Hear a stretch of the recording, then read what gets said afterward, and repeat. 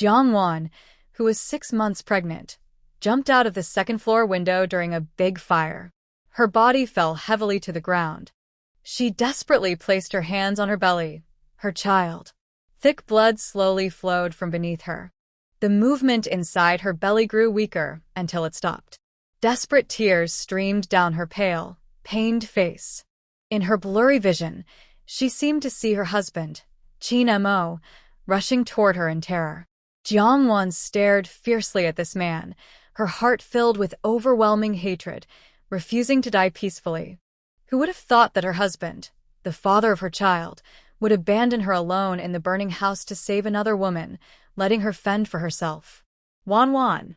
Qin Mo's frightened cry made Jiang pupils dilate, and she lost consciousness completely. Suddenly, a loud slap. Jiang was slapped awake. She was already dead. Who else would not let her go and slap her? Before her reason fully returned, her hand moved instinctively. She slapped back. Smack. The sound was even louder than before. Jiang Qingfeng, angry because Jiang refused to marry Fu Qingyin and even insulted Lan Yin, slapped her in fury. But he didn't expect Jiang to dare to hit back. He roared in shame and anger, "Jiang, you're asking for death." Then he slapped her hard again. When Jiang slapped him, she recognized who was hitting her, her own older brother, Jiang Qingfeng. For Jiang just moments ago, Jiang's house was on fire. Her real brother, Jiang Qingfeng, like Qin Mo, had risked everything to save Jiang Lanyin, the adopted daughter of the Jiang family. But in the next moment, her beloved brother kept hitting her again and again. Jiang eyes sharpened. She blocked Jiang Qingfeng's swing with one hand and slapped him back with the other. She was ruthless. In the fight, Jiang Qingfeng let out a painful scream, trembling and clutching his groin in disbelief, his face twisted with pain and rage. Jiang's father couldn't take it anymore. He stood up from the sofa, furious, and shouted, "Jiang, you uneducated girl. Are you crazy? How dare you hit your older brother?" Jiang's mother hurried to help her son, asking anxiously, "Qingfeng, are you okay?" Jiang Qingfeng's face was twisted with pain, sweat pouring down, unable to speak a word. Lan Yin, worried, looked at him with tears in her eyes, feeling heartbroken. "Jiang, you are too unreasonable. It's fine if you don't agree to marry into the Fu family, but why do you have to hurt your older brother? I know you dislike me, don't like me, and think I stole your life. If you're really angry and want to hit someone, you can hit me. I owe you, and I definitely can't fight back or speak back." Jiang Lanyin looked sad, speaking sincerely, tears streaming uncontrollably. Jiang raised her eyebrows slightly, with a half-smile, and walked over with all her strength, giving her a hard slap. "Since you are so sincere in what you said, I will fulfill your wish." Jiang Lanyin was caught off guard and fell to the ground. Her eyes flashed with resentment quickly, and big tears rolled down her cheeks as she looked up. She didn't expect this little troublemaker to really dare slap her in public. This troublemaker must have taken the wrong medicine today. Has she gone crazy? Mother Jiang was both distressed and angry, hurriedly helping her up. Her concern was naturally for her adopted daughter Jiang Lanyin, whom she raised herself. Although Jiang was her biological daughter, she had grown up outside since she was young and didn't read many books. She heard that Jiang used to hang out with thugs, smoke, fight, and swear. She was skilled at all that. But that wasn't all. What made her angrier was that after Jiang was brought back, she kept bullying Lanyin everywhere. She really found it hard to like a rough, uncultured, and wild daughter. "Jiang, Lanyin has done nothing wrong to you. You're just too uncultured." Mother Jiang raised her hand, but she didn't hit her, because Jiang grabbed her wrist and forcefully pulled her down. Mother Jiang was stunned, staggering several steps before grabbing the table edge to steady herself. It took her a long time to regain her composure, looking at Jiang in disbelief. She had actually raised her hand against her? Since Jiang was adopted, she had been quietly following Mother Jiang, trying to please her carefully. Mother Jiang had never seen such a cold expression on Jiang Wan's face before, and it made her heart shrink. Jiang Wan's lips curled into a smile, with a hint of malice, saying, "If I were you, I'd hurry to the hospital to see Jiang Qingfeng, so that the big reporter from the Beijing Daily doesn't become then Jiang's family." Mother Jiang finally snapped out of her shock. Seeing her son trembling with pain, she immediately told Jiang Fu to take him to the hospital. The Jiang twins were at school and not at home. Once they left, the house was left with only Jiang Wan. Earlier, Jiang Wan had been passively fighting like a dog, and she hadn't had time to think about what was really happening now. She looked down at her red and swollen hand, feeling pain. "It hurts. This is not a dream." So, has she really come back from the dead? Back to 1989, when the Jiang family forced her to marry into the Fu family. At that time, the state-owned textile factory hadn't gone bankrupt due to poor management. The factory director was still Jiang's father. In 1985, the enterprise bankruptcy draft was passed, sounding the alarm for loss-making companies, breaking the myth that businesses couldn't go bankrupt, and ending the idea of secure jobs for workers. For years, Jiang's father had sensed the factory was struggling financially and on the verge of collapse. Otherwise, he wouldn't have clung so tightly to the marriage alliance with the Fu family. It's important to note that the Fu family not only has a red background, but their future son-in-law, Fu Qingyin, is also the current director of the Bureau of Industry and Commerce. This was someone Jiang's father desperately needed to win over. If Fu Qingyin hadn't become a vegetable due to an accident, Jiang's family wouldn't have considered giving her away in marriage. In her previous life, she loved Qin Mo so much that she fought desperately, even refusing to eat, and Jiang's family failed to succeed. Jiang Wan curled her lips, her eyes deep and cold under the dim yellow light.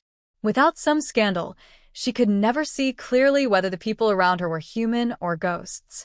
In her past life, she was foolish. She valued Jiang's family too much and loved Qin Mo too deeply, leading to her total defeat, ruining not only her life, but also her unborn child's. Jiang Wan touched her empty, hollow belly, her red eyes filled with overwhelming hatred. This life, everything owed to her must be repaid. Those who harmed her must die. Suddenly, Jiang Wan opened her hand, revealing a red jade bead in her palm. Just now, when she slapped Jiang Lanin, she took it from her neck.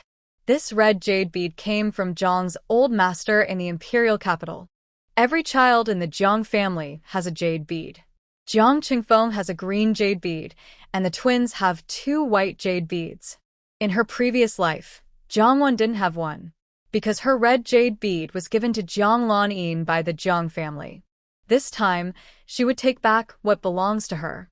But after being worn by Jiang Lanin for 20 years, Jiang Wan found it hard to like it. It just felt uncomfortable, so she decided to put it away first. Soon after, Jiang's family returned from the hospital. Before entering the living room, she heard the TV noise from inside.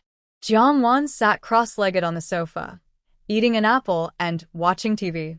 She laughed loudly with joy at funny parts. Jiang's mother saw she wasn't worried at all about her brother Jiang Qingfeng being hospitalized after being hit by Jiang Wan, and her eyes showed restrained dislike and displeasure. "Jiang Wan, your older brother was hospitalized because of you. Do you know you were wrong?" Jiang Wan questioned her. "He bullies the weak and relies on force. Does he know he's wrong?" Jiang's mother saw that she not only refused to admit her mistake, but also refused to change her attitude, and she became very angry.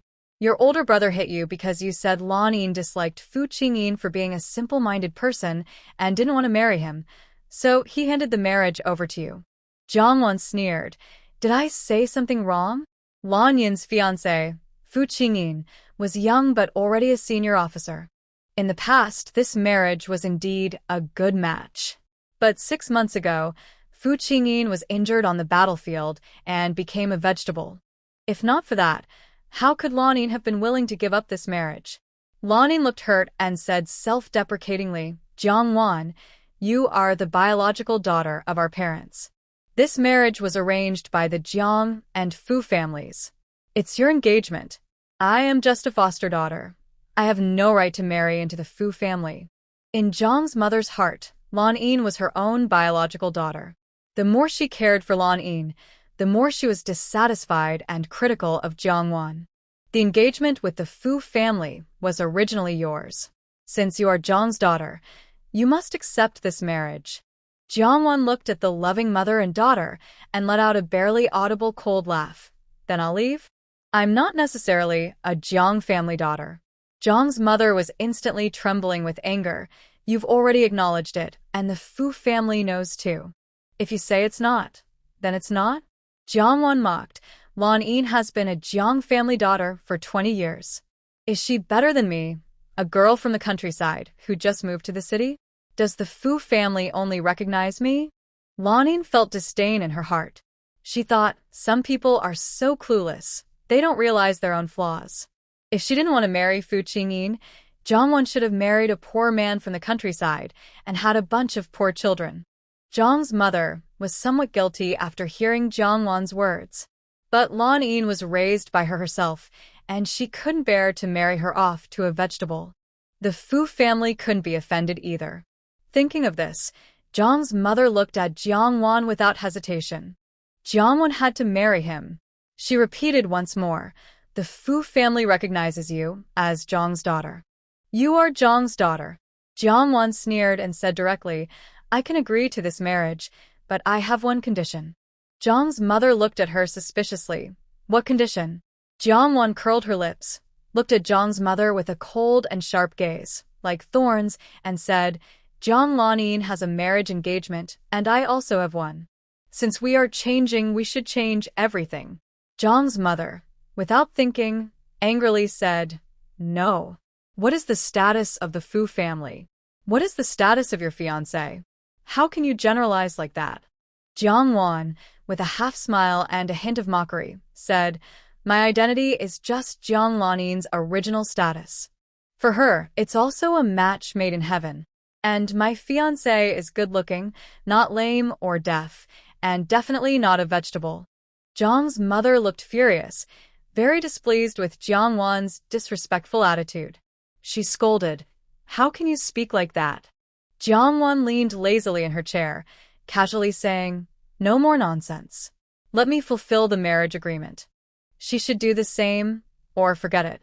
In her previous life, she fasted for 7 days to refuse this marriage, almost starving to death, which made the Jiang family withdraw the idea. But she didn't expect that because she refused to swap, not only did the Jiang family dislike her, but Jiang Lan Yin also hated her, secretly encouraging her fiancé Qin Mo to be with her. This life, she will 提前让他们这对渣男贱女. Zhang's mother's face turned green with anger. How can you be so cruel? You actually want Lan Yin to marry a country bumpkin? Jiang Wan sneered. Did the country bumpkin dig up your family's ancestral grave? Look down on you so much? Since you look down on my fiancé, then each marry their own. I marry my country bumpkin, and she marries her vegetable. Zhang's mother was so angry her breath became chaotic. You just can't stand Lan Yin being better. Since you returned, Lan Yin has been accommodating you everywhere. What more do you want? Jiang Wan shamelessly replied, Yes, yes, yes. I just can't stand her being better. Who made me luckier than her? I didn't meet parents better than my biological parents. Instead, I met parents comparable to my adoptive parents. Zhang's mother was very angry, feeling her efforts were betrayed by Jiang Wan. Jiang Wan grew up in the countryside, learning all sorts of bad habits, with no manners or discipline. She only managed her more strictly after she returned, for Jiang Wan's good, even stricter than Lan Yin. You blame us for liking Lan Yin, blame your foster parents for not liking you. Shouldn't you look for your own problems? Why do we like Lan Yin? Why don't your foster parents like you? Jiang Wan sarcastically said, Because Jiang Lan Yin's genes are better than mine. She is naturally more likable. Mother Jiang was even angrier. Old Jiang is the manager of a textile factory, and she is a high school teacher. How can their genes compare to those of Jiang Wan's foster parents from the countryside? If it's not inherited genetics, then it must be due to poor family upbringing that Jiang Wan is so unlikable. Besides, after you came back, did we eat less because of you? or drink less because of you. Why are you so unhappy with us? Jongwon raised an eyebrow and sneered. Are you saying that I should wear the clothes that Jong Lanin can't fit? Take the leftovers that Jong Lanin doesn't like to eat and give them to me? Mother Jong didn't expect Jongwon to know all this, and she suddenly became angry and ashamed. How long have you been in the city? And you already dislike the patched clothes? Dislike the food? Don't forget, there are still many people in the countryside who have nothing to eat or wear. When you arrived, your clothes had so many patches. Jongwon looked at her coldly. You're right. Don't compare, don't compete, and don't get angry over trivial things. Mother Jong was so angry she nearly fell backward. She raised her hand to hit her. How do you talk like that? In her previous life, every time she argued with the Jong family and lost, she was scolded. When she won, she was beaten. But now, Jongwon snatched the feather duster from Mother Jong and swung it at Jong Lanin. Teacher Jong, remember this. From now on, if you lay a finger on me, I'll lay on Jong Lanin. 3 fingers. Jong Lanin was caught off guard and was hit so hard she cried out in pain, then hurriedly hid behind Mother Jong, tears welling up. Mother Jong protected Jong Lanin, feeling distressed that she was hit by Jongwon, and comforted her gently. Then she finally shouted at Jongwon with no patience left, You really are hopeless. Get out of here. In her previous life, whenever she argued with the Jong family and lost, she would run away in anger. No one would look for her, and she would end up coming back humiliated. Now, Jongwon looked innocent and sneered. Have you heard of the saying? It's easy to invite a god, but hard to send one away. If you have the guts, cut ties with the Jong family. Otherwise, this is my home. I can stay or leave whenever I want. Jong Lanin looked serious. She wished she could just cut ties with the Jong family completely. But as for the Fu family, Jongwon had to marry into their family. Jongwon, you can't talk to Mom like that. I beg you, don't make Mom angry. If you really don't like me, I am willing to leave the Jong family, as long as you take good care of Mom and Dad. Mother Jong was moved to tears. She had raised her daughter herself, and she was both filial and caring. However, Jongwon directly agreed without showing any respect, saying, Fine. I don't like you. Get out of the Jong family. Mother Jong was furious and protected Lanin behind her, saying Lanin is my daughter. The one who should leave is you. Lanin, standing behind Mother Jong, curled her lips and showed a proud smile in her eyes. A small-town girl thinks she can compete with her. But unexpectedly, Jongwon didn't care about Mother Jong's favoritism and said eagerly, Then break up with me quickly. Come on. I can't wait. Everyone present couldn't believe she was telling the truth. Lanin was even more angry and clenched her teeth. They all thought Jongwon was using her to get her to marry into the Fu family, so she was acting so desperately. Father Jong frowned and said, Nonsense. You have Jong family's blood. Can you just end the relationship whenever you want? It's late now. Go back to your room and rest. Think carefully about the marriage arrangement. Jongwon stood up casually and said, I have nothing to think about. She will fulfill the marriage and I will fulfill it too. You should think carefully about it. Father Jong watched Jongwon stomp into the house, narrowing his eyes. Since the marriage with the Fu family was brought up, Jongwon's attitude had changed a lot. Not only was she angry with her older brother, but she also held a lot of resentment towards them. It seemed that making her willingly fulfill the marriage was not easy. Mother Jong saw her standing awkwardly, walking with her shoes, and her face turned even angrier. Father Jong said, Wasn't she always obedient to you before? If you don't want Lanin to marry into the Fu family, then coax her and persuade her properly. Mother Jong snapped, That's all just her acting. If she were truly good, she wouldn't always bully Lanin. She wasn't raised by us, so she can't be tamed. If she had even a little bit of sense and obedience like Lanin, we wouldn't be so worried. Father Jong frowned slightly. He was much calmer and more rational about Mother Jong's emotional reactions. A biological daughter is a biological daughter. Even without feelings, she still carries his blood. Jiangwan's marriage to the Fu family was mainly because she didn't want to lose the marriage alliance with the Fu family and because Fu Qingyin was already in a coma and might not live long. Lanyin was raised by them herself, and she was far more cultured and knowledgeable than her biological daughter Jiangwan. If she didn't marry the comatose Fu Qingyin, Lanyin could find a better match. Jiangwan was different. Besides Fu Qingyin, she couldn't find a better family to marry into. When Fu Qingyin died, he wouldn't ignore her. He would definitely find her another good family. He allowed his family to favor Jiang Lanyin because she was an adopted daughter with no blood relation to the Jiang family. She needed their attention and loved to improve her status and make it easier to find a suitable match. Unfortunately, Jiangwan couldn't see this clearly. That night, Jiang Lanyin didn't return to her room. Jiangwan lay on her bed, her eyes dark and gloomy. Deep hatred and overwhelming despair surged like spring tides, deeply etched into her flesh and blood, driving her nearly mad. Her restless body made it hard to sleep. She reached under the quilt and took out a hidden kitchen knife. It wasn't that she wanted to hurt the Jiang family, but she grabbed a red jade bead she had kept earlier and, in frustration, slapped it down hard. First, she slapped Jiang Dawei, who wore a long gown and a hat, like a beast in human clothing. Second, she slapped Chen Wan, whose was up in the air, blind and clueless. Third, she slapped Jiang Lanyin's crab-like foot. She wouldn't be able to cause trouble for long. Fourth, she slapped Qin Mo, who was trying to find a son-in-law for her son. What was he thinking? Fifth, she slapped Jiang Qingfeng, who was as full as a cow, such a fool. She kept hitting the jade bead with the knife, while cursing loudly. The red jade bead was about to shatter into pieces. Suddenly, the knife missed its target, and Jiangwan's mind suddenly felt like something was merging into her. Before she could react, a new memory that didn't belong to her flooded her mind. She finally learned that the red jade bead had another name, Nirvana Pearl. The Nirvana Pearl was a space about 50 square meters, empty and nothing inside. Jiangwan took a few minutes to calm down and carefully checked herself. Aside from having an extra space, she felt no other effects or side effects. Her eyes sparkled faintly, and her lips curled into a crazy smile. The space was a treasure. This surprise finally suppressed the fierce anger in her heart.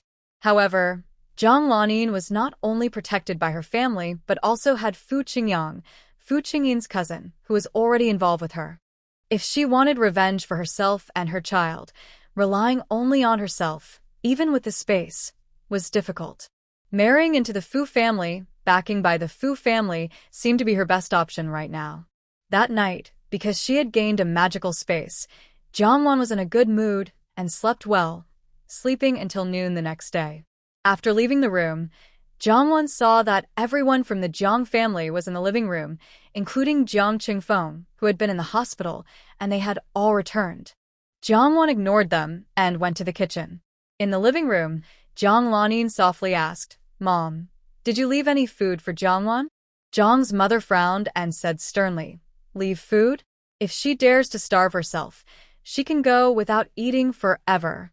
Soon after, the smell of instant noodles wafted from the kitchen. The aroma was strong and overpowering, quickly filling the whole house. Jiangwan carried a large bowl of instant noodles to the living room and sat down to eat at the table. Jiang's mother looked angry. "How dare you starve yourself? How can you still eat instant noodles? These are for your two brothers." Jiangwan slurped a mouthful of noodles and said, "Teacher Chen, which shameless little troublemaker told you I was protesting by not eating?" Jiang Lanyin's face turned red with embarrassment. "Jiangwan, why are you talking so rudely?" Jiangwan replied, "What? "That shameless troublemaker is you?" Jiang's mother snapped, "Jiangwan, do you have any manners?" Seeing they were about to argue again, Jiang's father said sternly, "Stop fighting, all of you." Then he looked at Jiangwan and said, "Jiangwan, tonight is Grandpa Fu's birthday. You will come with us to wish him a happy birthday." Jiangwan responded with a half-smile, "Sure." In her previous life, Jiang's family also took her to celebrate Grandpa Fu's birthday. Jiang Lanyin had tried to manipulate her then, but this time, If Jiang Lanin dared to do that again, she would be so angry she would tear her apart. When it was time to leave, the Jiang family was dressed very nicely, especially the women, who looked deliberately well-groomed. Jiang Lanin wore a light-colored floral dress with puffed shoulders, lace trim at the neckline, and a matching butterfly hair clip, looking beautiful and gentle. Jiang's mother styled her hair elaborately, wearing a dark top with a plain long skirt and a pearl necklace that added a touch of elegance. Only Jiang Wan's clothes were not prepared by her mother, who didn't remind her what to wear. Her mother waited for Jiang Wan to look down and ask her for clothes, but as they approached the Fu family's house, Jiang Wan still hadn't gone to find her. Jiang Wan came out of the house with a high ponytail, a white shirt, and military green pants, simple but full of youthful energy. Jiang Lanin had always known Jiang Wan was very beautiful, a bright and striking kind of beauty that was both recognizable and powerful. Before, Jiang Wan's timid demeanor masked her greatest strength.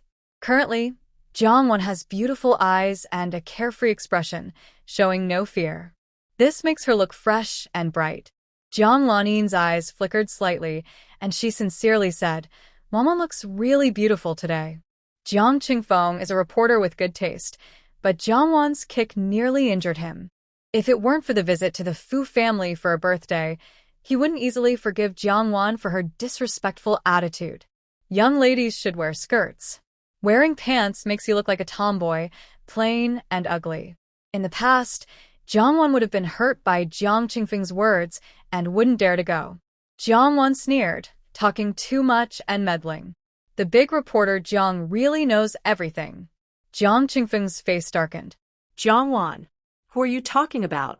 Jiang Wan replied calmly, "I'm talking about whoever speaks nonsense." Jiang's father looked serious. "Enough. Stop arguing." Cheng Feng, as the eldest brother, should be more considerate of your sister. Jiang Wan, as a sister, should respect her brother. Jiang Chengfeng glanced at Jiang Wan and deliberately said irritably, "She doesn't act like a sister. My sister should be like Lanin, well-educated, gentle, and calm." Lanin's face turned shy. "Big brother, that's not how you talk.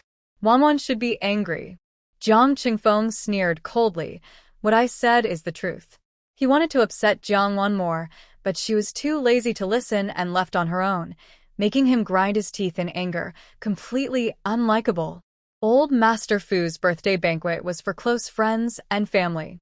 Jiang family, as future relatives, was also invited. Jiang Wan, who had been here once before, found a corner to eat and drink comfortably. Jiang's mother was annoyed watching her. Whenever there were many people, she would hide in a corner. She was always so petty and unrefined. "Lanin, take her around and don't let her embarrass the family," Jiang's mother whispered softly. Lanin looked gentle and caring. Today, Jiang Wan was the star of the Jiang family, and she would take good care of her. "Mom, don't worry. With me here, Wan won't cause trouble." Jiang's mother felt relieved. She was proud of her daughter, whom she raised herself. Lanin sat next to Jiang Wan. The man in the wine-red suit is the son-in-law of the Fu family's second branch. He currently runs 3 clothing factories in Shunchur City. The man in the black suit with glasses is the eldest branch's son-in-law. He is pursuing a government career and works as a secretary at the municipal committee. The woman dressed in a cheongsam, elegant and noble, is Mrs. Fu, the wife of the second branch of the Fu family. The pair of jade bangles on her wrist could buy a house in the city. Jiang Wan was eating nearby, while Jiang Lanin was intentionally or unintentionally introducing her to some wealthy and powerful people, bragging about how refined their lives were and how glamorous their days seemed. Jiang Lanin knew quite a few people, but her words were exaggerated. She thought Jiang Wan, who grew up in the countryside, lacked experience, and deliberately tried to make her long for the life of the upper class. Even when Jiang Lanin spoke until she was dry and breathless, Jiang Wan showed no reaction. Jiang Lanin was a bit annoyed but held back. She couldn't believe anyone wouldn't want to live a life of privilege. The gathering after the banquet was the real focus. Just like in the past, everyone except the main branch of the Fu family had already left, leaving only the Jiang family. Old Master Fu, being elderly and tired, went back to rest. Jiangwan was introduced to Fu Qingyin's mother by Zhang's father and mother. "This is my daughter I found in the countryside just half a year ago." In her previous life, Jiangwan thought the Fu family used their power to pressure the Jiang family into marrying their daughter to Fu Qingyin for good luck. She behaved very modestly, even afraid to look directly at the other person, worried she might be noticed. "Madam Fu, my name is Jiangwan," she said politely with a distant but respectful smile, being straightforward. Lulan had heard about the Jiang family's mistaken daughter. Given her relationship with Fu Qingyin and the Jiang family, she would hear news even without asking. She heard that Jiangwan, the biological daughter, hadn't even finished elementary school and grew up on the streets. "She's a good girl. Madam, this jade bangle is a gift for you to meet her for the first time." Lulan took off a jade bangle from her wrist and put it directly on Jiangwan's wrist. Jiangwan was a bit surprised. In her previous life, the other person hadn't given her any gift at all. And this jade bangle was worth much more than the 2 fake bangles that the second wife of the Fu family, Jiang Lanin, claimed to wear. "Madam Lu, this is too precious. I can't accept it," Jiangwan said. "This is a gift for meeting you. If you refuse to accept it, it means you look down on me," Lulan replied. Zhang's mother and father exchanged glances, both with happy expressions, indicating that Lulan didn't dislike Jiangwan just because she was from the countryside. "Wanwan, Madam Lu is also your elder. She gave you this, so you should accept it and be filial to her in the future," Zhang's mother said with a warm smile, encouraging Jiangwan to take the bracelet. She subtly tested Jiangwan's attitude with her words. Lulan understood her test and flashed a stern look in her eyes. Jiangwan's appearance was much more attractive than Jiang Lanyin's. However, in other aspects, Jiangwan, as a country girl, was quite inferior. But if you say the Jiang family looked down on her son, then the Jiang family had married their own daughter. Lulan's silence made the atmosphere feel a bit tense. Zhang's mother was worried that Lulan wouldn't like Jiangwan. She really couldn't bear to let Lanin marry someone who was like a living dead. Jiang Lanin bit her lip, not wanting to miss this chance, and quickly spoke up. "Auntie, Wanwan is our biological daughter. She has already promised to marry Brother Fu."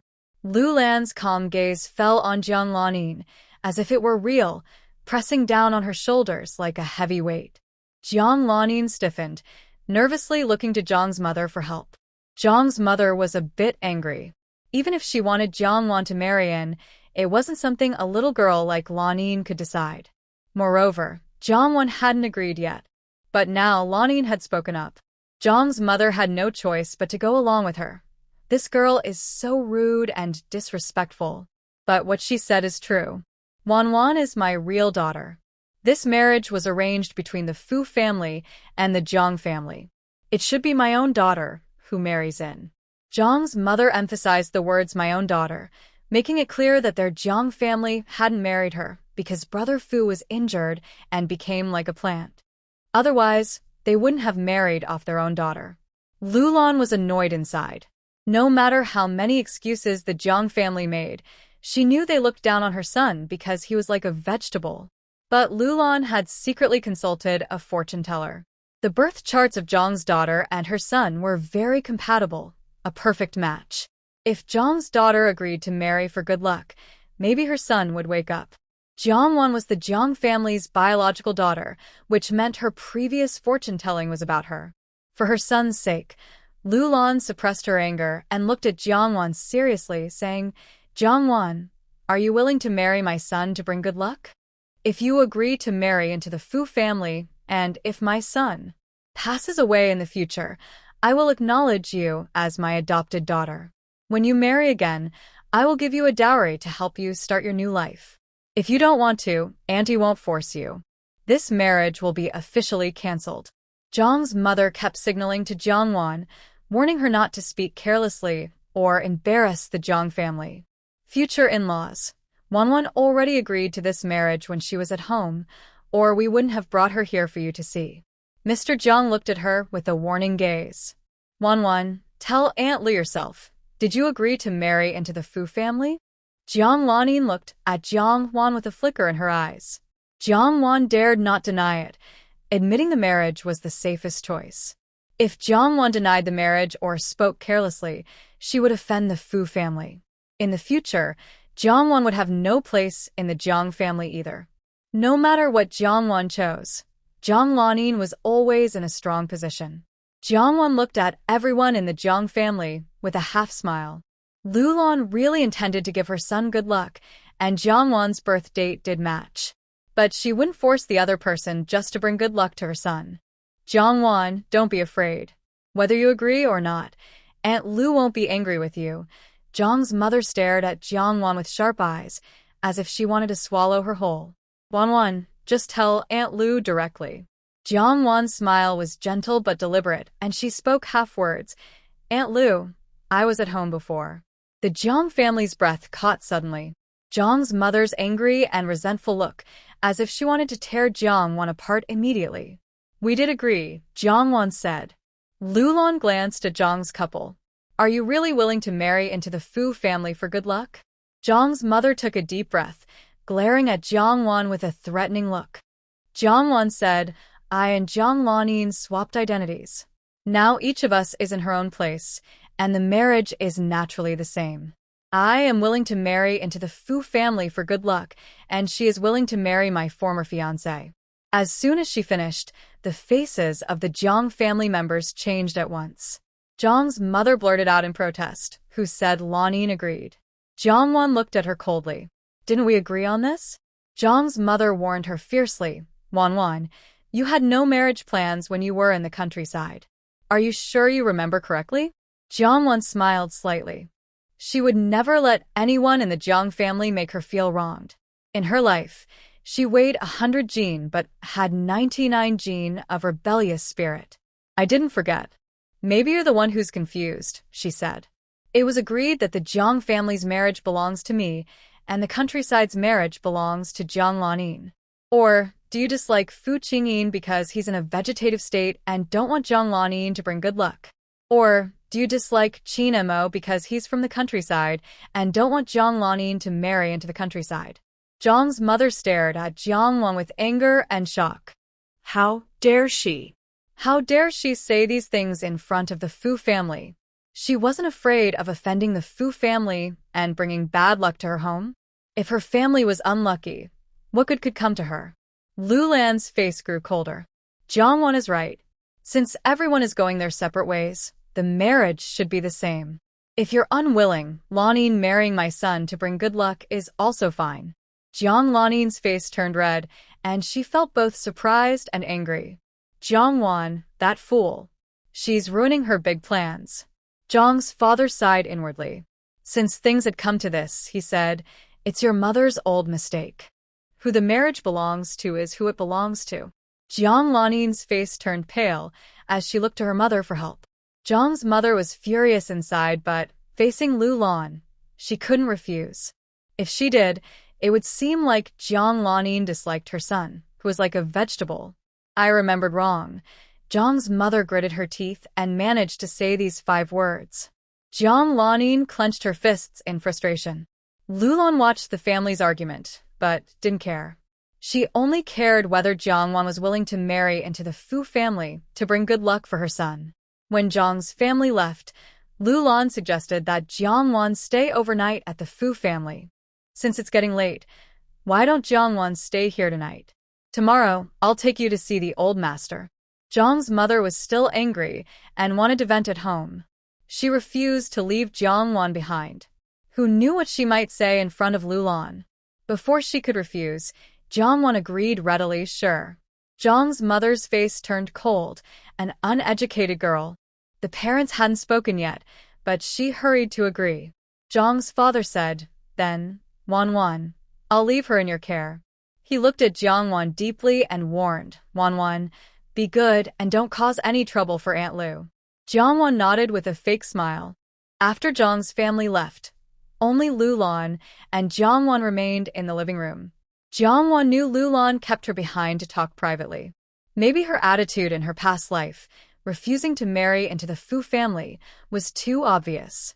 In her past life, Lu Lan didn't give her a wedding gift or let her stay overnight at the Fu family. When news of her refusing to marry and starving herself to break the engagement spread, the marriage was cancelled.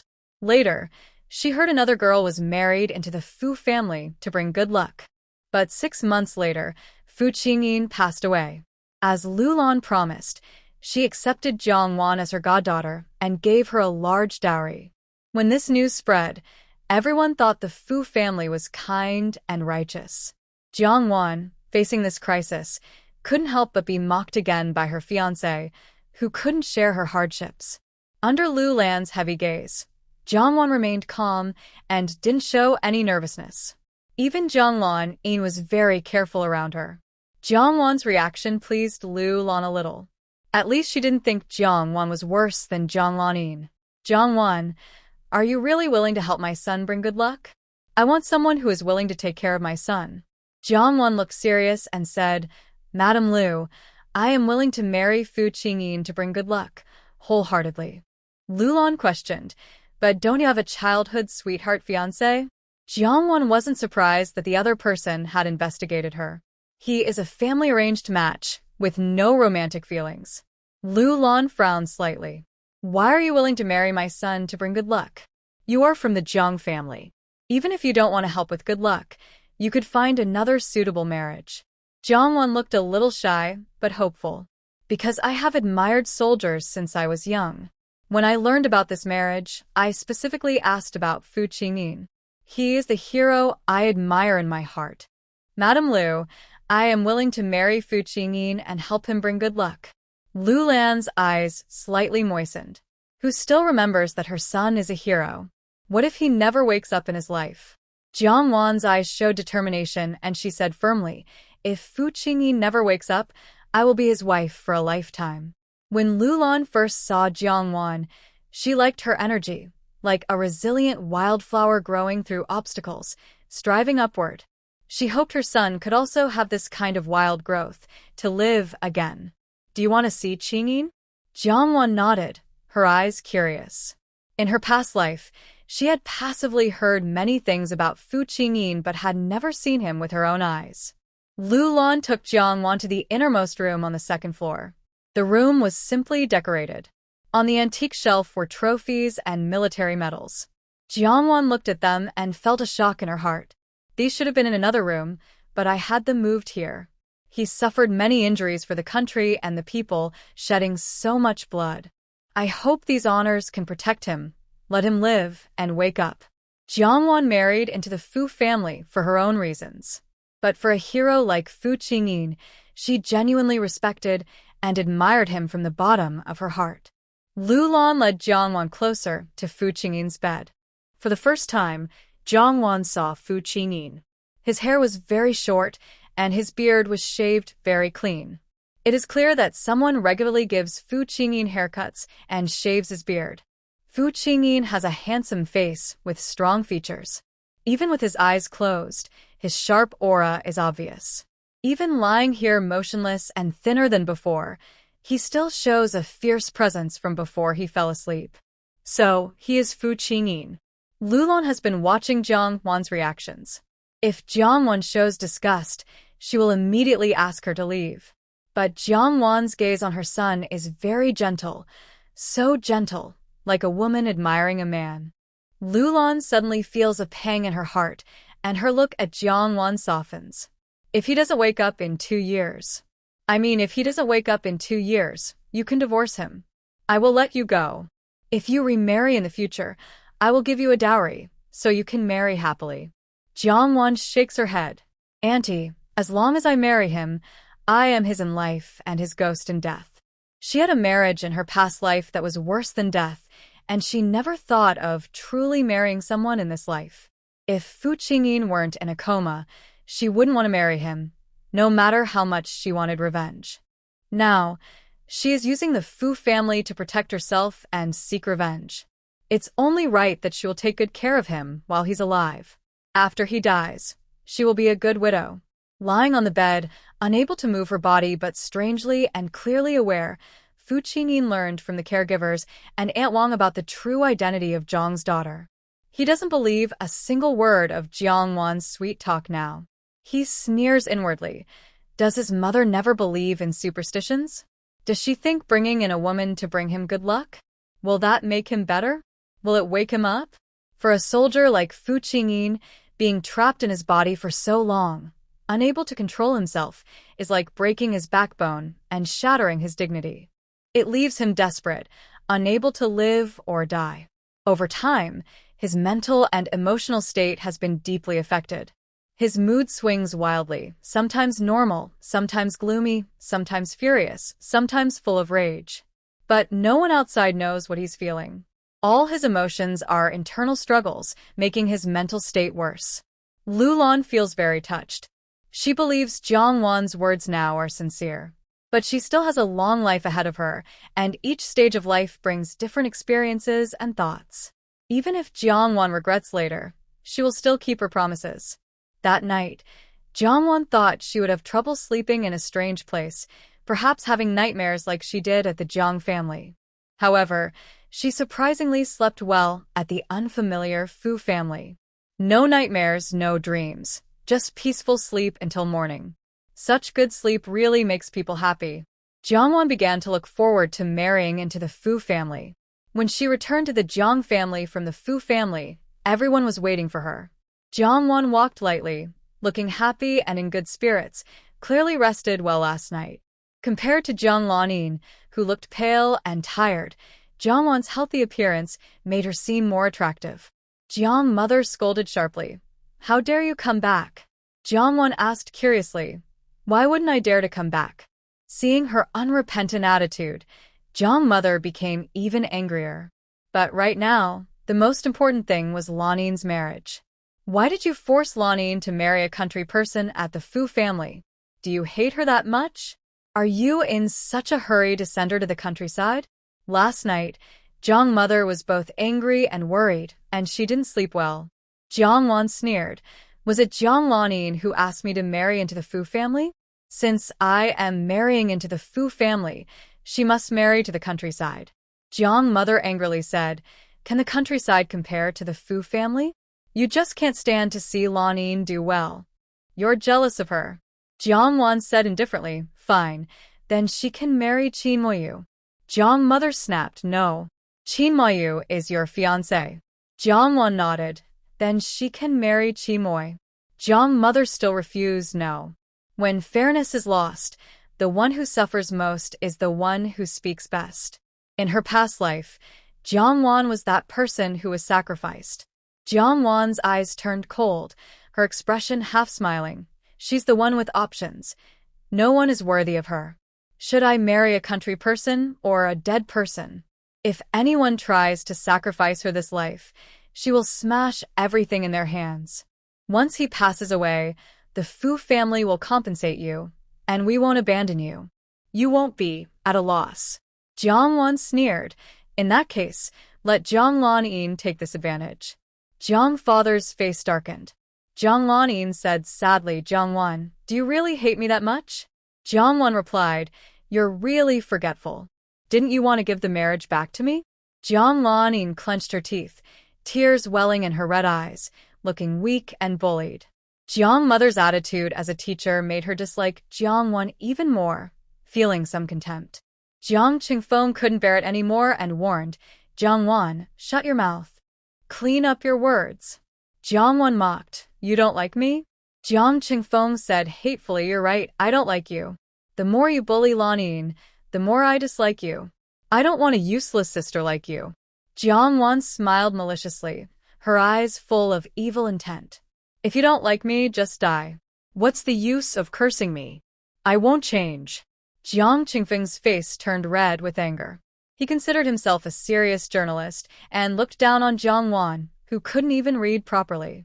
Jiang mother's disappointment deepened when she heard Jiang Wan curse Jiang Qingfeng to die. She couldn't read or write, but she could learn.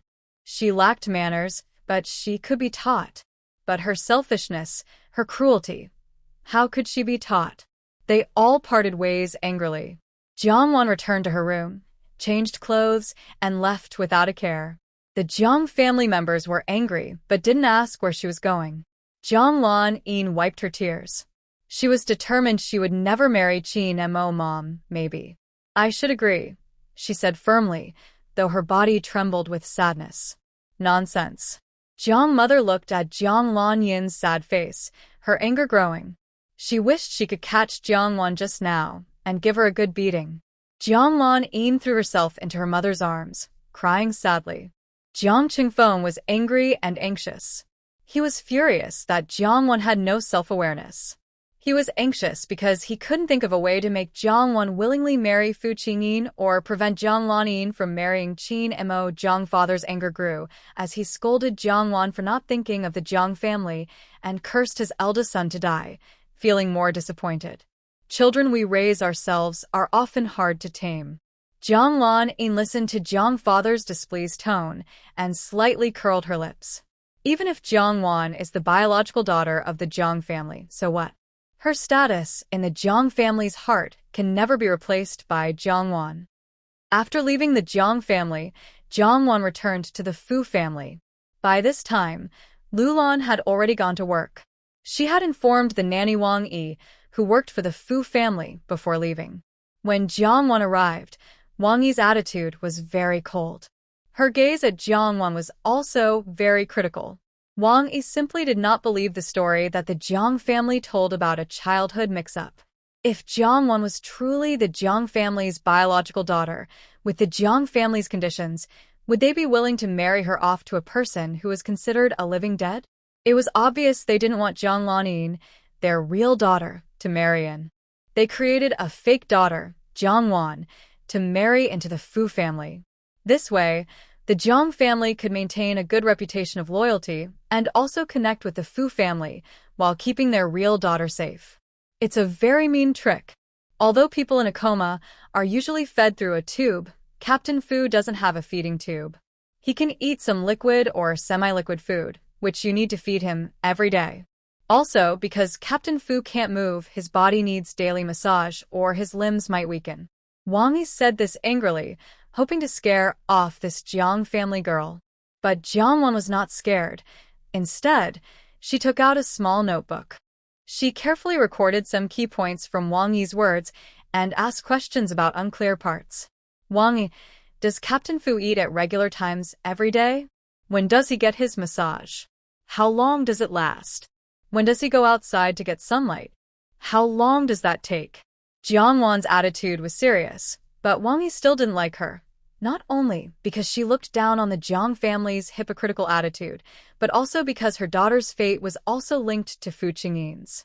If Jiang Wan wasn't around, her daughter would marry into the Fu family. If it were Jiang Lanyin, her daughter might not be as good, but this girl from the countryside, Jiang Wan, whom she had heard was quite dull, she hadn't even finished elementary school. Her own daughter at least graduated from high school. Wang Yi didn't answer her directly. Instead, she questioned her, "Do you know how to massage?" Jiang Wan replied, "Yes, I do." Lulan gave her 3 days to think it over. If after 3 days Jiang Wan still refused, Lulan would go to the Jiang family to discuss the marriage date. During these 3 days, Jiang Wan would stay at the Fu family to take care of Fu Qingyin. Jiang Wan understood that she was given 3 days to consider, but in reality, Lulan was testing whether she was suitable to marry into the Fu family. For Lulan, Jiang Wan was not the only choice. Jiang Wan realized that even if she was just trying to bring good luck, she might still have to compete for her position. With this thought, Jiang Wan became even more motivated. In her past life, before Jiang Wan married, she was constrained by the Jiang family. After marrying passively, she was also controlled by the Qin family and had no work experience. Now, Jiang Wan plans to treat caring for Fu Qingyin as a job, which gives her more confidence and drive. Aunt Wang complained, massaging a person in a coma requires very professional skills. Fu Qingyin, lying on the bed, was fully conscious. From Aunt Wang, he learned that the so-called real daughter of the Jiang family was just a cover used by the Jiang family to hide something. He sneered inwardly. Now, with his helpless and semi-conscious state, the real young lady Jiang Lanyin would naturally look down on marrying a living dead man. So, they used a kidnapped biological daughter to deal with the Fu family and to fool him. Being disliked and abandoned by his fiancée was not a big deal. At most, he could break off the engagement. What made him angry was that the other side refused to break it off and casually found a girl to pretend to be the Jiang family's daughter and give to him. In his rage, Fu Qingyin fell into a new round of mental struggle. Jiang Wan in the room was unaware of all this. Soon, the fierce Fu Qingyin noticed a pair of warm hands placed on his leg. Through a layer of fabric, he could feel the softness of the other person's palm. Suddenly, a flood of negative emotions, anger, embarrassment, shame, self-deprecation, built up in Fu Qingyin's heart. Aunt Wang secretly cursed the Jiang family for being shameless. Seeing Jiang Wan massage skillfully, with clear professionalism, she was convinced that Jiang Wan was the fake daughter the Jiang family had found for Fu Qingyin. Otherwise, how could a typical rural girl have such professional massage skills? Miss Jiang, I have some things to do in the kitchen. Can you stay here and take care of Captain Fu? Aunt Wang suddenly had an idea. Since she asked this, Jiang Wan would definitely agree. Aunt Wang sneered inwardly, then left the room to send away the two caregivers who were taking care of Fu Qingyin.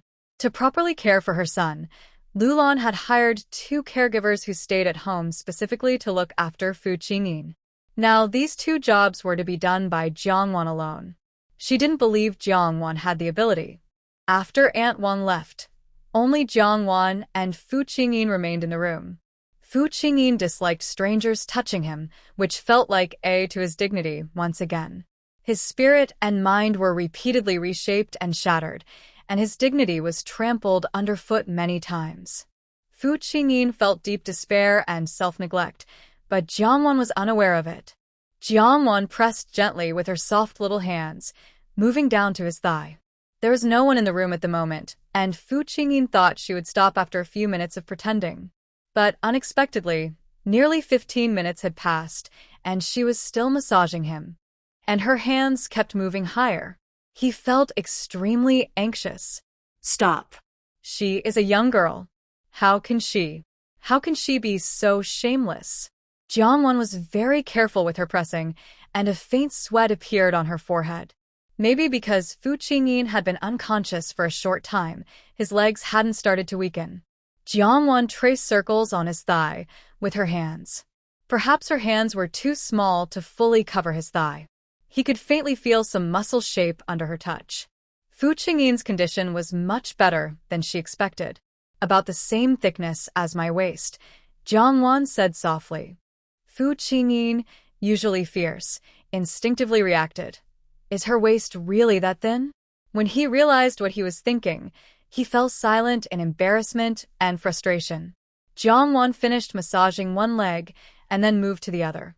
But because the bed was against the wall, it was hard for her to switch sides. Even though Fu Qingyin was unaware of everything, Jiang Wan still greeted him before getting on the bed. Captain Fu, my feet don't smell, and I don't have athlete's foot.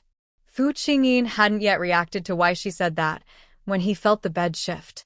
Someone was on the bed, and they accidentally stepped on his hand. He was very sensitive and realized that her feet were very small, about the same size as his hand.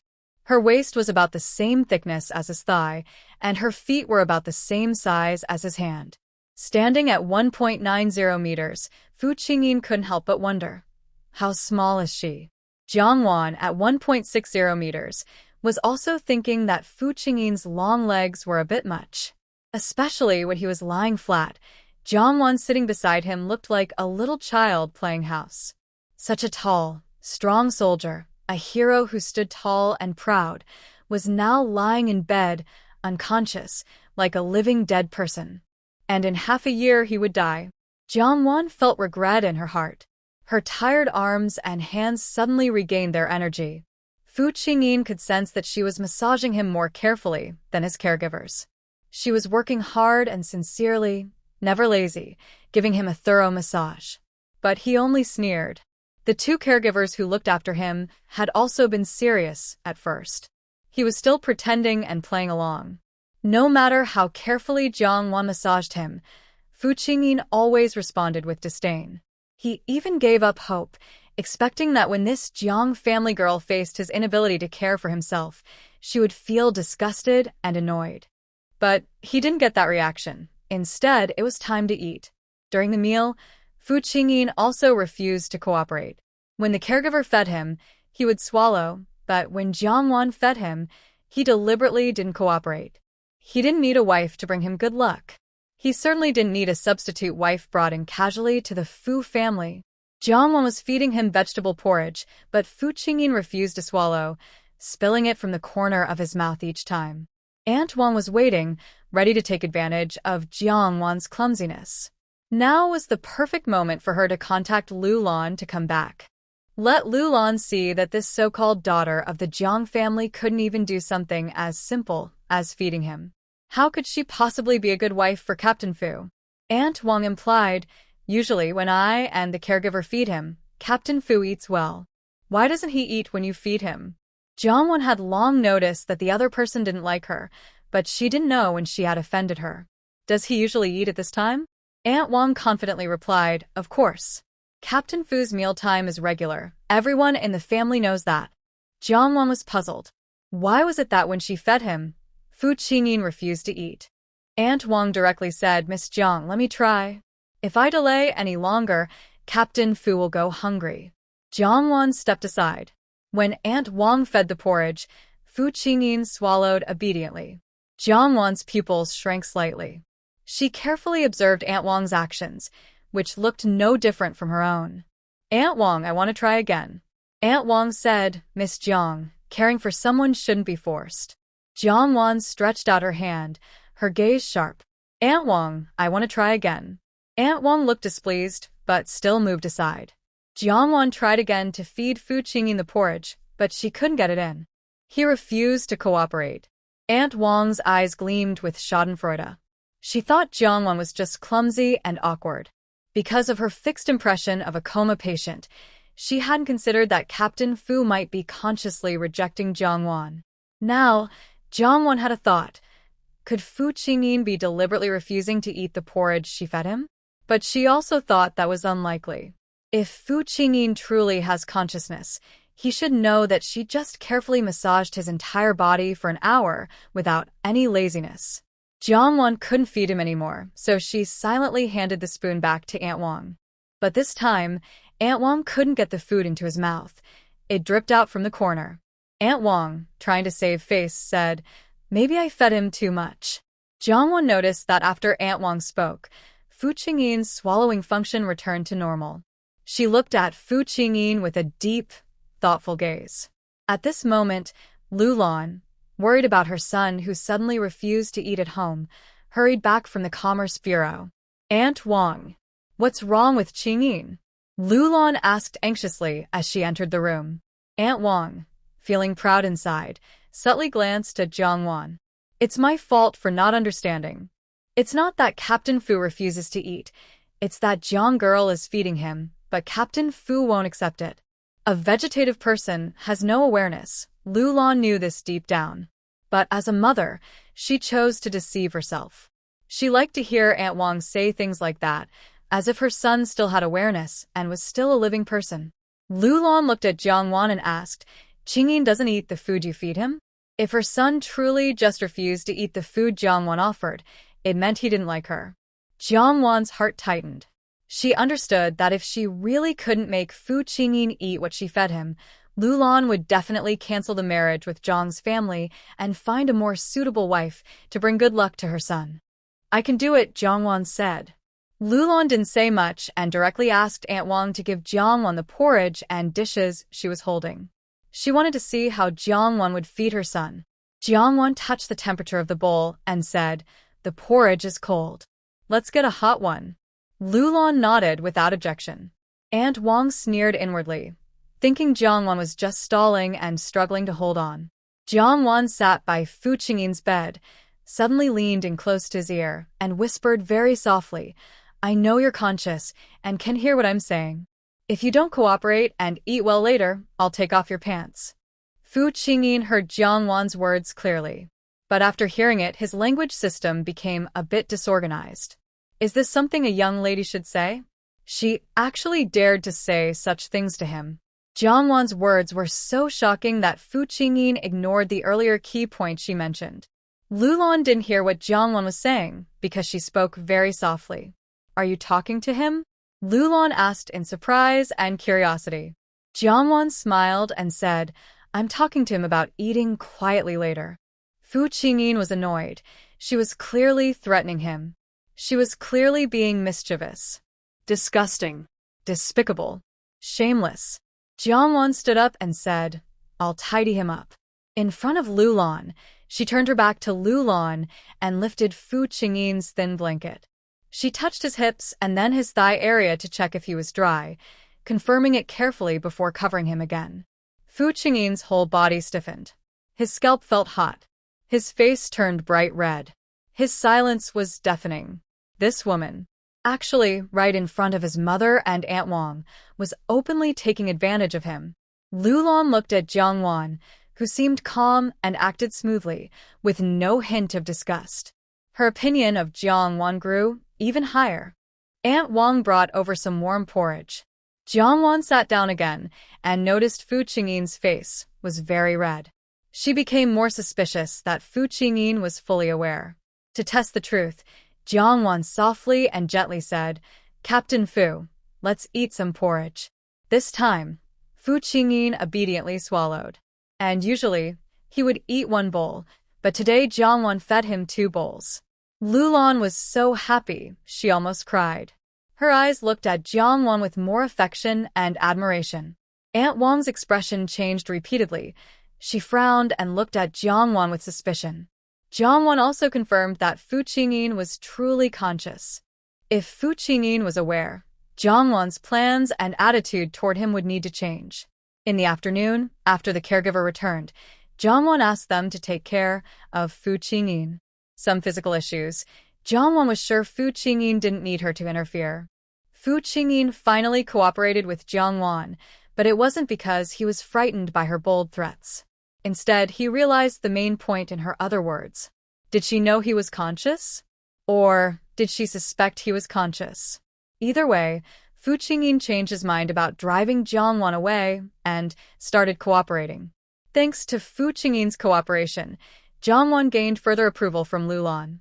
Lulan also decided to choose Jiangwan as her son's good luck charm. She decided to discuss the marriage between their families. Before Lulan came to Zhang's house, Jiangwan made a request to her. Because Lulan was coming, Zhang's father and mother dressed more formally. When Jiangwan and Lulan appeared together, Zhang's mother almost habitually looked upset. Long before Jiangmu knew that Jiangwan had been staying at the Fu family for a few days, her face was always grim. Although the Jiang family had indeed tried to connect with the Fu family, Jiangwan's eagerness seemed too desperate and self-degrading.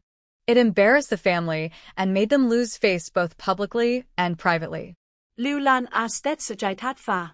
After sitting down, she didn't bother with pleasantries and directly explained why she invited Jiangwan to stay at the Fu family for 3 days. Zhang's father and mother finally relaxed, relieved that Jiangwan hadn't forced her way in. Lulan said after these 3 days, "I really like Jiangwan.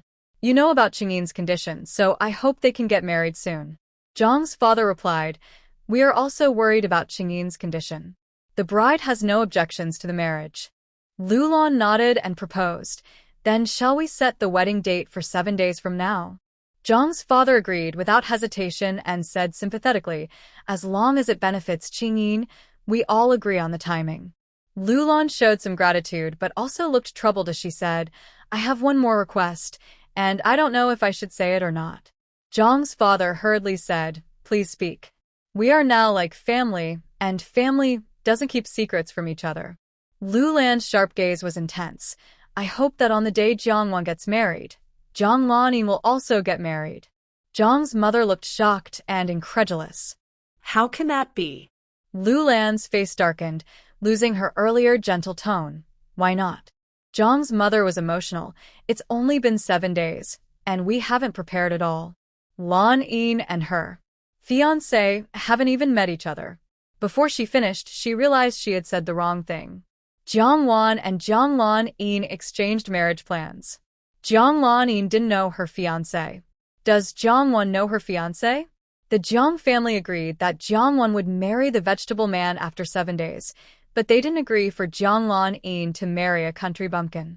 After drinking her tea, Lulan relaxed and looked thoughtful, saying recently, "There's a little rumor going around outside. I wonder if you've heard of it?" Jong's mother, who had just made a mistake, didn't dare speak easily again. Jong's father looked uncertain. "What kind of rumor?" Lulan said, "Someone told me that Jongwon is just a fake daughter brought from the countryside to deal with my son's marriage. The so-called Jonglan-in, who was switched at birth, is actually your real daughter." Jong's father's face changed. He had never heard such a thing. It was too absurd. Jongwon is clearly his biological daughter. If Lulan truly believed that the Jeong family looked down on her son, and if she even went so far as to create a fake royal daughter to deceive her and cover for her son. Having the engagement rejected is a minor issue. Offending Lulan is a serious matter. He hurriedly explained, "Director Lu, Jongwon is our biological daughter." We can. Lulan raised her hand to stop him and directly said, "That's best. Let's hold the wedding in 7 days." Jong's mother was shocked and angry, her face full of rejection, her voice sounding strained as if it was forced out. 7 days is too short. We haven't even discussed this with the groom's family. Lulan smiled, her eyes deep with an inscrutable meaning. Arranging a wedding in the countryside is simple. If there are any difficulties, I can help. Jong's mother wanted to say more, but Jong's father helplessly agreed. Jong's mother looked at him in shock. How could he agree? How could he really let Lan-in marry a country bumpkin? But in front of Lulan, Jong's father could only agree first. "I will find a way to resolve this in the next few days." In 7 days, they will marry together as sisters. Before coming to Jong's house, Lulan had already agreed to Jongwon's request. Throughout her dealings with the Jeong family, she remained calm and handled everything smoothly. After Lulan left, Jong's mother grimly called the others out of the room. Today was Sunday, and the twins, Bai and Ming, were home but had already gone back to school by evening. Jiang Qingfeng and Jiang Lanin sat on one sofa, while Jiang sat opposite them. Zhang's father and mother sat above. Jongwon. "I ask you, did the Fu family say that you and Lanin would marry in 7 days? Did you suggest this?" Zhang's mother asked angrily. Jiangwon shifted her position to a more comfortable one, leaning forward to take an apple from the coffee table, and casually replied, "That's right." Zhang's mother felt her chest tighten with anger, almost exploding with rage. "Jiangwon, why are you doing this? Are you determined to push Lanin into the fire?" Jiangwon swallowed her apple and straightforwardly asked them, "Which is the fire? Are you talking about the Fu family? Or the countryside? Or are you implying that you want me to marry into the Fu family, only to have Jiang Lanin cancel her royal engagement?" Jiangwon directly exposed their true intentions. Zhang's mother choked on her own blood, her face turning pale with anger. She was so furious, she shouted, "You beast! Get down on your knees!" Zhang's father did not look at Jiangwon, nor did he speak up for her. She made such a big mistake. Her mother should teach her a good lesson. Jiang Qingfeng watched happily as Jiangwon truly angered her parents this time. When Zhang's mother saw that she remained still, with a sharp look like a dagger, she gritted her teeth and said, "Jiangwon, I told you to kneel down." Jiangwon's face turned cold, and she suddenly threw the leftover apple core directly at Jiang Lanyan's face. "Teacher Chun, you really are a shameless person, not knowing your place." Watching the scene secretly, Jiang Lanyan couldn't believe Jiangwon dared to throw the apple core at her. She had never been bullied like this before, her delicate face full of hurt, tears almost falling from her eyes. How dare this wicked girl bully her like this? Zhang's mother was so angry she trembled all over. "Where is your manners? Where is your education? Have you gone to the dogs to learn manners?" Jiangwon replied coldly, "Only those who read books talk about manners and education. A woman who hasn't gone to school, what morals am I supposed to have?" At this moment, Zhang's mother truly hated Lan Yin's biological mother. She had raised Lan Yin so well, but the other had turned her own daughter into a spoiled brat. Zhang's father was furious. She is your mother. How can you be so disrespectful to her? Even if you haven't gone to school, you should know the word filial piety. This is ethics, and it's also the law. If you're unfilial, you're breaking the law. Jiang Wan burst out laughing so hard she almost fell over. Director Jiang, I haven't gone to school, but I'm not stupid. If you think I broke the law, then report me and have me arrested. Don't let me go. Zhang's father thought that since she hadn't gone to school, he could scare her, but instead, she mocked him. His anger was now uncontrollable. He kept shouting, Jiang Wan, kneel down. Cheng Feng, go get the family discipline. Zhang's father was the head of the Jiang family, and his words carried more weight than Zhang's mother's. Cheng Feng was confused. When did our family start using family discipline? Jiang Lanin whispered, is it the ruler your father usually uses to discipline Xiao Yi and the others? Cheng Feng suddenly understood and hurried to get it. Zhang's mother was very angry. How could her daughter be so shallow and foolish? She was her own biological daughter. No matter how much she disliked her, she didn't want her to keep making stupid mistakes and embarrassing herself. Don't say that even if you haven't married into the Fu family yet. You're still a Jiang family girl. Even if you marry into the Fu family, do you think you won't need the Jiang family anymore? Once you marry into the Fu family, without our support, what will you do? You are just a caretaker for Jiang's family, barely a babysitter for a vegetative person. You're even less than a babysitter, who at least gets paid. You have nothing. If Jiang Wan's mind were clear, she would know the best choice to make now. After taking the ruler, Zhang's father looked at her with a stern gaze. Get down on your knees. Jiang Wan smiled faintly and said boldly, why should I kneel?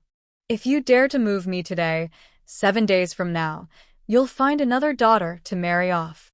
Zhang's father's anger and frustration rose sharply, his grip on the ruler turning white. Jiang Wan, if you listen and behave, you are my real daughter, and I won't shortchange your dowry. Otherwise, if she disobeyed, her dowry wouldn't be as generous. A woman without her family's support or a proper dowry would be looked down upon by her in-laws. Jiang Wan looked at him with a sarcastic expression. Obedience equals being a real daughter, and she gets a dowry? Disobedience means she's not a real daughter and won't get a dowry? Now everyone outside is saying Jiang Lanin is your real daughter. I, the outsider brought here as a real daughter, am just a substitute bride.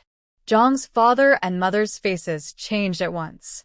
If Jiang Wan said this, they wouldn't take it seriously. But Lulon also mentioned it earlier, showing she had the same suspicion. Jiang Wan's sarcasm carried a hint of glee.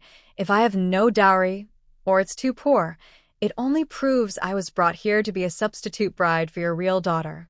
If a normal family finds their real daughter and arranges such a marriage, aren't they trying every possible way to give her a better dowry? Zhang's mother felt angry and suffocated. She hadn't thought much about giving Jiang Wan a dowry. It wasn't entirely because Jiang Wan didn't please her, but because her own real daughters had already married into the Fu family. If she added more dowry now, wouldn't she suffer even more? Zhang's father's face darkened, and he raised the ruler to strike. This scoundrel now dared to point at him and call him crazy. Jiang Lanyin's eyes flashed with a strange light. She clenched her fists slightly, her heart pounding. Hit her. It would be better to kill this wicked girl. Jiang Wan stood her ground, her dark eyes full of mockery. If you dare to lay a finger on me, I will go outside and tell everyone. I am not your real daughter. I am just a country girl you brought here to be a substitute bride for your real daughter. Mr. Jiang, faced with Jiang Wan's challenging and sarcastic gaze, turned pale with anger. He raised the ruler, which trembled uncontrollably, but he couldn't bring himself to strike. What does the DNA test result matter? As long as Jiang Wan truly married into the Fu family, and as long as Jiang Wan insists she won't admit it. The muddy water in her pants is not feces, but it is still muddy water. Go into your room now. Mr. Jiang shouted angrily. Jiang Wan snorted coldly and calmly went back to her room. Mrs. Jiang looked upset and said, "This is really unreasonable. Absolutely unreasonable." Mr. Jiang's face darkened. but inside, he felt he had found the reason Jiang Wan changed her attitude toward them. Those false rumors outside, he was afraid Jiang Wan truly believed them. She thought she wasn't really a daughter of the Jiang family, which was why she acted this way toward them. Mr. Jiang sat down with a headache and said angrily, "Have you heard those fake rumors outside?" Jiang Qingfeng replied, "I've heard a few." Mr. Jiang asked, "Did you explain anything about them?" Jiang Qingfeng's eyes flickered. His younger sister was too embarrassing for the family, and as her brother, it was very embarrassing for him outside. "I didn't deny it, but I also didn't admit it." Mr. Jiang's face darkened. "You didn't deny it, so that means you admitted it?" Jiang Qingfeng didn't think he was wrong and muttered, "It's just their imagination. I didn't think even the Fu family would believe it." Mr. Jiang looked serious and warned him, "You better find out how this rumor started. And you must clarify to others that Jiang Wan is your real sister." Jiang Qingfeng reluctantly agreed. Next to him, Jiang Lanin clenched her lips tightly, her lowered eyelids hiding some panic and unwillingness behind them. The rumors outside claiming Jiang Wan wasn't a real Jiang family daughter, or that she deliberately spread them, were meant to help her avoid facing others' pity or schadenfreude. In others' eyes, Jiang Wan would never replace her as a daughter of the Jiang family. She had achieved her goal. Her friends believed she was the true daughter, not looked down upon, but cherished as the family's jewel. They even believed she could do something as bold as letting a fake daughter marry in her place. She publicly denied it, saying Jiang Wan was the real daughter of the Jiang family. But no one believed her, which she couldn't blame. The only unexpected thing was that this rumor reached Fu Qingyin's mother and was taken seriously. Jiang Lanin felt a bit upset and didn't know who was so talkative that the news reached the Fu family. "How will Jiang Lanin's marriage be arranged?"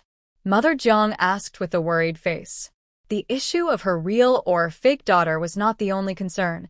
As long as Jiang Wan took a DNA test to prove her innocence to the Fu family, they wouldn't continue to misunderstand. The main concern was Jiang Lanin's marriage to someone from the countryside. Father Jiang said, "The bride's side agrees, but the groom's side might not. Even if the groom agrees, he can make sure the other side can't agree." Mother Jiang spoke harshly. "It's a rare good opportunity. Why wouldn't they agree?" In Mother Jiang's eyes, Jiang Lanin, who was raised by her, was well-behaved and polite, far better than the unruly Jiang Wan. Father Jiang looked at Jiang Lanin and said, "Lanin, you handle this matter. If you can persuade them to cancel the wedding, then the marriage won't happen. I will explain to the Fu family." Jiang Lanin's face turned pale. Dad. If she couldn't persuade them, did her father really want her to marry someone from the countryside? Mother Jiang didn't understand and disagreed. Lanin is still a child. How can she handle such a big thing? Jiang Qingfeng also thought his father was being too harsh. "Dad, Lanin is my younger sister. This should be discussed by you and Mom. How can you expect her to handle it alone?" Father Jiang looked at Jiang Lanin with a serious expression. He didn't know who spread those rumors outside, but in the end, only Jiang Lanin benefited from them. Father Jiang found it hard not to suspect this adopted daughter. Faced with his father's intense gaze, Jiang Lanin felt guilty, but forced herself to speak. "Mom, older brother, Dad is right. This is my own matter. I should handle it myself." Jiang Qingfeng looked at his father with some dissatisfaction. "What do you mean, your own matter? I'm your older brother. Of course, I will take care of you." He couldn't do anything about the Fu family, but he didn't believe he couldn't solve the issue with Jiang Wan's fiancé from the countryside. Jiang Lanin looked at Jiang Qingfeng with a grateful and shining gaze. At night, Mother Jiang tossed and turned in bed. "David, what should we do about Jiang Wan's dowry?" If Jiang Wan had been more obedient, Mother Jiang was willing to give her a decent dowry. But with Jiang Wan's current attitude, Mother Jiang almost wished she wouldn't give her any dowry at all. No matter how much dowry she gave, Mother Jiang felt it was a loss. Father Jiang opened his eyes. "Follow the plan you initially made for Lanin's dowry." Mother Jiang was surprised. How can that be? Initially, Fu Qinyin was living well, young and talented. A generous dowry could make the Fu family look favorably upon the Jiang family, and Lan Ying could live more comfortably in the Fu household. Now, Fu Qingyin has become a vegetable, and no one knows how long she will live. Giving Jiangwan a generous dowry is like throwing a bone to a dog, completely useless and without any benefit. Jiang's father frowned and said, "The Fu family already suspects Jiangwan's identity. If you continue to treat her poorly with the dowry, won't that confirm the rumors?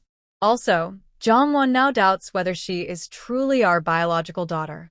Jiang's mother looked surprised, and after a long pause, she finally understood. No wonder that stubborn girl no longer pretended in front of them. "Just do a DNA test," she suggested. Then Jiangwan's attitude toward them would likely change again. Jiang's father thought for a moment and said, "The DNA test must be done, and Jiangwan's dowry should be given fully. Otherwise, do you think Jiangwan will give up easily now? If Lan Yin's wedding doesn't go well, and she causes trouble over the dowry, the Fu family won't be able to explain. At that point, they would not only lose a daughter, but also offend the Fu family." Jiang's mother agreed with him, but giving all the bride price originally prepared for Lan Yin to Jiangwan was impossible. Jiangwan grew up in the countryside and had never seen anything valuable. If they just gave her some small things, she would be grateful. The wedding was in 7 days and time was tight. Besides the twin siblings studying, everyone in the Jiang family was busy. What was Jiangwan doing? Early in the morning, she left the house, then sneaked back quietly, avoiding others. While the Jiang family was away, Jiangwan carefully unlocked each of their room doors. The first room she opened were her parents, Jiang's father and mother. In her past life, Jiangwan never married into the Fu family. She offended the Fu family, and also the Jiang family. She didn't dare even think about a dowry. Instead, Jiang Lanyin accidentally revealed that her dowry was very generous. Not only did the Jiang family give her a substantial dowry, but the main branch of the Jiang family in the capital also provided a gift. This gift was meant for Jiangwan, the biological daughter of the Jiang family, but her mother kept it hidden and gave it to Jiang Lanyin, the adopted daughter. Even the jade ornament symbolizing Jiang's family status, Jiangwan never received in her previous life. Looking around, Jiangwan's lips curled into a cold smile. This life, she wouldn't rely on anyone. She didn't care about anyone. What belonged to her, she would take. What wasn't hers, she would. Was she being called ungrateful or unfilial? Or worse, a beast? They had already scolded her, so if she did nothing, wouldn't that mean she was just letting herself be insulted for nothing? Anything that could be sold for money, Jiangwan collected into her space. From the big TV in the room to a pen on the table, she didn't leave anything behind. The Jiang family's money and valuables were hidden inside a door in the closet of her mother's room. She pried open the closet, and everything valuable or not was stored in her space. The drawer of the bedside table was still locked. The bedside table was over a meter tall and more than a foot wide. Jiangwan thought for a moment and decided to take it into her space. When she was about to leave, Jiangwan suddenly remembered something. In her previous life, when the Jiang family moved into a small house, she helped with the move. She had seen the spot where the bedside table was now placed dug up and then filled back in. Jiangwan tilted her head and made a decision. She took out a shovel from her space for self-defense. After 15 minutes of hard digging, her efforts paid off. Jiangwan dug up a carved wooden box from the ground. "TSK. It's locked again," she said, and she put it into her space. Next, she opened Jiang Qingfeng's room. There weren't many valuable things in Jiang Qingfeng's room.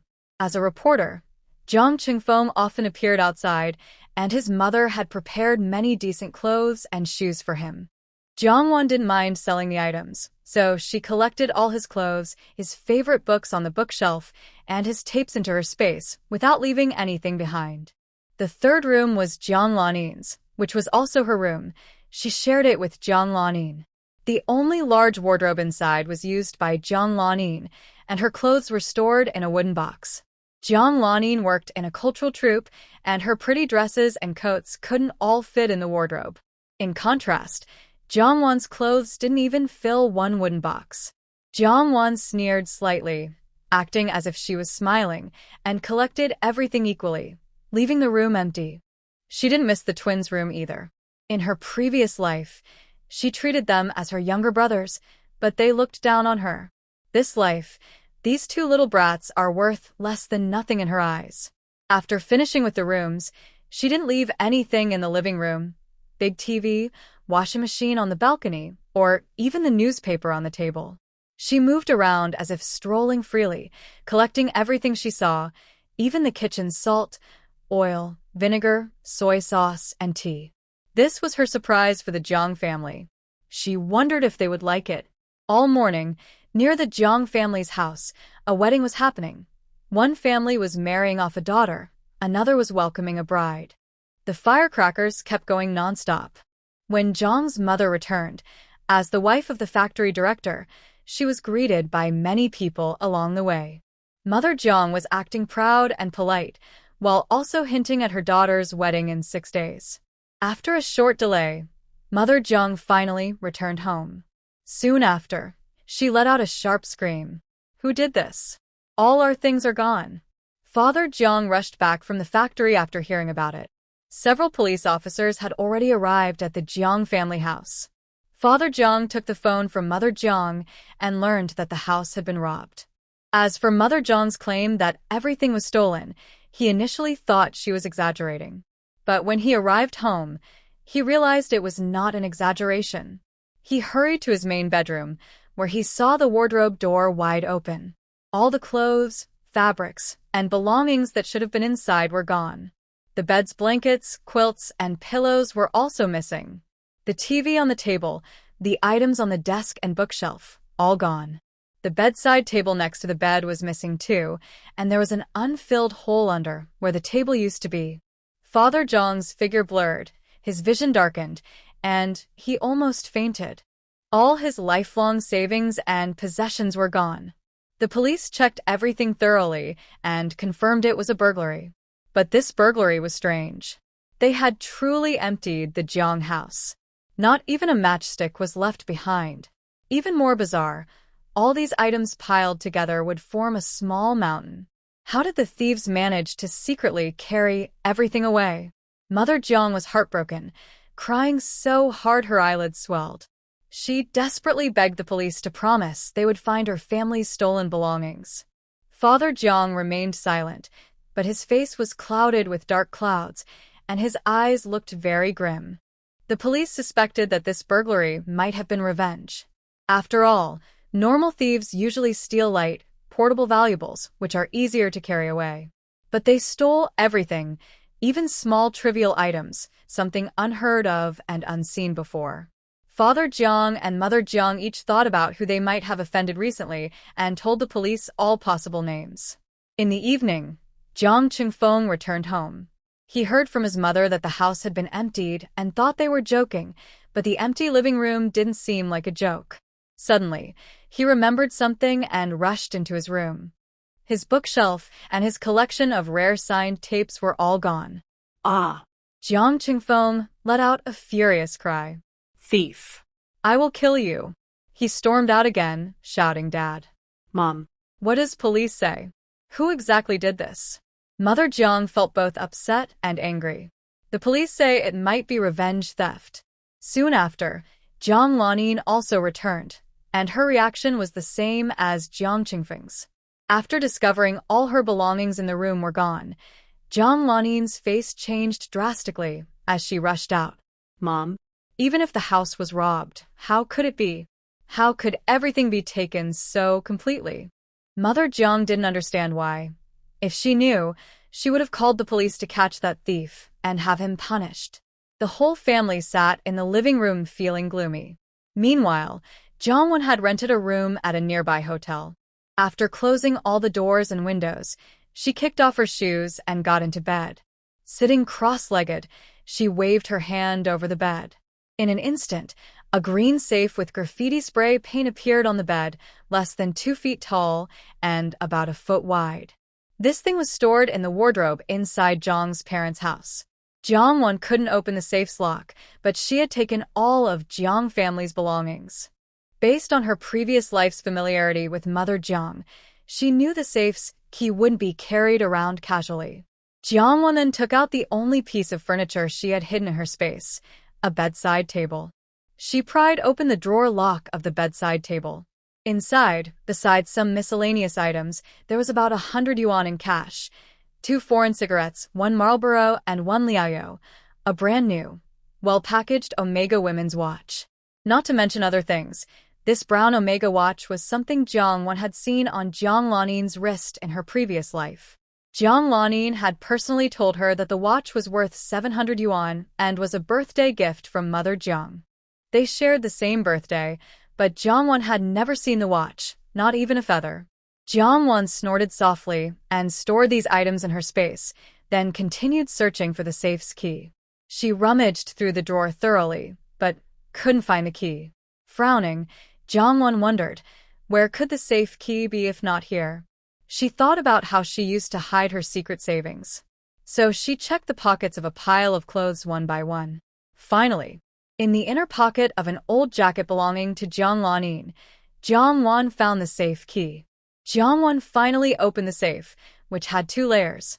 The first thing she saw was gold bars stored in the lower layer of the safe. She counted more than 2,100-gram gold bars. There are several bundles of blue 100 yuan bills in the safe, totaling 50,000 yuan. The rest includes the household register and some deposit slips.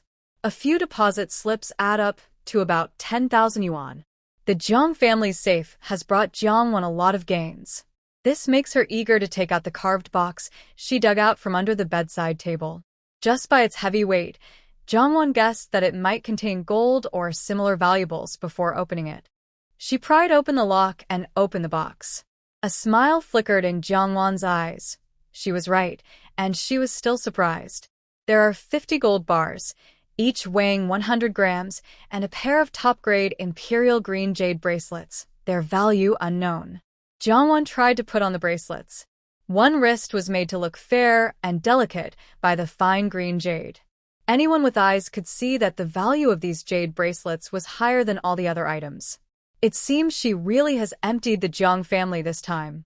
Compared to all the valuable things she found in the Jiang family, she was even happier to see the couple's mood and state return to the way they were before, which must be very satisfying.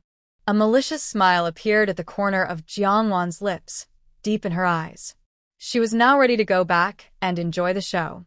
The neighbors of the Jiang family, knowing their situation, kindly brought some dumplings and steamed buns as dinner. But the whole house had been emptied. Who could still eat? Jiang Wan returned and looked around the empty house with a chuckle. Seeing their family's unhappy faces, as if they owed a huge debt with high interest, Jiang Wan's appetite was greatly stimulated. She then sat down and ate a bowl of warm leek and egg dumplings. After finishing, she was still not full.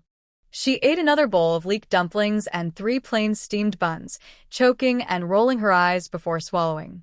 Jiang's mother watched this, feeling not only chest tightness, but also a splitting headache from anger. With such a big thing happening at home, how could she still have such a good appetite for eating and drinking? Jiang Lanin looked suspiciously and asked, Wan, you don't seem surprised at all that the house was robbed? Aren't you going back to see what important things you lost? Jiang father looked up at Jiang Wan, his eyes dark and unclear. Just now, after Jiang Chengfeng and Jiang Lanin found out the house was robbed, both hurried back to their rooms to check if their important belongings were still there, whether they had truly been stolen completely. Only Jiang Wan calmly accepted the theft at home without going back to see what she had lost. Jiang Wan let out a slow, steady burp and said, When I came back, 3 or 4 people hurried to tell me our family was in big trouble and everything was stolen.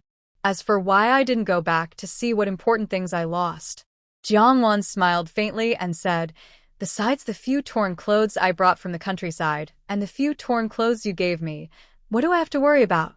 Compared to other members of the Jiang family, Jiang Wan, who was only recognized as part of the family half a year ago, had very few personal belongings, so it wasn't a big loss if they were stolen. Jiang Lanin bit her lip and said pointedly, So, you don't care about what's happening at home? Suddenly, Jiang Wan slapped her across the face. Smack! Jiang Lanyin's face twisted from the hit, half of her face feeling swollen and painful. Jiang Chengfeng was the first to react. Jiang Wan, are you crazy? Why did you hit Lanin? Jiangwan curled her bright red lips and said, Jiang Lanin, you're stirring trouble behind my back. I don't mind if I can't see it. If you openly try to provoke me in front of me, and I don't give you a little warning, do you think I'm a pushover? Jiang Qingfeng didn't understand what Jiangwan was saying. Jiangwan, when did Lan Yin provoke you? What nonsense are you talking? Calling me Dad at every turn. Don't you have any manners? Jiang Lanin started to cry softly, her eyes filled with hatred and anger. Wan, I didn't. I really didn't. She secretly hoped her older brother would teach Jiangwan a harsh lesson for being so mean. Although Jiangwan had previously caused Jiang Qingfeng to be hospitalized, Jiang Qingfeng, being a man, was cautious and wouldn't fight back against Jiangwan, right? It wasn't that he couldn't fight her, but he was afraid to. Jiangwan was ruthless and willing to fight dirty, often kicking out deadly moves. Even though Jiang Qingfeng was not a good person, he had never fought a woman before. Winning wouldn't be graceful, and losing would be even more embarrassing. Lan Yin said she's done for, so you should apologize to her. Jiang Qingfeng scolded. Jiangwan rolled her eyes at him and spat out 2 words, idiot. Then she turned and went straight back to her room. Jiang Qingfeng, furious and ashamed, shouted, Dad, look at her now. She's getting worse and worse. At this moment, Jiang's father had no mood to care about Jiangwan's behavior. The family had been robbed. Everything was stolen. Shut up. Jiang's father yelled with a grim face. Jiang Qingfeng's voice stopped abruptly. Even Jiang Lanyin's sniffles disappeared. Jiang's father looked grim and said, Jiang Qingfeng, you're the eldest son of the family. Something serious happened at home. Don't you want to think about how to find the things you've lost? Instead, you only focus on Jiangwan. Do you think just staring at her can do anything? Can she give you money? Or can she give you face? Jiang Qingfeng was speechless, his face pale and blue, and he lowered his head in shame. I understand. Tomorrow, I will ask my friends for help. As a reporter, Jiang Qingfeng still has some connections. Jiang's father looked at Jiang Lanin with a stern gaze. Stay away from Jiangwan. Jiang Lanin immediately felt wronged and tears streamed down her face. She was the one beaten. She was the one bullied. She was the one scolded. Is it only because she is not Jiang family's biological daughter? Jiang's mother felt some pity, but was too busy with the current situation at home to care about comforting Lanin. The Jiang family had so much trouble, they had no time to spare. Jiang Lanyin's marriage could only be decided by herself. Before Jiangwan was brought back to the Jiang family, Jiang Lanin had already acknowledged her biological mother. Jiang Lanin knew everything about Jiangwan's life in the countryside.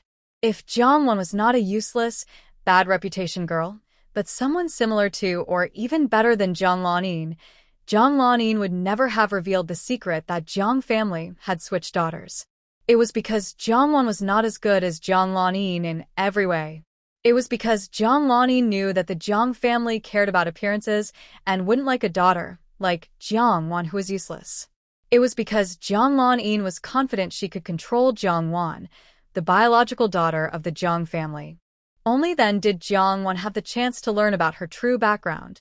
Jiang Lanin didn't believe Jiangwan would give up her childhood sweetheart and fiancé Qin Moe for anything, but she couldn't understand why Jiangwan agreed to the marriage and even forced her to marry Qin Moe. Did Jiangwan know she had contact with Qin Moe? The next day, with the 7A deadline approaching, Jiang Lanin wanted to contact Jiangwan. She could only do so by pretending to apologize and inviting her to dinner. Jiang Lanin tentatively asked, Wan, can you take me to see Qin Moe? I want to talk to him. Jiangwan ordered the most expensive dishes at the restaurant and said critically, Jiang Lanin, aren't you here to apologize to me? Jiang Lanin looked weak and pitiful, enduring her frustration. She was the one beaten, yet she had to apologize to Jiangwan. I'm sorry, I didn't mean to misunderstand you, Jiang Lanin said through gritted teeth. Jiangwan sneered and slapped Jiang Lanin across the face with lightning speed. That's not right. Say it again. Jiang Lanin was inexplicably hit, and she covered her injured face, eyes wide with disbelief as she stared at Jiangwan. In front of many people, Jiang actually dared to hit her? Tears welled up in Jiang Lanin's eyes, and her distressed expression drew attention from those nearby who were eating. Jiang looked indifferent, her eyebrows proud and arrogant. She didn't care about the gazes around her. She raised her chin and spoke coldly to Jiang Lanin. I want you to say that again. Jiang Lanin felt full of resentment and humiliation, but she was used to showing weakness, so her first reaction was to lower her head and admit her mistake. I was wrong yesterday. I shouldn't have said that. Sorry. Jiang smiled slightly, her eyes mocking as she looked at her, then slapped her again. After the crisp sound of the slap, she sneered, if you have the ability, do it. If not, admit it. Jiang Lanin's eyes turned red, and her whole body trembled uncontrollably. How dare she humiliate her like this? What do you want me to say now? I already apologized. Under Jiang Lanin's resentful gaze, Jiang slapped her again. Slap. Someone nearby tried to intervene, but Jiang shot them a cold glance. Her stunning face looked icy, like a sharp sword swinging fiercely, making it seem like she could cut through anything with just a look. It was as if anyone who dared to speak up might get stabbed in the chest. This woman is so fierce. The man attracted by Jiang Lanin's gentle eyes dared not look at her for help and shrank back in fear. He even forced himself to pretend to be brave, saying, a real man doesn't fight with women. Jiang Lanin gritted her teeth and glared at the waiter for help. The waiter looked around but didn't dare to meet Jiang Lanin's eyes. The woman who was hitting her looked dangerous. Probably even a dog would get kicked if it tried to approach her now. As a small waiter, why should she step forward to get hit? Under Jiang mocking gaze, Jiang Lanin gave up hope, stopped pretending to be pitiful, and stared at her with a fierce, angry look. You treat me like this. Aren't you afraid I'll tell my parents? Aren't you afraid they'll like you less? Look down on you even more? Before she finished speaking, Jiang slapped her again, causing her lips to bleed. Jiang Lanin suddenly stood up, her eyes red with rage, ready to fight Jiang. It looked like they were about to start a fight, tear each other apart. Jiang pressed Jiang Lanin's head down and pushed her back. I came here to hear your apology, not to listen to your nonsense. Jiang Lanin was held down, unable to stand up despite trying several times. Her forehead was flushed with anger, and her eyes showed clear resentment. I'll count to 3. After 3, if you still talk back, I will pour this bowl of chili oil over your head. Jiang held a bowl of chili oil used for dipping dumplings on the table. 1, 2. Jiang Lanin stared fiercely at Jiang, her eyes filled with malicious hatred, but she still apologized, saying, sorry. I shouldn't have intruded, and I shouldn't have deliberately tried to stir trouble between you and them. Jiang smirked, her eyes cold and sharp like icy frost. So, you do realize where you went wrong. It seems you're not stupid, just shameless. Jiang loosened her grip and took out a tissue to wipe her hands. Jiang Lanin looked upset as she stood up. She had truly lost her mind today, rushing to Jiang to humiliate herself. Wait a moment. Jiang called out to Jiang Lanin as she was about to leave. Jiang Lanin gritted her teeth and asked, what else do you want? Jiang tilted her chin and called the waiter. You haven't paid the bill yet. Jiang Lanin didn't care about the money, but didn't want Jiang to take advantage. Seeing Jiang Lanin trying to leave without paying, the waiter approached and took out 20 yuan. The waiter thought it was for the meal and was about to collect it. But Jiang said, this is a tip for you. Ask that person over there for the bill. If they don't pay, you can return the tip. Jiang pointed at Jiang Lanin, who was about to leave the restaurant.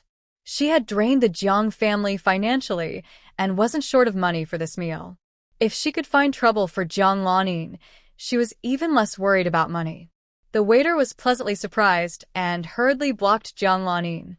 Comrade, you haven't paid for your meal yet. Jiang Lanin pushed the waiter's hand away, her disgust almost overflowing.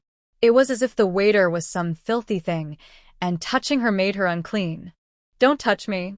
Don't you see there's someone at the other table? Jiang Lanin said impatiently. The waiter's face darkened. She remembered how Jiang Lanin had been beaten earlier. She thought, how could such a beautiful lady be a bad person? It must be this woman who deserved the beating.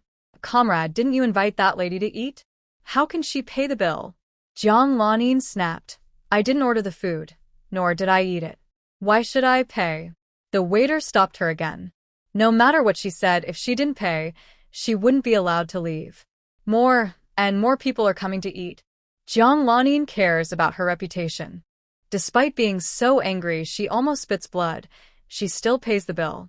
After leaving the restaurant, Jiang Lanin steps on her high heels and looks back.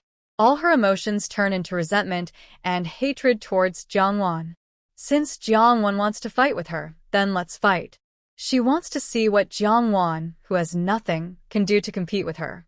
Jiang Lanin leaves. Jiang Wan eats alone, enjoying her meal. If she can't finish, she can pack it up and put it in her space to eat later.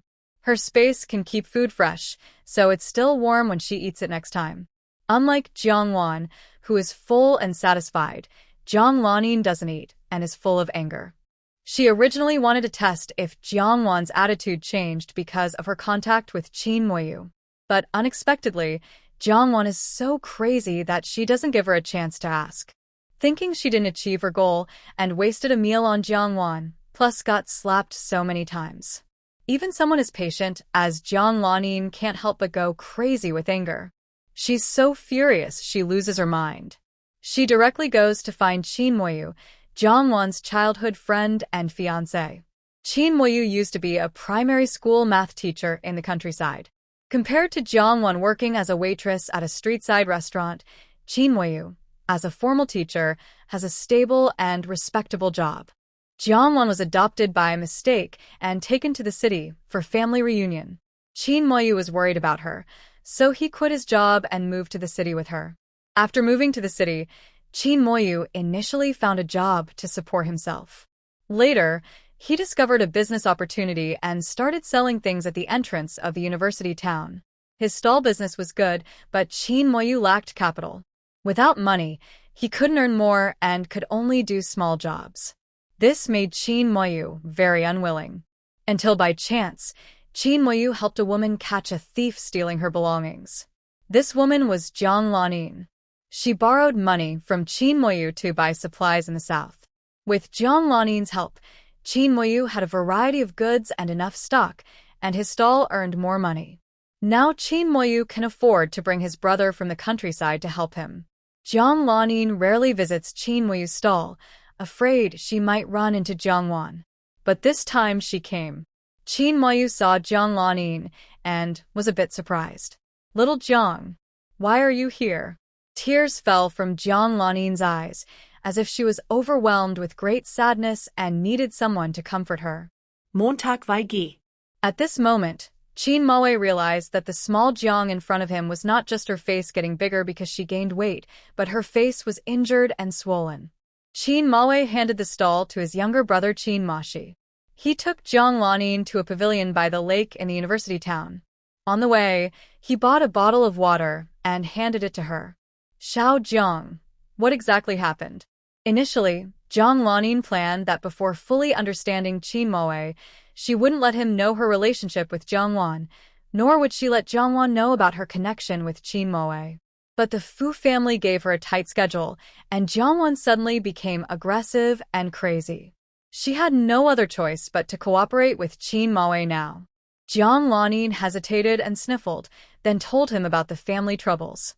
She had previously hinted that there was a sister in her family who disliked her and often bullied her.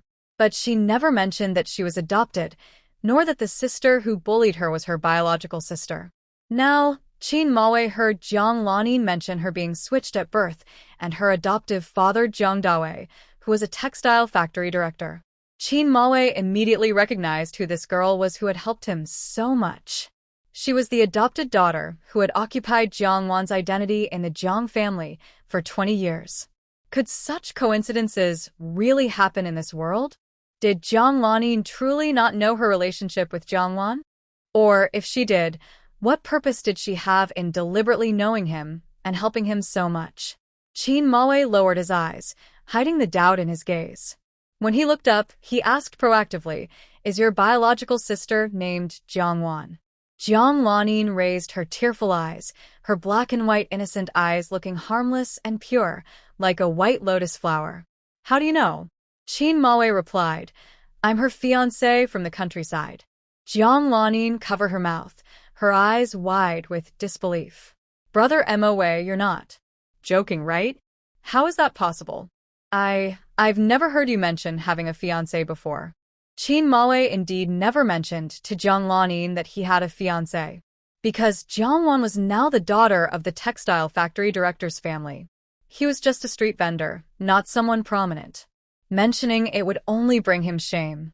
If you're talking about Jiang Wan from Meilong Town, then yes. Jiang Lanin stared at him in shock, as if she couldn't believe he was really Jiang Wan's fiancé. Did Jiang Wan hit you?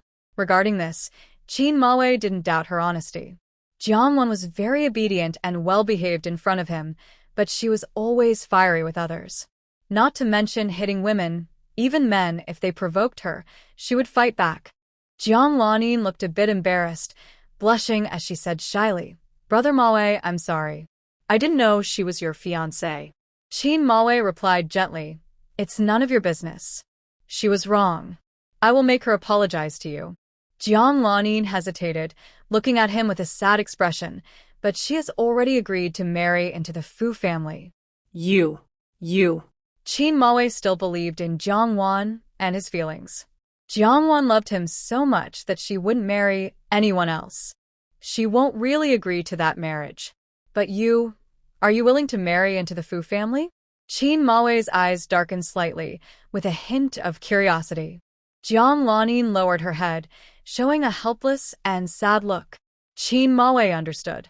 Marrying a person in a coma to bring good luck, she naturally wouldn't want that either. Could it be that she wanted to marry him? Qin Maowei slightly squinted his eyes. He was indeed grateful to Jiang Lanin. But if her gratitude was based on manipulation, that would greatly diminish its meaning. Brother Maowei, if it were you, could you help me go home?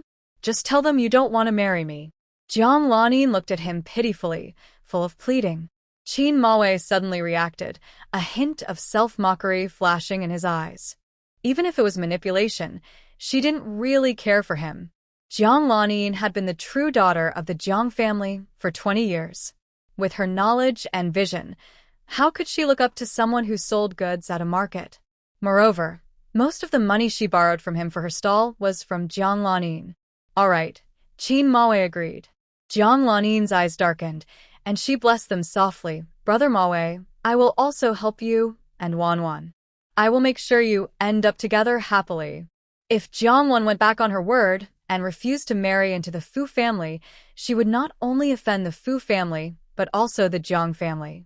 If Jiang Wan was truly moved by her previous words and willing to marry into the Fu family, abandoning her childhood fiancé, that would mean she was greedy for wealth and status. Even if she married into the Fu family, they wouldn't respect her, and they wouldn't support her in the future. What about the so-called true daughter of the family? A glint of victory flashed in Jiang Lanin's eyes as she reached up to touch her swollen face. Watch her how she crushes that wicked woman into the mud, unable to turn over. These days, Jiang Wan has been causing a lot of trouble. Jiang Lanin would rather spend extra effort to please the Fu family than lower herself in front of Jiang Wan. The theft at the Jiang family was reported, but the amount lost was less than 1/10 of the actual stolen sum.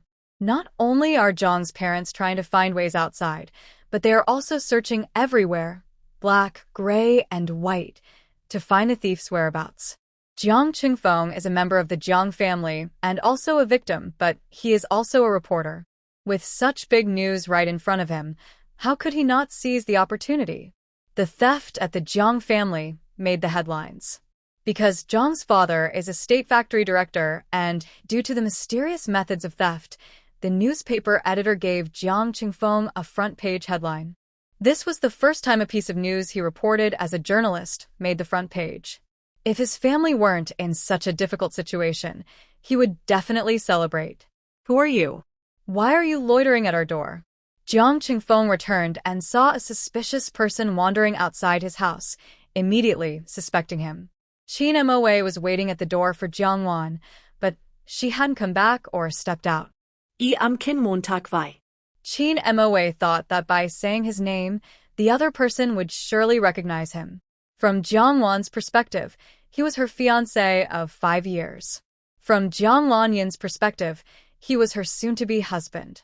Jiang Qingfeng thought for a moment and said inexplicably, "Who is Chin Moa?" Chin Moa's face stiffened slightly, his hand at his side tightening. Perhaps the other person wasn't from the Jiang family? I am Jiang Wan's fiance, Kin Montag Wei. Jiang Qingfeng's face turned cold. Now Jiang Wan's fiancé was Fu Qingyin. The Chin Moa in front of him was Jiang Lanyan's fiancé. Jiang Qingfeng examined him from head to toe, his gaze filled with mockery and suspicion. Chin Moa had never visited the Jiang family, simply because he didn't want to encounter such situations. "I am here to see Jiang Wan." Jiang Qingfeng raised an eyebrow. Jiang Lanyan should have come to see him by now. Could it be that he knew he couldn't win Jiang Lanyan's affection and was now bothering Jiang Wan instead? After all, they grew up together, childhood sweethearts. He wanted to be the Jiang family's son-in-law, so the opportunity was still quite good. "What do you want to see her for?" "Chin Moa. She is my fiancée." Jiang Qingfeng sneered. "She is my biological sister, the daughter of the factory director. Her fiancé is Fu Qingyin from the Fu family. The other person is Jiang Wan's older brother. Even if he is humiliated, Chin Moa can only endure it. I won't decide my marriage with Jiang Wan based on what you say. I want to hear her say it herself." Jiang Qingfeng looked impatient. With such a big thing happening at home, his parents were overwhelmed and had no time to care about someone like Chin Moa. Today, Jiang Qingfeng had borrowed 4 months' salary, totaling 600 yuan from the newspaper office, and he took it all out. He grabbed Chin Moa's hand and placed the 600 yuan into it. When most rural monthly wages were only a few dozen yuan, this amount was already quite a lot. "I heard you don't even have a job now and are still selling things at the market? Take this money. It should be enough for you to go back to the countryside and find a good wife to live with." Chin Moa's face darkened, looking very unhappy. "I don't want your money." Jiang Qingfeng thought he was being too stingy, and his eyes turned cold. "Chin Moa, you and Jiang Wan used to be a good match, a broken pot and a broken lid, a perfect pair. But now Jiang Wan is my sister. You no longer deserve her. If you want to blame someone, blame yourself for not being born into a better family. And if you want to hate someone, hate your parents for being so poor and giving birth to you." Chin Moa's face turned pale, his eyes dark and fierce. "So you bring her back and force her to marry a vegetable to bring good luck?" Jiang Qingfeng looked at him with disgust and sneered. "Chin Moa, let me tell you. Don't say Fu Qingyin is a vegetable. He's basically a dead person. He's just a memorial tablet. And that's still better than you, a market stall vendor with no job." Chin Moa's eyes, deep and dark like ink, were filled with stormy rage. He gritted his teeth and said, "No matter how bad I am, I won't force her into a fire. Just because I'm poor now doesn't mean I'll be poor forever. I will give her a good life." Jiang Qingfeng sneered. "It's not that I look down on you or have any bad feelings about you. It's just that you and Jiang Lanyan are not a good match, and you have no self-awareness. I can only tell you face to face. Whether it's Jiang Wan or Jiang Lanyan, you are not good enough for them." Chin Moa held back his anger, staring fiercely at Jiang Qingfeng. "No matter what you say, I still want to see Jiang Wan. Have you locked her up?"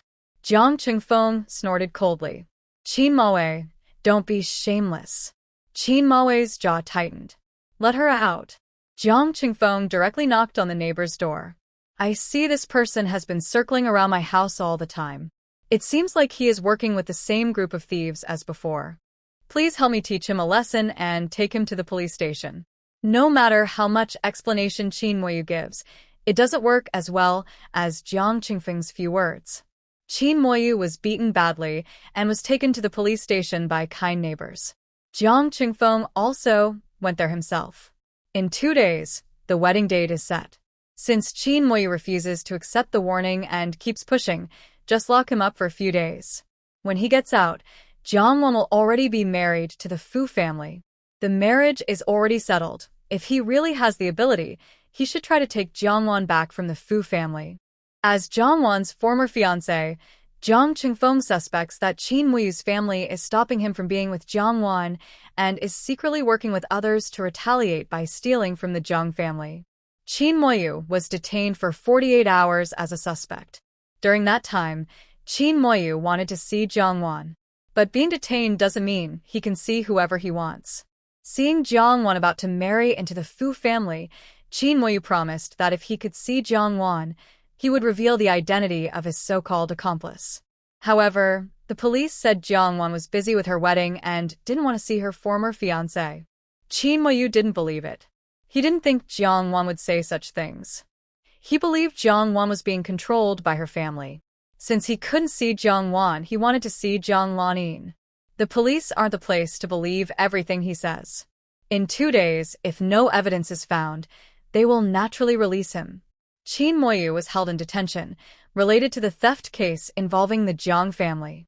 With Lu Lan's character, she wouldn't force Jiang Lanin to marry someone like that.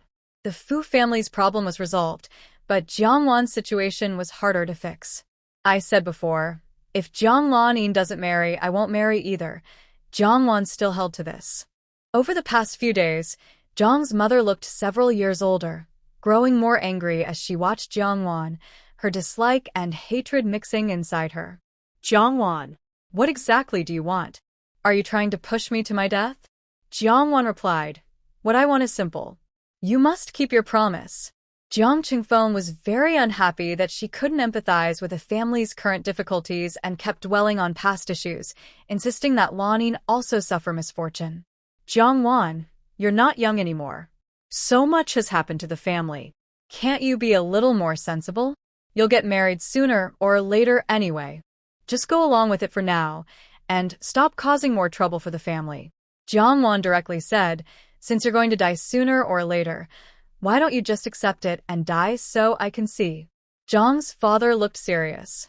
Jiang Wan, I'm giving you only one chance. Besides asking Lanin to marry into the countryside, please state any other requests you have. Jiang Wan paused and said, I want the jade pearl. Everyone present fell silent. Jiang Wan is the biological daughter of the Jiang family, and the jade pearl belongs to her. However, Jiang Wan's jade pearl is in Jiang Lanin's possession. Jiang Lanin's eyes reddened, tears welled up, and her face turned very pale. I had planned to return the jade pearl to Wan Wan. I took it off and kept it in my room. I was going to find a chance to give it back to her, but I didn't expect someone to break into the house and steal it. Jiang's father frowned. The jade pearls of the Jiang family are usually worn close to the body. But Jiang Lanin's story isn't impossible. Jiang Wan sneered silently, not speaking a word, but seeming to have said everything. Jiang Lanin bit her lip, looking very wronged, tears falling down her face. There's no point in getting angry now. Jiang's father suppressed his anger and asked, Besides this. Jiang Wan interrupted him. Besides that, I want Jiang Lanin to marry Qin Mo. Jiang Qingfeng looked angry. We are all family.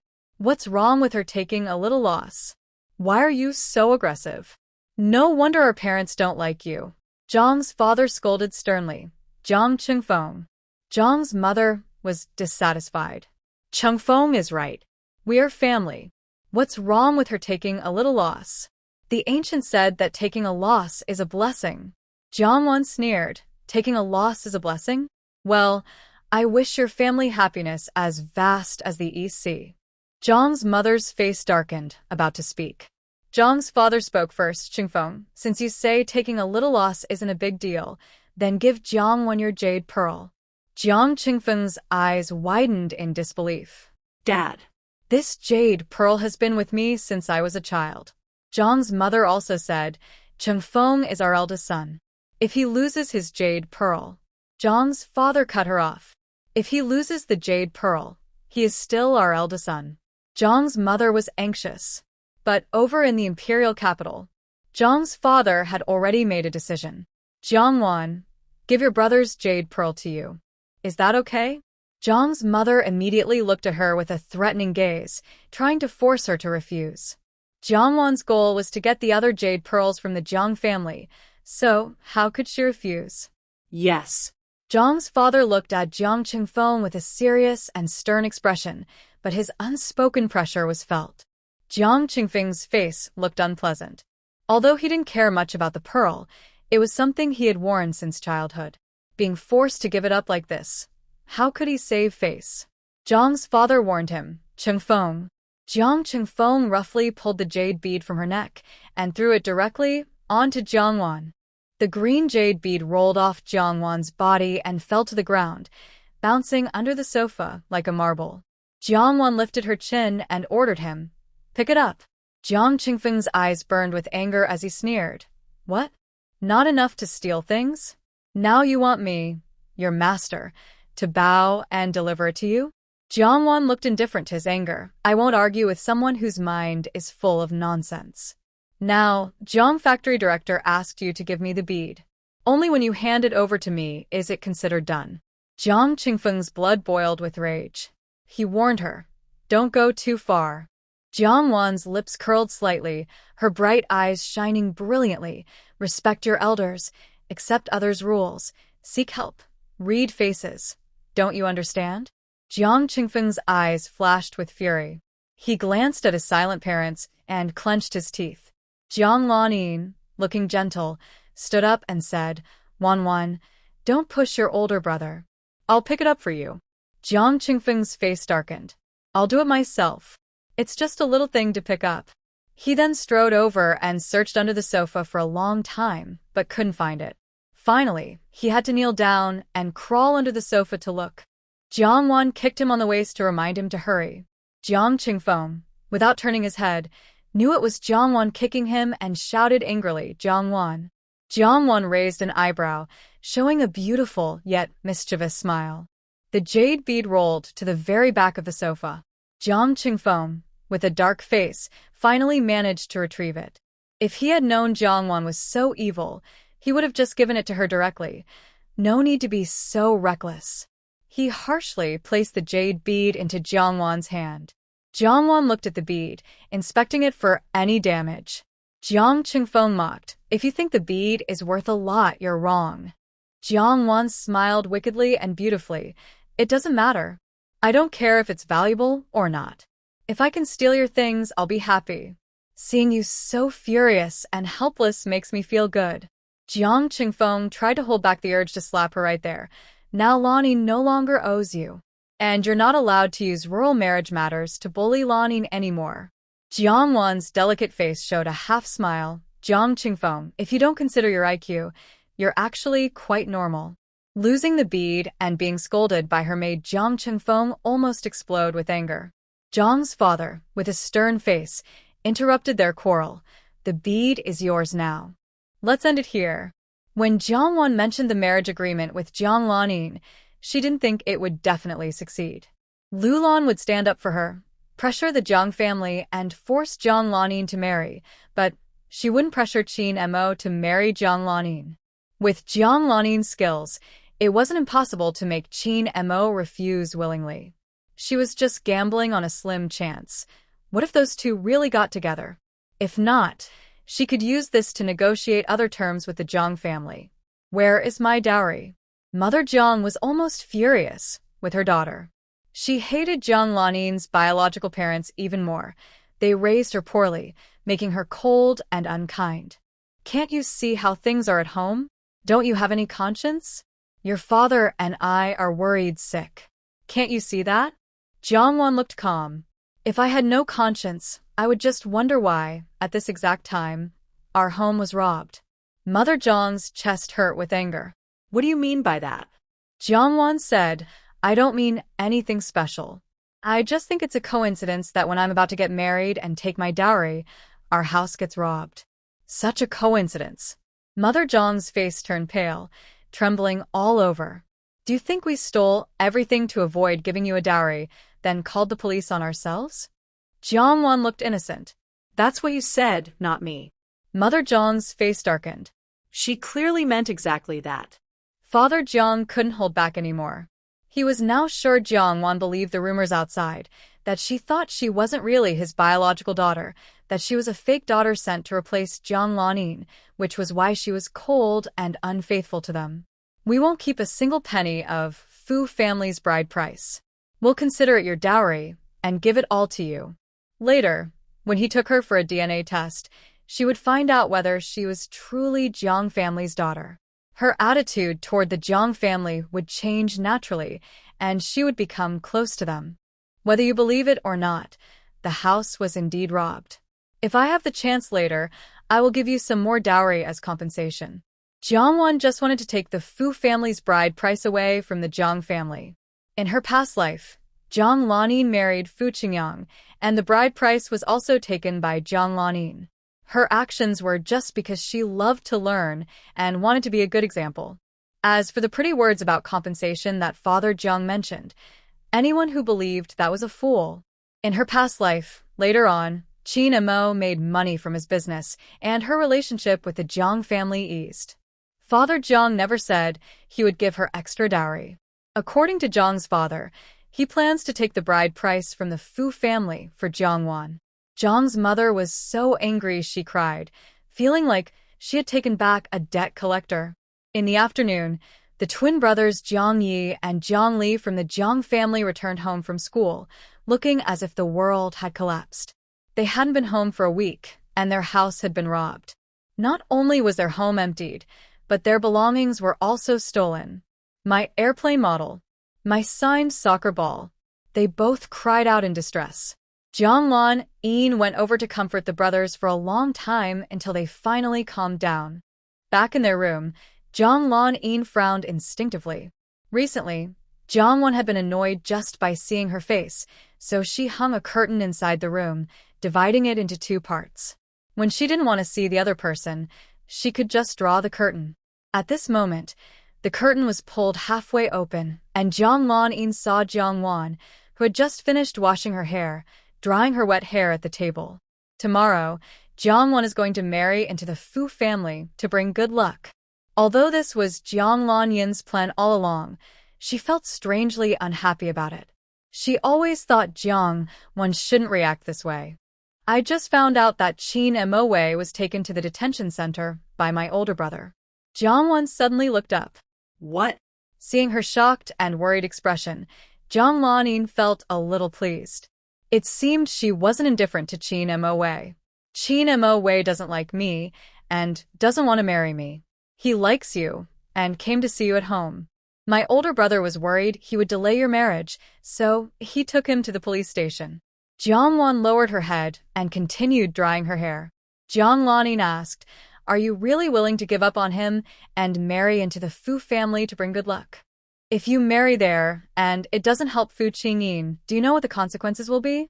Jiang Lanyin's words carried a hint of threat. Fu Qingyin isn't just in a coma.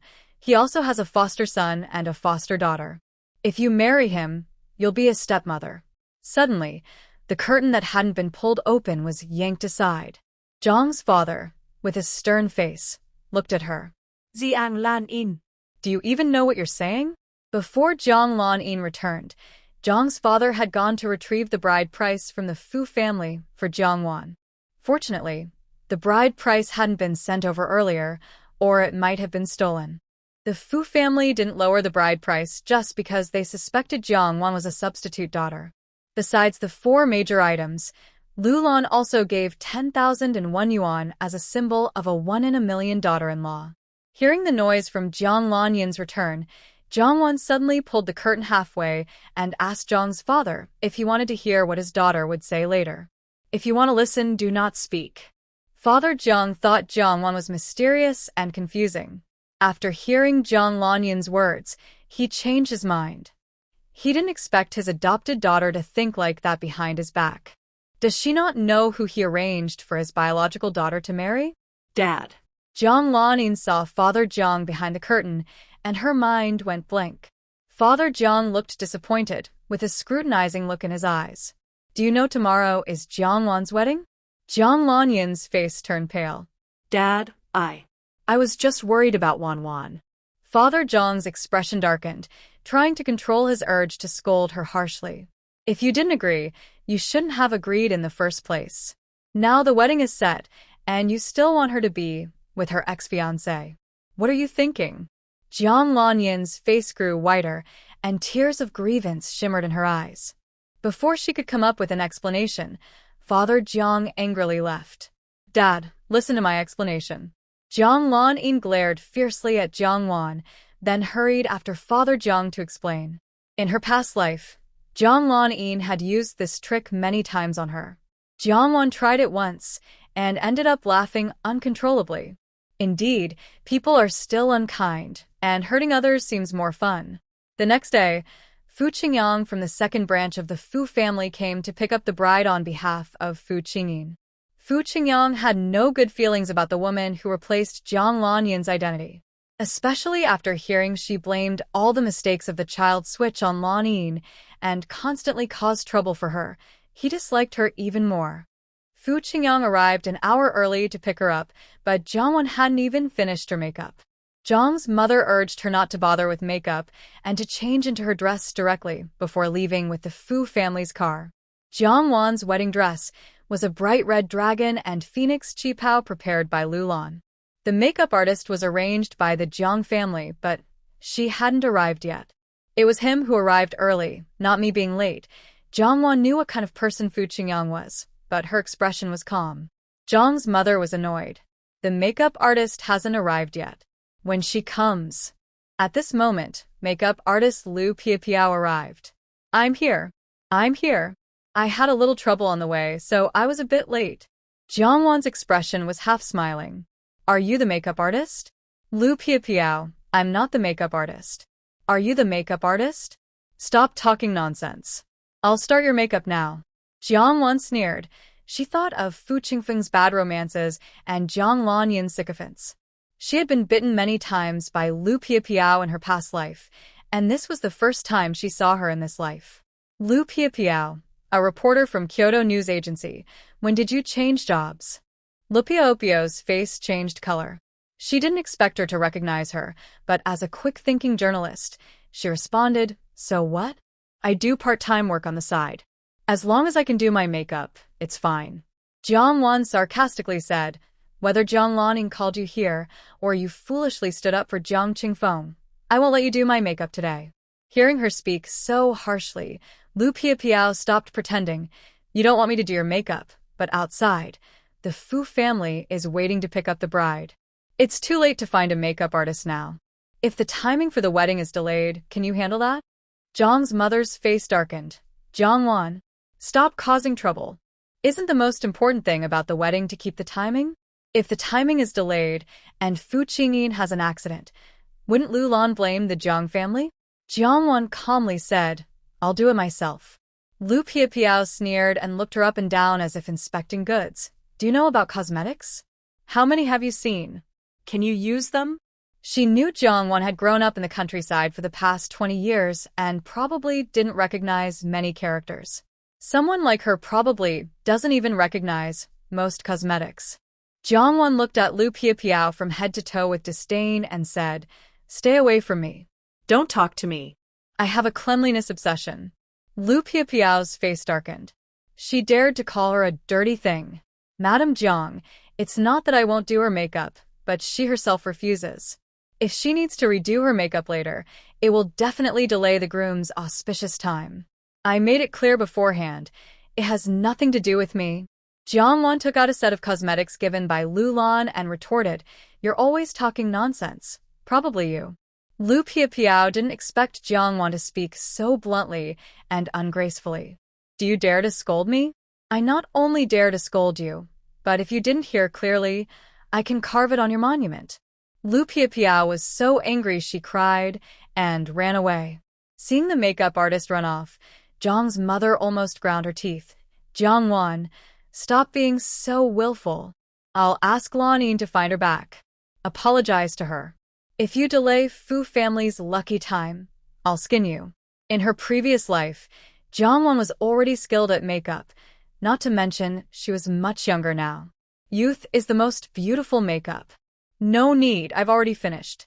After speaking, Jiang Wan applied cherry-colored lipstick. Her full, red lips looked as charming as cherries, bright and tempting. Her naturally shaped willow leaf eyebrows had a slight trace from the eyebrow pencil.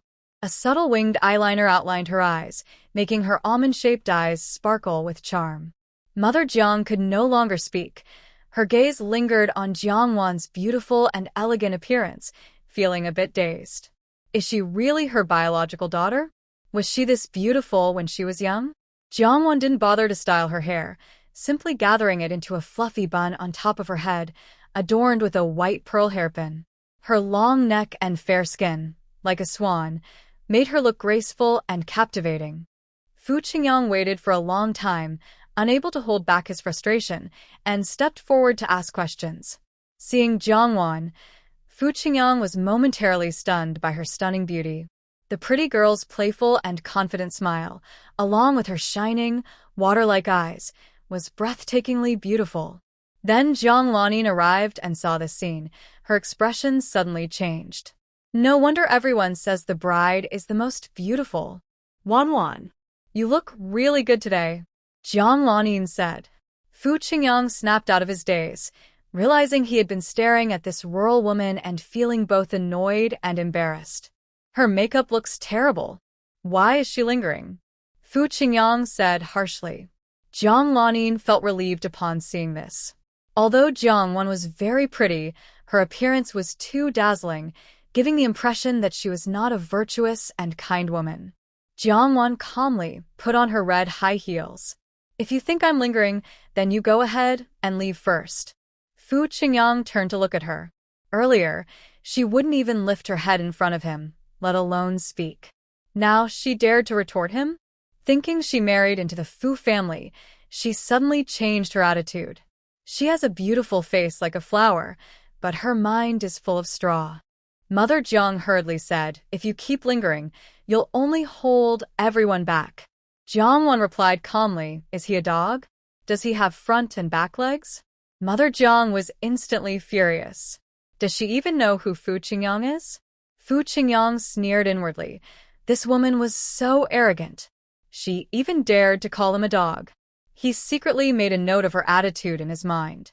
When Jiangwan got into the car, Jiang Lanin, as the bridesmaid, also planned to get in. Fu Qingyang stopped her. Lanin, you should sit in the back car. At this moment, Jiang Lanin already had feelings for Fu Qingyang.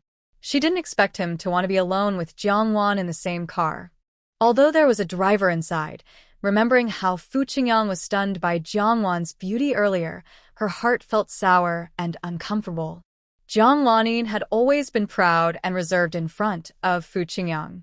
She couldn't bring herself to refuse him and turned around to walk to the car behind. What changed her mood was that she saw the driver in the car ahead had also been sent away. This meant that inside the front car, there were only Fu Qingyang and Jiangwan. Jiang Lanin's eyes darkened with emotion. Her hand at her side clenched into a tight fist as she struggled to control her impulse to rush over and question him. No need to hurry. She had already planned for Jiangwan to think the lucky time and the time after the Fu family had changed it would be an hour apart. Qin and Mo should also be coming out of detention around this time. He would stop them. At that moment, Jiangwan would definitely delay the auspicious time for the Fu family. If it was a normal wedding, delaying the lucky time might just upset the groom's side. But the Fu family's wedding was a good luck event. The auspicious time was very important. If it was delayed, the good luck would be lost. Even worse, if Fu Qingyin had any mishap, it could be blamed on this failed good luck. What if Jiangwan married into the Fu family, so what? The Fu family wouldn't let go of someone who is still entangled with her ex-fiancé and deliberately trying to delay the lucky time to harm Fu Qingyin. Thinking of this, Jiang Lanin loosened her grip, lowered her eyelids, and a slight smile appeared at the corner of her mouth. Fu Qingyang had already sat in the driver's seat and fastened his seatbelt. Jiangwan frowned. She didn't trust him driving, so she also fastened her seatbelt. Fu Qingyang looked at her through the rearview mirror, saw her imitate him, and fasten her seatbelt, a faint smile crossing his eyes. Jiangwan's worries were right. Fu Qingyang's driving speed was incredible. In no time, the car behind was left far behind. Throughout the journey, the shouts and curses of pedestrians on the street did not make Fu Qingyang slow down. Jiangwan held on tightly to her seat, but she still wobbled, and nearly fell over. She angrily shouted, "Fu Qingyang, Stop the car. Fu Qingyang smirked and reminded her, "Miss Jiang, the lucky time is at 10:30. It's already 10 o'clock now." Jiang Wan snapped, "The lucky time is at 11:30. Even if she got out now and rented another car, she still had plenty of time." Fu Qingyang looked at her as if she really didn't know about the time change. 11:30 has been changed to 10:30. Didn't your family tell you? Jiang Wan's heart tightened slightly, and she sneered, "The lucky time can't be changed just like that." Fu Qingyang said, "It depends on who changed it." This time's lucky time was changed by a master. Jiang Wan's face darkened. She had no idea that the Fu family had changed the time. If they delayed the lucky time, wouldn't the Jiang family be afraid of offending the Fu family? Is Fu Qingyang still deceiving her? Unable to think quickly, Jiang Wan can only believe what Fu Qingyang says, whether it's true or not. She commands, "Go faster." Fu Qingyang's smile is faint, and he actually slows down the car. Jiang Wan's eyes are full of fire, and her tone is sharp. "Fu Qingyang, are you hoping I delay the lucky time? To make the joy of the wedding fail, so Fu Yao can never wake up again?" Fu Qingyang's face darkens. Jiang Wan sneers coldly, keeps provoking him, and tries to thuji him. Fu Yao lives one more day. He is the top among the Fu family peers. You will always be in his shadow, small like a firefly. Every day he lives, he is always above you. Always someone you can't surpass. You can't beat him in other areas, so you want to steal his fiancée to prove you're better and stronger than him, but little do you know. Fu Qingyang's face turns pale, and he looks at Jiang Wan through the rearview mirror with a knife-like gaze, almost tearing her apart. "How do you know about Jiang Lan and me?" Jiang Lan and Fu Yao are engaged. If people find out they have already been involved, he will be beaten by his grandfather, and his parents can't save him. Jiang Wan says, "If you want no one to know, then don't do it. Unless you kill me now to silence me. Otherwise, if I delay the lucky time, I will drag you to die together." Once she reveals this, anyone who wants to be with Jiang Lan in the future will suspect when they started their affair. It's not easy for them to be together without affecting their reputation. Fu Qingyang's anger boils over. He stares at her with a cold, mocking look. "Are you so eager to marry into the Fu family for the joy? Do you think that just by doing this, Fu Yao will wake up?" Jiang Wan feels extremely anxious, but remains colder than Fu Qingyang. She doesn't believe that the joy can wake Fu Yao, because in her past life, Fu Yao never woke up. She doesn't want to destroy a mother's last hope for her child. She also can't let Jiang Lanin scheme against her, making others think she is responsible for Fu Yao not waking up. They're deadlocked. After a minute, Fu Qingyang curses and steps on the accelerator to the maximum. To not delay the lucky time, Fu Qingyang drives very fast, his face icy. At the intersection, Qin Mo rushes out. Fu Qingyang repeatedly honks the horn, warning the other driver to get out of the way and not block the road. Qin Mo rushed out of the detention center and hurried here, all to stop Jiang Wan from marrying into the Fu family. Seeing the car coming toward him as described by Jiang Lanin, Qin Mo did not hide. Instead, he stretched out his hands, determined to stop the vehicle. Fu Qingyang slammed the brakes dangerously in front of him. Even with the brakes, inertia caused the car to hit him and send him flying. Qin Mo was knocked to the ground and spat out a mouthful of blood. Fu Qingyang was furious. Who is this crazy person coming here to fake injuries and extort money? Crazy person. Fu Qingyang got out of the car, stormed over angrily, and threw 500 yuan onto Qin Mo's face. "I don't have time to argue with you now. Take the money and get lost." Qin Mo endured the severe pain without looking at the money on the ground. He staggered to the car and knocked on the window. "Jiang Wan, "Come out. I'll take you away." At this moment, Fu Qingyang realized that the crazy person in front of him was connected to Jiang Wan. "Are you Jiang Wan's ex-fiancé?" Fu Qingyang examined him and guessed. Jiang Wan rolled down the window, revealing her soft, snow-white face. Her eyebrows and eyes bloomed like summer flowers, an enchanting and stunning face. Qin Mo grew up with Jiang Wan.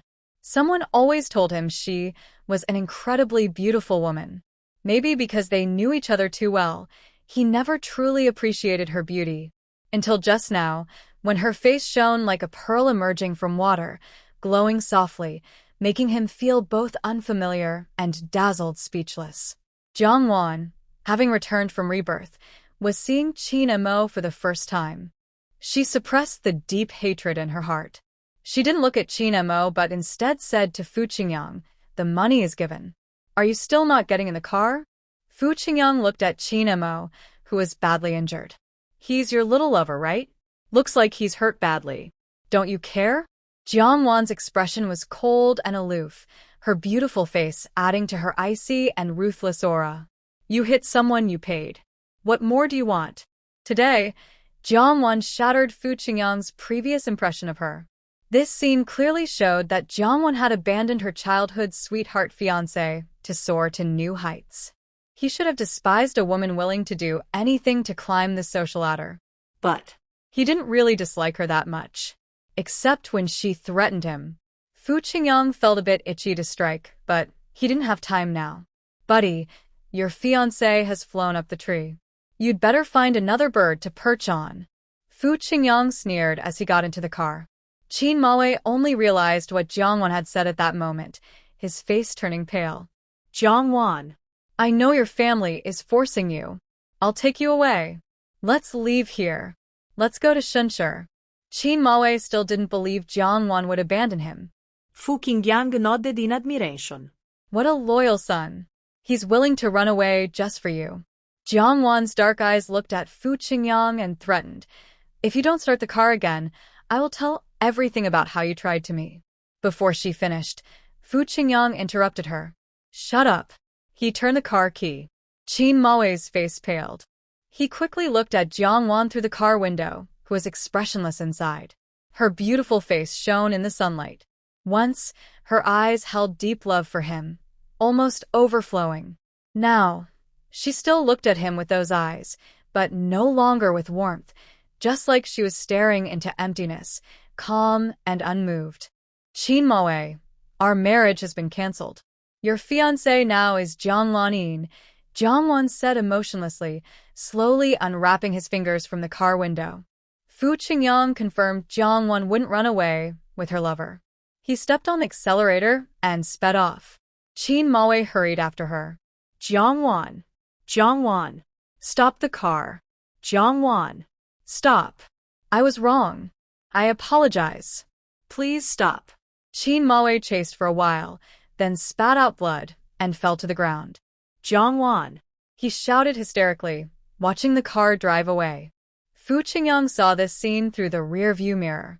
When he looked again at Jiang Wan, who was indifferent and even cold, he clicked his tongue, feeling something hard to describe.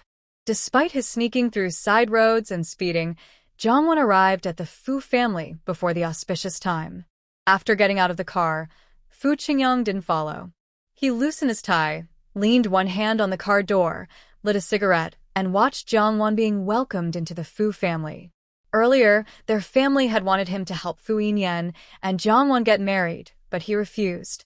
Now, he didn't want to refuse anymore. After finishing his cigarette, Fu Qingyang fastened his tie again, planning to go inside and attend Fu Yinyan's wedding. But he was rejected by Jiang Wan. Jiang Wan wanted to hold the wedding in Fu Yinyan's room. Fu Qingyang sneered. How could she hold a wedding with a vegetable? She really had no shame. In the room on the second floor, Fu Yinyan faintly heard the lively sounds downstairs. Today was his wedding day, but his room was as quiet as a tomb. Marriage is a joyful event, but it seems unrelated to him. Fu Qingyin sarcastically thought that as a living dead person, he could still get married. What a blessing. The lively noise grew louder, and Fu Qingyin started to feel annoyed again. Suddenly, the door opened. Many people rushed in all at once. Fu Qingyin was still wondering what they were here for when he realized he was being carried down and placed on a wheelchair. He felt confused and uncertain. What were they trying to do? His messy hair and makeup from earlier had been quickly fixed by Jiangwan. Now she looked beautiful again as the bride. Lulan didn't expect Jiangwan to agree to marry someone like Fu Qingyin, and she felt touched, her eyes moist. She would definitely treat Jiangwan as her own daughter in the future.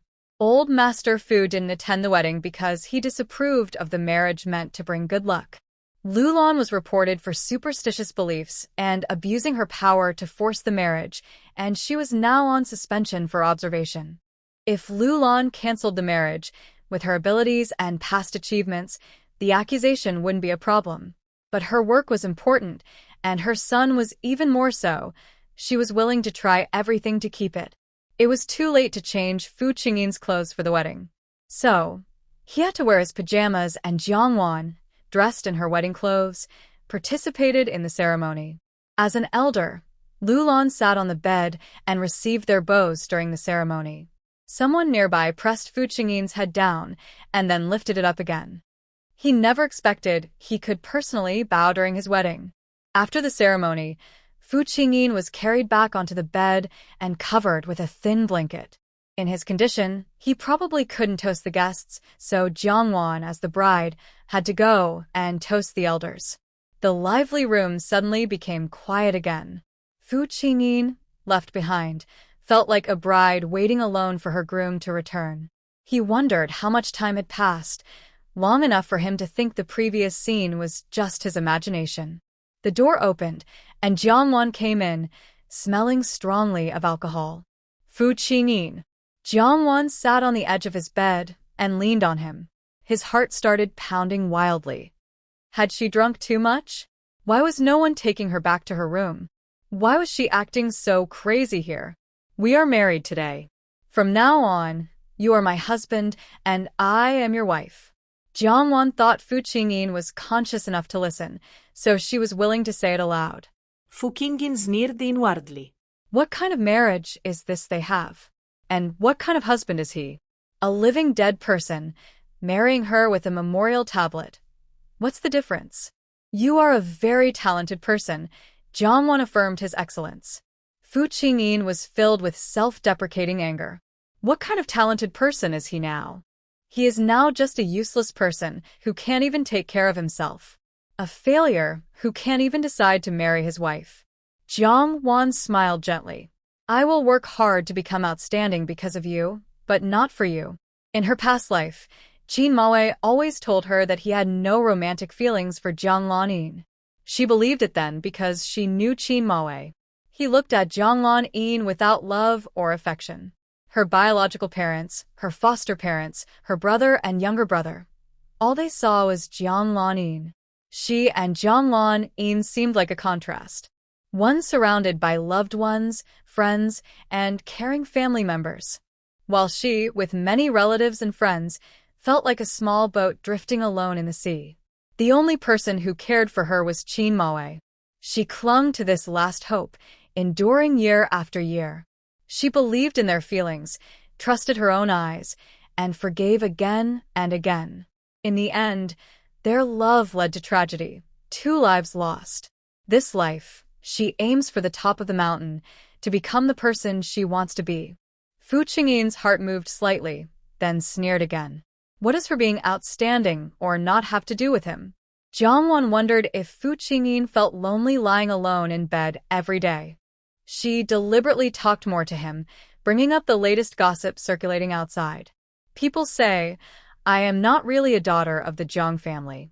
Since I was adopted into the Jiang family, they dislike that I didn't go to school, dislike that I don't know manners, dislike that I look rustic, dislike that I look too glamorous, not like a good girl. Fu Qingyin couldn't help but focus on the key point. Too glamorous? Regarding Jiang Lanyin, the adopted daughter, they have had feelings for 20 years. So they are reluctant to let Jiang Lanyin marry into another family, reluctant to let her marry to the countryside, reluctant to let her find her biological parents, reluctant to let her suffer any hardship. Jiangwan self-deprecatingly said, Actually, I don't know if I am truly one of them. If I could choose, I'd rather not be a daughter of the Jiang family. Fu Qingyin had already suspected that Jiangwan, who married in as a substitute, was not a biological daughter of the Jiang family. Now hearing her words, he was even more convinced. Jiangwan softly said, "If I am really not Jiang family's daughter, would you dislike me for just having a pretty face and being useless, a girl from the countryside?" Fu Qingyin secretly sneered in his heart. How could he dislike her? Does it matter if he dislikes her? Is he even qualified to dislike her? I don't mind that you can't speak or move. Please don't dislike me either, Jiangwan added. Let's live our lives well. In the future, if you travel far, I will also help take care of your mother, grandfather, and your 2 children. You don't need to worry. As Jiangwan spoke softly and gently, Fu Qingyin's restless mood gradually calmed down. He didn't know how long he could live. If she truly kept her promise, he would accept her. Her identity. Fu Qingyin's heart was filled with unpredictable emotions, a mix of anger and cold laughter. So, what if he accepted her? So what if he didn't? Who could really know what he was thinking?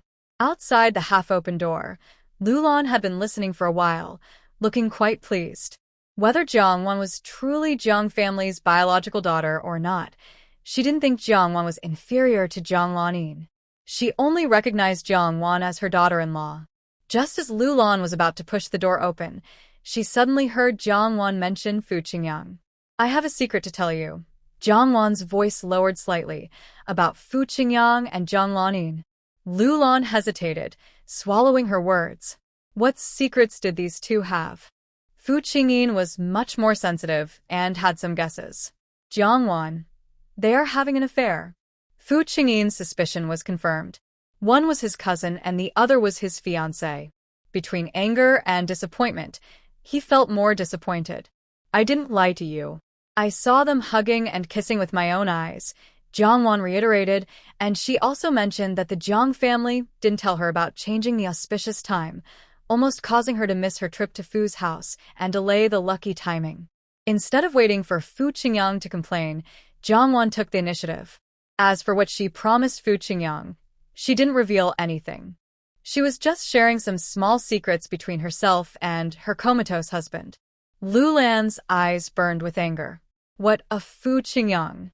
What a Jiang Lanin! What a Jiang family!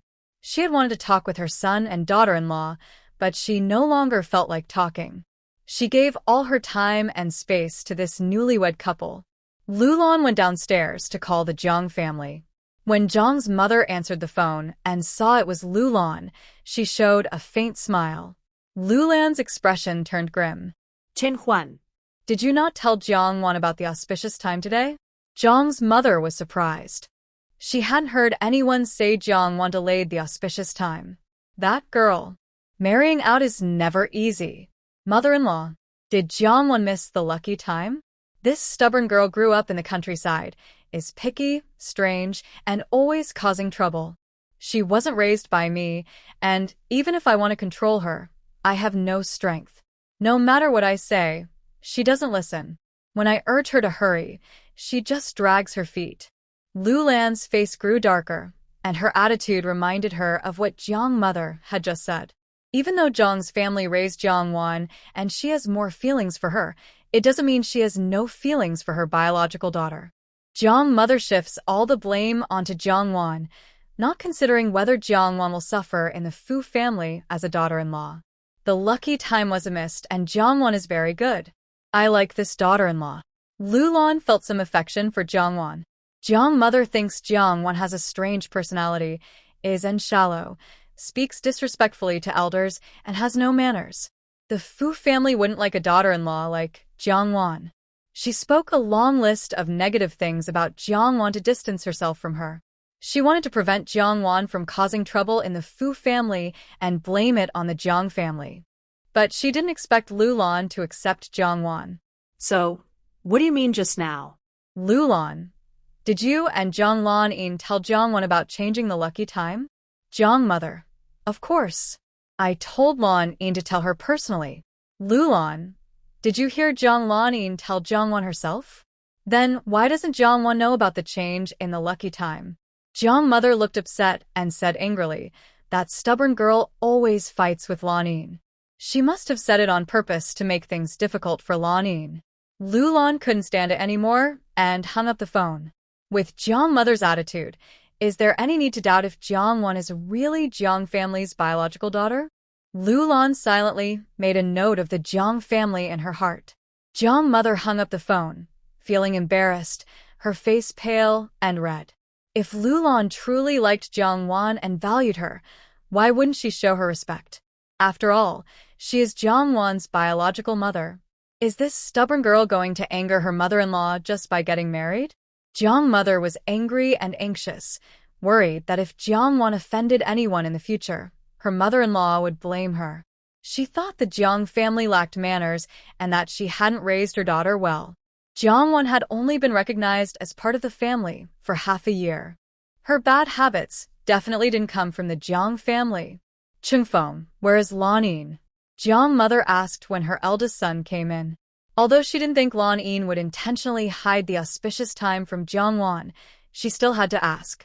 Jiang Chungfeng said, "She hasn't come back yet, and I don't know what she's doing." Jiang's mother was somewhat angry. A girl, and it's already dark, yet she still hasn't returned. She refuses to learn, insists on copying Jiang-won. What good can she learn from Jiang-won? Jiang Chungfeng opened his mouth, wanting to mention that Jiang-won also didn't go out at night before. But thinking about Jiang-won's bad temper, why should he speak up for her? At this moment, Lan-in is at the hospital. In the morning, Lan-yin's car hit Qin Moyu, who was unconscious, and took him to the hospital. When Lan-in saw Qin Moyu lying by the roadside, she was quite shocked. Qin Moyu is Jiang-won's fiancé of 5 years and her childhood friend. Could she really be so heartless to hurt Qin Moyu? Lan-in felt something was wrong but also believed that people tend to move upward, while water flows downward. What is the status of the Fu family? What is the status of the Qin family? Plus, the details she deliberately let Jiang-won learn at the Fu family's birthday banquet earlier. It's not impossible that Jiang-won was influenced. When Qin Moyu woke up, besides Lan-in, there was also Qin Moyu's younger brother, Qin Mashi. Through Lan-in, she learned the full story, and Qin Mashi was furious. How dare Jiang-won treat his older brother like that? Under Lan-yin's instigation, Qin Mashi, who already thought Jiang-won was unworthy of his brother, now thought she was even more unworthy. He believed Jiang-won, who wasn't good enough for his brother, had abandoned him and climbed into a wealthy and powerful family. Qin Mashi hated Jiang-won with all his heart. Where is Jiang-won? Has she come? Qin Moyu asked immediately. Qin Mashi, barely holding back his anger, couldn't help but explode again. Big brother, why are you still thinking about that woman? Our villagers are right. She's just a fickle, shameless woman who changes her mind easily. Lan-in felt very pleased hearing this. She thought the insults were good and could be more. Jiang-won is just a shameless woman. Qin Moyu's spleen was ruptured, which was quite dangerous. After surgery, his face looked weak and pale. Hearing Qin Mashi insult Jiang-won, his face darkened further, stopped talking. Because of his weak body, his voice was completely drowned out by Qin Mashi's curses. That woman, when she had nothing, clung to you every day. Now that she's found a rich man, she won't even look at you. You're so stupid. So incredibly stupid. She's just a shameless, persistent, and shameless woman. You went to the city with her and even quit your job as a teacher for her. She dared to drive and hit you. I won't let her get away with it. I want to punish her. Qin Mo's face turned red with anger as he grabbed a water cup from the nearby cabinet and forcefully threw it at Qin Mashi. It was too light to hit anyone, and the cup shattered on the floor. This also woke up Qin Mashi, who was overwhelmed by anger and hatred. Big brother, what's wrong? Qin Mashi saw the bandage soaked with blood and quickly called the doctor and nurse. The wound was torn open, and it was rebandaged. The nurse warned them again not to provoke the injured person. Qin Mashi's face was pale, and he stared at Qin Mashi fiercely. Don't scold her. Qin Mo was so angry he almost lost his temper. She almost caused your death. And you're still defending her? Qin Mashi, weak and breathless, said, It wasn't her who hit me. Qin Mashi looked at Jiang Lan-in in surprise. Wasn't it Jiang-won who hit his older brother? Jiang Lan-in looked embarrassed. When I went over, you kept shouting Jiangwan, so I thought. Qin Mashi's face showed disgust again. It wasn't her who hit me. She must be involved. Qin Mashi closed his eyes, and the image of Jiangwan's cold face flashed in his mind. His heart ached painfully, and his expression grew more distressed. Jiangwan looked a bit complicated. When she first met Qin Mashi, she didn't realize he cared so deeply for Jiangwan.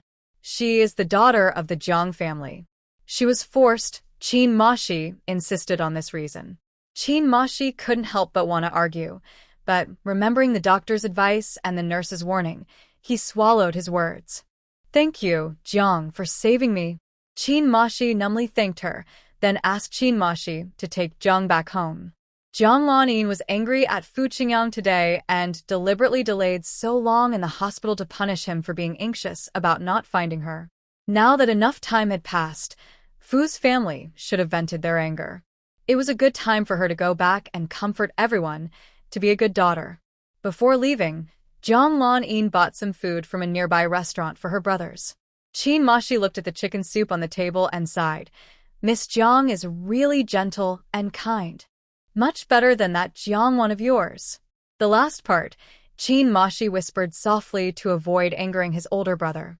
Qin Mashi was feeling dizzy and confused, constantly thinking about why Jiangwan treated him like that. Is it because Jiang Wanyin gave him the thermos cup? Qin Mo didn't hide from Jiangwan that his business capital was provided by Xiao Zhang. Jiangwan also knew about Xiao Zhang's existence. The thermos cup Xiao Zhang bought for him, he didn't hide from her either. That day, Jiangwan accidentally dropped the thermos cup. In the past, any girl close to him was driven away by Jiangwan for various reasons. Gifts from others were deliberately lost or secretly thrown away. He thought she did it on purpose that time, just like before, reverting to her old ways. Xiao Zhang was different from others. She was his lucky star, and he still owed her money. In fact, Xiao Zhang was still his creditor. Plus, he didn't want Jiangwan to push away his female friends like she used to. Now he's doing business, and he's meeting more women than before. If Jiangwan still behaved like she did in the countryside, it would definitely affect his business and social connections. He absolutely couldn't allow that, so he planned to prevent problems early. Using the opportunity, when she dropped the thermos cup Xiao Zhang gave him, he sternly and angrily scolded her. Jiangwan grew up without anyone taking care of her, and her temper was indeed bad. She often argued and fought outside. But in front of him, Jiangwan was always the one to step back and tolerate him. Whenever they had conflicts, as long as he looked cold and ignored her, she would take the initiative to apologize and admit her mistake. Qin Mo raised his eyelids, his dark eyes filled with confusion. Why did things come to this? Why did his childhood fiancé, who was supposed to marry him, leave? Why did his fiancé marry someone else? Xiao Shi, am I being too harsh on Wanwan? Kind Montag 11 was Stund. Big brother, what are you thinking? You're her fiancé. Clearly, she abandoned you. How can this be your fault? Seeing his older brother's eyes hollow and confused, Qin Mo, she felt a pang in his heart. He had always thought his brother's feelings for Jiangwan were just SSO. Jiangwan was always the one chasing after him, always the one rushing in, always the one caring more about their engagement. But now, Jiangwan was willing to give up the engagement, and his brother was the one, unable to let go? Big brother, why would you still care about a woman who leaves and abandons you?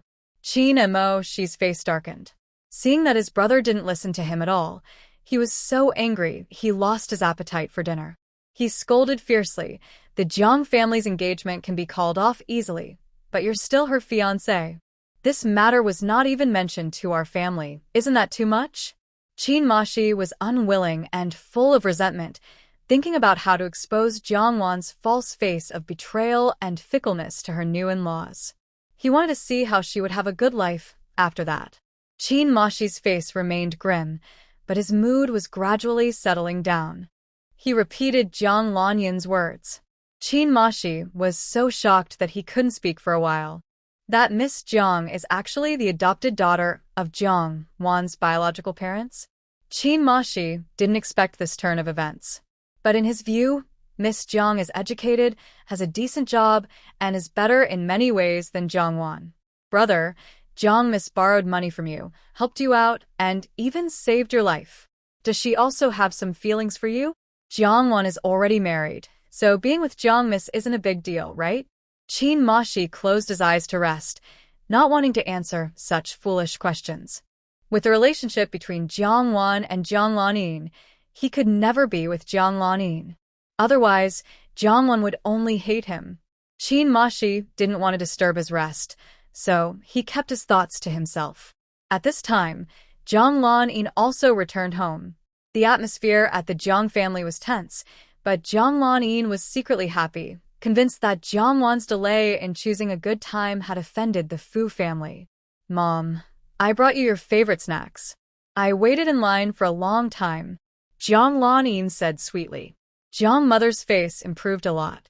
Come back earlier next time. Jiang Lanin also took out a bottle of wine. Dad, I also brought you a bottle. It was the same wine Jiang father liked to drink. Jiang father's attitude was much colder. No matter how Jiang Lanin explained yesterday's words, Jiang father's heart was still a bit angry. Jiang mother said, Jiang Wan's mother-in-law called to ask us why Jiang Wan changed the auspicious time. Jiang Lanin's heart skipped a beat, and she looked surprised. She knew. I told her myself. Next to them, Jiang Qingfeng also relaxed his expression. He knew Lanin wouldn't make such a mistake. Jiang mother looked genuinely angry. I knew she did it on purpose. Since she came back, she's been looking at you unfavorably and causing trouble for you. Usually, the family was confident because they had a solid foundation. Now, their home was emptied, and the police hadn't given any news. Jiang mother was feeling the pinch financially and cared more about money and valuables. She was angry about Jiang Wan taking the bride price and the jade beads she wanted. What does she really want now? Jiang Lanin softly said, Mom, Wan is upset. Once she gets it out of her system, she'll feel better. Jiang Lanin glanced at her older brother, hoping he would try to comfort their mother. Jiang Qingfeng shrugged. The house was robbed, and now his parents were like a powder keg ready to explode. Any small spark could set them off. Even a passing dog would get kicked by their mom. He didn't dare to get too close anymore. Jiang mother looked upset and angry. If she's upset, does that mean I should be happy? With the situation at home, she ignores everything. She doesn't ask if I or her dad have money to spend or if we need help. That girl has no conscience. If she wasn't raised here, she's impossible to get close to. Jiang Lanin softly said, Mom, don't be angry. She's not raised by you. But I am. You and Dad are always my most loved and closest parents. Jiang mother's face finally looked better, and her heart grew more fond of Jiang Lanin. Jiang Wan always accused her of favoring Lanin, not just because of their 20 years of mother-daughter bond, but also because Lanin is understanding, filial, and sensible. No one could match her. Jiang Qingfeng went to the study with their father to discuss matters. In the living room, only Jiang Lanin and Jiang mother remained. Jiang Lanin worriedly asked, Mom, did Jiang Wan delay the good timing for the Fu family today? Is Aunt Lu angry? Jiang mother felt relieved. Today was chaotic and rushed. Even the makeup artist left. But luckily, she arrived at the Fu family on time, so the good timing wasn't missed. Jiang Lanin's face showed a moment of blankness, and her voice rose. The good timing wasn't missed? Jiang mother thought her reaction was strange. Yes. Luckily, the timing wasn't missed, or what celebration would we have? Jiang Lanin realized something, and a cold light flashed in her eyes. She clenched her fists tightly. I thought Aunt Lu called to ask if Wan's good luck was delayed because she messed up the timing during her celebration. Luckily, it wasn't. Jiang mother was annoyed. That's why I said she's coming to trouble you again. Jiang Lanin lowered her eyes, looking a bit wronged. I've taken her identity for 20 years, let her suffer in the countryside. She resents me, blames me. That's only right. Jiang mother was angry. She's not just resenting or blaming you. Our whole family is blamed and resented by her. If it weren't for blood ties, how could my husband and I tolerate such a troublemaker? A cold wave spread through Jiang Lanin's heart. Because of blood relations, they kept tolerating Jiang Wan's mistakes. But what about her? She has no blood relation to the Jiang family. If she makes a mistake, would they tolerate her?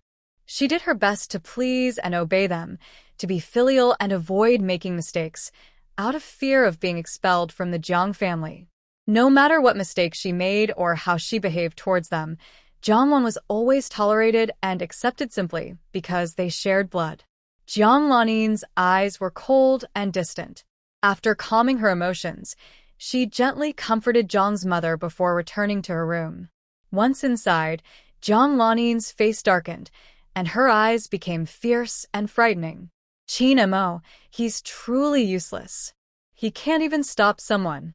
If I had known, I'd rather have him die on the roadside. Then Jiang Lanin started to blame Fu Qingyang. Whether the act of bringing good luck worked or not. What if it did? Failing to bring good luck might actually be better for him. He deliberately sent Jiang Wan to the Fu family just in time. What is he really trying to do? Does he like Jiang Wan's face? Is he reluctant to see this woman suffer at the Fu family's hands? Jiang Lanin's eyes turned red. She silently clenched her teeth, her heart filled with hatred for Jiang Wan mixed with jealousy. That night marked a new beginning for Jiang Wan. The Fu family prepared a new room for her, different from the guest room she stayed in before. The room next to Fu Qingyin was made into her bedroom. It was convenient for caring for Fu Qingyin but also gave Jiang Wan her own space and time, not always around him. Lying on the bed, Jiang Wan finally had the chance and mood to take out the blue Nirvana pearl she got from Jiang Qingfeng. Jiang Lanin's jade bead could give her access to the space. Jiang Qingfeng's jade bead might give her another space or something else. The previous jade bead was recognized by her with a knife. Now, Jiang Wan's expression was calm as she took out a kitchen knife from the space and aimed it at the jade bead, miming for 3 minutes. She first tried to scare it, to see if the bead would be clever enough to recognize her. Oh. This jade bead was truly fearless in danger, unyielding and brave. Jiang Wan sneered. She struck with the knife once, then again. After about 10 hits, the bead shattered. Jiang Wan's cold expression didn't matter. She destroyed what she couldn't use. Before the jade bead completely broke, a flash of blue light flickered, and in an instant, the bead disappeared. Something seemed to merge into Jiang Wan's forehead. That familiar feeling. Her first instinct was to censor space. The original 50 square meter space, filled with the chaotic things of the Jiang family, felt cramped. Now, with the blue Nirvana pearl merged in, the space directly expanded tenfold. Wow. Jiang Wan was a bit surprised, thinking that 1 + 1 is greater than 2. From this moment on, the other members of the Jiang family also reserved their jade beads with Jiang Wan. The next morning, after washing up, Jiang Wan cheerfully went to the next room. Fu Qingyin was lying on the bed. His pajamas were no longer the same as yesterday's. For a person in a coma, staying dry and clean, and having no bad smells in the room, all came from Fu family's wealth and his mother's love. Jiang Wan was very envious of this.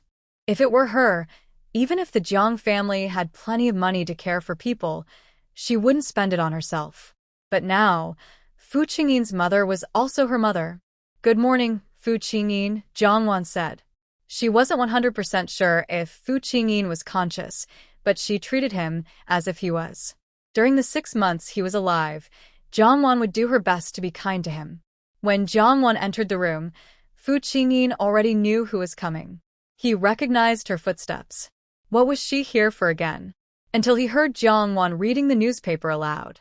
Jiang Wan's Mandarin had already been well practiced in her previous life. While reading the newspaper, she also subconsciously practiced to avoid her speech from being unclear, so Fu Qingyin could understand the news. Fu Qingyin. He was forced to listen to half an hour of everyday news, feeling confused. Before becoming a person in a coma, Fu Qingyin liked quiet environments. Besides Jiang Wan, no one ever argued or made noise in front of him. Even the caregivers were advised by Lu Lan not to make noise, as her son preferred a peaceful environment. Only old Master Fu and Lulan could visit Fu Qingyin and chat with him. Jiang picked out some interesting news to read. After about half an hour, she closed the newspaper. Do you like listening to the newspaper? Or do you prefer martial arts novels? Or romance stories? Jiang asked. Fu Qingyin hadn't been exposed to so much outside information in a long time. His brain responded slowly for a moment, and he instinctively replied, "Listen to the newspaper." Jiang couldn't hear his thoughts and said to herself, "Or maybe romance stories, they're sweeter. Listening to them might make your heart feel happy, and you might feel a bit more cheerful." Fu Qingyin had read a martial arts novel before. The kind of sweet romance Jiang mentioned, he had never read. He instinctively thought he wouldn't like it, but did he have the right to say he didn't like or wouldn't listen? No. Fu Qingyin's emotions churned inside him, and finally, his mood darkened.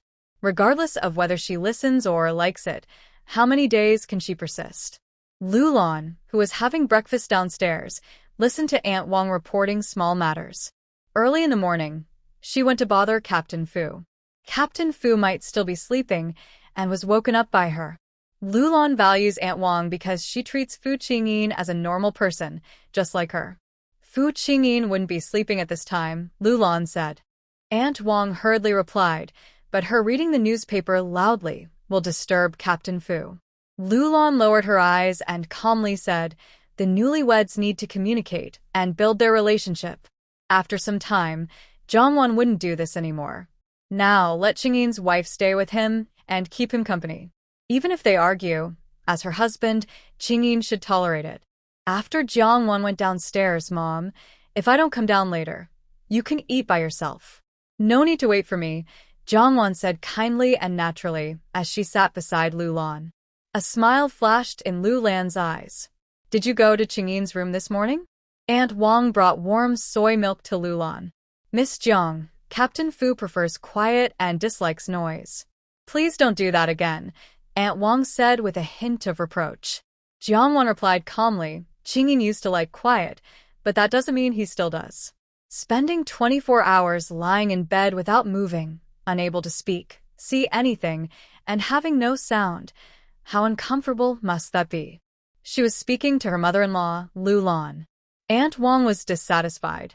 "How do you know Captain Fu is uncomfortable without sound?" "Maybe Captain Fu doesn't like unnecessary noise because it affects his rest." Unnecessary noise naturally refers to Jiang. Jiang ignored Aunt Wang's words. "Mom, do you know what a silent room in the army is?"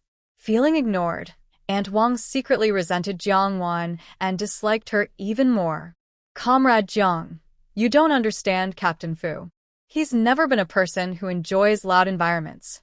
Do you think you know more about Captain Fu's habits than I do, who grew up caring for him?" Aunt Wang's voice became a bit sharp. Jiang frowned and said unhappily, "Aunt Wang, you're too noisy." Aunt Wang was irritated by Jiang condescending and dismissive attitude. She was indeed Fu's family maid, but she was not this little brat's maid. Jiang didn't give Aunt Wang a chance to speak. "Mom, there's a type of silent room abroad used to punish bad people and criminals. I only spend mornings and evenings reading with Qingyin and looking at the newspaper. I won't disturb him," Jiang sincerely promised. Lulan is just eager to give her son the best she can, out of love. Jiang words made Lulan feel guilty. She shouldn't see the current Qingyin as the healthy, strong Qingyin from before. "I believe you. Thank you for thinking of Qingyin," Lulan said moved. Jiang smiled, happy that her kindness was accepted. "I am my mother-in-law's daughter-in-law, Qingyin's wife. It's my duty to care for him." Lulan was touched and grew to like her daughter-in-law even more. Aunt Wang was annoyed after failing to find fault. But what if Captain Fu doesn't like her? Lulan frowned, but didn't get angry because she thought it was for Qingyin's good. That's their private matter. You shouldn't interfere. Aunt Wang was full of dissatisfaction. She said marriage was just a lucky coincidence. Jiang casually ordered, "Aunt Wang, bring me a glass of soy milk with a spoonful of sugar. I like it sweet." This made Aunt Wang, who had just felt she wasn't just Jiang maid, seethe with anger, wanting to slap Jiang. But Jiang being cunning, knew how to flatter Lulan. In front of Lulan, Aunt Wang couldn't refuse. In the kitchen, Aunt Wang poured another glass of soy milk, her eyes showing malicious intent as she spat thick phlegm into it. Drink it. Don't die from it. Aunt Wang stirred it with a look of glee. After bringing it out, she smiled a little. The soy milk is still warm. Drink it while it's hot. Jiangwan looked at the soy milk, then sincerely said, Aunt Wang, I wasn't targeting you just now. You are the nanny who raised Qingyin, and I am Qingyin's wife. No matter what we do, it's all to take better care of Qingyin. Her sincere expression made Aunt Wang realize the point of her words.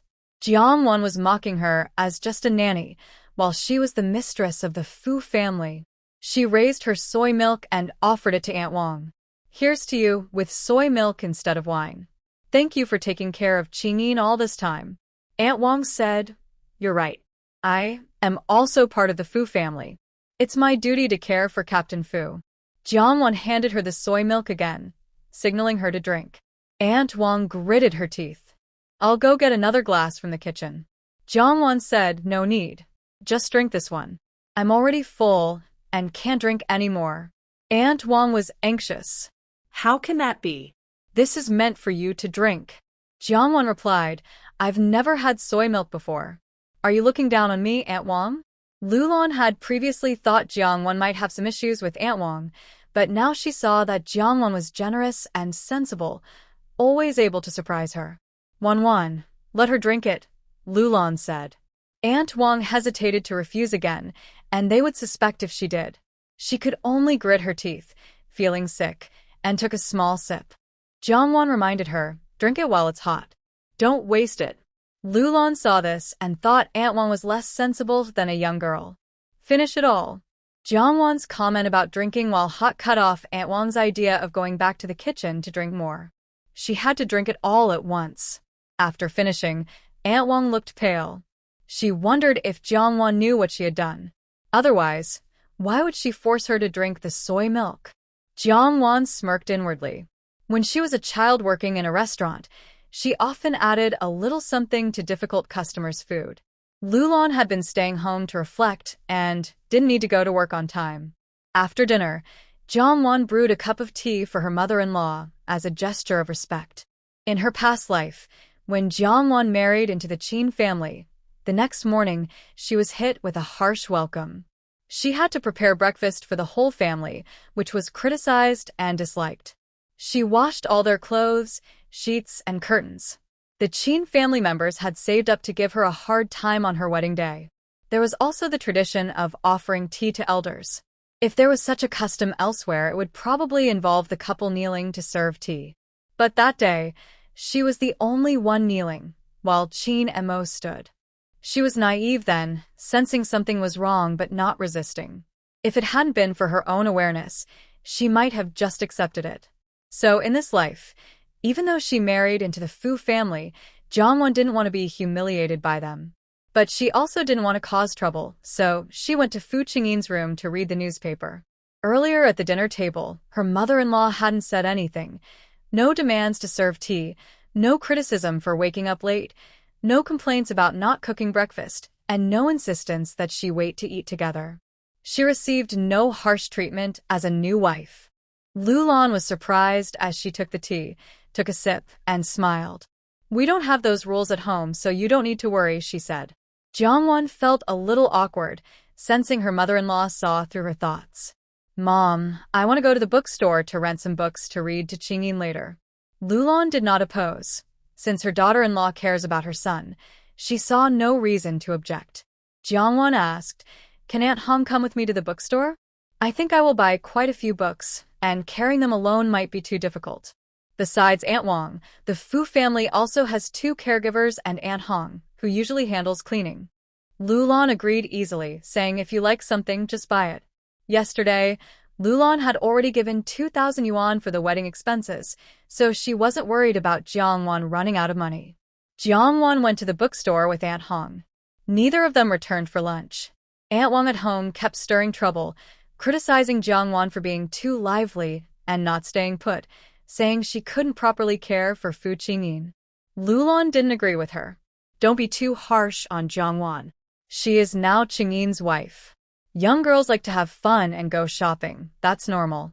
Having been young herself, Lulan understood. As long as Jiangwan cares about her son, Lulan was willing to forgive everything. Aunt Wang felt very resentful after sensing Lulan's warning. The more Lulan treated Jiangwan well, the more Aunt Wang disliked her. If it weren't for Jiangwan, her daughter would have married into the Fu family. Her daughter would be enjoying this wealth and status. Soon, Jiangwan returned. She indeed brought back many books. She also bought 2 bouquets of flowers, one simple lily for her mother-in-law and one passionate red rose for Fu Qingyin. Lulan was very happy. Aunt Wang, bring out 2 vases. Aunt Wang looked at Jiangwan with eyes almost shooting sparks. No wonder the Jiang family wasn't afraid to offend the Fu family. They dared to send a country girl to the Fu household. This little troublemaker really knew how to flatter people. Qingyin and his father never thought of giving me flowers before. Not only flowers, but I've also never seen a needle in their hands. Lulan sniffed the lilies. They smelled wonderful. Since her daughter-in-law sent them, she liked them even more. Jiangwan didn't expect her mother-in-law to be so happy. She thought she might bring small gifts for her mother-in-law more often in the future. This trip mainly aimed to test Aunt Hong. After understanding the situation and because she had offended Aunt Wang, Jiangwan gave Aunt Hong a second salary. Originally, Aunt Hong earned 70 yuan a month plus holiday bonuses. Wages vary by region. Local nannies typically earn around 50 yuan. Aunt Hong's salary was 10 yuan less than Aunt Wang's, but still above the local average. Jiangwan gave Aunt Hong a monthly salary of 10 yuan. She asked Aunt Hong to watch over Aunt Wang and prevent her from adding ingredients to her food in the kitchen. On the surface, Jiangwan only made this one request. She believed that giving some money wouldn't make Aunt Hong, who had worked at the Fu family for 10 years, her person. As Jiangwan suspected, that night Aunt Hong went to find Lulan and handed over the 10 yuan. Lulan listened and couldn't help but laugh and cry. No wonder she insisted that Aunt Wang drink the soy milk in the morning. She gave it to you, so just take it. Do whatever she tells you. If Wang Qin really did that, let me know. If Wang Qin was acting out of personal revenge by adding ingredients to Jiangwan's food, Lulan wouldn't tolerate her anymore. Aunt Hong asked, Nua, and Chi will come back the day after tomorrow. Are you bringing them home? Lulan was silent for a moment. It's bound to happen eventually. Bring them back. Although they weren't biologically children of Qingyin, in this situation, they were her only 2 children. On the 3rd day after the wedding, according to local customs, it was the bride's return day. Fu Qingyin was in a coma and couldn't go back with Jiangwan. Lulan prepared gifts in advance, asked Jiangwan to bring them to her family, and booked a car to take her to the Jiang family. Stop here. I'll carry the gifts inside myself. Jiangwan didn't let the car go to the Jiang family's door. After getting out, Jiangwan found a place to put the large and small gift boxes in her space. These good things wouldn't be wasted on the Jiang family. In her past life, when she returned home for her wedding, no one from the Jiang family was there, making her feel embarrassed. This time, Jiangwan wouldn't let them get away with it. The neighbor of the Jiang family, Aunt Lu, saw Jiangwan returning empty-handed and alone. She immediately called out, Little Jiang, you're back for the return visit today, right? Just you? Her voice also attracted the attention of other neighbors nearby. Jiangwan forced a faint smile. Aunt Lu, my husband is not feeling well. Not far away, several women, including Aunt Xia, came over after seeing Jiangwan. Aunt Xia asked, Little Jiang, does the tradition of returning home for good luck work? How is that person from the Fu family? Jiangwan's strained smile couldn't last, and she slowly shook her head. Aunt Xia patted her thigh, looking disappointed. I knew it wouldn't work. For good luck, it has to be that real lady who marries in. The person from the Fu family whose zodiac signs matched was Jiang Lanin, the biological daughter of the Jiang family. A girl from the countryside. How could she possibly succeed in bringing good luck? Earlier, Jiang Lanyin's vague attitude led outsiders to think that Jiangwan was just a fake daughter brought from the countryside to marry and bring good fortune, Even the old neighbors of the Jiang family shared this view. Aunt Lu was very curious. She lowered her voice and asked, "Little Jiang, honestly tell me, are you really not the daughter of Director Jiang?" Jiang Wan looked a bit sad, resistant, and hesitant. "I can't say," she replied. Afraid of being questioned further, Jiang Wan quickly said, "Aunt Lu, Grandma Xia, I need to go back now, so I can't say more." Having seen Zhang Lanyin's behavior many times, Jiang Wan had learned a bit on her own. As soon as Jiang Wan left, the people behind her exploded with chatter. Grandma Xia was proud and said, "I knew little Jiang wasn't Director Zhang's real daughter. If she were truly his daughter, would he risk pushing her into danger?" Aunt Lu was impatient. "That's too harsh. If her own daughter isn't willing to marry, does that mean other people's daughters aren't raised by their parents? They probably took some benefit, and maybe Jiang Wan's real parents took money from the Jiang family." Aunt Lu had just thought that Jiang Wan returning empty-handed on her wedding day was rude, but now she believed that Jiang Wan and the Jiang family might have lost face and dignity. Suddenly, the young wife from the Dong family said, "Jiang Wan's parents aren't good people either. They would sell their daughter for a bit of benefit, marry her off to a dying man to bring good luck. What kind of good parents are they?" Now, everyone talks about how all parents are not perfect, and even if parents do wrong, children should still be filial. But in the case of the Fu family, it was like ruining Jiang Wan's life. How could such parents bear to do that? With Jiang Wan's hesitant but clear statement, it was no longer easy for the Jiang family to clarify the rumors publicly. Jiang Wan slightly curled her lips, a cold look appearing in her eyes. According to the previous life's timeline, Director Zhang's textile factory would go bankrupt next year. In this life, Jiang Wan's eyes, which seemed to be covered in frost and snow, showed a faint smile. Maybe she could bow to Buddha, and the textile factory would go bankrupt this year? In her previous life, the Jiang family believed the factory's bankruptcy was her fault. She was considered a sinner of the Jiang family because she refused to marry into the Fu family to bring good luck. In this life, if the textile factory goes bankrupt, she would like to see who else the Jiang family could blame. Father Jiang was already working at the textile factory now. If Fu Qingyin was doing well, Father Jiang would stay at home waiting for his son-in-law to visit and bring his daughter. Now that Jiang Wan was returning alone, there was no need for others at home, so he didn't have to stay. Jiang Wan returned home, and Jiang's mother immediately looked her over and saw she was empty-handed. Her face darkened instantly. Jiang Lanyin, who had taken leave to stay at home and watch the scene, felt happy inside. The Fu family didn't prepare a gift for the homecoming visit. Was it because they looked down on Jiang Wan or simply didn't like her? "What does your mother-in-law mean? She wants you to come back empty-handed?" Jiang's mother angrily questioned her. Although the Jiang family had been drained, a lean camel is still bigger than a horse. They wouldn't be concerned about this small gift. It's about manners and face. Jiang Wan sat calmly on the sofa. "My mother-in-law prepared a gift, but I gave it to someone on the way." Jiang's mother frowned. "You gave the gift away?" Jiang Wan asked back.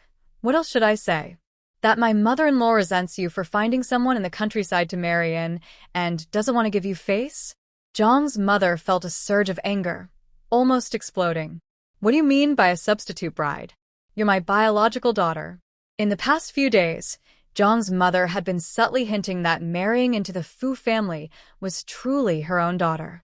But the effect was minimal. At most, she didn't bring it up in front of Jiang's mother. Behind her back, she often said that the Jiang family was acting both ways and treating the Fu family like fools. "Are you mute? Can't you clearly tell your mother-in-law?" Jiang's mother was furious that she was useless. Jiang Lanyin felt a bit guilty. When she later realized things were wrong, it was too late to clarify, and no one believed her words anymore. Unless she was willing to leave the Jiang family now and go to her biological parent house. But how could that be? She couldn't bear to live a hard life. Before crossing over, she hadn't experienced much hardship, and after crossing, she definitely didn't want to live in the countryside suffering. Jiang once sneered, "Are you stupid? They don't believe what you say, but they believe me?" Jiang's mother looked displeased. "How dare you talk to me like that?" Jiang Wan impatiently said, "Teacher Jiang, If you can't beat me in words, you try to use your so-called status as a parent or elder to pressure me. Who knows if this status of yours is real? Jiang's mother looked at Jiangwan with a cold face, feeling very displeased and dissatisfied with her. If I weren't your mother, why would I bring you back from the countryside? Jiangwan smiled slightly, her eyes calm.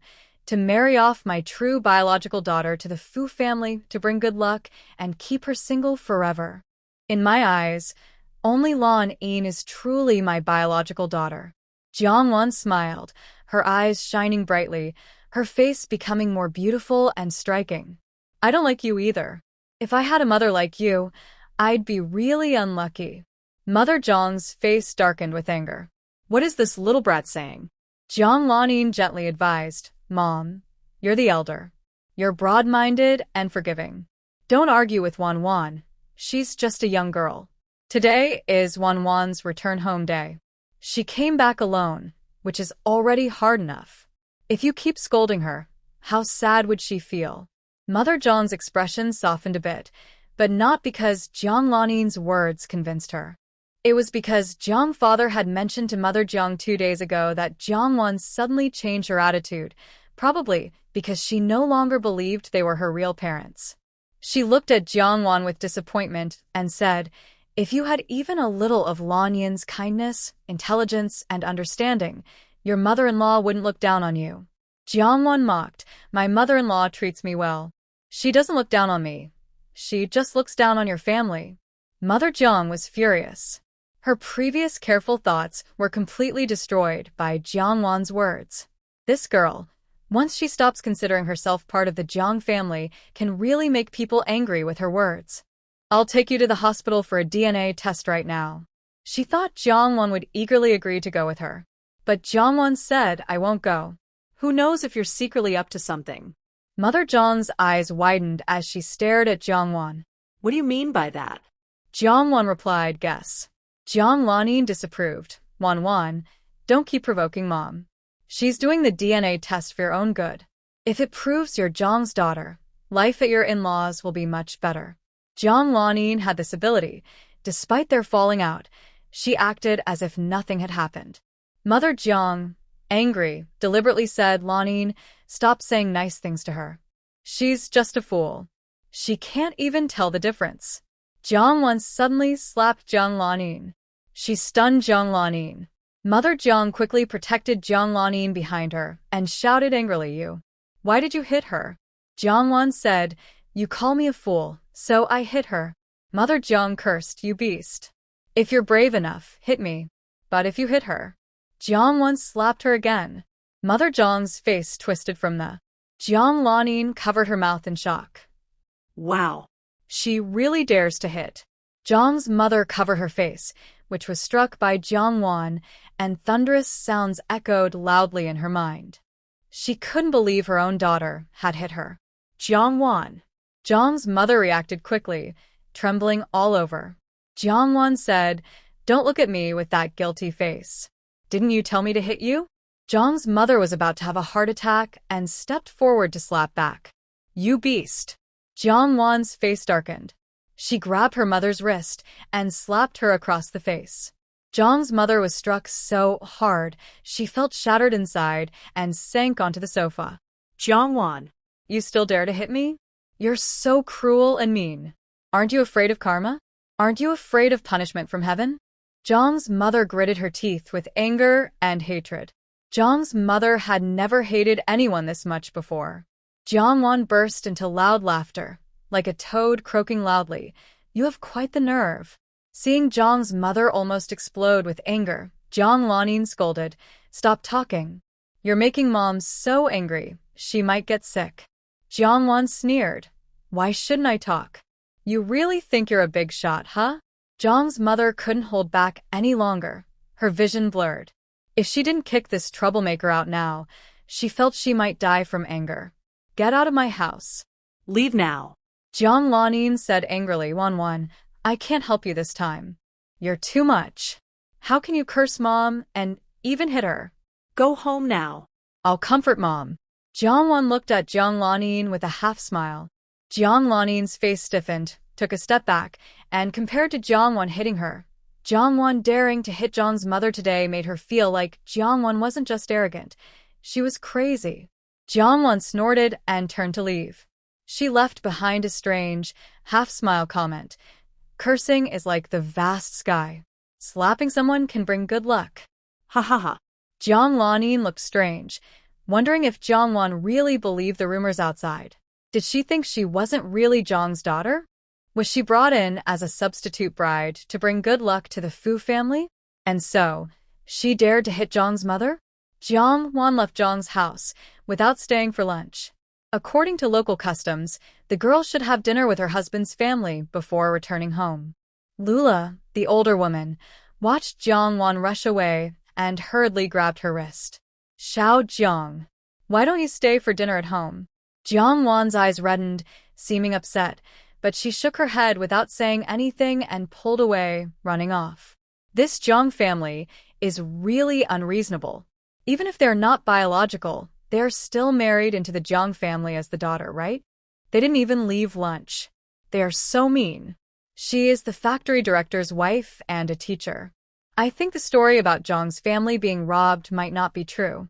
Maybe it's just a case of the thief shouting, "Stop thief." Actually, I also suspect that Jiang's family causing this fuss might be because they don't want to give the dowry. Father Jiang specially came home for lunch at noon. He overheard neighbors gossiping about their family. He angrily went back home. When he arrived, he found there was no lunch prepared. Mother Jiang was crying, and Jiang Lanin was comforting her. Dad. Jiang Lanin saw Jiang father come in. Jiang father had a stern face. His anger, which was about to burst out, was suppressed after seeing Mother Jiang's condition. What's going on? Today is Jongwon's return day. Why are you crying? Hearing the name Jongwon, Mother Jiang felt terrible and couldn't speak. Who in this world is as unfortunate as her, being beaten by her own daughter? What face does she have to go out and see people? Thinking about the neighbors' gossip, Jiang father slammed the table in anger. Stop crying.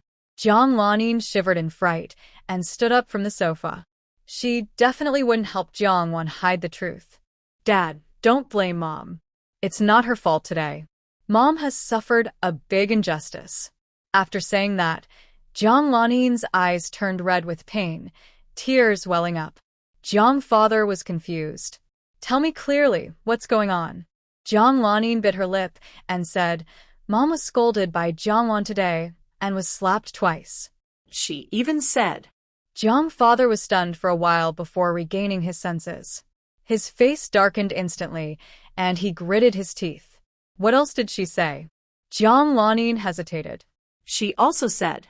She said sea and sky are vast, and that slapping twice can bring good health. Jiang father's face turned ashen. Disrespectful to elders. Rebellious. She's truly lawless. Meanwhile, Jongwon on the road was stopped by Qin Mashi. Qin Mashi blocked Jongwon. Jongwon. Jongwon looked at him coldly. Why are you stopping me? Qin Mashi looked unhappy. What have you done yourself? Do I need to say it? Jongwon didn't argue with him and avoided him. Qin Mashi stopped Jongwon again. Do you even know shame? Do you even know how to be speechless? If you know shame, why did you abandon my older brother like a flirt?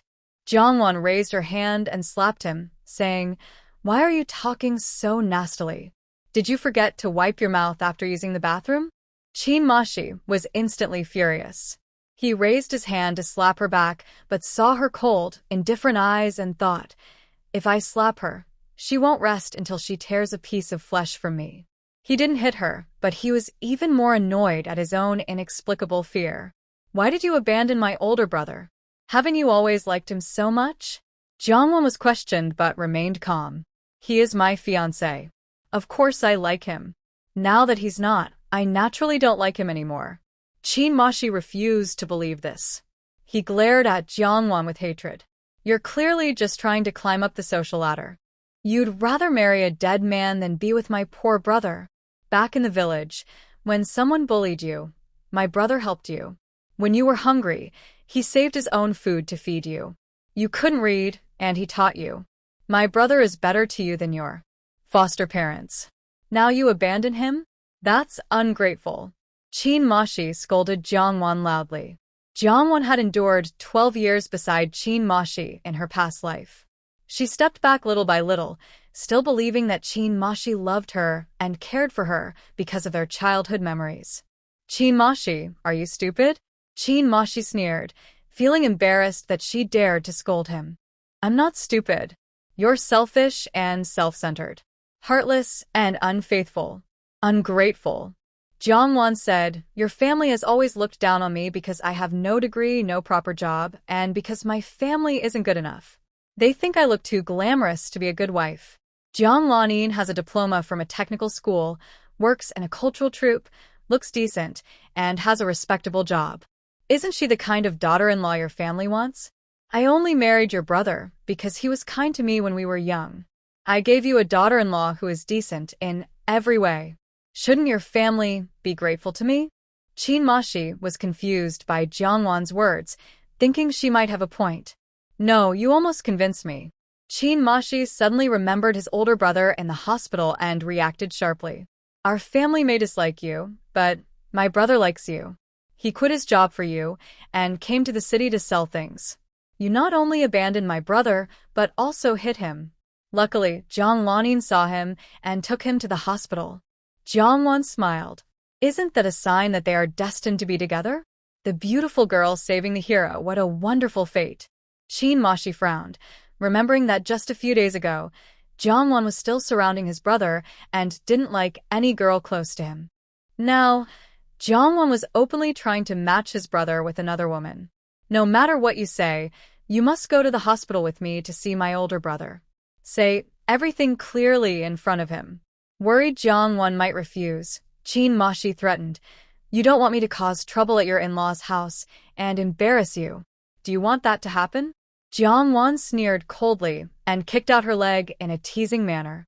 Qin Mashi was in disbelief, clutching his pants, his face turning red, and he let out a painful cry with a twisted expression.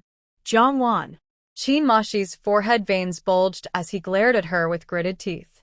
Jiang Wan looked down at Qin Mashi, who was bent over in pain, and said coldly, from now on, be more polite when you talk to me. I'm not your mother. I won't tolerate you or forgive you. In her past life, she had always been tolerant of Qin Mashi because of him. It proved that you shouldn't feed a dog too much or be too kind to people. Tell Qin Mashi that I am very grateful for his help in the past. So, I owe him a fiancée, Jiang Lanin. She isn't publicly recognized as Jiang family's biological daughter. But in reality, Jiang family cares for her more than they do for me, their own daughter. As long as your Qin family catches her, they won't suffer losses, and Qin Mashi won't suffer either. Qin Mashi was in unbearable pain in his leg and couldn't speak, only passively remembering what Jiang Wan said. Jiang Wan showed a strange smile. Does Qin Mashi want to break through the social class and become a top person?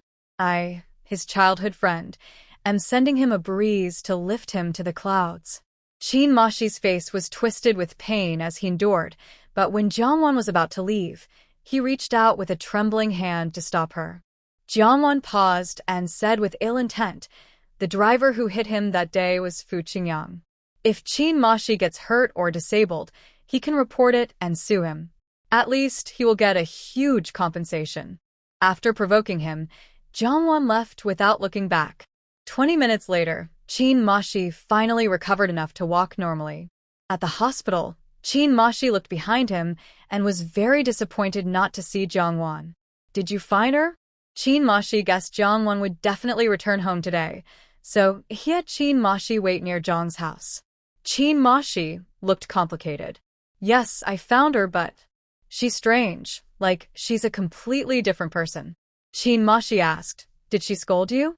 Did you say something unpleasant to her? Qin Mashi said irritably, she didn't just curse me. She also hit me. Qin Mo didn't reply, but he felt sure that Qin Mashi must have said many things that made Jiang Wan unhappy. Otherwise, Jiang Wan rarely argued with her family. She only cared about him. Qin Mashi. Jiang Wan said Jiang Lanin is her former fiancé who has returned to you. Qin Mo. She's angry with me and is deliberately lying. If he really was with Jiang Lanin, Jongwon would definitely be jealous and very upset. Chin Mo felt a dull pain in his lower back that hadn't gone away. He scratched his head and said, "But I think she was serious." Chin Mo looked confident and said, "You don't understand her. She's only being pushed by Jong's family." Chin Moshi thought it was unlikely. She was so fierce. She almost kicked him out of the house. But Next time, he would try to find out more. Chin Moshi added, "She said Jong Lanin isn't really Jong's biological daughter." Kim Montag frownet. Over the past 6 months, Jongwon had often told him that Jong's family liked to pick on her and preferred their adopted daughter. He tried to imagine himself in her place. Having raised a girl for 20 years, she was almost like a real daughter. Even if it were him, with good family conditions, he wouldn't necessarily want to bring his daughter back home. So he had advised her more than once to be gentle in Jong's family, to be patient, obedient, filial, and likable. This way, she could establish herself in Jong's family and make her biological parents like her. Jongwon's foster father was a drunkard who hit her when he drank too much. Her foster mother only cried, then scolded Jongwon for not being a son. Her brother was a street kid who often took Jongwon around to scam food and drinks. When he got into trouble, he often left her behind and ran away. Chin Mo knew about Jongwon's past, knew she longed for family love, and understood what kind of hope she had when she entered Jong's family. That's why he taught Jongwon how to get along with her new relatives, how to earn their favor, and how to fit into the new family. But he overlooked an important issue. brother? Chin Moshi noticed his brother suddenly stopped talking. Chin Mo's expression was unreadable. "Help me find out about Jong's family near their house." Chin Moshi, "What should I find out?" Chin Mo, "Help me find out how they feel about their 2 daughters." Chin Moshi followed his brother's instructions to gather information near the Jiang family. After inquiring, Chin Moshi fell silent. That evening, Chin Moshi returned to the hospital. He asked, "Did you find out anything?" Chin Moshi nodded and said, "Brother, I learned quite a few things." His brother urged impatiently, "Then tell me quickly." Chin Moshi hesitated. "I told you, but don't get anxious. The most important thing now is to focus on recovering from your injury." His brother grew impatient. "Just tell me already." Chin Moshi explained, "Jongwon might not be the biological daughter of the Jiang family. The Jiang family adopted her to replace their real daughter, Jiang Lanin, and marry her into the Fu family to bring good luck." His brother's heart sank. "I've met Jongwon's older brother. They do look somewhat alike." Chin Moshi already viewed the Jiang family as very sneaky and dishonest. If they want to find someone to marry in place of a deceased girl to bring good luck, they must have chosen someone who looks similar. Otherwise, it would be obvious and pointless. Also, I found out that the man Jongwon is supposed to marry is in his 30s. But Jongwon is only 20. That man has a son and a daughter, and they don't seem quite normal. She went into the marriage already expecting to become a mother, Chin Moshi said with a complex expression. He was starting to believe what Jongwon said. She truly cares for the Chin family and wants to repay kindness, even giving her brother a fiancé who is better in every way. Chin Moshi felt heavy-hearted, but didn't fully believe everything he heard from his brother. His brother also mentioned that the Jiang family had been robbed. There was no thief. It's just the Jiang family pretending to catch a thief. They openly refused to prepare a dowry for Jongwon. Wealthy families usually give generous dowries, especially for marriage to bring good luck. Without a proper dowry, their reputation would be damaged. And just before the wedding, the Jiang family was robbed. What a coincidence. When Jongwon returned home, the Jiang family didn't even prepare a meal for her and simply sent her away. It seems the Fu family also knows Jongwon isn't their biological daughter, so they didn't prepare a wedding gift either. Jongwon returned empty-handed. Her biological mother often talks about how Jongwon picked up bad habits in the countryside, saying her adoptive mother spoiled her and that she's not as sensible as Lanin. Jongwon's brother and younger brother also looked down on her and disliked mentioning her as part of the Jiang family. Chin Moshi found it hard to continue. He had thought Jongwon was living a noble life after being accepted back into the family. The young lady from the factory owner's family grew up outside. Shouldn't her normal parents do their best to make up for her? No matter what, her life should be better than living in the countryside or than their lives. Who would have thought that Jongwon is living a life of being looked down upon and disliked in the Jong family? Chin Mashi asked, "Brother, did Jongwon tell you about these things?" Chin Mashi's face looked a little pale. Chin Mashi said, "Did she talk to you about it? Did you stand up for her?" Chin Mashi closed his eyes helplessly. Chin Mashi, she was shocked and blurted out, "You haven't?" After saying that, Chin Mashi, she felt that the Jong family and the people from the countryside who bullied Jongwon were different, and that her brother wasn't all-powerful. If you could help, you definitely would. If you couldn't, there's nothing you could do. Without needing Chin Mashi to explain, Chin Mashi, she automatically came up with a reason. Chin Mashi said, "She told me she was unhappy in the Jong family. They don't like her. Only the adopted daughter." The adopted daughter had been raised by the Jong family for 20 years and was better and more outstanding than Jongwon in every way. From the fact that the adopted daughter hadn't been sent back, it was clear that the Jong family valued her. "I thought." Chin Mashi, she's voice suddenly stopped, unable to continue. Chin Mashi, she looked at him with confusion, wondering why. Chin Mashi said, "I thought she was jealous of how the Jong family treated Jonglon-in and was envious that Jonglon-in was more outstanding than her. Just like she was always jealous of other girls around him. At the time, I was trying to establish myself in the city and didn't have extra time to care about her feelings. I told her to be more sensible, obedient, and to improve herself, rather than envy others' excellence and success." Chin Mashi, she wasn't surprised that her brother said such hurtful words. Sometimes, he spoke too harshly to Jongwon. But Jongwon seemed never to have been angry with her brother and always laughed and stayed close to him. "Brother, does she know she's not the biological daughter of the Jong family? Otherwise, she wouldn't have said those things to them. She wouldn't remind them that Jonglon-in was more valued by the Jong family and encourage them to go ahead with the marriage." Chin Mashi, she said, "Since she knows she's not the biological daughter of the Jong family, why did she agree to marry someone who is like a living dead to bring good luck? Was she threatened or forced by the Jong family? Even if that's the case, can't she just say so?" Chin Mashi, she muttered. If he had known earlier that she was helpless, he wouldn't have cursed her so many times behind her back, and he would have cursed her to her face. Chin Mo felt a sudden flash of emotion when he remembered Jongwon's eyes that seemed to fall like frost on their wedding day. Instead of believing that Jongwon didn't love him and was giving up on him, he believed she was forced by the Jong family to marry for good luck. "If she had just told me directly, I wouldn't have agreed to marry Jonglon-in.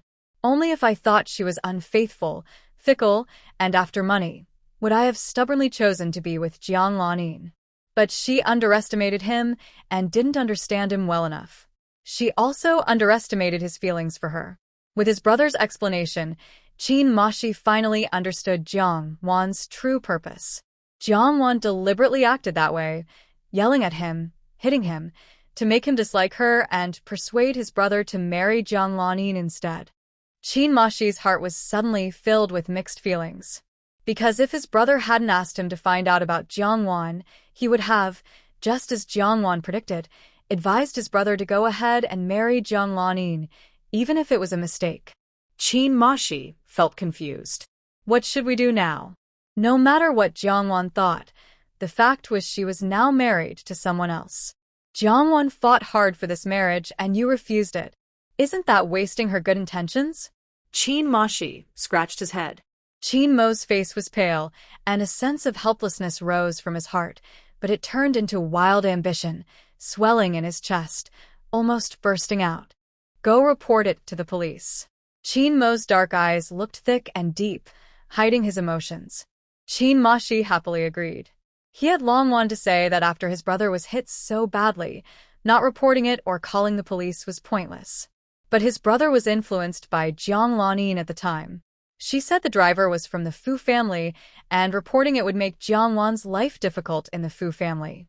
She said the Fu family was not ordinary, so there was no need to offend them. He thought Jonglon-in was good in every way, but she was too timid, afraid of wolves and tigers. Jiangwan wasn't afraid of the Fu family and was wholeheartedly supporting his brother.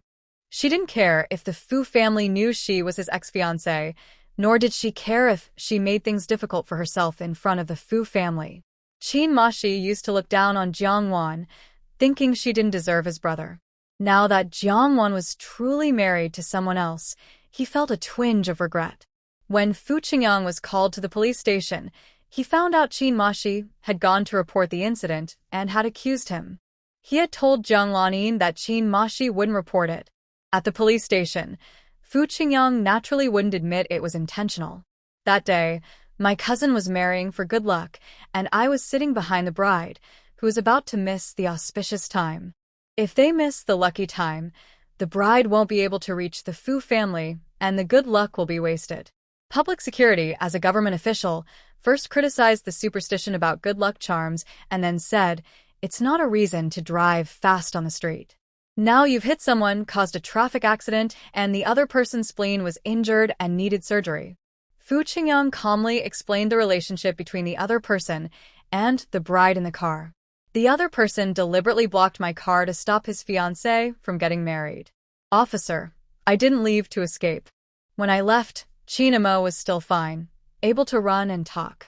I was in a hurry and didn't have time to take him to the hospital, so I gave him 500 yuan as compensation. I also asked my friend Jiang Lanin to take him to the hospital for treatment. I did everything I could.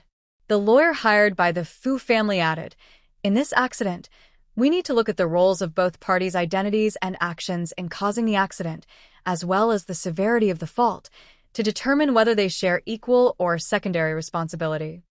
In the hospital room, Qin Mo was furious. Although they were the ones injured because they hired a lawyer, they were only considered to bear secondary responsibility for the accident. They have money, so they think they're powerful.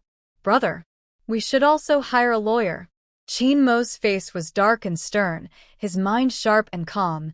Even if we hire a lawyer, it won't be better than theirs. Qin Mo was anxious and said angrily, but we can't just let them bully us, right? At most, we can ask Jiangwan to be a witness and prove that the Fu guy deliberately hit you. Qin Mo's eyes lit up, realizing he had thought of a good way to win without a lawyer. He lowered his gaze, his eyes dark like storm clouds, feeling helpless about his lack of money and power. Outside the ward, the sound of leather shoes approaching could be heard, and both brothers remained silent. Jiang Lanin knocked on the door and entered. Before coming, she learned from Fu Qingyang that Qin Mo's words were not trustworthy, and he had reported the case again. She felt unhappy about this. As a man, shouldn't he be someone who keeps his promises? Brother Mo, how are you? Jiang Lanin sat by the bed, showing concern. Qin Mo replied, I'll be discharged in a few days. Jiang Lanin looked happy. That's great. Then she asked somewhat reproachfully, I heard you reported the case? Didn't we agree not to do that? If you do this, it will make it hard for Wanwan to behave properly in the Fu family. After all, you are her former fiancé. Qin Mashi said my older brother was seriously injured, so he should be held responsible. Jiang Lanin frowned slightly, showing some disapproval. But Qin Mashi interrupted quickly. Jiangwan also agrees with this. Jiang Lanin was surprised to see that Qin Mashi's attitude toward Jiangwan had changed. He no longer seemed to hate her so much. Jiangwan came to visit Brother Mo? Qin Mashi was quick to reply, she wants to avoid suspicion now and can't visit my brother. But I went to see her, and I finally understood that she didn't abandon my brother. She did it for his own good. A faint light flickered in Jiang Lanin's eyes. She wondered how Jiangwan suddenly changed so quickly. It turns out she was secretly planning something. Maybe in the future, she will make a surprise move. Qin Mashi frowned and interrupted him. Mo Shi. Qin Mashi didn't dwell on Jiangwan's matter but shifted the topic. Miss Jiang, by the way, you're now my brother's fiancée, right? Jiang Lanin felt displeased. Hadn't this already been discussed? She softly said, your brother only has Jiangwan in his heart. Our marriage naturally doesn't count. Qin Mashi smiled. My brother says it doesn't count, but marriage should be decided by the parents. The younger generation's opinions don't matter. Jiang Lanin's expression changed. She looked at Qin Mashi. What do these brothers mean? Not only did they go back on their word and report the matter, but now they wanted to cancel the engagement? Qin Mashi's expression was calm. This matter wasn't approved by my parents. Jiang Lanin's heart sank, but she tried to hide her feelings. So everything he said before was just nonsense? It's okay, you're right. Major life decisions should be made by the parents. Jiang Lanin thought she had hidden her displeasure well, but Qin Mashi still saw through her. Not only did the Qin brothers go back on their word, but they also brought up the marriage contract, which made Jiang Lanin unable to stay in the hospital, and she left quickly. Qin Mashi was not stupid. He said unhappily, "Brother, she dislikes you." He had previously thought Jiang Lanin cared so much about his brother because she liked him. Qin Mashi shot a glance at Qin Mashi, as if to say, can't he see that himself? He was just a small vendor from the countryside, with about 10,000 yuan in goods and loans, half of which he borrowed from Jiang Lanin. Why would the daughter of a factory director's family look up to someone like him, a nobody from the countryside? And how could he possibly have the ability to rescue Jiang Wan from the Fu family? I forgot to ask her to help us find a lawyer just now. Qin Mashi suddenly hit his head. He knew he should learn from others and hire a lawyer, but he didn't even know where to find one. Qin Mashi had already made his decision in his mind. No need to find her. No need to hire a lawyer. Qin Mashi was stunned. Then won't we just let them bully us? Qin Mashi looked into the distance, but his eyes seemed a bit empty.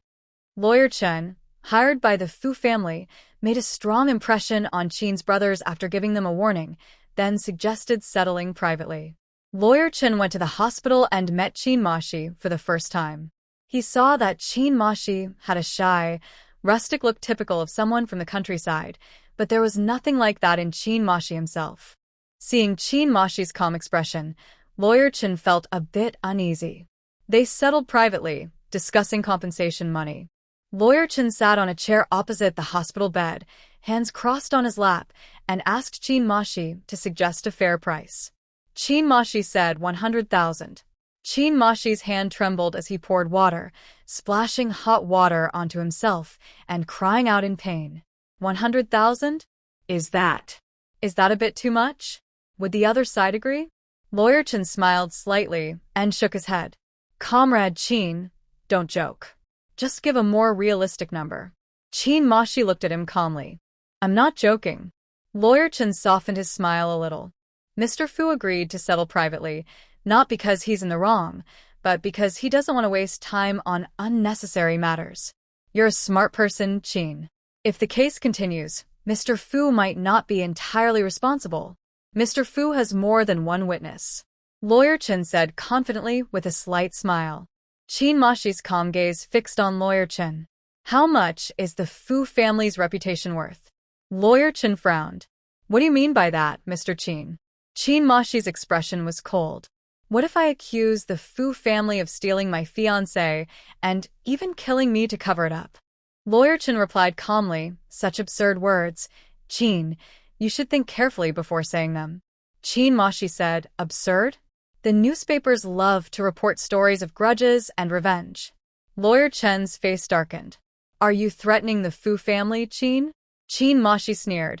Fu Qingyang doesn't represent the Fu family. He's not Fu Qingyin. No matter what deals the Fu family and the Jiang family have made, Fu Qingyin's wife, Jiang Wan, has been my childhood friend and fiancé since we were young. I have no opinion about Comrade Fu Qingyin. He is a hero of the country, and I hold him in high respect. However, if Fu Qingyang's bad actions damage Mr. Fu Qingyin's reputation, I am very sorry.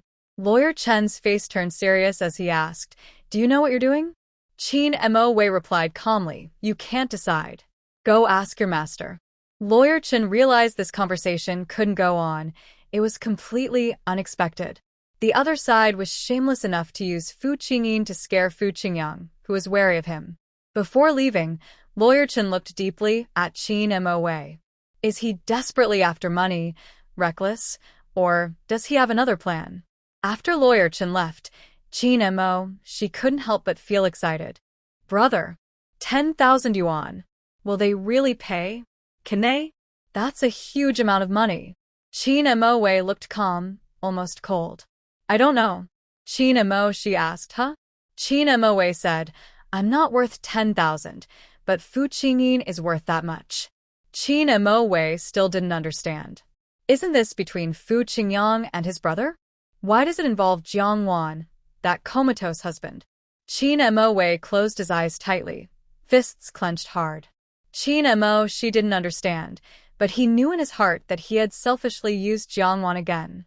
After this, he had no right to call Jiang Wan his fiancé. After leaving the hospital, Lawyer Chen went straight to Rose Bar. At that moment, Fu Qingyang was at Rose Bar. He had a private room opened and took Lawyer Chen upstairs to talk. Leaving behind the colorful lights, they entered a quiet, peaceful room amid the noise. Fu Qingyang sat on a black leather sofa, one hand resting on the back, smoking. How did it go? Did you settle it? What was his price? 1,000 or 5,000? Lawyer Chen recounted Qin Mo's words and the price he offered. Fu Qingyang's expression turned cold, with a hint of sarcasm. He tentatively asked Second Master Fu, should we let your family know about this? If Qin Mo truly dares to spread the news that Fu Qingyin stole his childhood sweetheart's fiancé, they might get angry. Qin Mo's situation was temporarily not mentioned, but old Master Fu and Lulan would definitely blame Fu Qingyang. Fu Qingyang sneered. Give him what he wants. Lawyer Chen was surprised. Second Master, that price is too outrageous. Should I negotiate with him again? Or teach him a lesson first? Fu Qingyang extinguished his cigarette in the ashtray. He's not worth much. The real value is in Fu Qingyin's wife status. Let him sign the contract. Make sure it clearly states that this is the price for selling his childhood sweetheart and fiancé, Fu Qingyang said mockingly. Lawyer Chen looked somewhat uncomfortable and warned, Second Master, this contract isn't legal. It can't be used later. It's invalid. A contract for buying and selling people is obviously invalid. Fu Qingyang sneered. Am I afraid he'll go back on his word? Jiang Wan is already married to Fu Qingyin and the matter is settled. Paying this money, Fu Qingyang wanted to see Jiang Wan's reaction, please his aunt and the old master, and also consider Jiang Lanin. If things got out of hand, none of the families would look good. It's not easy for him and Jiang Lanin to be together. The next day, Fu Qingyang personally took Lawyer Chen to the hospital. Both cash and the contract were ready. Lawyer Chen opened the box, which was filled with cash. Qin Moxie's eyes widened. He had only seen so much money in Hong City's videotapes. He never thought he'd see it with his own eyes. And he never thought this money could belong to their family. Lawyer Chen took the contract from his briefcase and handed it to Qin Moxie on the hospital bed. For Qin Moxie, Lawyer Chen admired more than looked down on him. He had seen worse tricks and dirtier deeds than Qin Moxie's. Qin Moxie had crossed Second Master Fu's bottom line, yet he still managed to make Fu Qingyang willingly spend 100,000 to buy him. That's not something just anyone can do. Even now, Lawyer Chen still doesn't understand why Fu Qingyang agreed so easily. After reading the contract, Qin Moxie's face showed no change. Fu Qingyang observed Qin Moxie carefully. Qin Moxie's face was pale and looked somewhat weak. He had previously bravely blocked his car for Jiang Wan, risking his life. He was hit by the car and his spleen was ruptured, yet he still chased after the car, trying to keep his childhood sweetheart and fiancé. His fierce actions made him feel a faint sense of giving up. But now, for 10,000 yuan, Qin Moxie was willing to sell his brave, determined childhood sweetheart and his courage. Your desperation is cheap, yet you sold her for a good price, Fu Qingyang mocked, with a hint of disdain. I heard you used to be a primary school math teacher? You're pretty good at calculating. Qin Moxie remained expressionless in response to Fu Qingyang's contempt and mockery, as if he hadn't heard. Lawyer Chen, please give me a pen. Lawyer Chen handed him his fountain pen. Qin Mo signs his name carefully, each soaking into the paper with a fierce and commanding energy in his writing. Lawyer Chen takes back the contract, looking at the deeply written name, and glances at Qin Mo with a serious look. Fu Qingyang makes a few sarcastic remarks, but Qin Mo doesn't respond, which makes him feel bored. Qin Mo, from now on, You and Jiangwan will have nothing to do with each other.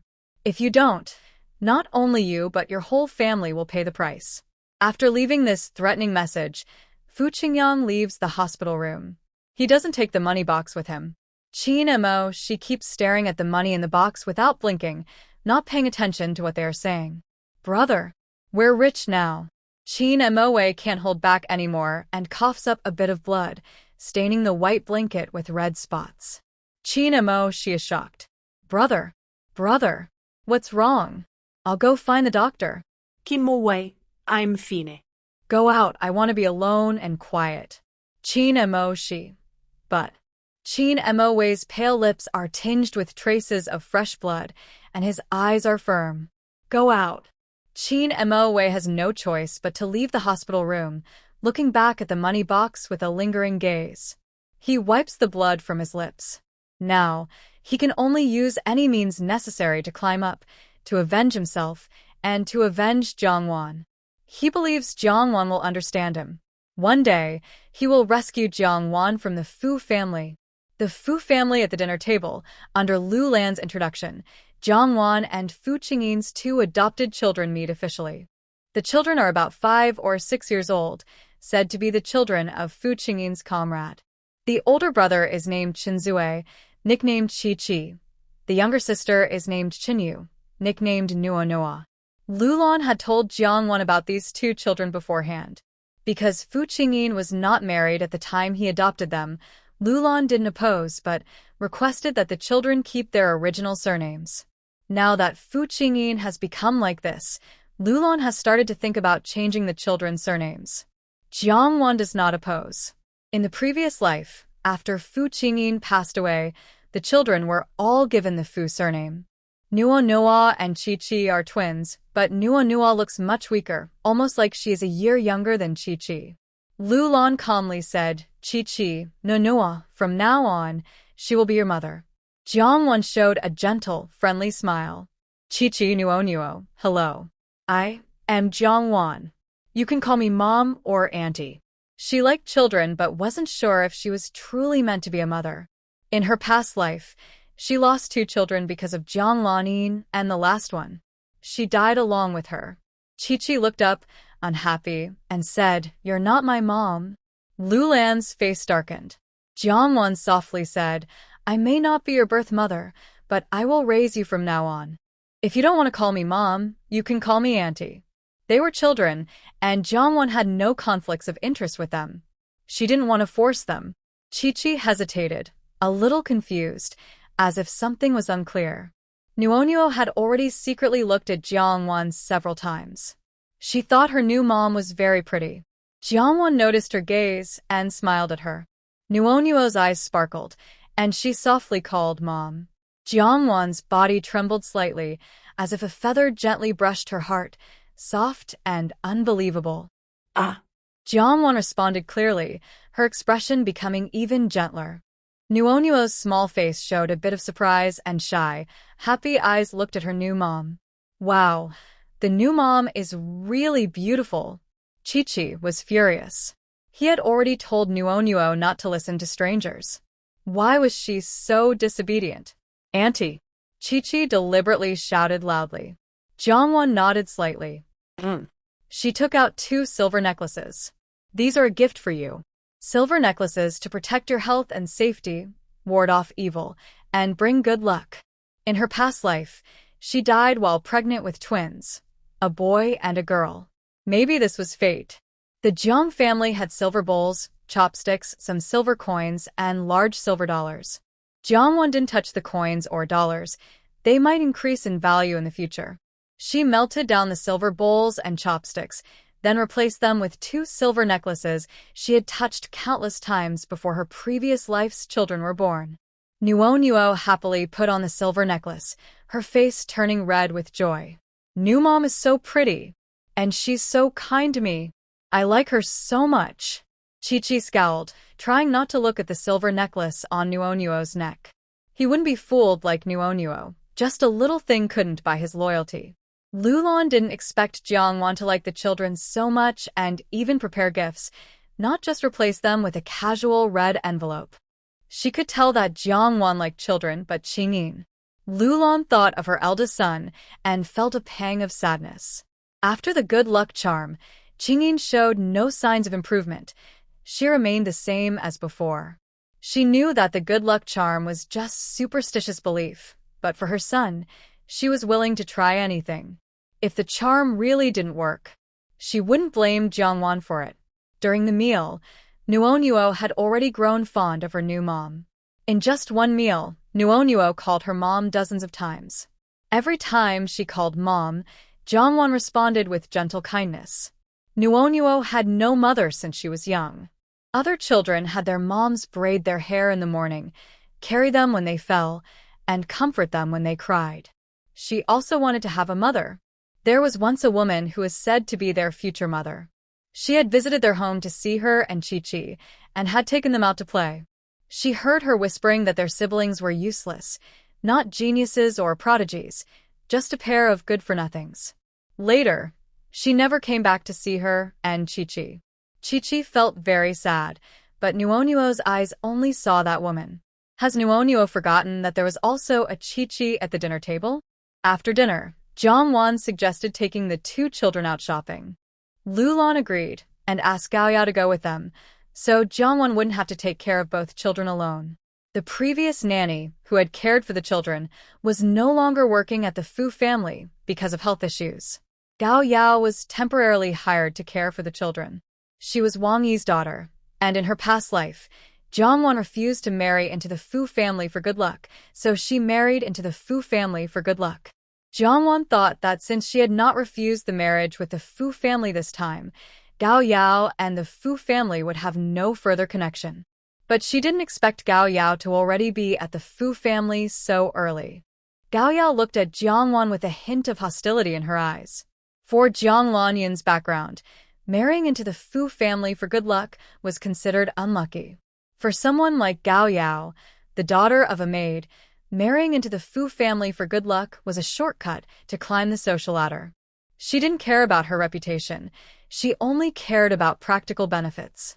In her previous life, Gao Yao only stayed at the Fu family for half a year before Lulan took her as her adopted daughter. After guarding Fu Qingyin for 3 years, Gao Yao married out of the Fu family.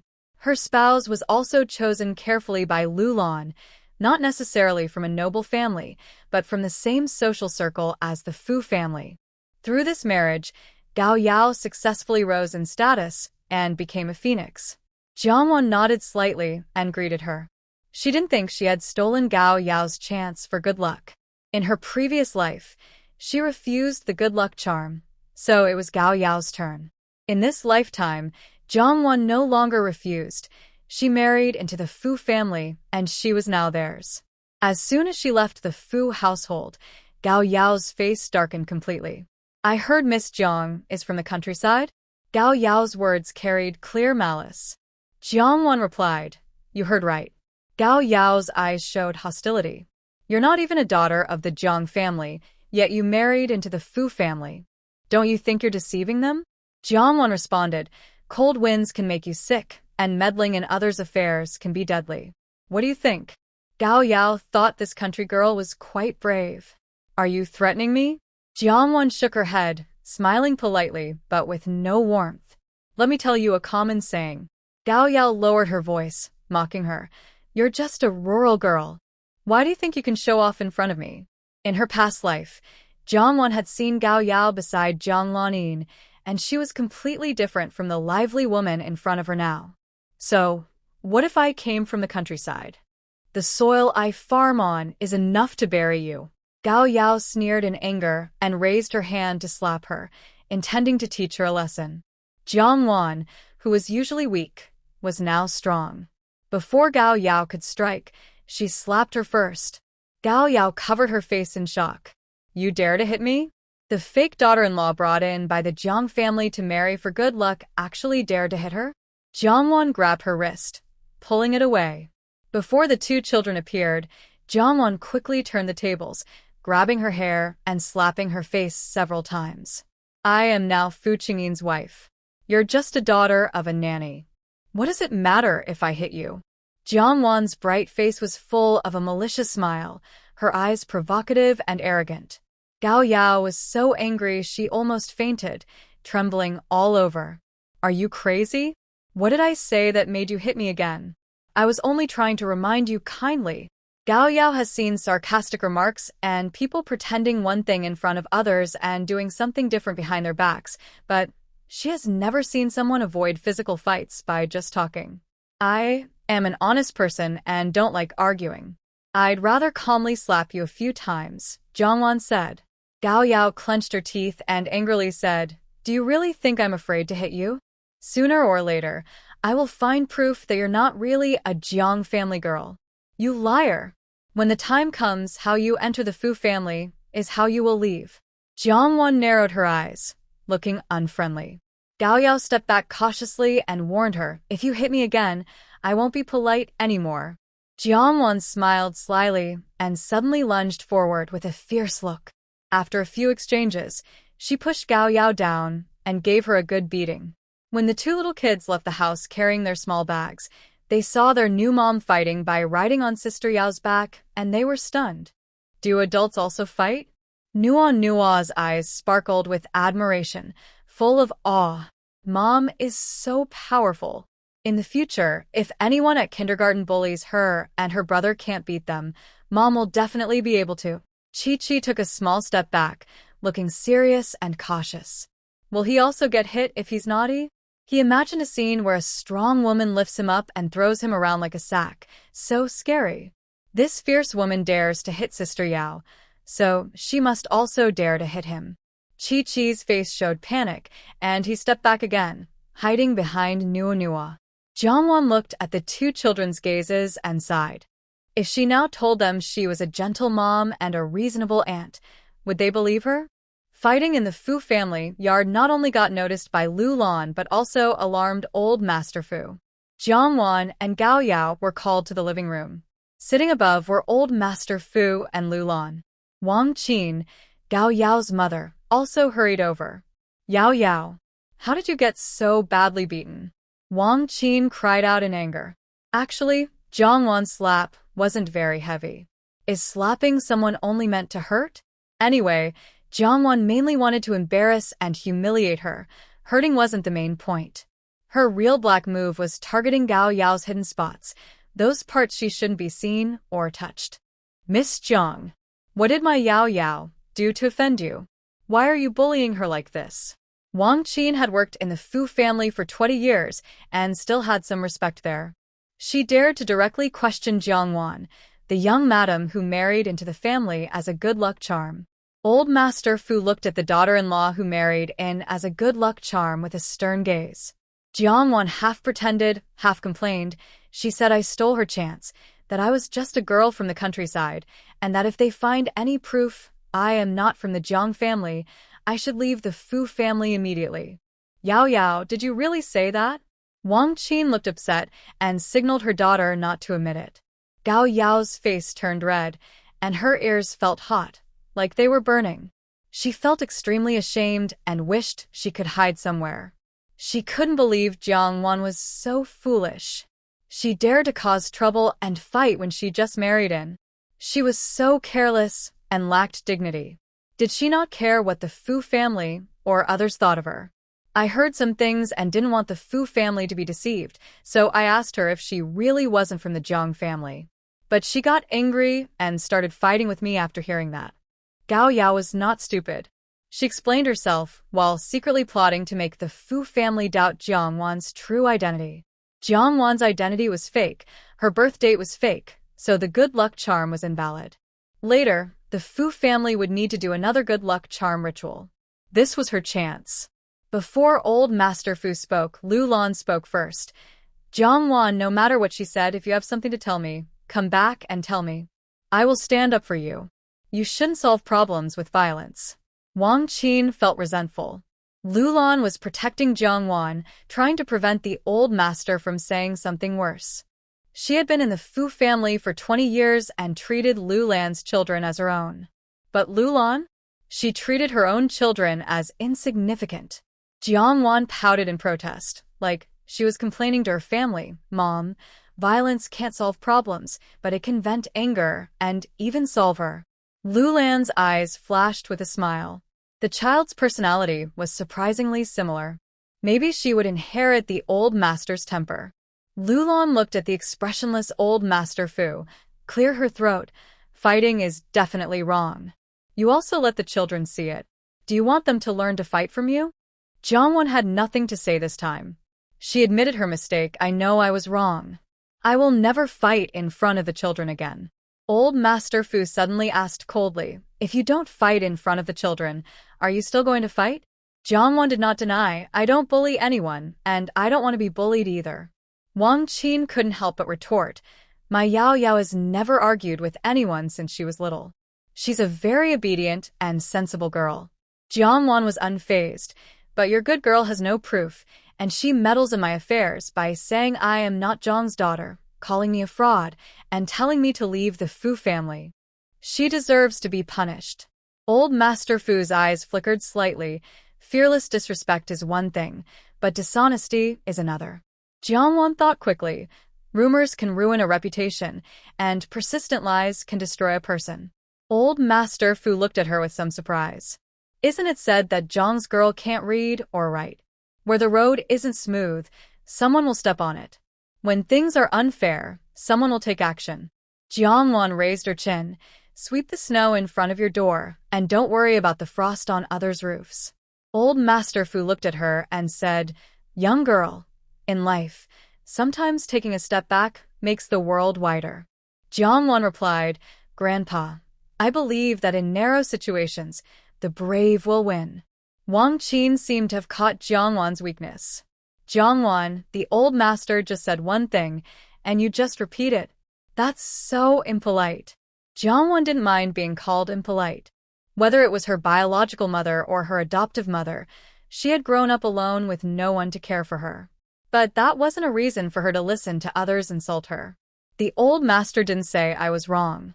You're just a hen on the roof. What kind of person are you? Wang Qin's face turned red with anger. Old master. Look at her. She can't speak properly. She's so rude. In the future, when she's outside, who knows how many jokes she'll cause for our Fu family. Jiangwon sneered. I'm rude, and I can't speak properly, but who are you to judge? Wang Qin's face flushed, and her neck thickened with anger. Lulan saw that the old master was unhappy and said, Wang Qin, we will handle Jiangwon's matter. You should take Gao Yao back and apply some medicine. Considering Wang Qin's efforts in the Fu family, even if she didn't have merit, she had contributed. Lulan didn't embarrass her publicly. Gao Yao claimed Jiangwon stole her opportunity. The Fu family and Zhang family had a marriage agreement, regardless of whether Jiangwon was from the Zhang family or not. The Fu family accepted it, and the marriage agreement remained valid. Wang Qin voluntarily gave Jiangwon's birth date for her daughter Gao Yao. But because the marriage agreement with the Zhang family hadn't been resolved, Lulan hadn't given Wang Qin a definite answer. From any perspective, it was impossible for Jiangwon to have stolen Gao Yao's opportunity. Wang Qin didn't think Lulan was biased in her favor. She believed Lulan was defending Jiangwon. She forcibly suppressed her anger over her daughter being hit by Jiangwon and helped her daughter leave the living room. Once out of sight, Gao Yao angrily shook off Wang Qin's hand. Wang Qin hurriedly asked, Yao Yao, what are you going to do? Gao Yao, feeling upset, said, what else can I do? I'm going back to my room. It was clearly Jiangwon's fault. She was the one who hit her first.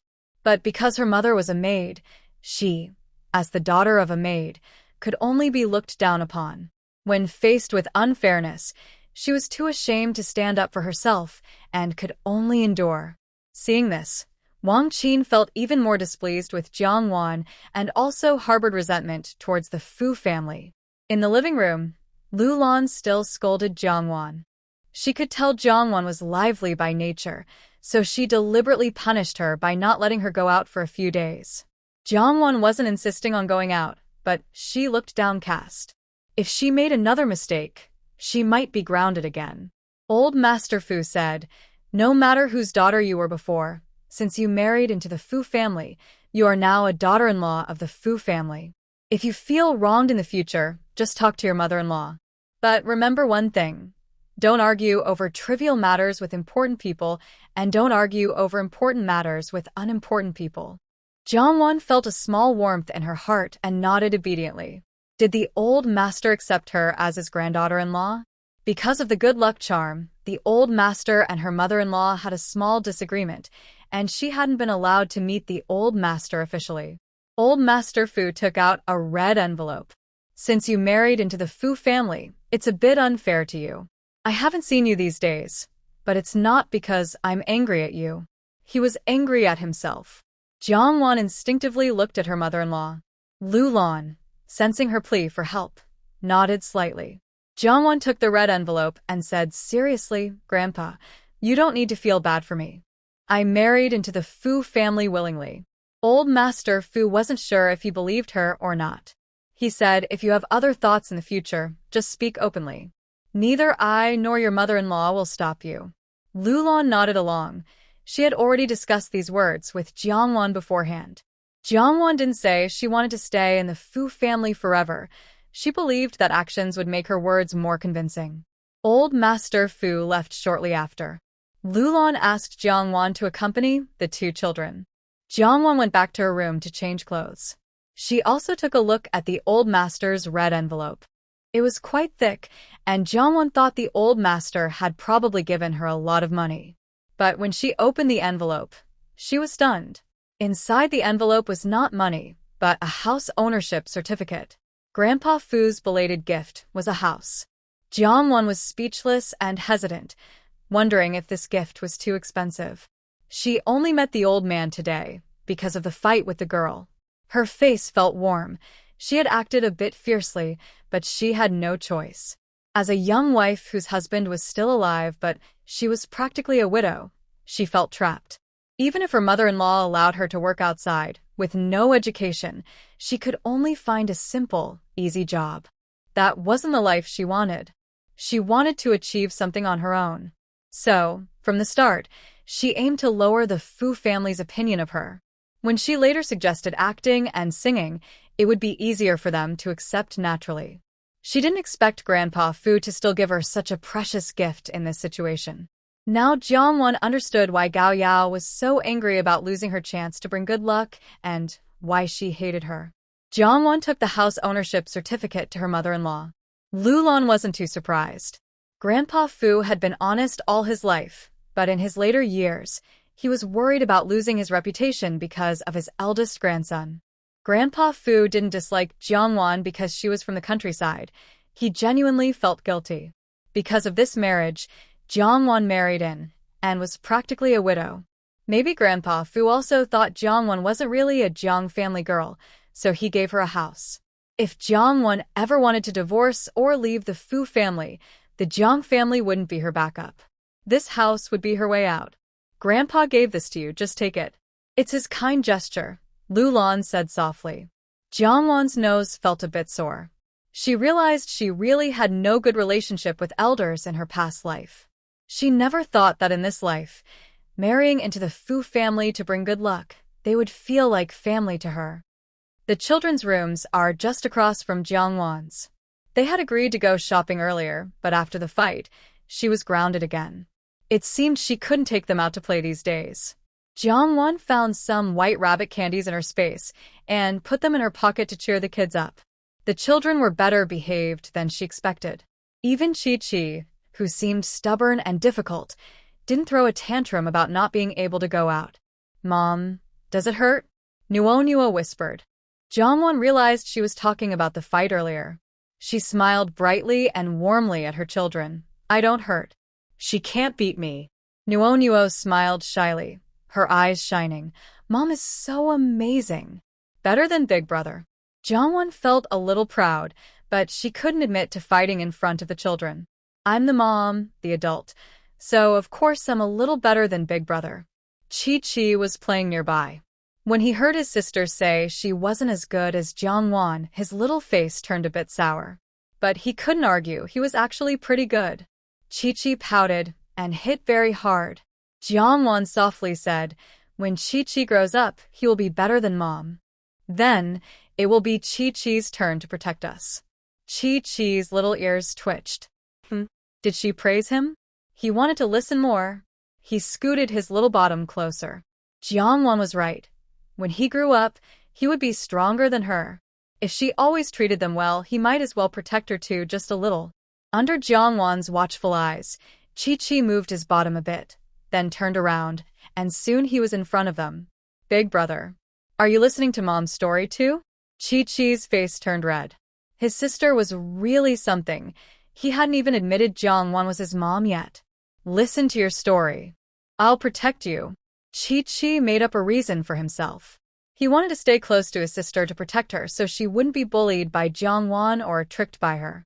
Nuo tilted her head, looking confused. But she wasn't at kindergarten now. No one was bullying her. But that wasn't important. The important thing was to listen to Mom tell stories. Jiangwan looked at the cute, obedient Nuo and couldn't help but lean in and kiss her. Nuo opened her big eyes. Well, they weren't very big and wondered, did Mom just kiss her? Today, she not only had a mom, but her mom also kissed her. She was now a baby with a mom. She had a mom who kissed her. Nuo was so happy she started crying. Jiangwan was startled, thinking she had no boundaries. After all, they had just met today. She shouldn't have kissed her so suddenly. No, I'm sorry. I won't kiss you again. Jiangwan didn't care about her status as an elder.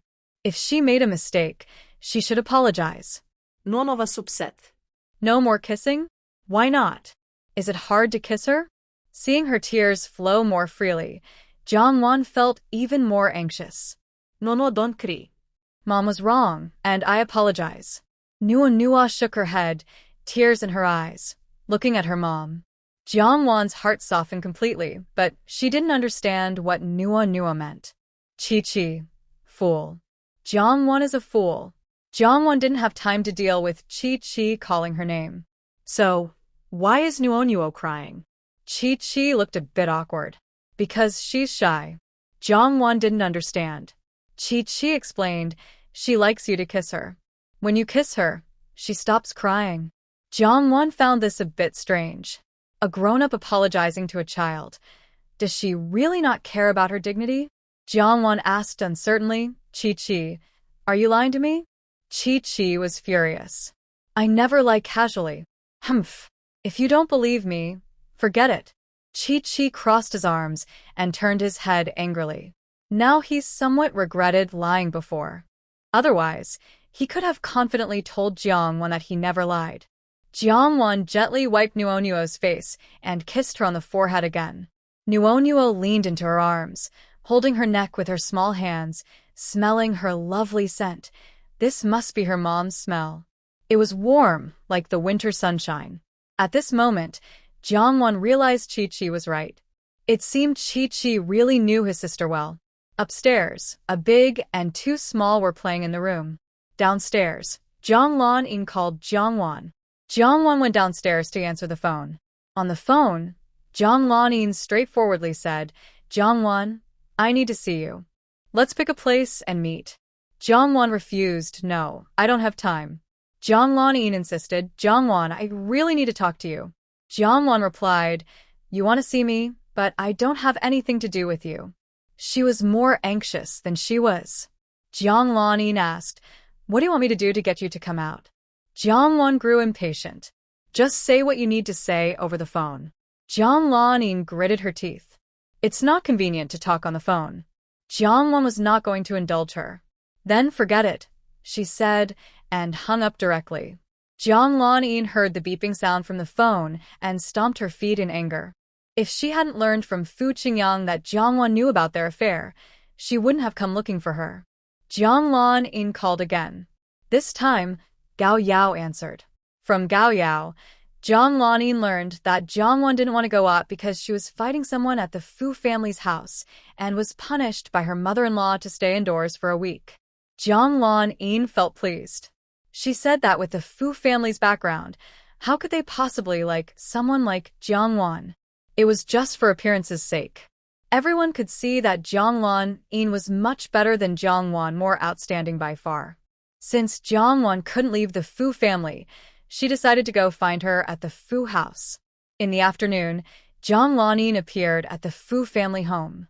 When Fu Qingyin was in trouble, Zhang Lanin often visited the Fu family. Several maids at the Fu house knew Zhang Lanin. After her engagement to Fu Qingyin was replaced with Zhang Wan, Zhang Lanin was visiting the Fu family for the first time. If it weren't for that very important matter, Zhang Lanin hadn't planned to come to the Fu house recently. Aunt Hong poured a cup of tea for Zhang Lanin. "Comrade Zhang, please have some tea." Zhang Lanin thanked her. "Thank you. Is Aunt Lu at home?" Aunt Hong replied, "Madam has gone out." Zhang Lanin felt relieved.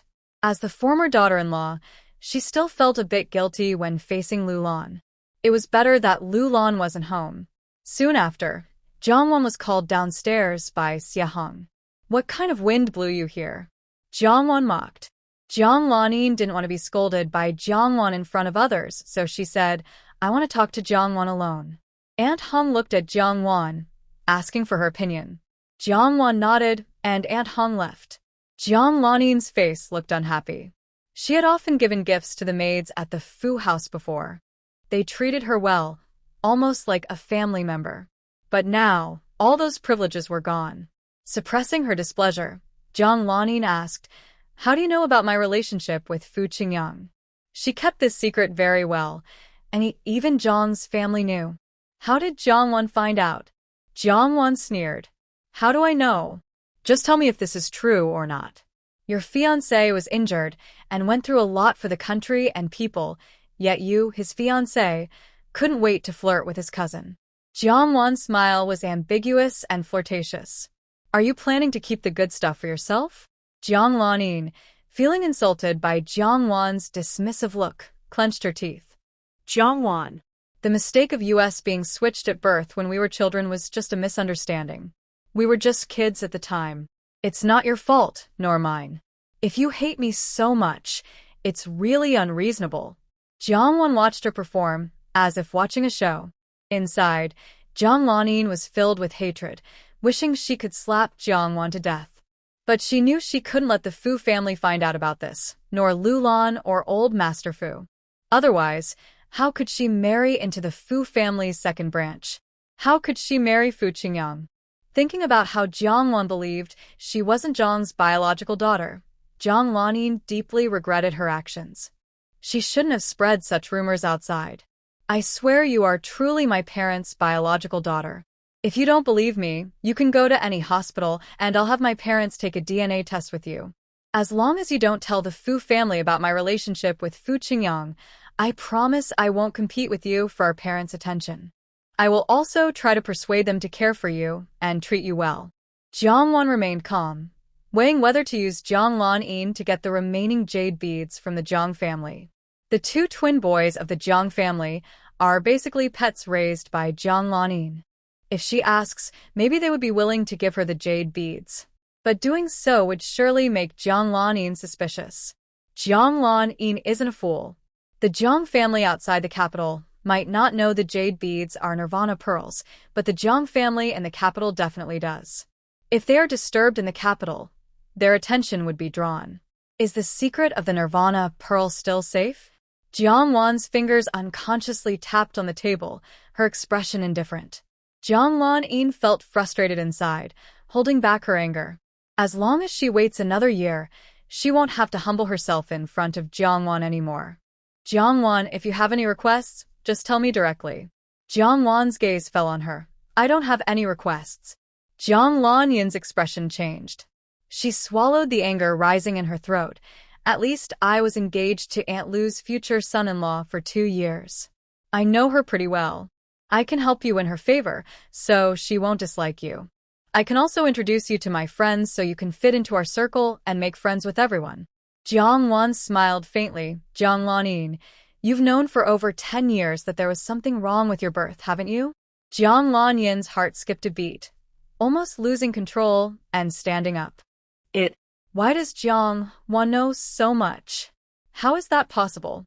"I was only a little over 10 years old 10 years ago," Zhang Lanin denied quickly. "Who did you hear that from? Is that possible? I was under 10 years ago." Zhang Lanin's face remained calm. This is also something Jiang couldn't understand. 10 years ago, Jiang was not even 10 years old. In her previous life, Jiang was forced to jump from a burning building to escape a fire. It was because she overheard Jiang and her foster mother talking that the Jiang family caused that big fire just to silence her. In fact, Jiang only heard part of it. She heard her foster mother boast about Jiang knowledge of her own background at age 8 and how she even encouraged her foster mother to ruin her. Jiang also guided the Jiang family to discover that the child was switched at birth. It was Jiang herself who suggested that the Jiang family bring back their biological daughter. All of Jiang actions made the Jiang family trust her kindness and feel sorry for her background. It's probably something only you know clearly inside, Jiang said calmly. Jiang stared at Jiang with many questions in her mind. Not only did Jiang know about her and Fu Qingyang, but she also knew that Jiang had known her own birth secret since she was 8. Jiang even wondered if Jiang had somehow been reborn. Have you been reborn? Jiang suddenly asked. Jiang heart skipped a beat, but her expression remained normal. She squinted slightly, showing a hint of confusion. Reborn? What does that mean? Jiang stared at her closely, not missing any change on her face. Jiang raised an eyebrow. Don't change the subject. If you answer this question, I will agree not to tell my mother-in-law about your past relationship with my husband's cousin before you tried to break off the engagement. Jiang seemed to dismiss Jiang question lightly. Jiang couldn't see any signs of lying on Jiang face, but she still felt uneasy. No, I really didn't know back then. As soon as I suspected we might have switched babies, I told my parents right away, Jiang denied, unwilling to admit the truth. No one would believe her if she told the truth now. Jiang had traveled to this fictional era since she was a child. Her innocent, childish appearance made her feel at ease in this world, even though she had adult thoughts. Jiang held up 5 fingers. 50,000. It meant she wanted her to shut up and was using 50,000 as a bribe. Jiang face changed. I don't have 50,000.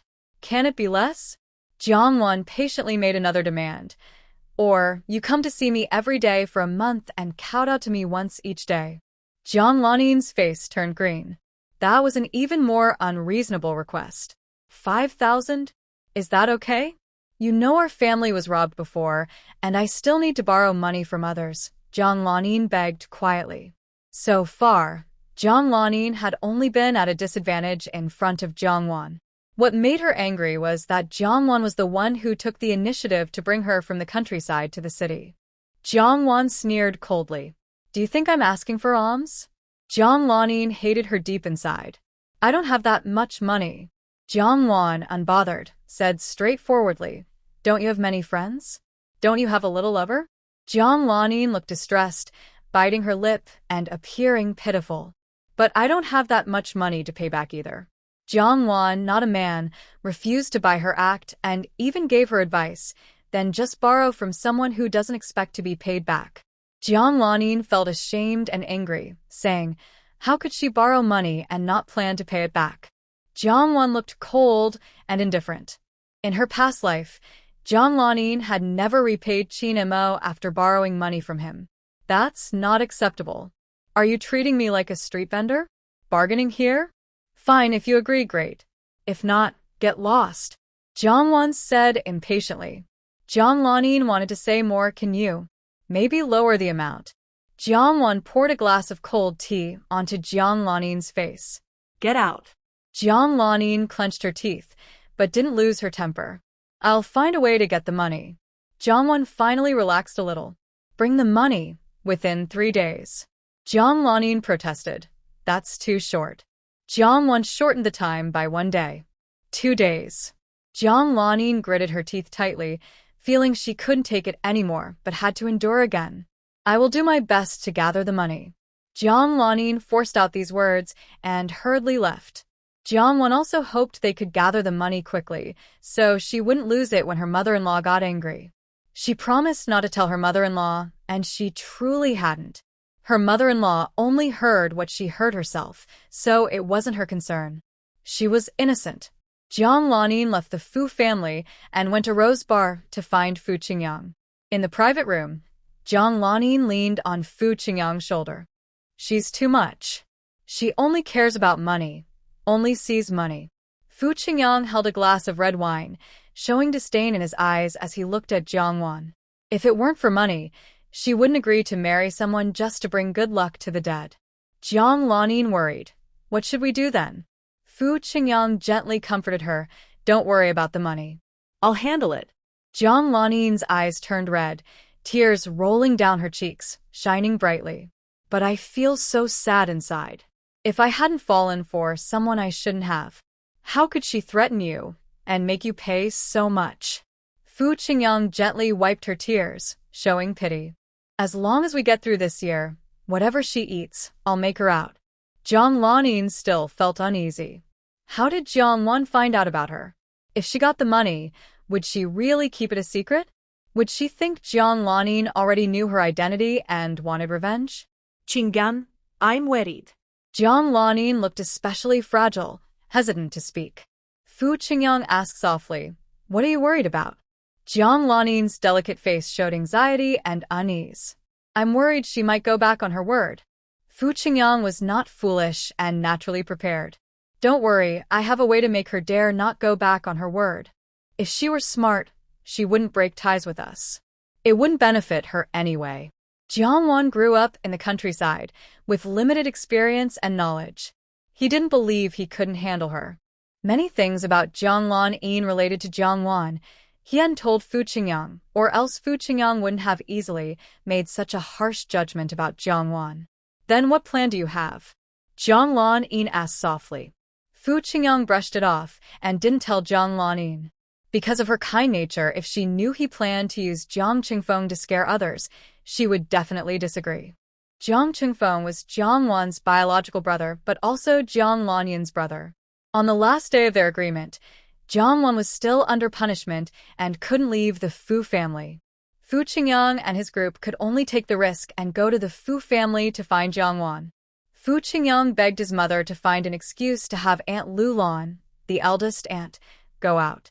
He took Jiang Lanin to visit Jiang Wan at the main house of the Fu family, hoping to meet her first. If the housekeeper told Aunt Lu Lan, they could also say it was a coincidence. When they met, Jiang Wan's attitude was quite good. She asked Aunt Hong to serve tea, since they were there to give her money. After the living room was cleared, only the three of them remained. Jiang Wan wore a blue floral dress, with a matching headband, her black hair flowing. "Did you bring the money?" As soon as she spoke, the illusion was broken. The fairy-like feeling was gone. Fu Qingyang didn't like women who only cared about money, but visually, Jiang Wan was indeed stunning. She was also very beautiful. "Yes, I brought it." Fu Qingyang placed the money bag on the table. Jiang Wan opened it directly and saw 5 stacks of money. She casually flipped through them. Fu Qingyang couldn't help but show a hint of disappointment. Jiang Lanin saw this, and a faint smile crossed her face. In this era, most men were very patriarchal. These men liked women who were gentle, eloquent, proud yet self-loving, and preferably looked down on money. No matter how beautiful Jiang Wan was, in Fu Qingyang's eyes, she was just an empty, vain woman without depth. "Wan, I hope you can keep your promise." Jiang Wan tactfully said, "I don't know anything." Hearing what she wanted to hear, Jiang Lanin also felt uneasy. Fu Qingyang took out a contract and pushed it toward Jiang Wan on the table. "Jiang Wan, what is this?" "Fu Qingyang, just take a look." Jiang Wan picked it up and looked at it. It turned out to be a transaction contract between Qin Mo and Fu Qingyang. Fu Qingyang gave Qin Moy 100,000 yuan. Qin Moy no longer pursued the car accident matter and could not mention that the woman who married into the Fu family was his childhood sweetheart and fiancée. Jiang Wan felt unhappy, not because Qin Moy chose money over her, but because she had experienced similar situations many times before. She was used to Qin Moy's personality and choices. What made Jiang Wan upset was that Qin Moy got 100,000 yuan from Fu Qingyang. She only received 50,000 yuan from Fu Qingyang. She should reflect on why Qin Moy dared to ask for 100,000 yuan. As someone who had been reborn and was somewhat experienced. She only asked for 50,000 yuan. 50,000 was a lot, but it bothered her that Qin Moi managed to get more, which made her uncomfortable. Fu Qingyang wasn't surprised to see anger on Jiang Wan's face. Even if Jiang Wan was vain and materialistic, the feelings between her and Qin Moi were real. Why are you showing me this? Jiang Wan threw the contract back. If she had seen it earlier, she would have dared to ask for 100,000 yuan. Now it was too late to change her request. Fu Qingyang kindly helped Jiang Wan. I've already taken care of Qin Moi's matter, so you don't have to worry about him bothering you again. Jiang Wan sneered. Did I ask you to help me? Jiang Wan couldn't help but say, why are you so ungrateful? If Qin Moi comes to bother you again, the Fu family might suspect that you're still involved with him, and they might think you're not proper. Jiang Wan proudly said, who suspects? Who has proof? If they just make wild accusations, I'd rather not know. Otherwise, I'll gouge out their eyes. Jiang Lanin thought she was just being unreasonable. Do you even know where you are? Is this your village? Or your small town? Do you still use that rural, stubborn attitude? The faint light in Fu Qingyang's eyes faded after Jiang Lanyin's words. All right, we're not here to argue with you. Lan Yin is doing this for your own good. Jiang Wan forced a smile. For my good? Just give me the money. I don't need your useless words. Fu Qingyang was a bit annoyed. Seeing Jiang Wan, with her beautiful face, say such things made him feel like wasting her talent. She looked stunning on the outside, but was actually quite clueless inside. It was hard not to feel regret or pity. But such a person was easy to deal with. Just money was enough. A few days later, Fu Qingyang was slapped with reality. His affair with Jiang Lan Yin was exposed. Old Master Fu directly called the second branch to the old house. He looked sharp and serious, saying, Qingyang, you're great and said you are with Jiang Lan Yin. Do you admit it? Qingyang looked surprised and quickly looked at Jiang Wan. She took 5,000 yuan from him and dares to deny it now. Yang Qiong, as Qingyang's mother, would naturally defend her son at this moment. Sister-in-law, what do you mean by that?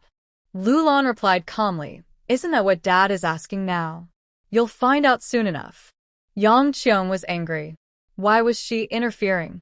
Her position had been taken away. She thought she was still the old Director Lu. Fu Jian held her back, telling her to wait until their father finished speaking. Yang Qiong's interruption gave Qingyang a chance to breathe. After thinking, he chose not to admit it. Grandpa, maybe Great-Aunt heard some rumors. Jiang Lanin and I are not together. Old Master Fu looked at him with a serious gaze. Look into my eyes and say that again. Qingyang clenched his teeth and looked up at his grandfather. Grandpa, I really didn't. Before he finished, Old Master Fu threw a stack of photos in Qingyang's face. As the photos scattered, Qingyang's lies were exposed. There were pictures of Qingyang and Jiang Lanin feeding each other at a bar. There were photos of them hugging and kissing in a bar private room. There were photos of Qingyang and Jiang Lanin spending the night together at Qingyang's house. Each photo proved that Qingyang and Jiang Lanin were lovers. Yang Qiong and Fu Jian picked up a few photos, understanding everything. Yang Qiong was furious inside, but couldn't let others see her embarrassment. Lu Lan. Did you have someone follow my son? Lu Lan's eyes burned with anger, looking at Yang Qiong with a fierce and cold gaze. Your son can his cousin's fiancé, so why can't I have someone follow him? Yang Qiong looked upset and argued. No matter what, you shouldn't have followed her. Is that something a senior should do? Lu Lan mocked. I'm not his senior, and I don't have a younger relative like him. Yang Qiong was furious. Lu Lan, what do you mean by that? Lu Lan sneered. I didn't my son's fiancé when his life was uncertain. Yang Qiong looked like she had been slapped. Qingyin's situation back then wasn't much different from having a fiancé. The previous engagement has been cancelled. Two young people who are attracted to each other. How can that be considered seduction? Qingyin is now also in a happy relationship, and the Jiang family has married off a daughter. He hasn't lost anything. A sharp flash of anger appeared in Lu Lan's eyes. She stepped forward and slapped Yang Qiong. Slap. The sound echoed as she struck Yang Qiong's face. Yang Qiong cried out in shock. Lu Lan, how dare you hit me? Why did you hit me? Lu Lan sternly said, Yang Qiong, do you think I'm stupid, or do you think Dad is stupid? Yang Qiong was slapped in front of everyone, losing face, but as long as she could divert attention from her son's matters, it was worth it. Yang Qiong, disregarding her status, tried to fight Lu Lan. Jiang Wan immediately stepped in front of her mother-in-law and pushed Yang Qiong away. Yang Qiong was furious. She couldn't just let Lu Lan get away with it, and she wondered if she could handle the country girl. The scene was chaotic. Old Master Fu spoke in a deep voice. Enough. Father, sister-in-law is too much. And this country girl, she dares to push me. Yang Qiong's eyes turned red. Old Master Fu ignored Yang Qiong's interruptions and looked directly at Fu Qingyang.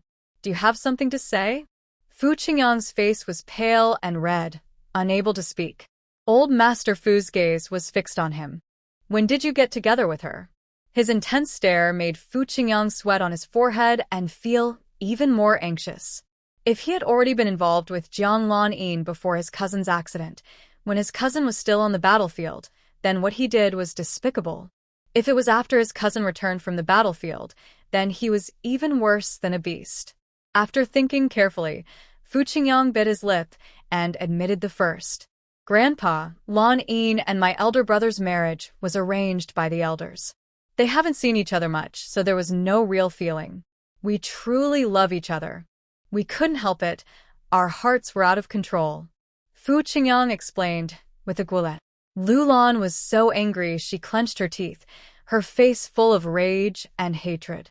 She thought they only got together after her son's accident. But she underestimated their shamelessness. They had already been involved before Qingyin's incident. Seeing Lu Lan's face, as if she wanted to eat her son, Yang Qiong quickly stepped in front of him. Qingyin has been on the battlefield and isn't good at talking or comforting girls. Jiang girl is still young and emotionally unstable. Even without Qingyang, there would be others. Lu Lan took a deep breath, suppressing the anger pressing in her chest. Since you two love each other, why don't you come and annul the engagement? Yang Qiong. This marriage was arranged by Old Master Fu and the head of the Jiang family in the capital. It's not easy to break off the engagement. Lu Lan. So you prefer secretly having affairs with your cousin's fiancé or with your fiancé's younger brother? Yang Qiong angrily retorted, Liu Lan. Don't speak so harshly. Lu Lan, if you think my words are harsh, then stop doing those disgusting things. Just as Yang Qiong was about to speak, she suddenly saw Old Master Fu holding a whip in his hand, and she panicked. Old Master Fu. Qingyang made a mistake, but he can change. Yang Qiong pleaded while tightly gripping Fu Jian, who looked as if he was already dead. Fu Jian had nothing to say. No matter what, it was his son's fault. He felt ashamed to speak up for his son. Old Master Fu looked disappointed at Fu Qingyang. You were involved with your cousin's fiancé. Do you think that was wrong? Or right? Fu Qingyang clenched his teeth. It was wrong. Old Master Fu continued. Should someone who makes a mistake be punished? Fu Qingyang saw the whip in his grandfather's hand and felt a chill. Sweat dripped down his forehead. Yes. Old Master Fu asked again. I will whip you 30 times. Do you accept? Yang Qiong exclaimed, Old Master. You're going to beat Qingyang to death. Qingyin is your grandson, so isn't Qingyang your grandson too? Fu Jian tightly held his wife back, not letting her go. Fu Qingyang looked at his worried mother. I accept. He had to accept because he truly made a mistake. Old Master Fu's face was stern. Yingshu. Yingshu was the old master's young bodyguard. After he was injured and retired, he stayed to thank the old master for his kindness. Without any family ties, he became the old master's companion and also his bodyguard. Yingshu only listened to the old master and took the whip, accepting his task. Fu Qingyang clenched his teeth and cast a dark look at Jiang Wan beside him. Jiang Wan noticed Fu Qingyang's gaze and responded with a bright smile. Her face was as cheerful as a sunny day, making it impossible for anyone to feel uncomfortable. Fu Qingyang was both angry and amused. So handsome, huh? He was hurt so badly because of her. Just wait and see how he would deal with her in the future. Before he could finish his bold words, Ingshu's whip had already fallen. Distracted by Jiangwan, Fu Qingyang, unprepared, let out a painful cry. Ingshu didn't give him time to adjust, and immediately the second whip was swung down. Fu Qingyang thought he was prepared for the second whip, so he wouldn't cry out in pain again. Ah! But he couldn't control himself at all. It hurts so much. That was the second whip. Fu Qingyang grimaced in pain, his face twisted, and cursed Jiangwan. He glared hatefully at Jiangwan, wishing he could pull her over to share the punishment. Jiangwan looked down, seeming to feel sorry for Fu Qingyang, but in reality, she was watching him closely with a happy feeling. In her past life, because she refused to marry into the Fu family to bring good luck, and under Jiang Lanyin's manipulation, her reputation became worse. The Jiang family disliked her, and Fu Qingyang, trying to vent his anger on his cousin Fu Qingyin, often bullied her and set traps for her. One whip, another whip, yet another whip. After more than 10 whips, Fu Qingyang was rolling on the ground, completely shameless. Yang Qiong was heartbroken. Dad! Don't let Uncle Ing hit him anymore. Qingyang already knows he was wrong. He knows he was wrong. I only have one son. Fu Jian tightly held Yang Qiong, stopping her from rushing over to stop the punishment. Ingshu, if you break my son, I won't forgive you. If Fu Qingyang hadn't caused trouble for Fu Qingyin, hadn't stolen his fiancée, and hadn't flirted with Fu Qingyin's fiancée, even Grandpa Fu wouldn't be so angry. Only Fu Qingyin's father and son follow Grandpa Fu's path. After Fu Qingyin's father died in battle, Lu Lan raised Fu Qingyin and his siblings alone. Originally, Lu Lan was not related to Fu Qingyin's military service. But at Grandpa Fu's request, the young Fu Qingyin joined the army in his teens. Grandpa Fu didn't use his influence to give the eldest grandson many benefits. Fu Qingyin earned his military merits through battles on the Vietnam border. Both Fu Qingyin and his father were Grandpa Fu's pride, especially Fu Qingyin, who was his favorite grandson and the light of his heart. Grandpa Fu was very proud to have such a grandson. When Fu Qingyin was carried back from the battlefield, Grandpa Fu was seriously ill. When Fu Qingyang stole Fu Qingyin's fiancée while Fu Qingyin was fighting on the border, it deeply hurt Grandpa Fu's feelings. After 20 whips, Fu Qingyang was covered in blood and started begging for mercy. Grandpa, I was wrong. I really was wrong. Don't hit me anymore. Yang Qiong was heartbroken. Fujian. Are you dead? Are you just going to watch your son be beaten to death? Your older brother's son is about to die, and you still want to lose another son. Yang Qiong's words were cut off as Fu Jian covered her mouth. Yang Qiong struggled desperately, glaring at Fu Jian with resentment. Fu Jian's expression was serious, with a hint of sternness in his eyes. Yang Qiong felt both hatred and anger. She's just a woman. If she doesn't want something, she shouldn't have it. Why should her son be beaten so badly just because Fu Qingyin, a daughter-in-law who hasn't even moved in, is here? She knew that the old master only cared about Fu Qingyin's grandson. What does her son matter? Nothing at all. Fu Jian gave her a warning look. Right now, begging the old master was useless. She had to ask Lu Lan. Yang Qiong realized, sister-in-law, please help me plead. Qingyang is also your child. You must feel sorry for him. I promise to make him treat you like his real mother in the future. Lu Lan, as Fu Qingyin's mother, if she could forgive Qingyang and speak to the old master, he would surely show mercy. Lu Lan turned her face away expressionlessly. If Fu Qingyin were still fine, she probably wouldn't pursue this matter. But now her son was lying in bed, half paralyzed and barely alive. She couldn't tolerate anyone bullying her son. No matter how Yang Qiong begged, Lu Lan said nothing. After 30 lashes, Fu Qingyang was already numb from the beating. Yang Qiong rushed over, but dared not approach easily. Her son was covered in wounds and blood. Lu Lan. You're too cruel. Yang Qiong was full of resentment and hatred. If Lu Lan had just pleaded earlier, why did her son end up like this? Lu Lan didn't care about Yang Qiong's hatred for her. When she decided to tell the old master about Fu Qingyang and Jiang Lanyin, she was already prepared to break ties with the second branch. Yang Qiong wanted to send Fu Qingyang to the hospital, but Shu stopped her. Yang Qiong almost lost her mind. Was the old master really going to push her son to death? Old Master Fu looked deep. Qingyang, do you still want to be with Jiang Lanin? Yang Qiong hesitated. Before her son was beaten, she had a good impression of Jiang Lanin. Now, because Jiang Lanin was involved, she blamed her. If Jiang Lanin hadn't been flirtatious and distracted, how could her son have been disliked by the old master? How could he have been beaten? She was the first among the Fu family's 3 generations to be personally disciplined by the old master. Fu Jian reminded him, Qingyang, Miss Jiang, and you are not suitable. Fu Qingyin was now the old master's Achilles heel. Anyone who touched him would be unlucky. Fu Qingyang understood his father's meaning, but felt a bit unwilling inside. He had already been punished, so shouldn't he pay for this mistake? Do you still want to be with her? Old Master Fu's face showed no sign of happiness or anger. But Fu Jian's heart sank. He kicked his son.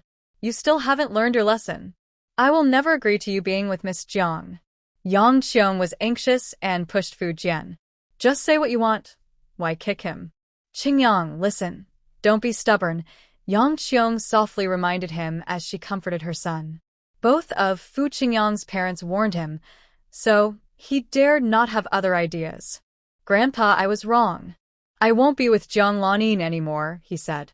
As soon as he said this, old Master Fu realized that Fu Qingyang and Jiang Lanin's relationship wasn't based on true love. Old Master Fu's understanding and insightful look made Fu Qingyang feel a sudden chill, a cold wave rushing through his body. Son, you can marry anyone you want, even a beggar on the street, but Jiang Lanin is not allowed, old Master Fu said seriously. Yang Qiong muttered softly. How could her son marry a beggar? If you marry Jiang Lanin, you will no longer be a descendant of the Fu family, old Master Fu said sternly. Yang Qiong's face changed. The old master rarely interfered in their affairs, but once he brought it up, he wouldn't change his mind. Jiang Lanin, such a shameless fox spirit. She really caused her son to suffer. Fu Qingyang didn't expect this matter to be so serious. Is it because Jiang Lanin is Fu Qingyin's fiancé? So he can't even touch her? Fu Qingyang was crazed with jealousy. After Fu Jian kicked him, the jealousy in his eyes faded. Grandpa, I have something to say. Fu Qingyang didn't rush to the hospital to see his injuries. He wanted to bring up Jiang Wan's issue. If Jiang Wan was unkind, he wouldn't care about her injustice. Yang Qiong wanted him to go to the hospital first, but Fu Jian shook his head to remind him. Right now, what Qingyang was talking about must be related to this matter. Old Master Fu, what is it? Fu Qingyang asked his mother to bring his bag. He had planned to tell his aunt and grandfather about it these days, so he brought the contract with him. Shu took the contract from Fu Qingyang and handed it to old Master Fu. Grandma Lu can also take a look, Fu Qingyang said. Old Master Fu looked at it expressionlessly, then handed it to Lu Lan. Fu Qingyang glanced at Jiang Wan, trying to see if she looked frightened, but he couldn't see any fear on her face. Old Master Fu said, You did a good job with this. You didn't let anyone ruin Qingyin's reputation outside. Yang Qiong also looked at the contract, then at Jiang Wan, who was silent like a mute, and asked her son, Did you give him the money you asked your uncle for? On the day of Fu Qingyang's wedding, he clearly explained everything. Fu Qingyin's current wife has a childhood sweetheart who is also her fiancé. Whether it's about whether Jiang Wan can remain widowed, whether she might cheat on her husband, or her past love, none of these are positive influences. Fu Qingyang felt a sharp pain, and with each pain, he hated Jiang Wan more for breaking her promises. He even brought up her former fiancé's story to hurt her further. I also know about Jiang Lanin and Jiang Wan. She and her former fiancé extorted 5,000 yuan from me. As soon as he finished speaking, everyone in the room was silent. All eyes turned to Jiang Wan, as if she had become the main focus. Fu Qingyang looked very pleased. No matter why Jiang Wan betrayed him, he wanted her to pay the price.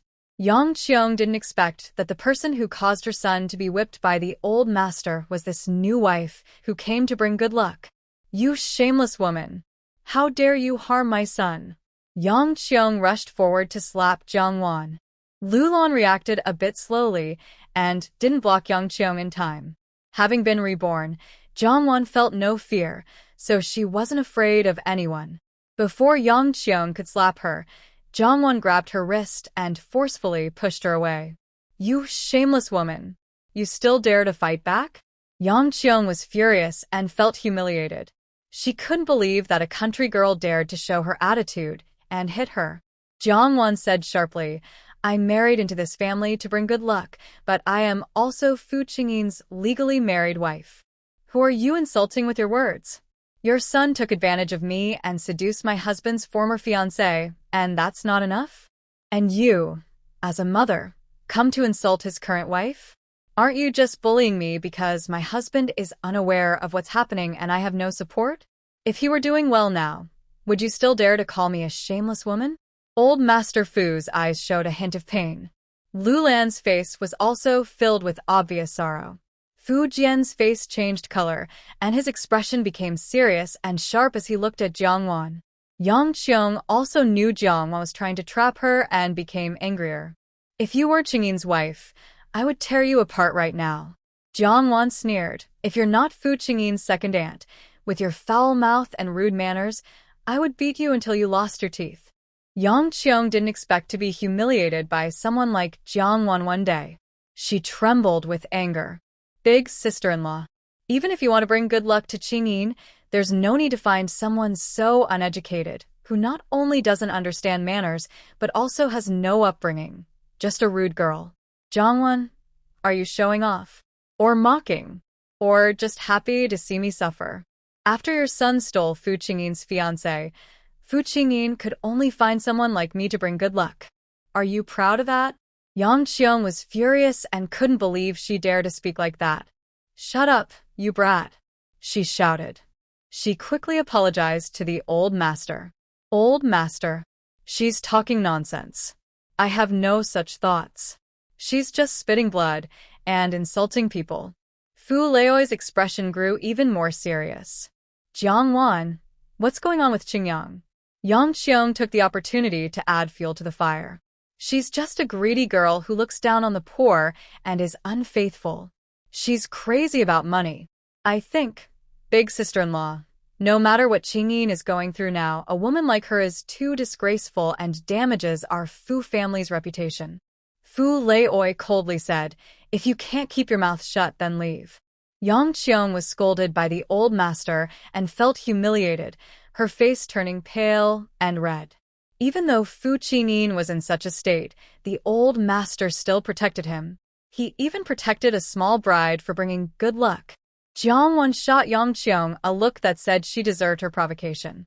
Angered, Yang Qiong's face darkened again, but Fu Jian held her back forcefully. Jiang Wan said, Qin Mo's contract with Fu Qingyang has nothing to do with me. I don't care about it. The marriage agreement was given to me by the Jiang family, and I also found it myself.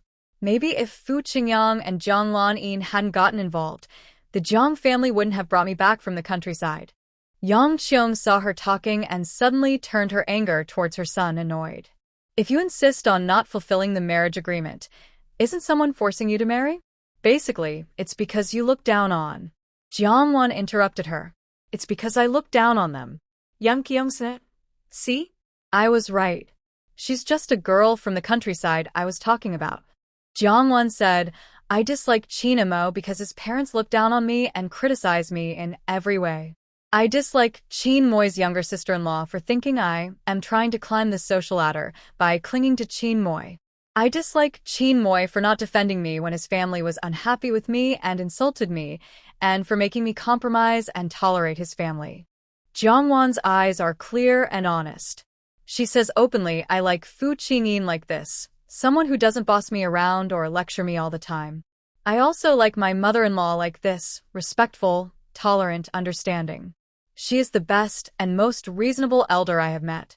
Lulan is a bit stunned and also feels a bit amused. Her son really can't get out of bed to boss Jiang Wan around now. She doesn't think she's been particularly kind to Jiang Wan. But her sincere feelings are genuine. Jiangwan truly likes and is close to her as an elder. Yang Qiong sneers, you speak so sweetly. You. Old Fu interrupts her, Qingyang, do you already know what happened between Jiang Lan and them? Jiangwan replies, yes, I knew about their affair a long time ago. Yang Qiong's blood pressure rises. Does this woman ever stop talking? But I didn't tell the mother-in-law. I don't know how she found out, Jiangwan says. Fu Qingyang has been helped onto the sofa, trying to endure his discomfort while listening to Jiangwan's struggles and excuses. Seeing this, Fu Qingyang looks sarcastic. Who else could it be? Lulan says, Fu Qingyang and Jiang Lanyin's affair wasn't told to me by Jiangwan. It was a kid from a friend's family who saw them at Rose Bar. Lulan didn't know before that Jiangwan had paid Fu Qingyang hush money, and she's not happy about it now. But this small upset doesn't make her want to give up on Jiangwan. Even if Jiangwan didn't tell her directly, she heard it from Jiangwan's drunken words. That's connected to her. She isn't afraid of the second family and doesn't mind breaking ties if needed. But if Jiangwan offends the second family because of this, they will definitely cause trouble for her later. Fu Qingyang's expression darkens. He isn't sure if Lulan is protecting Jiangwan. Yang Qiong asks sister-in-law, aren't you protecting Jiangwan? Lulan replies, yes or no, it is what it is. At this point, a person's usual reputation and character matter a lot. Someone with a bad reputation and poor character, even if they tell the truth, will be doubted. Conversely, someone with an excellent reputation and impeccable character, even if they lie, will be believed. Yang Qiong frowned. For her, even if Jiangwan didn't inform on her, Jiangwan's attitude just now was enough to make her dislike her. Isn't the main issue whether she reported to the eldest sister-in-law? The real problem is that Jiangwan hid the matters of Fu Qingyang and Jiang Lanin and even extorted money. Old Master Fu looked disappointed. Why did you hide their affairs? You need money. You can ask your in-laws or ask me. What you're doing is illegal, Old Master Fu said angrily. Jiangwan said, I'm afraid you won't believe me if I tell you about Fu Qingyang and Jiang Lanin. They won't admit it either. Lulan looked complicated. Why do you think we won't believe you? Jiangwan lowered her head. Because at home, no one ever believes what I say, whether I speak or Jiang Lanin speaks. With Jiangwan's words, no one would believe anymore that she is the biological daughter of the Jiang family. Yang Qiong also thought this way, but she didn't want to let Jiangwan go so easily. So, you extorted 5,000 yuan from my son? Yang Qiong said contemptuously and mockingly. Jiangwan took out a remittance slip from her bag and handed it to Old Master Fu. Old Master Fu didn't know what she was doing and took the slip to look closely. He immediately understood. It was a remittance of 50,000 yuan. The recipient was a small-town school in the countryside. Yang Qiong hurriedly said, Dad, what's that? A remittance slip? She wouldn't say she transferred all the money to someone else, right? Old Master Fu handed the remittance slip to Lulan. Lulan looked at it and appeared surprised. Yang Qiong anxiously went over to see. You don't have a secret admirer in this place, do you? Lulan was displeased. Look carefully at who sent the money. Jiangwan said, This money I donated to my hometown school. She didn't intend to hide the money from Fu Qingyang. Her mother-in-law already knew about Fu Qingyang and Jiang Lanin, and the Fu family would eventually uncover the secret. Jiangwan didn't think Fu Qingyang would help her hide this money. Compared to the Jiang family's money, Jiangwan couldn't clarify where it came from. As for Fu Qingyang's money, she donated it to the school. With the Fu family status, they wouldn't refuse to take it back politely. Even if the second branch of the Fu family disregarded appearances, Old Master Fu and her mother-in-law wouldn't allow such a thing to happen. Just as Jiangwan guessed, no one in the Fu family, including the second branch, asked to get the money back. Old Master Fu and Lulan wouldn't understand either because Jiangwan didn't donate in her own name. She donated in Fu Qingyin's name. For them, Jiangwan was doing good deeds for Fu Qingyin. Let's consider this 50,000 yuan as compensation from Qiyang to Jiangwan, Old Master Fu said. Yang Qiong, what kind of compensation is that? Even if Qiyang did wrong to Qingyin, he didn't wrong Jiangwan. Lulan, if your son hadn't been involved with Jiang Lanin, Would there be any issues with Jongwon? Yang Cheong, she herself said she was willing to help bring good luck. She can't wait to dump her poor fiancé. Lulan. Even so, Fu Qiang is the main culprit. Yang Cheong still wanted to argue, but she had opinions about the money being a small matter and the reasoning.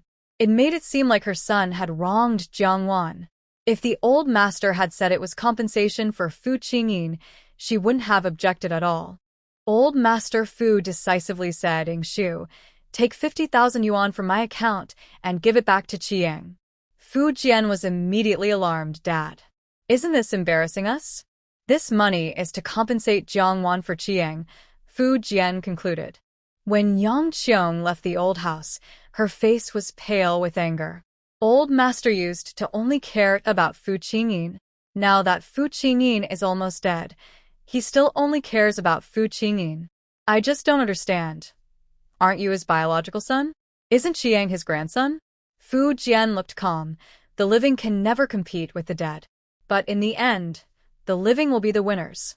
Fu Qiang was taken to the hospital by the couple. Back at the old house, Old Master Fu told Jiangwan to go rest in her room. Only Old Master Fu and Lulan were left in the living room. Old Master Fu said, ask Jiangwan later if she's willing to go back to school. If she wants to, the Fu family will support her education. Lulan, just now seeing the 50,000 yuan donation made in her son's name, felt her heart melt. She truly accepted Jiangwan as her daughter-in-law. Okay, I will mention it to her. After Jiangwan went upstairs, she didn't go to her own room, but headed to Fu Qingyin's room. Fu Qingyin was already familiar with Jiangwan's footsteps. Before Jiangwan entered, he could already hear her. Jiangwan sat by his bed, massaging his leg. Fu Qingyin, your cousin and Jiang Lanyan's matter was told to your mother and grandfather. While massaging Fu Qingyin, Jiangwan told him what happened downstairs. That 50,000 yuan, I donated it to my old school's fund in your name. Jiangwan mentioned her childhood for the first time in front of others. As a child, her foster parents didn't pay her school fees, but her teacher felt sorry for her sitting by the window listening to lessons every day. The teacher made an exception, allowing her to attend classes without paying for a year. Later, with no one to help with household chores, her foster mother took her back from school and caused a scene there. By then, Jiangwan, who had learned shame, was dragged home by her foster mother by the hair, without even being given a chance to apologize to her teachers. After that, Jiangwan didn't step into that school for many years. It was shame, fear, and embarrassment. Jiangwan couldn't tell which. The memory of being torn away from school by her foster mother was deeply engraved in her mind. She never forgot it in her life. When I left my hometown, I went to see the school. I wanted to see what it looked like over 10 years ago, and what it looks like now. Damp, dark walls, patched-up desks and chairs, broken windows. If I hadn't seen other schools in the city, I might think all schools are about the same. The principal was the same old principal I knew back then, but he's gotten old, with white hair. I also saw Teacher Chow, who was scolded harshly by my foster mother back then. Fu Qingyin had never heard her talk about her life in the countryside before. Gradually, Fu Qingyin felt a bit of pity for her. No matter her background, biological mother or foster mother, Jiangwan was never truly cared for by them. Tears welled up in Jiangwan's eyes, her voice hoarse. I finally apologized to Teacher Chow for what I couldn't say as a child. It felt like a big burden was lifted from my heart. Fu Qingyin couldn't speak, so Jiangwan talked to herself. Don't be sad. I won't be like Jiang Lanyin. As long as you're alive, I'm your wife. If you die, I will be the widow guarding you. But maybe, after a while, my mom might not want me as her daughter-in-law anymore. Jiangwan rubbed her legs and then switched to her arms. Fu Qingyin's heart skipped a beat. Why would her mother suddenly not want her as a daughter-in-law? He wanted to know the reason, but Jiangwan refused to say. After her massage, Jiangwan was sweaty. I'm going to take a shower. Later, I'll bring Nuo and Chi-Chi into the room to play with you. Fu Qingyin really wanted to ask about that earlier question, but all he could do was lie quietly on the bed. After Jiangwan finished her shower, she took one of the little ones by each hand and went to Fu Qingyin's room. According to the old rules of the Fu family, they were careful not to disturb Fu Qingyin. So Nuo and Chi only come to Fu Qingyin's room when adults are present. Unlike Lu Lan, who foolishly believes her son is aware, Jiangwan is convinced that Fu Qingyin is conscious. Therefore, she is willing to say kind words, hoping that in his last 6 months of life, Fu Qingyin can be surrounded by children and wife, who often keep him company. Jiangwan put the 2 children on the bed. You can play beside Dad, but don't press on him or hurt him. Although Nuo and Chi are adopted by Fu Qingyin, he has been in the army, so he hasn't spent much time with them. Lulan doesn't dislike the adopted twins, but she doesn't pay much attention to them either. She is very busy, often working until midnight. Usually, when the children wake up, she has already gone to work, and when they sleep, she isn't home yet. Chi and Nuo sit quietly beside Fu Qingyin. Jiangwan can see that their relationship with Fu Qingyin is somewhat distant, and she can imagine why. She looks at the children with a gentle smile, her fair face showing warmth. Nuo, Chi, do you have anything to say to Dad? Before, Dad didn't have time to talk or chat with you. Now he has time, so you can say whatever you want, tell him everything. Nuo feels a little shy, wanting to get closer but unsure how. Chi, on the other hand, looks excited. He knows Dad has been fighting bad guys outside. His dad is so powerful, just like Sun Wukong fighting off monsters. Chi-Chi's little face shows excitement and eagerness. He asks eagerly when we talk to Dad, do you have to listen too? Jiangwan pauses, realizing what Chi-Chi means. This is a secret between us and Dad. Even as an adult, you can't listen, Chi-Chi bravely demands. Jiangwan feels a bit strange, but happily agrees. She kindly suggests, how about giving you father and children an hour of alone time? Chi-Chi doesn't really know how long an hour is, but he feels he has so many things to tell Dad. He believes his sister does too. An hour isn't enough. 2 hours is better. Chi-Chi raises. Jiangwan smiles gently. All right, I'll give you 2 hours of alone time.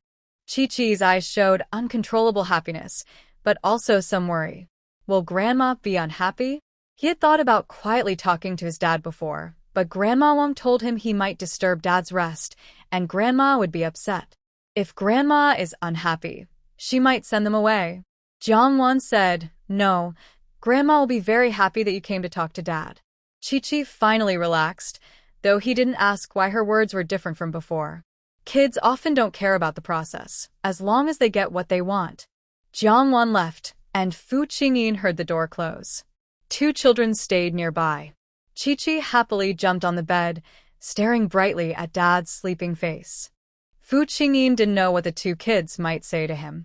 He had spent many years on the battlefield, and since bringing the children home, they didn't spend much time together. As a father, a son, and a grandson, he felt he wasn't doing well.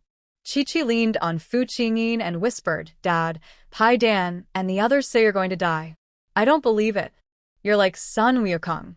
You've gone to find help, right? Fu Qingyin was silent. Nua's eyes sparkled with surprise, and she whispered, did Dad really go to find help? Chi-Chi's eyes shone with hope. In Journey to the West, when Sun Wukong is still, he's actually out of his body, looking for help in heaven. Nua didn't really understand Journey to the West well, and her admiration for Sun Wukong was different from her love for her mom. She only knew there was a brave monkey and a lazy, greedy pig. Fighting wasn't good for the monkey, and the lazy pig wasn't cute. She didn't like them very much. But she loved the many beautiful ladies in the story. They looked just like her mom. Then when will Dad come back? Nono is scared. Chi-Chi shook his head. I don't know, but Dad is the strongest, just like Sun Wukong. He will definitely come back. Nua happily said, when Dad comes back, will he wake up? Chi-Chi nodded heavily. Yes.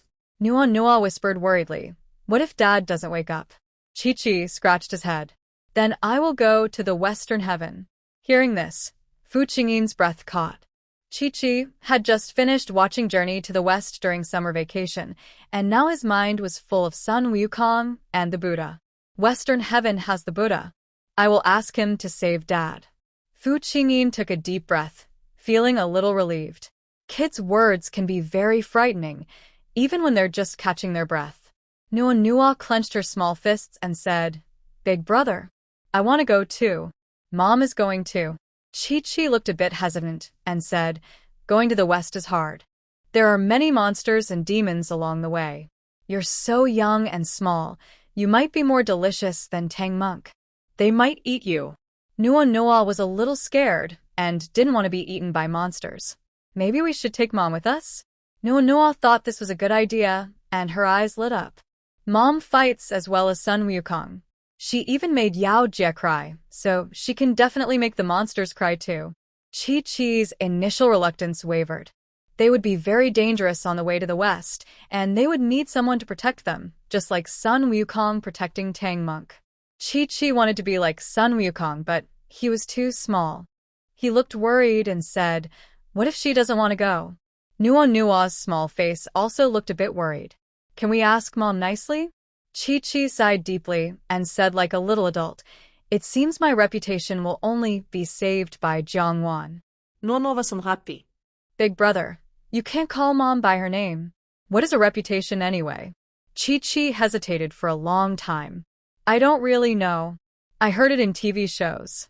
Fu Qingyin's gloomy mood was shattered by the conversation between the two children. 2 hours later, Jiangwan knocked on the door to remind her it was time to come in. The two kids didn't expect time to pass so quickly. Nua had been with her dad for so long and was no longer afraid. Before getting off the bed, she climbed to her dad's side and kissed his face. This was her first time kissing her dad. Nua's eyes sparkled, and her face was shy and red. Chi also wanted to kiss his dad, but he wanted to grow up to be like Sun Wukong. After hesitating for several seconds, he couldn't hold back and leaned over to kiss him too.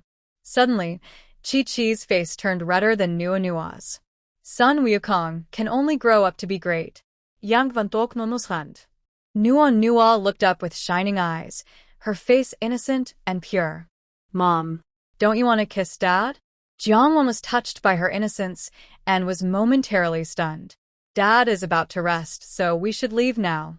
Chi looked at her directly and asked, "Why don't you want to kiss Dad? Do you not like Dad?" If she liked Dad, she would be willing to go to the West with them to find Buddha Rulai to save Dad. Jiangwan explained, thinking she was just a child and could probably be fooled. Liking someone doesn't necessarily mean you have to kiss them. Chi opened her eyes wide and said disappointedly, "So you don't like Dad?" Jiangwan's heart was touched by the disappointment in Chi-Chi's eyes. Children can't understand the idea of a marriage of convenience meant to bring happiness. They just hope their mom and dad are like other children's parents. Since she is their nominal mother, she is willing to give them a healthy family environment within her ability. Then, Fu Qingyin felt a gentle, fresh scent approaching. Just as he anticipated, a soft, warm kiss landed on his face. "Good night, Dad of the kids," Jiangwan whispered softly in Fu Qingyin's ear. Caught off guard, Fu Qingyin's throat went dry, his ears turned red and hot, and the warm feeling lingered, spreading like ripples in his heart. After this, Chi-Chi's attitude toward Jiangwan improved. Although she didn't call her mom like Nuo did, she was at least less distant and less guarded. Jiangwan felt she understood Chi-Chi's mind. She was still a child who liked a loving, harmonious family, which gave her a sense of security. In the morning, Jiangwan washed up as usual and went to Fu Qingyin's room. This time, while reading the newspaper, she saw a report about Jiang Qingfeng. Her face immediately showed dislike. Seeing that guy's name early in the morning was really unlucky. "I don't want to read the newspaper to you anymore," Jiangwan said unhappily. Fu Qingyin's heart sank. How long had it been? She was already tired of it. She even said she would be his lifelong widow. Although he didn't agree or approve, she had just said that yesterday. And she even kissed him, called him Dad of the kids. This morning, she had changed. Was she changing too quickly? Jiangwan finished the books on the shelf she had prepared for him, all of which she had bought to read to Fu Qinyin. She flipped through them and decided to read him some sweet love stories. "Shall I read you some sweet love stories?" Fu Qingyin. Jiangwan picked a novel from Taiwan, which she had read in her previous life. Because of this novel, she learned, to win a man's heart, you must win his stomach. She believed it wholeheartedly. To learn good cooking skills, she became a waitress and secretly learned from the restaurant kitchen. Specifically, she learned how to make egg fried rice. She also wanted to make a bowl of magical egg fried rice that would make a man remember the taste forever and never forget. She read softly, with a nostalgic and amused expression. The female lead ran away pregnant, and the male and female leads only met after many years. The male lead recognized the female lead because he tasted her egg fried rice. Gradually, Jiangwan stopped reading exactly from the book and instead told the story as if sharing a tale, focusing on the key parts for Fu Qingyin. Fu Qingyin was forced to listen to a love story and gradually became interested. However, he didn't feel the sweetness Jiangwan mentioned. He only thought the male protagonist was too foolish and the female protagonist too naive. Because of elders' objections and misunderstandings, they wasted over 20 years before meeting. How many years are there in 20-plus years of life? It was both funny and absurd that their son inherited their genes, as if he also inherited their romantic experiences. But this time, the roles were reversed. The female protagonist's son was good at making egg fried rice and fell in love with a simple girl who couldn't cook just because he could make delicious egg fried rice. Fu Qingyin. So, does their egg fried rice have magical love powers? I make good egg fried rice too, Jiangwan said with some emotion. I also cook other dishes well. Unfortunately, you can only eat soft foods. Hearing her regretful tone, Fu Qingyin couldn't help but feel a bit of regret himself. Jiangwan asked him, listening to such a passionate love story early in the morning, what do you think? Fu Qingyin, do I need to have thoughts about it? Jiangwan rested her chin on her hand, tilting her head to look at Fu Qingyin's handsome profile. Would you be moved by their love that crosses time? Fu Qingyin, he only thought they were very silly and foolish. Jiangwan asked, do you have someone you like? Fu Qingyin spent his first half of life in the army, with few women around, and his mind wasn't on romantic feelings. He thought that after marriage, feelings could be cultivated. But before he had any accidents, he wasn't married and hadn't had the chance to develop feelings for anyone. Jiangwan, do you like Jianglanin? Fu Qingyin. That was a bit unlucky. No man could easily forgive someone who was unfaithful. If the other person didn't like him, just being honest and clear about it wouldn't make him angry. He would even support her being with Fu Qingyang. But Jianglanin sent him a letter and photos every month before her period. He thought she was cultivating feelings with him before marriage. The letter was forwarded, and his position couldn't be revealed. Someone was entrusted to give her his Medal of Honor, which he earned through his deeds. He is a soldier who is responsible to the country and to the people. He also needs to be responsible for his own family. As long as she does not abandon him, he will not let her down. Jiangwan suddenly realized, you like her too, right? Because in her past life, she was attracted to people who looked good or were very capable. People like Fu Qingyin, who is handsome, talented, and the main husband of Jianglanin, probably has no intention of being indifferent to Jianglanin. Fu Qingyin. Did he just speak? Where did she get this idea? Jiangwan comforted him. Don't be too upset. Fu Qingyin was a bit angry. Am I upset? How did you see that? Jiangwan told him something to cheer him up. That day, Fu Qingyang was beaten so badly he was crying out loud. You couldn't see it, but Grandpa also wouldn't agree for them to be together. She can't enter the Fu family. Jiangwan comforted Fu Qingyin in her own way. She thought she was a kind and generous wife. After leaving Fu Qingyin's room, Jiangwan went downstairs to have breakfast. Earlier, Lulan had told her that young people like to sleep in, so she didn't need to get up every morning to eat breakfast with her. So these days, Jiangwan has been eating breakfast alone. Today, because she was reading a romance novel to Fu Qingyin, she went downstairs about an hour later than usual. To her surprise, her mother-in-law was still in the dining room, waiting for her to have breakfast. Mom. Aren't you going out today? Lulan said.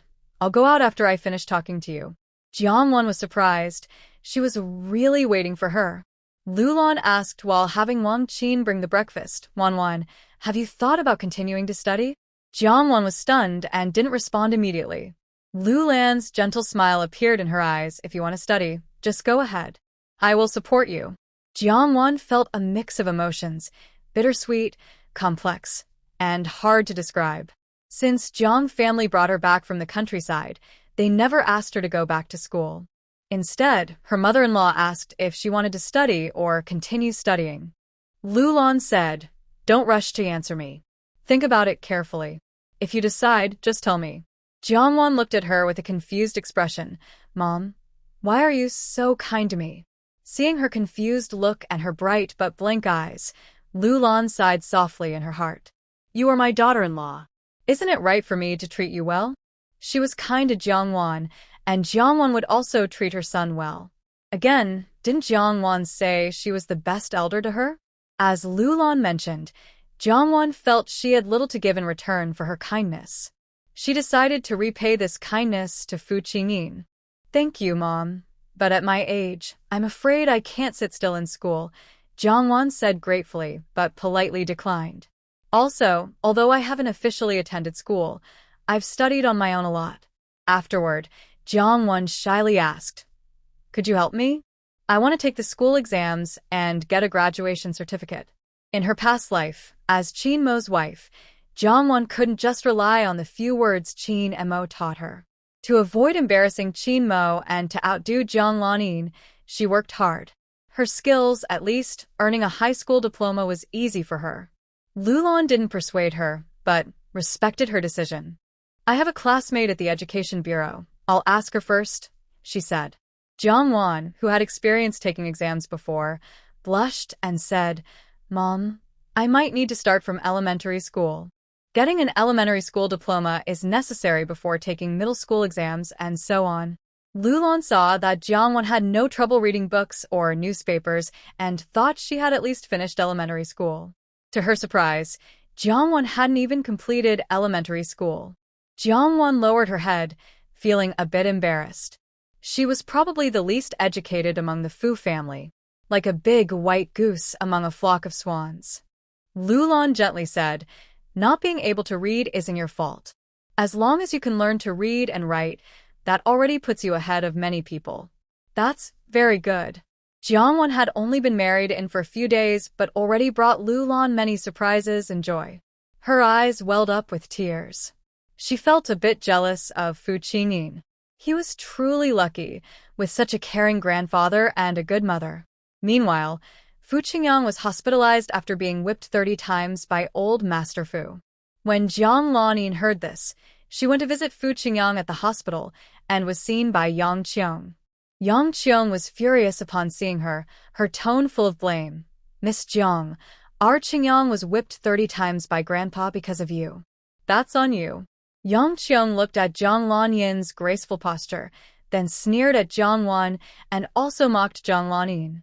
"You and Jiang Wan are different. At least you're a technical college graduate, a scholar. Unlike Jiang Wan, a rural girl from the countryside, lacking manners from head to toe, frivolous and flirtatious. You should know that once your and Qing Yang's identities are exposed, you probably won't be able to be together anymore." Jiang Lanin was not defeated by Yang Qiong's disapproving looks and critical words. Yang Qiong only has one son, Fu Qingyang. As long as Fu Qingyang insists on being with her, what can Yang Qiong do besides anger and frustration? Qingyang. Jiang Lanin's eyes are clear and bright like water, with a sad, hesitant look. Fu Qingyang initially intended to stay with her, but later was moved by her gentle and loving nature. He truly wanted to be with her. Seeing her son wavering, Yang Qiong sternly said, "Fu Qingyang, don't forget what your grandfather said. Even if you forget what your grandfather said, you should remember if it hurts you. You won't forget that, right?" Fu Qingyang was struck like his face changing multiple times.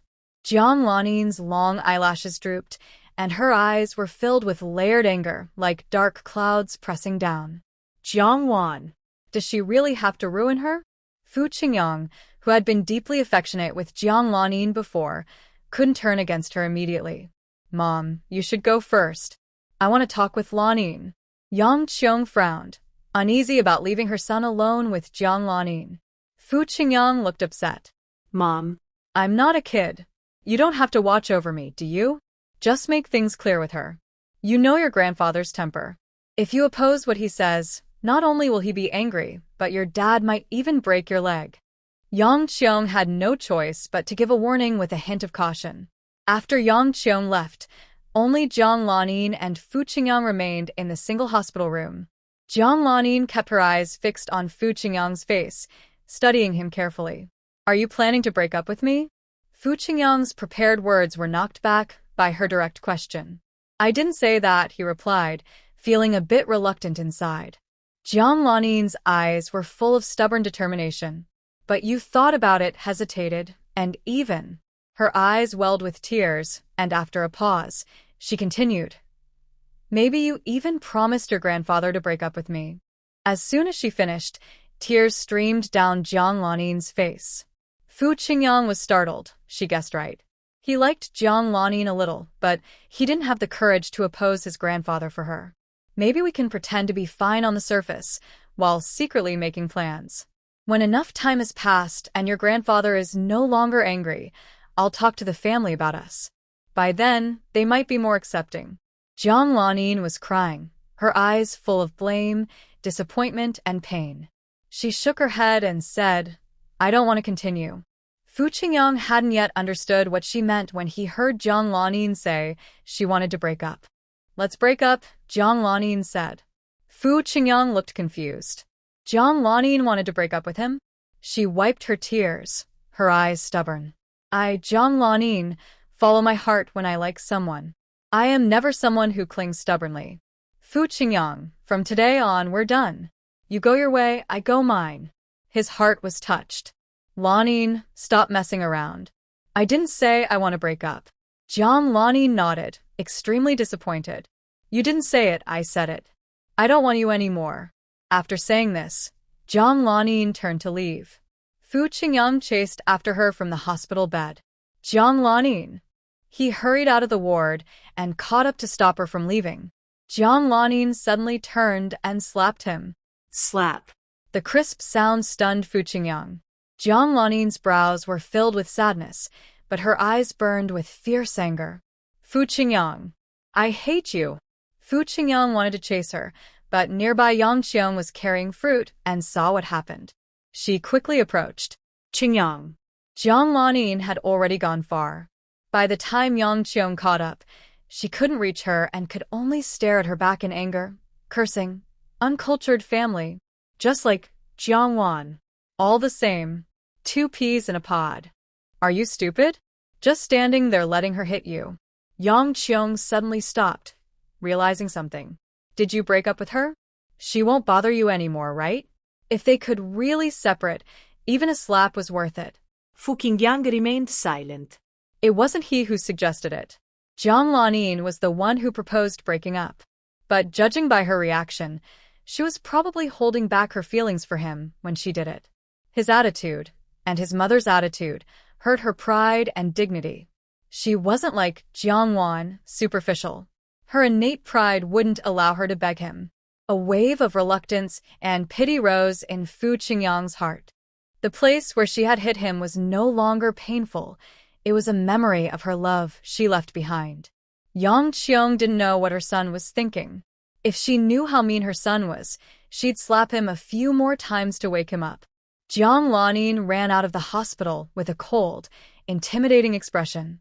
People walking toward her avoided her because of her frightening face.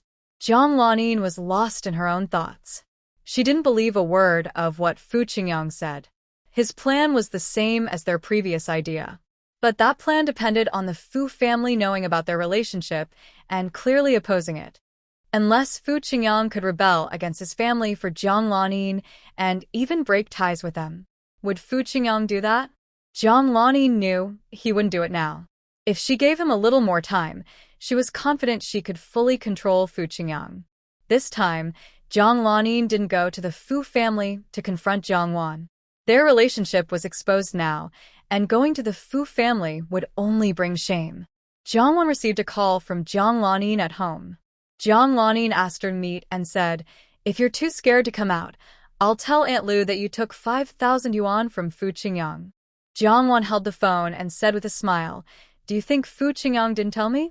Before Jiang Lanin could say more to Fu Qingyang, Yang Qiong left.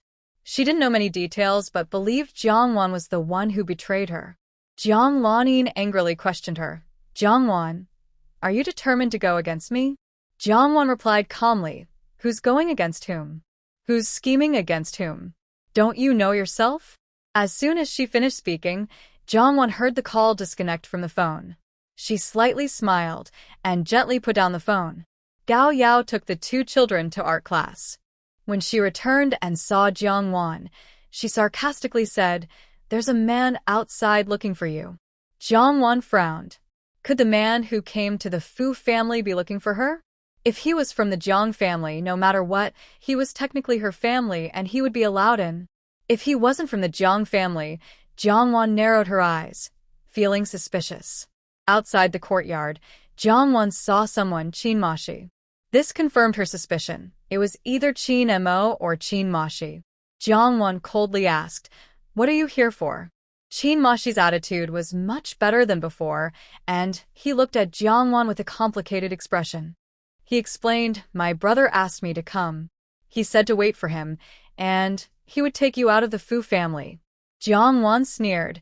"Didn't he take 10,000 yuan from Fu Qingyang and then refuse to mention our relationship anymore?" Qin Mashi looked angry. He said he wouldn't tell you, but how can he not keep his word? Jiang Wan's eyes were cold and distant. At this time, Qin Mashi was just starting to come into the city. He wasn't yet Qin Mashi's right-hand man, nor did he have the future plans or schemes. He easily believed Fu Qingyang's words.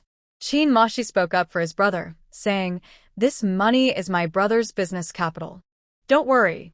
He will definitely succeed, and then he will bring you back from the Fu family." This was the second time Qin Mashi said he would bring her out of the Fu family, which made Jiang Wan feel a bit amused. "Since I agreed to marry into the Fu family, then the Fu family is my home, and Fu Qingyin is my husband." Qin Mashi looked at her with strange, complicated eyes. "You don't need to say that. Both my brother and I understand your difficulties. She wasn't a biological daughter of the Jiang family. The Jiang family brought her from the countryside to marry into the family. How could they let her be a free young lady for nothing?" Jiang Wan felt confused. Her difficulties? What difficulties? She didn't even know herself. Qin Mashi asked her, "Do you know you're not a biological daughter of the Jiang family?" Jiang Wan suddenly realized that Qin Mashi had taken the rumors outside as true. Seeing her silent, Qin Mashi thought she knew. The Jiang family, the Fu family, neither of them are good people. Qin Mashi cursed. The Fu family forced marriage through an engagement, and the Jiang family didn't want to marry off their biological daughter, so they found a pretty girl from the countryside to pretend to be the kidnapped daughter and marry into the Fu family to keep her as a widow. Jiang Wan frowned. She was okay with criticizing the Jiang family, but she didn't want to criticize her in-laws. The Fu family didn't force the marriage, she said. Qin Mashi was anxious. How could she be so naive? If the Fu family didn't force it, how could the Jiang family find someone to marry in her place? But Jiang Wan knew very well. Her mother-in-law was the director of the Industry and Commerce Bureau, and since Jiang Changzhong's textile factory was about to go bankrupt, they thought about selling her to gain honor. Qin Mashi's bad impression of the Fu family grew because of the forced marriage. Plus, after Fu Qingyang hid his brother and used money to settle things, his impression of the Fu family worsened. Jiang Wan spoke up for the Fu family, making him unhappy. He thought Jiang Wan should join him in condemning the Fu family, not helping to explain them. A wolf and a fox, working together in treachery. Neither are good people. Don't be fooled by the Fu family. Jiang Wan sneered. The real conspirators, the ones forcing me to marry, do you want to know who they are? Qin Mashi was stunned. It couldn't be anyone else but them. Who? Jiang Lan and Fu Qingyang. Qin Mashi shook his head. Impossible. Miss Jiang is from the Jiang family, but she's different. She treats my brother very well and is easy to talk to. Jiang Wan sneered. Jiang Lanyin is engaged to Fu Qingyin. Even before Fu Qingyin had trouble, she was already flirting with Fu Qingyang. Qin Mashi looked shocked, speechless with surprise. Jiang Lanyin and Fu Qingyang are lovers? Jiang Wan raised her eyebrows, with a cold smile, a hint of sarcasm, and a touch of mockery, saying, if the Jiang family breaks off the engagement, Jiang Lanyin's reputation might be affected, but not too much. In Fu Qingyin's situation, breaking off the engagement is understandable. But she can't marry into the Fu family again, especially not to Fu Qingyin's younger cousin. The Jiang family would marry off a daughter to the Fu family to protect their reputation and gain favor from the Fu family and others. She and Fu Qingyang could then slowly plan, and she might marry Fu Qingyang as Fu Qingyin's former fiancé. Qin Mashi truly hadn't expected Jiang Lanyin to have such a relationship with Fu Qingyang. He was sure Jiang Lanyin hadn't told his brother. On Jiang Wan's beautiful face, a mocking glint sparkled in her eyes. One thing you all guessed wrong about. I am indeed Jiang family's biological daughter. Qin Mashi looked at her in shock, full of disbelief. Jiang Wan's smile was faint, but her expression revealed pure malicious revenge. If your brother wants to avenge me, just marry Jiang Lanyin back. Qin Mashi froze. The Jiang Wan in front of him was not the Jiang Wan he knew, nor the one he recognized. Jiang Wan's pupils were pure black, like a deep, bottomless hole, holding Qin Mashi's mind and attention tightly. Even if Jiang Wan patted his face, her beautiful features close, with a mocking smile on her red lips. Her stunning face reflected in Qin Mashi's eyes.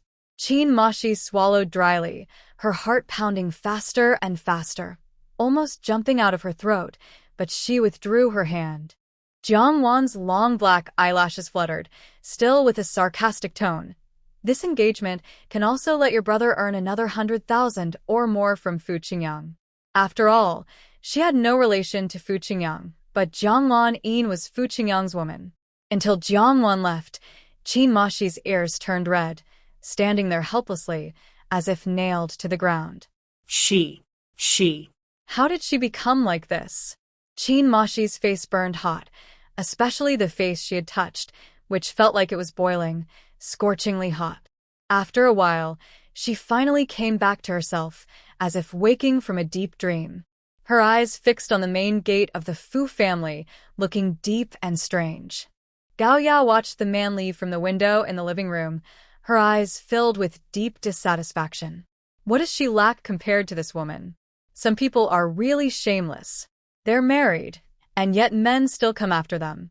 Jiang Wan heard this unpleasant remark as soon as she entered and immediately said, some people are bound by foot binding, while others are bound by their own foolishness. Gao Yao took a moment to realize that foot binding was a symbol of old-fashioned women, and being bound by foolishness was a way to insult her intelligence. Are you calling me shameless? She had done something disgraceful herself, but dared to insult her? Jiang Wan picked up an orange from the coffee table and peeled it, saying, I never insult people. I only insult those who are not worth it. Gao Yao's face turned red with anger. That man is surnamed Qin, your former fiancé, right? He came to find you, and you still say you have no guilty feelings? Jiang Wan looked at her mockingly. You speak so well like you're farting. Gao Yao's body trembled with anger, but because she didn't deny anything and was too scared to explain, she became more agitated. I saw you touching his face just now. Jiang Wan. There are two kinds of people I dislike in this world. One is people like you, and the other is people like you. Gao Yao's eyes turned red with anger, but she dared not attack again. She couldn't beat this hateful woman. Jiang Wan. She roared with hatred. Jiang Wan frowned and said with disgust, Don't shout at me. I'm not afraid of dogs, but I do fight dogs. Gao Yao's head buzzed, her vision blurred, and her hands clenched into fists at her sides. She desperately wanted to rush forward and tear Jiang Wan's face apart. But her mother had already warned her that if she fought Jiang Wan again, Lulan would no longer keep her. Whether Jiang Wan was married to bring good luck or not, whether she was the daughter of the Jiang family or not, right now, Jiang Wan was Fu Qingyin's wife, the daughter-in-law of the Fu family. And she was just a daughter of a nanny. Yao Yao. Come here. Wang Qin called from the kitchen door. Gao Yao went over and mother and daughter returned to the kitchen. Jiang Wan finished peeling the orange. Red Annie, I've already married now, so Gao Yao doesn't need to help watch the kids anymore. After they finished arguing, Red Auntie came out to wipe the stair railing. I don't know about that. Jiang Wan asked, did she get paid? If it's free, then forget it. Anyway, with Fu Qingyin looking like that, Gao Yao probably found it difficult to him. Red Auntie replied, she gets 80 yuan a month as a subsidy. Jiang Wan sat up straight. 80? Including food and accommodation? Aunt Hong nodded and explained, she is a high school student, able to take care of and teach children, and she is Wang Qin's daughter. In the kitchen, Gao Yao and Wang Qin were listening behind the kitchen door to the faint sounds coming from the living room. Gao Yao was eager to go out but was stopped by Wang Qin. What are you going out for? Gao Yao, tears of anger in her eyes, said, it's not her money she took. Who does she think she is? Why should I listen to her insulting me? Wang Qin looked serious. She said it on purpose for you to hear. If you go out to argue with her again, who do you think will win? Gao Yao clenched her lips tightly. She was just a little late.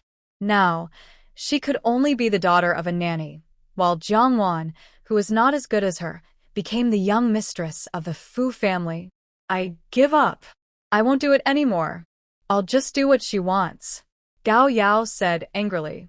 Wang Qin asked, can you find such an easy job outside, with a decent salary? Gao Yao wiped her tears. I don't want to be a nanny. She didn't want to be a nanny for someone like Jiang Wan. If she worked as Jiang Wan's nanny, she would get angry and upset someday. Wang Qin felt sorry for her. You're just taking care of the children, not her nanny. Gao Yao thought about how quickly those two ungrateful people were bought over by Jiang Wan, and a trace of hatred appeared in her eyes. Those are two ungrateful people. Wang Qin comforted her a few more words, calmed her daughter's emotions, and then asked about Jiang Wan's fiancé. Are you sure he's her fiancé? Gao Yao nodded. Yes, I asked Sister Lanin. Jiang Wan's fiancé is surnamed Qin. Wang Qin hesitated. You shouldn't mention this in front of Aunt Lu. Gao Yao was incredulous and angry. Why? Because she's not proper? Wang Qin scolded. You silly girl. You argued with her in the living room for so long. Do you think no one will tell Aunt Lu? If you complain, you'll look bad. Aunt Lu likes honest people. Gao Yao still felt uneasy. What if no one told her? Wang Qin said, if no one tells her later, I will. Gao Yao finally relaxed. Meanwhile, Qin Mashi returned home. Qin M was originally sharing a rental with others when he first moved to the city. Later, he started a street stall.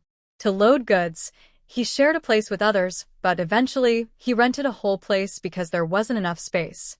Brother. Qin M was resting at home after being discharged from the hospital. He asked Qin Mashi to find Jiang Wan, holding on to a faint hope that Jiang Wan would come with his brother to see him. But he didn't see Jiang Wan behind or beside his brother. Did you look for her? Qin Mashi nodded and recounted everything Jiang Wan had said. Qin Mo never expected Jiang Lanin and Fu Qingyang to be lovers. No wonder he advised him not to report the case. If Jiang Lanin is Fu Qingyang's lover, was their meeting really just a coincidence? Qin Mo scratched his head, thinking again about Jiang Wan's exaggerated face in front of him. He has seen that face since he was young and doesn't think it's very beautiful. But today, it somehow just surprised him. Luckily, Jiang Wan married a person in a coma, which made Qin Mo feel strangely bitter. Otherwise, his brother might not have been able to bring her out of the Fu family. Jiang Wan said she is truly Jiang family's biological daughter, and she really hates Jiang Lanin. Qin Mo fell into deep thought. Qin Mashi. Brother, what do you plan to do? Previously, Qin Mashi thought his brother shouldn't care much about the marriage with Jiang Lanin because people tend to rise higher and fall lower. He believed Jiang Lanin was better than Jiang Wan. Now, Qin Mashi's impression of Jiang Lanin is not good. It depends on whether his brother chooses money or love. Qin Mo restrained his feelings and focused on the present. How is she doing? Qin Mashi hesitated, unsure if wealthy families had better luck. He felt Jiangwan changed a lot after marriage, like the midday sun, bright and dazzling, full of sharp energy. She seems to be doing quite well. Qin and Mo felt a little relieved. Go back to your hometown today, and bring Mom here. Qin and Mo, brother, do you want this engagement? Or, Qin and Mo looked at himself with some self-mockery. Do you think I have the choice? Looking back, Qin and Mo felt Jiang Lanin had been scheming against Jiangwan from the start. And why was she scheming against him? Because he was Jiangwan's fiancé. Qin Mo's opinion of Jiang Lanin lowered even more. Jiang Lanin didn't need such schemes, or to do him favors. He wouldn't agree to the marriage either. It seemed that coming from a small town limited his perspective. In his first year in the city, he learned so much. Losing his future bride due to scheming. Qin Mo's eyes flashed with a fierce light. While the Qin brothers waited for their mother to come to the city, Jiang Wan's confinement was over, and she was now allowed to go out. In the morning, Jiang Wan was reading a romance novel for Fu Qingyin as usual. Fu Qingyin couldn't focus at first, but eventually, he was forced to listen. He was a person in a coma and couldn't cover his ears, so he could only listen passively. After hearing so many melodramatic stories, his ability to accept them improved a lot. Jiang Wan's voice was pleasant and gentle, clear and steady in pace. Fu Qingyin gradually listened, but as he listened, he started to feel something was wrong.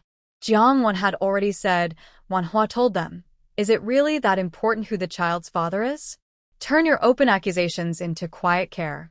Like how you used to take care of me, take care of us, mother and daughter. She is not just a child's. She belongs to everyone. She is each of your daughters." Fu Qingyin's mind was momentarily confused. The things in the story were a bit beyond his understanding and hard to imagine. Seeing Jiang Wan's handsome, strong face, Fu Qingyin couldn't help but smile. Now he could see the problem, but at that time, she had been influenced by harmful ideas, thinking they loved her deeply and had great feelings for her. She was very touched. "Today, I plan to find a job," Jiang Wan said. Fu Qingyin? If she told her mother, she wouldn't need to find a job herself. And with her education and experience, she probably couldn't find a better job. Jiang Wan softly said, "I plan to look for a singing job at a dance hall." If Fu Qingyin could frown, his brows might be furrowed now. He had been to places like dance halls and didn't like the noisy, chaotic environment. It's also unsafe for a girl to look for work there. "Jiang Wan, do you think Mom would agree if I wanted to work at a dance hall? Even if she doesn't agree or doesn't like it, I will still go," Jiang Wan answered herself. Her decision wouldn't change, but she hoped not to upset her mother-in-law. People who are kind to her, Jiang Wan also couldn't help but care about their opinions. If you behaved well, maybe you could help me talk to Mom." Fu Qingyin wondered, is it possible she wouldn't agree either? Jiang Wan, "Actually, I don't plan to stay at the dance hall long. It's just a stepping stone. I want to wait for a talent scout there. I want to develop in the entertainment industry." Fu Qingyin. With Fu family's status and reputation, it would be difficult for Jiang Wan to enter the art scene. He was starting to understand what Jiang Wan meant earlier. The entertainment industry sounds good, but in reality, it's just the showbiz, full of gray areas. If something happened and Jiang Wan did something that affected Fu family's reputation, her mother might choose to give up on her. Jiang Wan knew this well. "I won't reveal my relationship with the Fu family, nor will I use the Fu family's fame to do anything reckless. If one day her true identity were to be exposed and it damaged the reputation of the Fu family, she would willingly ask for a divorce. This is the Fu family. If it were someone else, Jiang Wan wouldn't care so much." Fu Qingyin sensed Jiang Wan's determination. His heart was complicated, anxious, and gloomy. Jiang Wan had no one to talk to, so she shared her feelings with Fu Qingyin, treating him as her confidant. Fu Qingyin was aware but couldn't speak and had less than 6 months to live. He was the perfect person to share her feelings and small secrets with. After leaving the Fu family, Jiang Wan headed straight to the 0 Point Karaoke and Dance Hall. In her previous life, Jiang Lanin met her future manager, Zheng Xiaoying, at the 0 Point. She had heard many compliments about Zheng Xiaoying from Qin Maowei. Whether it was character, background, or talent, Xing Xiaoying was outstanding. With Xing Xiaoying by her side, Jiang Lanin only needed to act well. Everything else was arranged perfectly by Xing Xiaoying. The 0 Point Karaoke and Dance Hall is one of the largest entertainment venues in Kyoto, with 2 floors covering about 300 square meters. It combines a dance hall and a bar, offering diverse entertainment and leisure options, and is currently the only place in Kyoto with such a setup. While other small dance halls still held ballroom dancing, 0 Point had already introduced disco equipment. Breakdancing and disco became popular starting from 0 Point. The neon lights outside the daytime dance hall were off, and the large sign on the advertising frame was unlit, making it look a bit old-fashioned and simple. Inside the dance hall at this time, the music played was gentle and relaxing. The lights were dim, with only a few colored lamps turned on. Under the faint light, only a few people sat drinking, talking, and chatting. The stage was very quiet. The laser lights and colorful rotating balls were off, and there was no band or singer. When Jiang Wan entered, a few people glanced casually, and their eyes widened in surprise. She sat at the bar, and the waiter quickly approached. There were no job advertisements inside or outside the dance hall, indicating they didn't lack staff. Most dance halls have a fixed band and resident singers. To join, Jiang Wan needed to have real talent. Lemonade, Jiang Wan said calmly, her beautiful face showing a hint of deep sadness. The waiter looked at her more carefully, thinking she didn't seem to be in a good mood. Can you sing? She asked as the waiter brought her water. Jiang Wan was slightly choked by the cigarette smoke in the dance hall, causing her throat to become a little hoarse. Instead of dulling her allure, it made her even more tempting. The waiter felt a bit uncomfortable. According to the rules, he couldn't do that, unless they had a good relationship with the boss or were regular big clients. And Jiang Wan didn't have any of those connections. She took out 200 yuan and placed it on his tray. Faced with Jiang Wan's clear, water-like eyes that seemed to want to speak but held back, the waiter hesitated, unable to say no. Besides, she was generous. She handed over 200 yuan, and it was daytime with not many people in the dance hall. "Miss, please wait. I'll ask the boss." Jiang Wan slightly tilted her pointed chin. The waiter went behind the bar to find someone. The boss of the 0 Point dance hall, Xian Li, had stayed up all night yesterday. In the morning, he was busy dealing with the new stock of drinks and was now resting in a back room. When Shao Jie, the waiter, woke him up, Xian Li's eyes were bloodshot, showing impatience and irritation. He threw his coat onto the floor. "Li Xiangjie, haven't you seen money before? Is 200 yuan a lot? You're so naive." Cousin.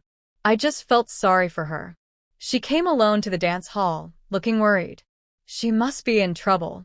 Shao Jie is Xian Li's cousin, a college student working part-time during the summer to experience life. Sin Li Setna. When did this kid develop such kindness? Is she a pretty girl? Xian Li took out a cigarette and started smoking, trying to wake up. Shao Jie chuckled. Everyone loves beauty. It's just a favor for a beautiful lady. Xian Li finished smoking but didn't say whether he would agree or not. Shao Jie was anxious. "Cousin, she paid, and there aren't many people here. Can't you make an exception?" Xian Li exhaled a smoke ring and extended his hand toward him. Cousin is good at everything, but he's also stingy and tight dash.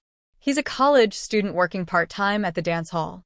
As Xian Li's cousin, he only gets a basic salary of 50 yuan, which is 10 yuan less than other regular waiters. Drinks are commission-based and tips are kept. Shao Jie had no choice but to hand over the uncollected tip. When they left, Jiang Wan was standing at the bar, surrounded by 2 men trying to chat her up. She ignored them and couldn't drive them away. Xian Li signaled, and Shao Jie stepped over, politely asking the 2 men to leave. "Miss, our boss agreed, but the band at the dance hall won't start until 6 p.m. for now, so there's only background music," Shao Jie said. Jiang Wan didn't mind whether there was a band or not.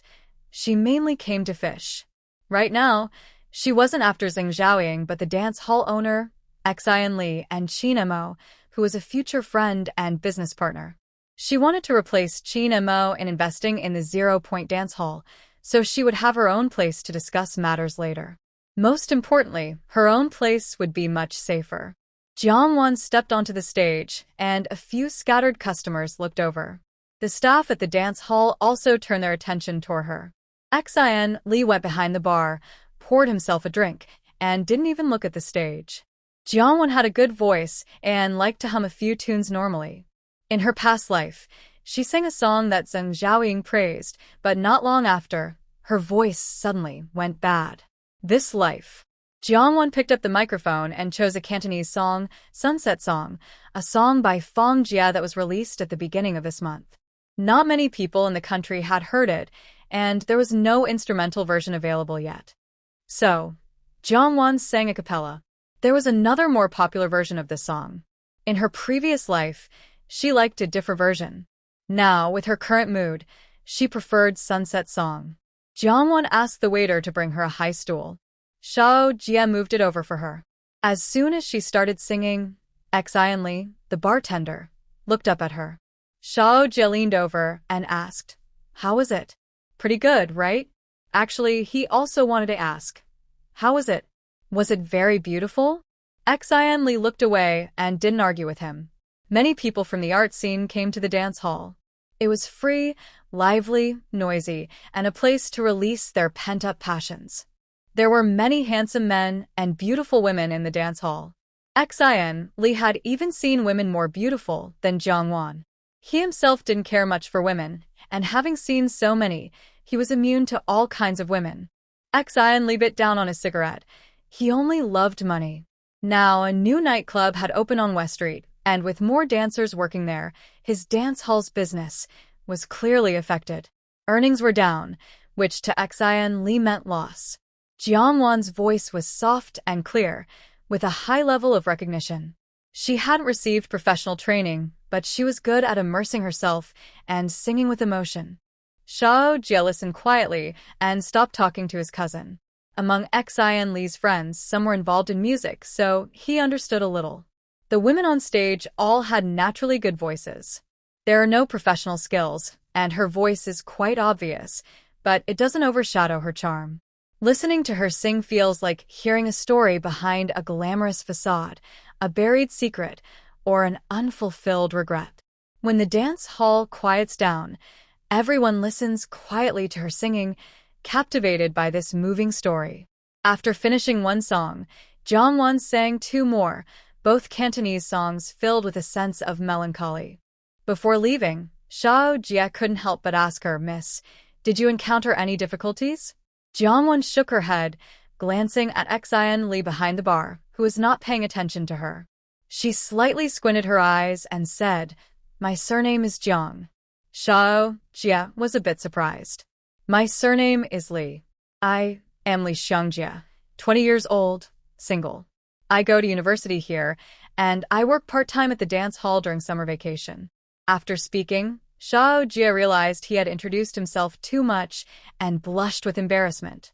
Jiangwon smiled and said hello, goodbye. She didn't say anything else and simply left. For 3 consecutive days, Jiangwon would come to the dance hall to drink a glass of lemon water and sing 3 songs. Because of her stunning appearance and beautiful voice, her melancholy, her sadness, her unique personality, and the story behind her all deeply attracted people's attention.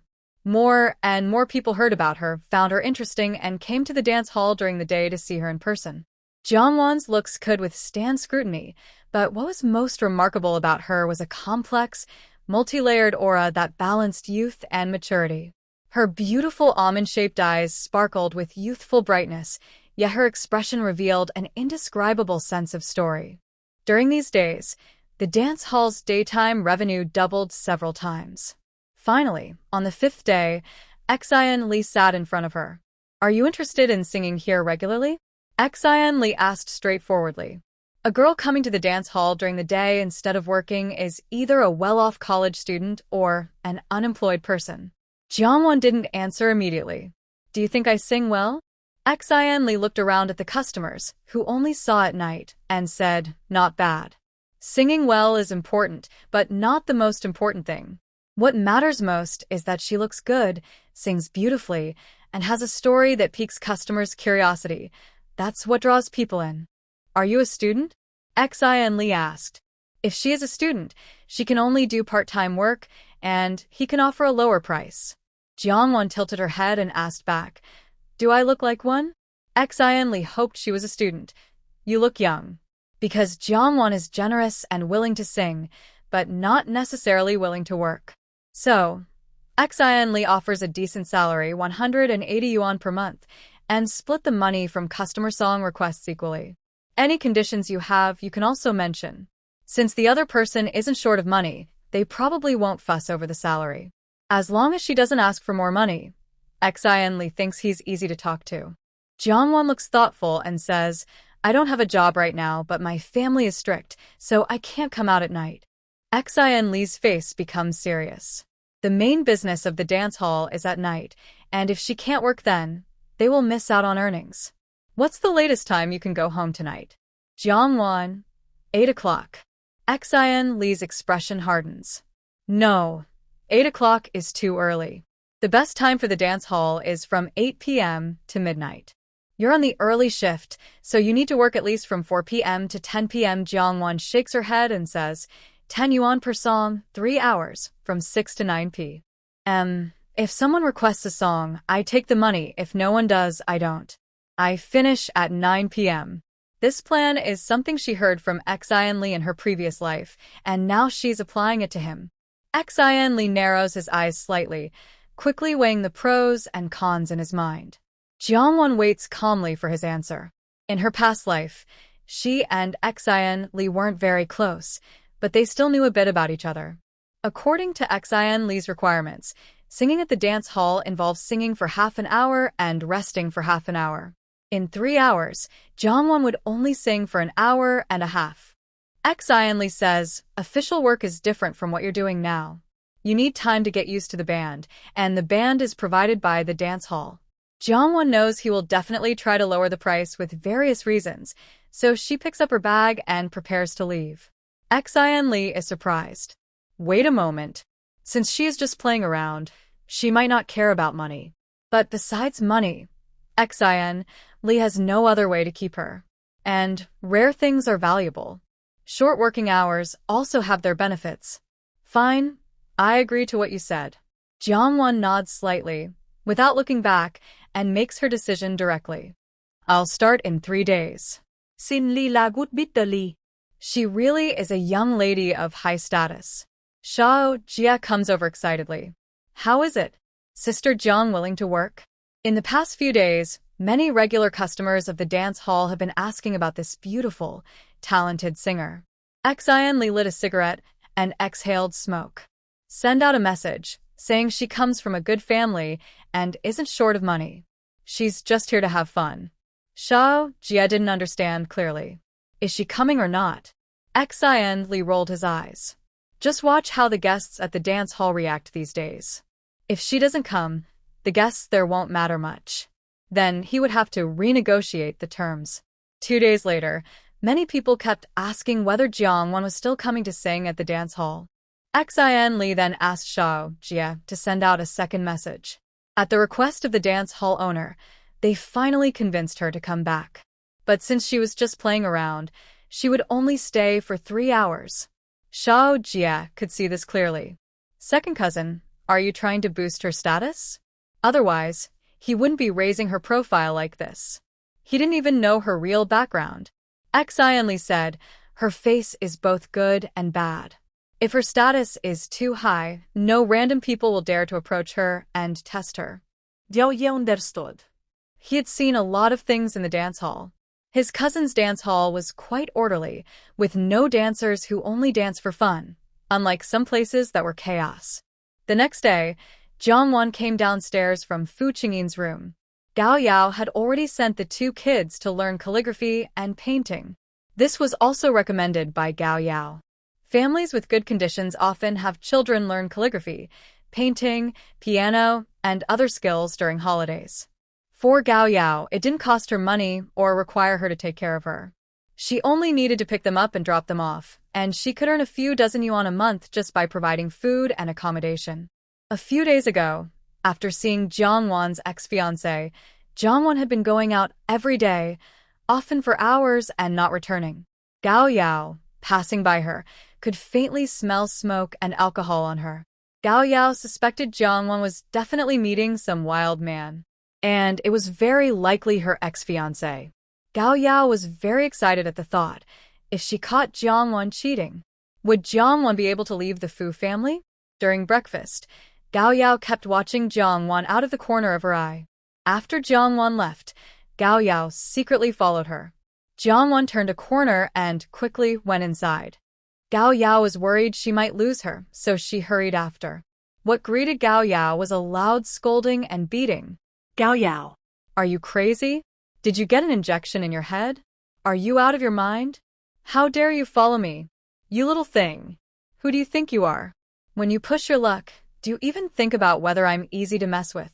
Gao Yao cried out loudly, clutching her head after being beaten. After a long while, she stopped moving. Gao Yao quietly looked up and saw that Jiang Wan was no longer nearby. Jiang Wan. Just wait. I won't let you go. Gao Yao grimaced in pain, her face twisting with discomfort. It hurts so much. Jiang Wan had gone to another street and entered a bookstore, which was her cover job. This job was from 1 p.m. to 5 p.m. with shift changes. The hours were short, and the pay was low, 30 yuan a month, with no meals or accommodation included. When Jiang Wan returned home, she bought cream cakes for the two little ones and brought her mother-in-law her favorite old Zhao family wife biscuits. Nua loved the yellow peaches on the cake and ate a bite happily, squinting with satisfaction. Chi quietly glared at Gao Yao, having overheard her complaining to Grandma about Jiang Wan. Lulan asked Aunt Hong to take the children upstairs. Wan. Gao Yao said you hit her outside today? Jiang Wan denied it. Did I hit you? I don't know about it. Seeing that she still refused to admit it, Gao Yao snapped. Can't you see I'm not blind? I can tell. Lulan looked displeased and pondered. Wan, it seems you've been going out every day lately? Jiang Wan knew this day would come. I found a job as a bookstore clerk. Gao Yao sneered inwardly. Just a bookstore assistant. Such a job, low pay, she wouldn't even want to go if she had a choice. Lulan was quite happy. Jiang Wan, without a degree, managed to find a decent job on her own. That's good. Isn't that a good thing? Why not say so earlier? Jiang Wan felt a bit embarrassed. It was just a trial period at first, and I wasn't officially employed, so I didn't mention it. Starting tomorrow, I will be a full employee. I get 1 day off each month, and I'll have 4 or 5 night shifts a week, working until 9 p.m. Lulan was a workaholic herself and was used to staying busy at home. Night shifts and overtime didn't bother her. If you like the work, just do it. If you're unhappy, don't do it. If you want to find a different job, just tell me. I can help you look for opportunities.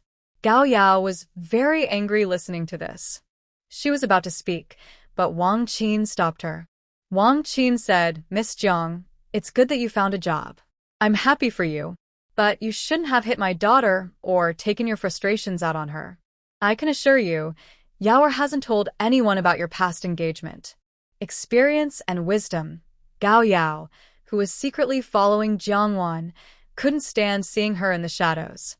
Wang Qin made up a half-true, half-false excuse to Jiang Wan about Gao Yao, leaving Jiang Wan with no way to argue.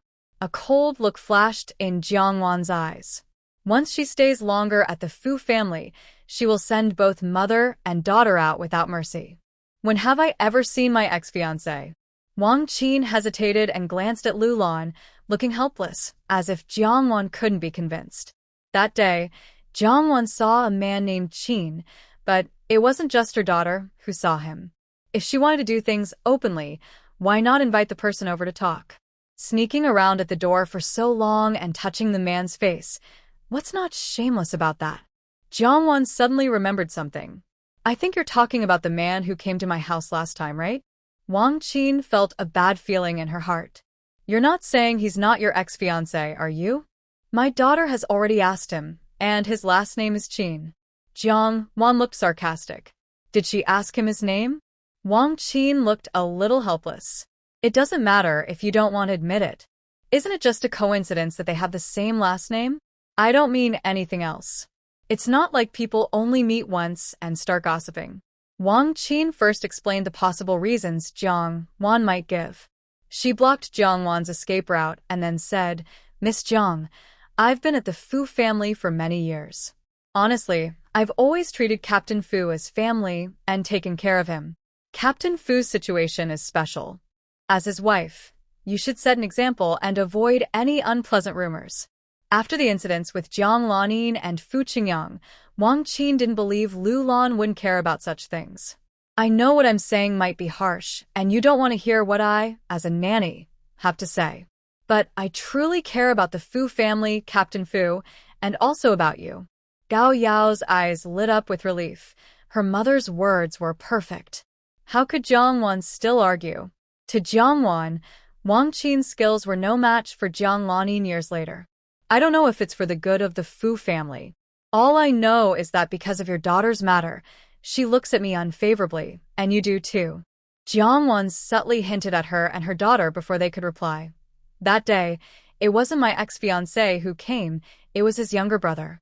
Wang Qin didn't even let Jiang Wan explain and looked at Lu Lan. "Mom, if you don't believe me, I can find him and have him face-to-face to clear things up." Lu Lan had a very good impression of Jiang Wan and was willing to trust her. "I believe you," she said. Gao Yao couldn't help but ask, "I saw you touch his face, didn't I?" Jiang Wan replied, "Was that really touching? He came to confront me and question me. I only slapped him a few times." Gao Yao didn't believe her. Their tone during the conversation didn't seem like a serious confrontation or questioning. "You're lying. You're deceiving me." Jiang Wan looked at her with disdain. "It doesn't matter if you believe me or not. As long as Mom trusts me, that's enough." Gao Yao's face turned red. "Aunt Lu, I really didn't lie to you. She's truly not behaving properly. Who is more family, her daughter-in-law or the maid's daughter?" Lu Lan could tell the difference clearly. "Yao Yao, don't say such things again. It's not good for family harmony. Nuo and Chi will start school in half a month. After school begins, things at home will settle down. I'll find you another job, something better than staying here to take care of the kids." Lu Lan didn't plan to make Wang Qin leave directly. She wouldn't just kick her daughter out. Finding her a better job was also a way to save face for both sides. But in Gao Yao's view, no matter how politely Lu Lan spoke, the result was clear. The other side had driven her out of the Fu family because of Jiang Wan. Wang Qin held Gao Yao's hand, grateful. "That's great. You should thank Aunt Lu." Gao Yao's eyes reddened with frustration, tears of grievance almost falling. She was being driven away and still had to thank others. Seeing her look like she had been bullied and was angry, Lu Lan felt displeased. For her mother's sake, she didn't pursue the matter. "Didn't you say you liked children? How about I find you a job as a kindergarten teacher?" Gao Yao was dissatisfied. What was so good about being a kindergarten teacher? Every day she had to take care of a bunch of kids, entertain them, and it was exhausting. Wang Qin immediately agreed. "Whatever Aunt Lu finds for you must be good. Quickly thank Aunt Lu." Gao Yao was forced to thank her. But what kind of person was Lu Lan? She could see Gao Yao's unwillingness and reluctance. She was ambitious but lacked skill, had unrealistic dreams, caused trouble, and was very jealous. Compared to Jiang Wan, she was far behind. Gao Yao's complaint after being beaten was that she would leave the Fu family after school started. Not to mention how unhappy Gao Yao was, Wang Qin also didn't feel happy inside. "Mom, you always say that the Fu family values and respects you, that they treat you as one of their own. Now look again." Gao Yao cried tears of humiliation. Last time Jiang Wan hit her, Lu Lan at least punished Jiang Wan. This time, Jiang Wan hit her again, and Lu Lan told her to leave the Fu family. Is it just because Jiang Wan is Lu Lan's daughter-in-law? She almost became Lu Lan's daughter-in-law. It's all Jiang Wan's fault. Gao Yao was furious with her. Wang Qin also felt sorry for her daughter's unfair treatment and knew she would eventually settle the score with Jiang Wan. The next day, Jiangwon officially started working at the 0 Point Dance Hall after leaving the bookstore. Before work, Xian Li and Jiangwon discussed something. To avoid unnecessary trouble, Xian Li created a fake noble identity for Jiangwon. Jiangwon. Is her true identity as the young lady of the Jiang family being exposed? Or is her role as the daughter-in-law of the Fu family being revealed? The first doesn't matter, but the second would be troublesome. Seeing her expression change, Xian Li asked suspiciously, "Are you pretending to be a young lady from some family behind your relatives' backs?" Jiangwon realized that Xian Li didn't know anything.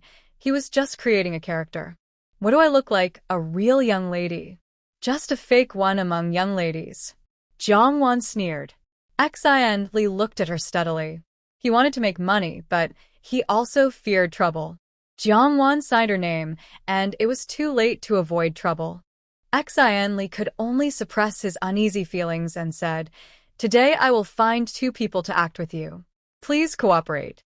Jiangwon made an okay gesture. "No problem." Xian Li asked, "Do you know what I want you to cooperate with?" Jiangwon nodded, "I know." She understood some of Xian Li's methods. Xian Li, biting his cigarette, saw her confident attitude and decided not to warn her, even if he wanted to give her a warning. "Since you're working, your makeup needs to be a bit heavier. Otherwise, under the lights, your face won't look good." Jiangwon was willing to cooperate with this small request. "Did you bring your makeup products?" If not, Xian Li would have to ask Su Shi to lend some. "Yes, I brought them." Xian Li waved his hand, and Xiao Jia, who had moved over, took Jiangwon to the makeup and restroom. Xiao Jia happily greeted Jiangwon. "From now on, we're colleagues." "You can call me Xiao Jia." Jiangwon said, "You can call me Linglong." That was her stage name. Xiao Jia's eyes lit up. "That's a nice name." Jiangwon, "Thank you." When they arrived at the makeup room, there were others inside, members of the band and the lead singer, Su Shi. Xiao Jia introduced them. "Are you the beautiful woman everyone's talking about?" "I think you're just okay," the bassist Huang Mao said critically as he looked at Jiangwon. Xiao Jia was angry. "How can you talk like that?" Jiangwon seemed unaware of the tense scene, asking, "Which seat is mine?" Everyone was seated, some with their feet up on empty seats. Xiao Jia thought they were bullying others. When he arrived at Linglong's seat, guitarist Hong Mao was sitting there. "Go away, this seat belongs to Sister Linglong." Huang Mao shook dia. Why does she need to fight for a seat? With her looks, she could just sit on the boss's lap. Jiangwon sneered and slapped him across the face. Slap. Suddenly, the lively room fell silent. 7 or 8 people looked over, their faces unfriendly, staring at Jiangwon. Lead singer Su Shi finally stepped out from the back. He was just joking. "If you can't handle jokes here, then don't come to the singing and dancing hall." Jiangwon raised an eyebrow.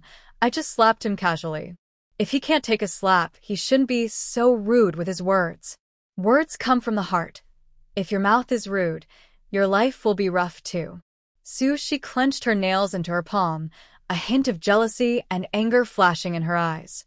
Before Jiangwon, only Su Shi was a resident singer at the 0 Point Singing and Dancing Hall.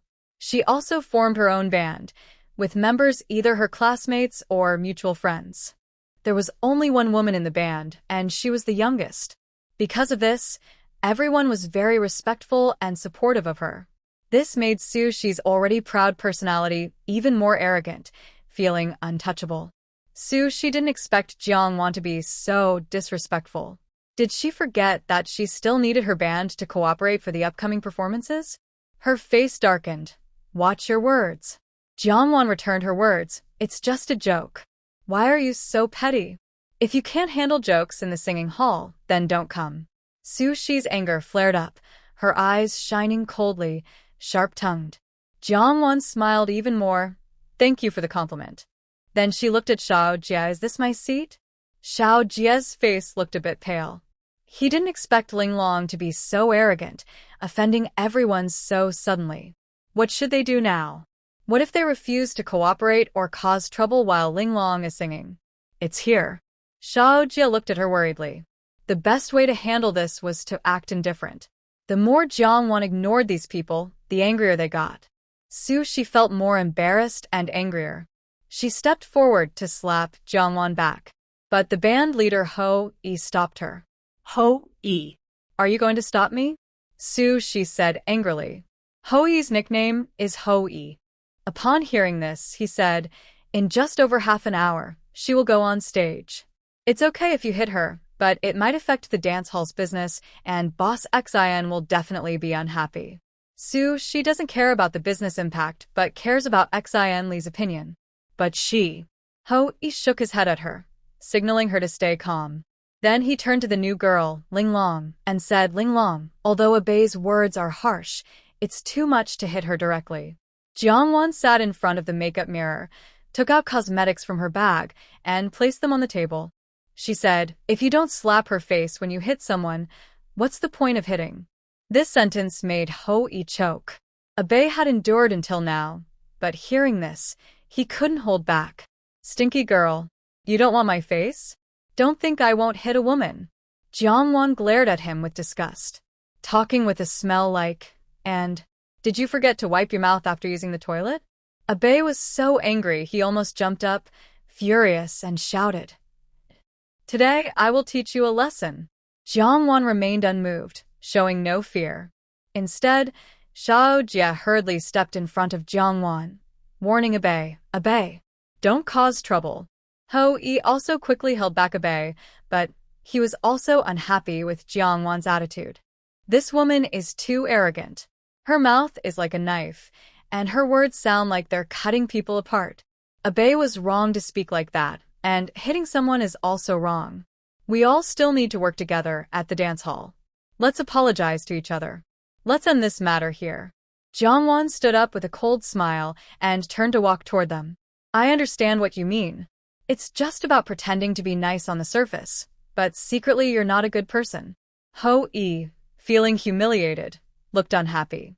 This woman just wouldn't back down. They should give each other a way out and stop here, right? Jiangwan pushed Ho-yi aside, her cold eyes fixed on the red-haired Abei. Little brat, how many mothers do you have? Speaking like that outside. Does no one teach you how to behave at home? Abei was so furious he exploded and swung his fist toward Jiangwan. This time Ho-yi looked on coldly and didn't stop him. Xiao Jie was angry and anxious. He had already asked his cousin to come, but his cousin hadn't arrived yet. He could only grit his teeth and prepare to step in to block him. Such a beautiful lady. If she was hurt, it would be a terrible waste. Just as Xiao Jie was about to step forward to protect her, he heard Abei scream as he bent over, clutching his groin. That's right. At the same time Abei made his move, Jiangwan had already delivered a quick, sneaky kick. How long is the arm of the person with red hair? Jiangwan's legs are 1 meter long. When the other person swung his arm, Jiangwan's foot was already kicking him. Abei was in pain and hunched over, his face twisted with pain. The rest of the band members surrounded Jiangwan together. Xiao Jie swallowed hard, thinking, wow, this sister is so wild. It looked like things might get out of control. Fortunately, Xin Li was quickly brought over by someone Xiao Jie called. Seeing this scene, Xin Li's face darkened. He shouted angrily, what are you doing? What are you all doing? Do you want to fight in a group? Su Shi's eyes were red, and she said angrily, it's her. She hit Abei. Before Xin Li arrived, he had already heard the general story. Su Shi and her friends were unhappy with Jiangwan's appearance and wanted to give her a warning. But they didn't expect to hit a hard target. That girl is not so easy to bully. Jiangwan directly said, the one who provokes is the one at fault. Su Shi was furious and said, it was just a small matter, and she could have apologized. But she insisted on hitting people. If Abei gets hurt, we won't let her go. Jiangwan looked calm. I always believe in doing things with integrity and speaking with virtue, so I never cause trouble first. If someone troubles me, I will respond. As I said, those who provoke are at fault. Su Shi was so angry she was about to faint. What she said and what she did were completely different. She clearly acted without mercy and spoke harshly and unkindly. Sushi's words were not as quick as the other person's, so she could only shout angrily, "You're talking nonsense." Jiangwan asked, "What are you barking at?" Sushi, "You're shameless." Jiangwan, "I don't have any for you." Sushi's face turned red with anger. "I'm going to call the police. I will report her for." Jiangwan, "You can't just report her. You should find a dog trader instead." Sushi couldn't argue back and was trembling with anger, ready to go hit Jiangwan. Hou-yi stopped her, looking furious, and said, "Shut up." Jiangwan shook her head helplessly. All human pain comes from anger at our own helplessness. Xian Li's mouth twitched. "Everyone, shut up now. You're about to go on stage soon. Are you all ready? Ling Long, have you done your makeup? Have you changed your clothes? Hou-yi. Have you checked the instruments?" Xian Li scolded everyone, temporarily calming their anger. Jiangwan sat back down to do her makeup. Anyway, whether it was arguing or fighting, she hadn't lost. Sushi looked wronged and said, "What about Abe?" He's still in pain. Xian Li asked Abe anxiously, "How do you feel? Should we go to the hospital?" Abe blushed and said, "Yes." He was in severe pain and felt uneasy not to get checked. If something serious happened, Abe looked at Jiangwan with a fierce, resentful gaze. He wouldn't let her go easily. Xian Li arranged for someone to take him to the hospital. After Abe left, the atmosphere in the room became cold and stiff. Besides Xiao Jie, everyone, including Xian Li, had opinions about Jiangwan. But Xian Li couldn't do anything about Jiangwan. She wasn't really here just to beg for food. Maybe she would stop singing and go back home to inherit the family estate. Jiangwan was about to go on stage, and Xian Li wouldn't pressure her at this moment. Her first performance had failed, and the loss was his. Xian Li warned Sushi and others not to bother Ling Long anymore, then left feeling frustrated. Before leaving, Xian Li was still a bit worried and asked Xiao Jie to stay with Jiangwan to watch over her, afraid they might fight again. Jiangwan was indifferent and used Xiao Jie as her little assistant, asking him to fetch water or prepare throat lozenges. In her past life, Jiangwan had suffered because she drank something she shouldn't have outside, which damaged her voice. Now, outside, she either didn't drink anything, drank unopened bottled water, or brought her own water. The space was very useful in this regard. Xiao Jie whispered, "Ling Long's sister, there's less than half an hour before you go on stage." Jiangwan nodded and started to do her makeup. At this point in her life, she had only been in the city for half a year, and she had no money, no makeup products. They were all things scavenged when she emptied the Jiang family. She didn't have makeup, but Jiang Lanyin's cosmetics were endless. Many unopened high-end cosmetics, which Jiang Lanyin could never afford with her salary. Jiangwan guessed who sent them, but regardless, they were now hers. Having useful things was a shame to waste. She spent 10 minutes drawing her eyebrows and applying red lipstick. She changed into a white shirt with a stand-up collar and delicate floral patterns, paired with light blue high-waisted jeans, showing her slim waist and tall, even legs. Then she spent 20 minutes with Xiao Jie helping her curl her hair into big, fluffy waves with a curling iron. In front of the mirror, Jiangwan looked left and right, feeling like something was missing. Xiao Jie's eyes were already glued to her.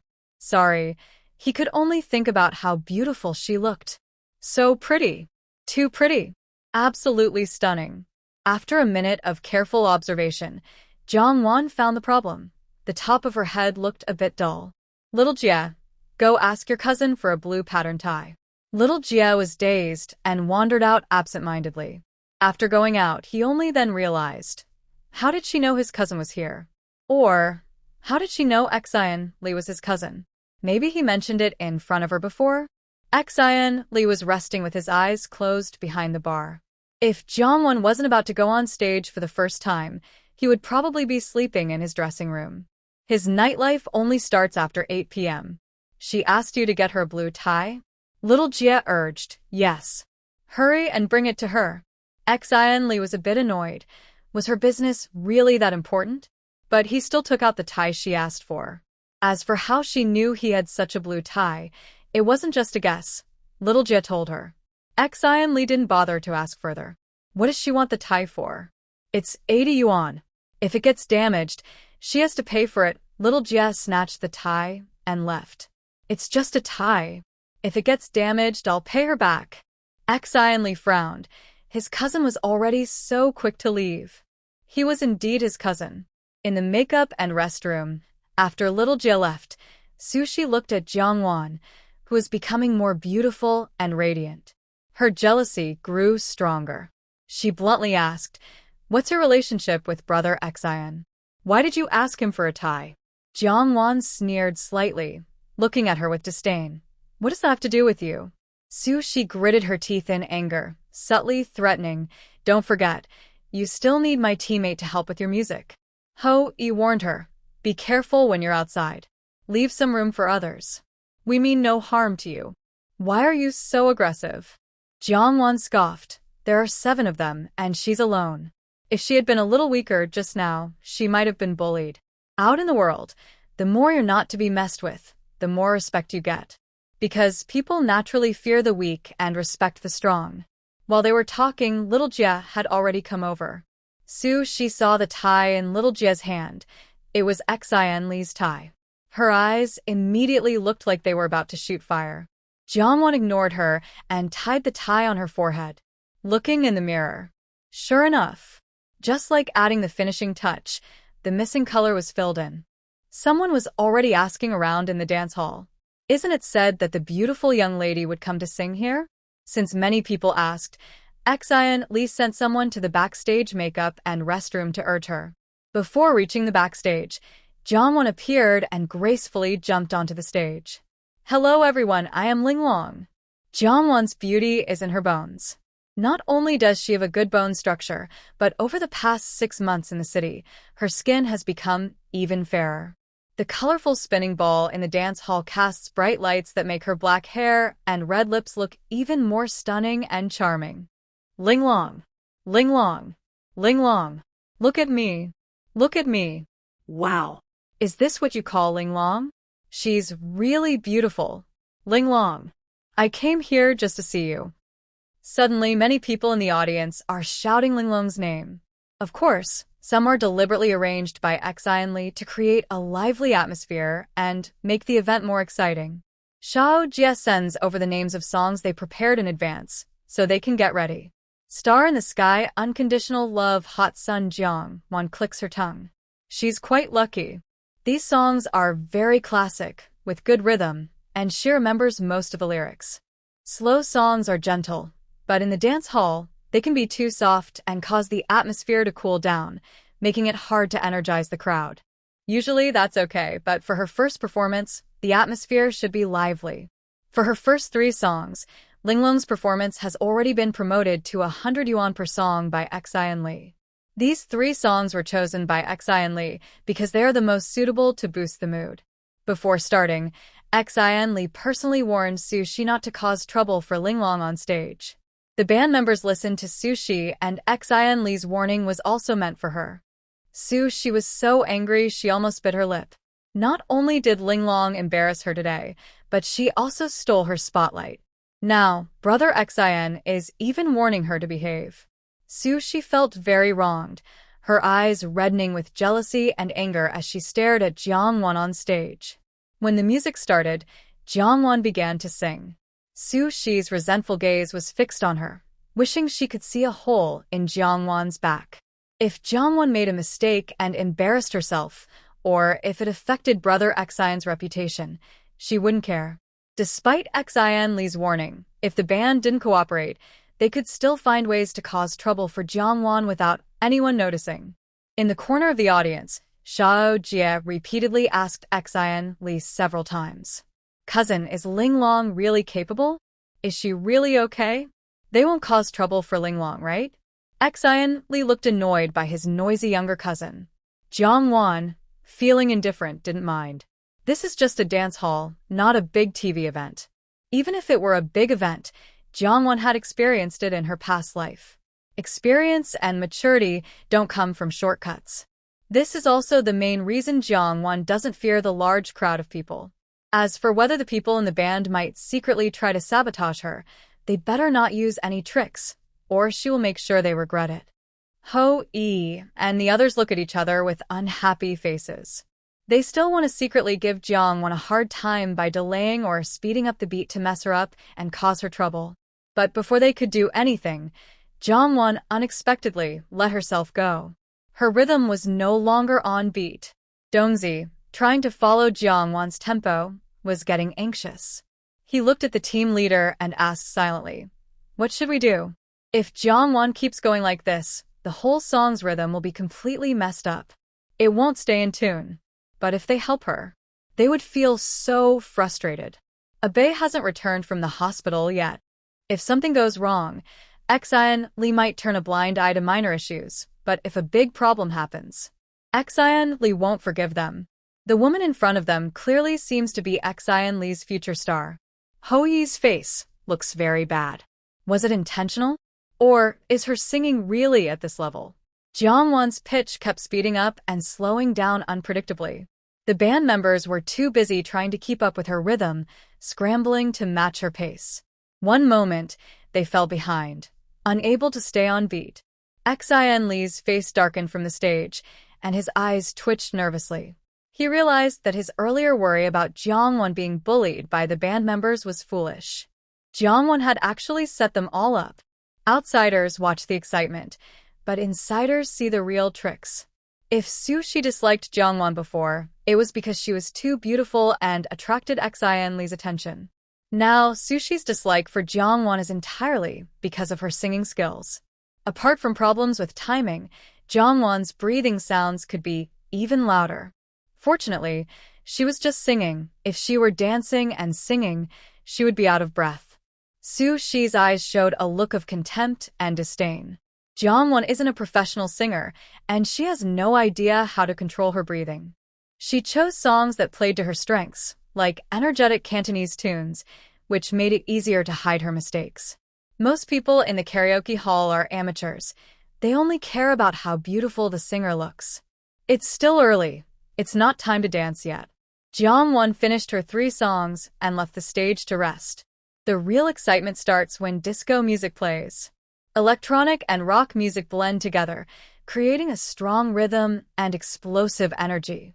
Because Jeongwon, today the dance hall is 1/3 busier than usual. The power and passion of the music excite people, making the performers in colorful shirts and big hair, with their long hair and exaggerated styles, feel fired up. Many people are swaying and rocking with sunglasses on. Jeongwon is no exception. She closes her eyes, clears her mind, and moves her body with the music. Why do many young people like to come to the dance hall to have fun? Because the lively atmosphere and energetic environment help them release strong emotions and relax for a while. Sushi and the others see Jeongwon completely ignoring them, even deliberately causing trouble on stage, and they all look upset. Sushi looks at Jeongwon, who appears relaxed and carefree, and feels very wronged inside. Is it really just like this? She wonders. Ho-E says, today is her first day performing. If she causes trouble, Boss Xian definitely won't be happy. Sushi clenches her teeth and forces herself to hold back. If more people request songs from her later, she can regain her pride and give Jeongwon a warning. She has been working at the 0 Point Dance Hall for over a year. She shouldn't be worse than Jeongwon. She just checked earlier, and many of the customers are familiar faces, regulars she knows well. She still has a good chance of winning. Soon, it's time for song requests. In the makeup and restroom, Jeongwon faces Sushi's provocation. Some people think they look good, so they believe they can sing well. Actually, they're just frogs in a well, with shallow eyes and limited vision. Jeongwon is applying lipstick, and upon hearing this, she presses her lips into a thin line. Some people are unpleasant, have bad mouths, look ugly, and lack talent, Sushi snaps, standing up suddenly and walking over to Jeongwon. Who are you calling ugly? Who do you think has no talent? Dongzi says Sushi got into university. She's a college student. If it weren't for her love of music, she wouldn't have dropped out to pursue it. Jeongwon heard in her past life that Sushi dropped out of college and had a falling out with her family to pursue music. At the time, She admired Su Shi's big sacrifice for her dreams and envied her courage. But even though she loved music so much and left college with that dream, she gave up music because of Xian Li's words. She heard Qin Mo say that Su Shi didn't marry Xian Li through normal means. Xian Li was responsible, but to punish her, he chose between marrying her and continuing her musical dream. Su Shi chose the first option and became Mrs. Xian. Jiang Wan's mind flickered. She gave up her studies for music, but what will she give up next for? Su Shi sneered, I will never give up music. Unless I die. Jiang Wan thought that she didn't die in her past life, and also didn't continue with music. Su Shi was so angry she wanted to curse. What did that look mean? I never lose interest quickly. My dream, I will stick to it no matter what. Jiang Wan responded. Oh. That simple word made Su Shi furious. She was about to say something when Xiao Jia brought over 3 songs that had been ordered outside. Jiang Wan saw they were all her songs. Su Shi's face immediately turned very ugly. She had just been mocking Jiang Wan for being good for nothing except her face. Now Jiang Wan had defeated her just with her looks. She had even deliberately walked around the front of the dance hall earlier and greeted some regular customers. Some of those customers came every day to request her songs. But now, none of the 3 songs were hers. The proud Su, she was hit hard in her self-esteem by the 3 delicate names. Jiang Wan went up to sing, and the band had to prepare in advance. After 3 songs, Jiang Wan was again requested to sing. By the time Jiang Wan finished her shift, she had sung 10 songs in total. For someone inexperienced like Jiang Wan, singing 10 songs was a bit her voice. Xiao Jia especially brought her a jade butterfly flower tea to soothe her throat. Jiang Wan looked for a chance to change it and had been drinking water from the space all along. But since the jade butterfly flower tea was good for her voice, she could prepare it herself next time. Suddenly, there was a commotion outside. Let Ling Long come out. I invite her to drink. I ordered 2 songs from her. Just a drink, no big deal. Boss Wang, Miss Ling Long has already finished her shift. That's not appropriate. Xiao Jia blocked outside. What's inappropriate about it? She wants money. I have plenty of money. Boss Wang took out 100 yuan. Here. Tip her. Let her have a drink with me. 1 drink, 100 yuan. Boss Wang said generously. How much she drinks, I pay as much. Jiang Wan hadn't done anything yet, but outside, a crowd was boiling over. They were shouting for Jiang Wan to come out and have a drink. In the makeup and restroom, Su Shi's face was full of mockery. 100 yuan per drink. She could already imagine how much shameful things Jiang Wan would do for that money. As for the young lady persona that was spread, Su Shi didn't believe it. Who would go to a dance hall to sing if they were really a young lady? The faces of the band members also showed some schadenfreude. The dance hall is full of all kinds of people, and after a few drinks, the usual emotions are easily amplified. If Jiang Wan doesn't show respect, she will be made to feel uncomfortable. If Jiang Wan shows respect, she can only let others do as they please. With Jiang Wan's appearance, once she opens her mouth, she is not far from falling into trouble. Not everyone is like Su Shi, who can stay true to herself amidst the glitz and glamour. Soon, the boss, Wang, was knocking on the door of the makeup restroom. Su Shi. The trouble you've caused, please go and fix it quickly.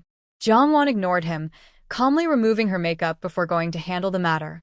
Seeing Jiang Wan come out with Wang, the crowd's cheers grew louder. Wang looked proud. No matter how beautiful a woman is, what does it matter? With money, she can do whatever she wants. Unexpectedly, Jiang Wan took out 3 bundles of money from her bag and directly slammed them onto the table. The surroundings instantly fell silent. Looking at the blue 100 yuan bills on the table, the rumors about Ling Long finally came to mind. Someone whispered, I heard that Ling Long is from a wealthy family. She was invited to sing at the dance hall after the boss begged her for several days. She's here to sing, not for the money, but just to pass the time, to have fun. No wonder I thought her singing voice was nice, but the lyrics sounded a bit off, muttered someone who understood Cantonese. Jiang Wan looked at Wang, who was now wide-eyed. 100 yuan per drink, right? I don't have much money in my bag today. Only 30,000 yuan here, she said. 300 drinks. When they're all finished, this money is yours. Wang looked stunned. Miss Linglong, I meant just one drink. I'll pay you 100 yuan for that. Jiangwan smiled and shook her head. Wang, I brought 30,000 yuan to play with you. Don't play hard to get. And each drink must be full. Following Xian Li's signal, Xiao Jie and his team cleared the table. They set up 300 glasses, filled with beer. Wang became nervous. How can I drink 300 glasses? Not just 300, even 100 would be too much for me. Jiang Wan looked coldly. Wang, are you disrespecting me? Wang, embarrassed and angry, said, Miss Linglong, I invited you to drink to show respect. Don't be ungrateful. As soon as he finished speaking, Jiang Wan clapped twice and snapped her fingers. Hiding among the crowd, the security guard subconsciously rushed forward when he saw the secret signal. This is the secret code inside the dance hall. A single tap and a spilled drink mean blocking the front and back doors of the hall. No one is allowed to leave. 2 taps and a snap of fingers mean capturing someone. 3 taps mean removing an arm. Xian Li watched as his men were openly taken away by Jiang Wantong, feeling helpless. Wait a moment. When did he tell Jiang Wantong about the secret code in the hall? Was it Xiao Jie again? Xiao Jie still thought it was his cousin who mentioned it. They both blamed each other without knowing it. Boss Wang had already been captured, both arms restrained, looking extremely angry. What are you trying to do? Jiang Wantong smiled and said, Please have some drinks. Boss Wang was furious and embarrassed. Is that how you invite someone? Jiang Wantong apologized. Sorry, I was just worried you'd leave halfway through drinking. An apology is fine, but the attitude doesn't change. Boss Wang's face turned pale. Move aside. I'll drink by myself. Free money, I don't mind more. Boss Wang broke free from the 2 behind him. Jiang Wantong signaled them to let go. Boss Wang started drinking, downing 3 glasses in a row, looking very happy. People around cheered for him. Encouraged by the lively atmosphere, Boss Wang drank 10 more glasses, becoming even more spirited. By then, he had already drunk quite a bit. I'll just drink this much. I don't want the money anymore. Jiang Wantong smiled slightly. Boss Wang, you started it, I'll end it. If I don't say it's over, you have to keep drinking. As soon as she finished speaking, Boss Wang was again restrained by others. This time, Jiang Wantong signaled Xiao Jie to pour more drinks for Boss Wang. They kept pouring until he reached 50 glasses, and Boss Wang experienced a series of changes, from anger to fury, then to begging for mercy. Lu, a friend of Boss Wang who was with him, quickly said, Everyone, let's talk nicely. Violence is in the way. Will anyone still come to the dance hall to drink in the future? Jiang Wantong smiled. The dance hall isn't mine. Whether you come or not, I don't care. Lu is speechless. Miss Linglong, if you talk like that, Boss Xian might not be happy. Jiang Wantong nonchalantly said, If he's unhappy, that's none of my business. If I'm unhappy, I'll definitely cause trouble for him. With this remark, everyone, including Boss Wang and Lu, realized that the rumors about Miss Linglong were true. She really is not someone to mess with. When she invites someone to drink, she spends 30,000 to pour beer into them, almost making them burst. Another 10 drinks, and when I finish, this matter is settled. Jiang Wan said. Boss Wang's already large belly was stretched even more after being poured 10 glasses of beer. Although it was called 10 glasses, he only truly drank about half of each. Wang Boss, full and about to, slumped weakly in his chair like a dead fish. Jiang Wan calmly collected the money on the table, paying for the 300 drinks with a lot of cash. Boss Wang, I took out 30,000 yuan to play with you, but unfortunately, you can't handle it. Next time you come, I'll play with you again and have fun. Whatever you want to do, I'm all in. We'll have a great time then. Wang Boss was now like a dead fish, unable to speak. This isn't playing with him. It's clearly playing him. Jiang Wan's dark eyes sparkled with a bright, confident glow. Her calm, graceful smile showed her self-assurance. She casually picked up a glass of beer and raised it. I had a great time today. Thank you all for your support. She drank it all in one gulp. Her black, fluffy, slightly curly hair, her fair and delicate neck, moved smoothly and gracefully, an elegant, charming demeanor. If everyone doesn't mind, consider these drinks as my treat to everyone. These drinks were poured openly in front of everyone, and everyone watched as the woman, wearing a gold necklace around her neck and a big boss's belt on her waist, drank. No problem. No problem. Thank you, Miss Linglong. Miss Linglong is so generous. Miss Linglong is so wealthy. Linglong. Linglong, you are my light. My goddess. I've truly seen a fairy. This local phrase, spoken in a high male voice, made Jiangwan chuckle softly. The warm yellow light cast a gentle glow on her fair face, highlighting her stunning beauty. Like a flower in full bloom, breathtaking and captivating. Xian Li kept watching, thinking about the possibility of stepping out to help if needed. But he didn't expect that, without informing Jiangwan, she would actually cooperate perfectly and complete the entire performance, solidifying her image as a wealthy young lady with a strong background. The effect was even better than Xian Li had hoped. Now no one doubted that Jiangwan was difficult to mess with. From now on, she could avoid at least 70% of trouble. As for the rest, being in a karaoke and dance hall, it was impossible to avoid all trouble entirely. When Jiangwan left, she sensed someone following behind her. A thief? Jiangwan had already reached into her bag, gripping a kitchen knife she had brought with her. If the other person really tried to attack, she was ready to fight back with the knife. They continued until they reached a fork in the road between the bookstore and the dance hall. Jiangwan stood by the street for a while, then a black car slowly stopped in front of her. Last night, her mother-in-law had arranged for a car to pick her up at 9:30 p.m. to take her home. Jiangwan didn't want her colleagues at the shop to know her identity, so she waited a little farther from the bookstore to meet the driver. Once inside the car, Jiangwan clenched her hands around the kitchen knife, then slowly relaxed.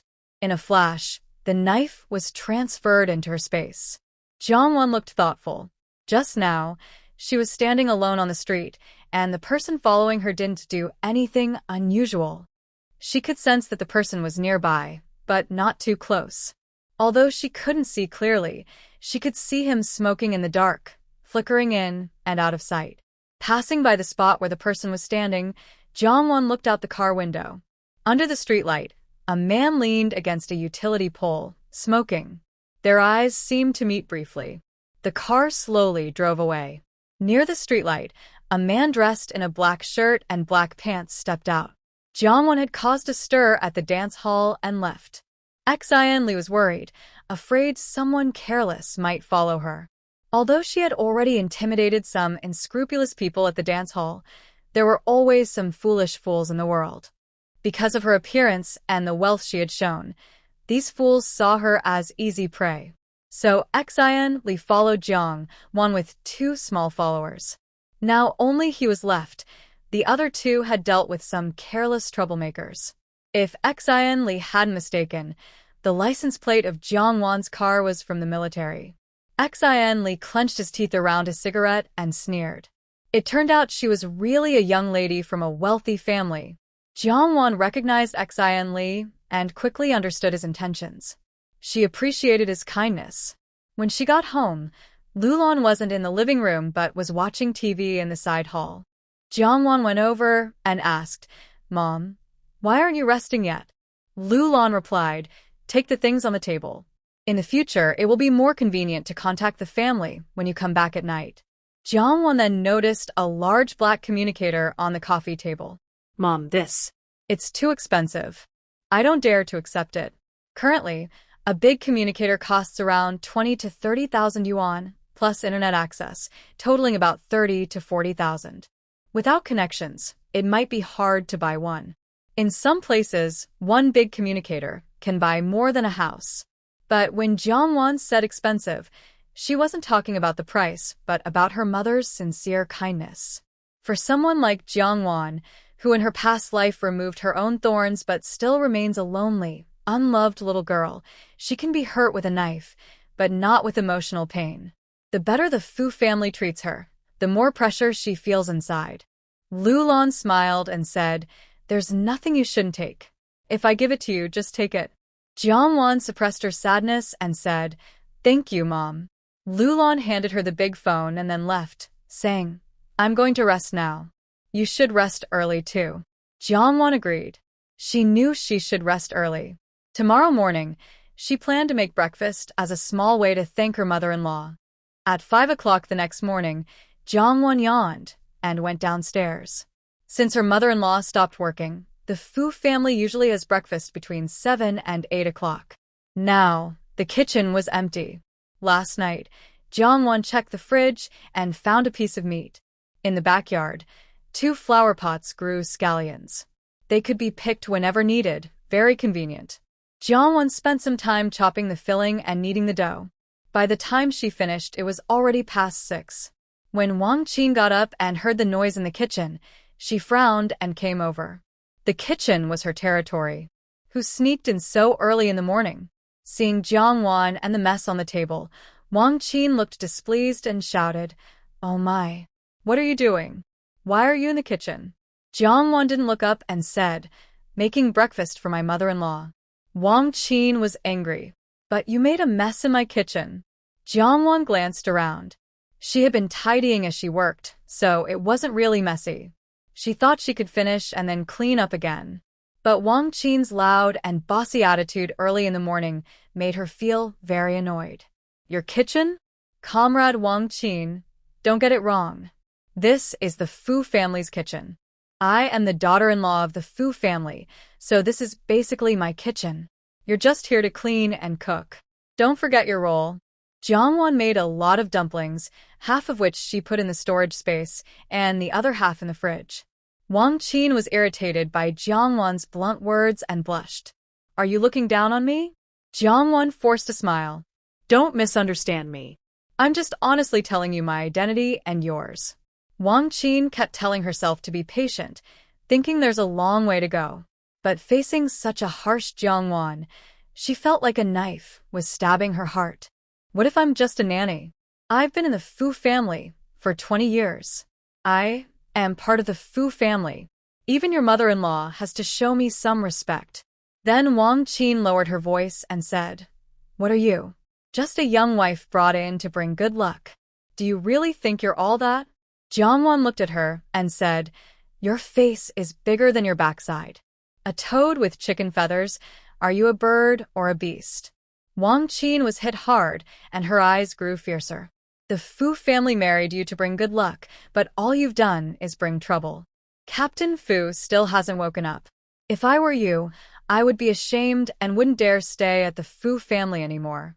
Someone else might feel guilty under such accusations, but Jiangwan was unaffected and felt uneasy living in the Fu family.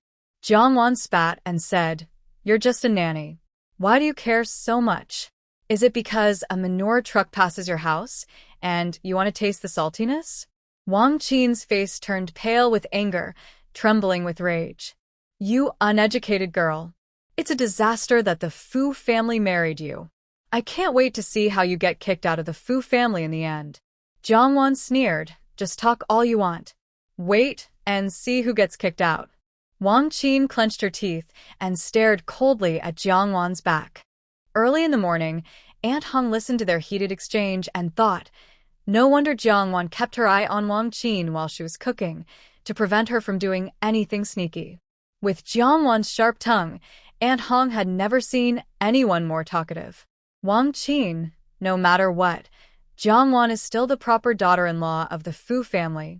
We workers in the Fu household should treat the family members well, including her. Why make things so ugly? Wang Qin spat out, "What proper daughter-in-law of the Fu family?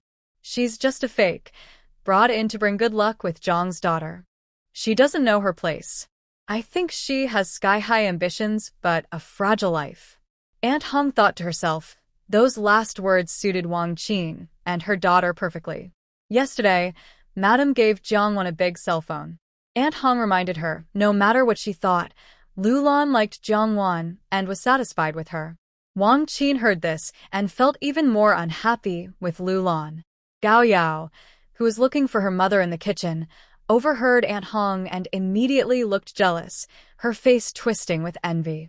Everything Jiangwan had now, she believed it all should be hers. Her status as the daughter-in-law of the Fu family, her big cell phone, she wanted it all. Jiangwan had planned to go upstairs for a nap, feeling refreshed after scolding Wang Qin. But she decided not to sleep again and went out for a run to exercise. When Lulan came downstairs, Jiangwan was already back from her run. "You're up so early today?" Lulan was used to waking early and usually didn't see Jiangwan during breakfast. Jiangwan sneered inwardly, knowing that Wang Qin definitely hadn't mentioned her giving her mother-in-law dumplings. "Last night, Mom gave me a big phone. I didn't have much to give her, so I made her some dumplings for breakfast." Lulan was surprised but appreciated Jiangwan's thoughtfulness. I want to try some. Jiangwan was confident in her cooking skills. It won't be worse than what's sold outside. Lulan watched Jiangwan go to the kitchen with a smile. Jiangwan was worried that Wang Qin might deliberately ruin her dumplings when she was making them. Her dumplings looked very neat. Wang Qin had been cooking for many years. Not only was her skill good, but she also knew the taste preferences of the Fu family very well. For breakfast, besides porridge and a few small pickled vegetables, she also bought fried dough sticks, rice cakes, and pan-fried dumplings from outside. Before Jiangwan came out of the kitchen, Wang Qin had already set the rich breakfast on the table. "The pan-fried dumplings are from your favorite shop. I bought them just for you. They're still warm," Lulan said. "I'll wait for Wang to come and eat together." Wang Qin smiled. "She's younger, and you're the elder. It's fine if you eat first." Seeing Lulan didn't pick up her chopsticks, Wang Qin looked a bit displeased. Jiangwan's dumplings were served without soup, just dry. Since the weather was hot, eating dry dumplings was better. Lulan was very polite and waited until Jiangwan also started eating her dumplings. The first bite she took was Jiangwan's handmade dumpling. Lulan thought, regardless of how good or bad, a child's effort deserves praise. But unexpectedly, the first bite was surprisingly salty, fragrant, and delicious, and her eyes lit up. When Jiangwan saw her mother-in-law finish and nod, she was delighted, and her heart fluttered happily. Lulan ate 3 dumplings in a row and said, "I used to think you were overly confident," bragging a bit. After that, she nodded again and praised, "The taste is really good, better than the dumplings I've had at restaurants outside. Your dumpling-making skills could even open a shop." Jiangwan had never been recognized by elders before. Hearing her mother-in-law's words, she was overjoyed and practically danced with happiness. "Mom, I also make very delicious egg fried rice. I'll cook it for you next time."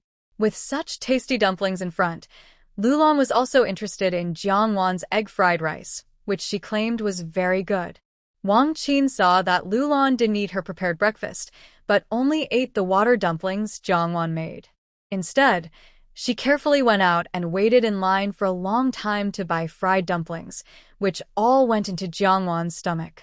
Lulan didn't say a word or mention it at all.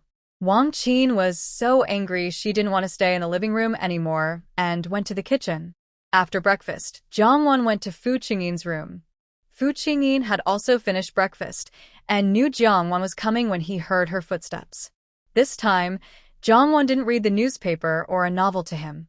Instead, she talked about how her mother-in-law asked her to continue studying, but she didn't agree. She also mentioned starting work at the singing and dancing hall yesterday.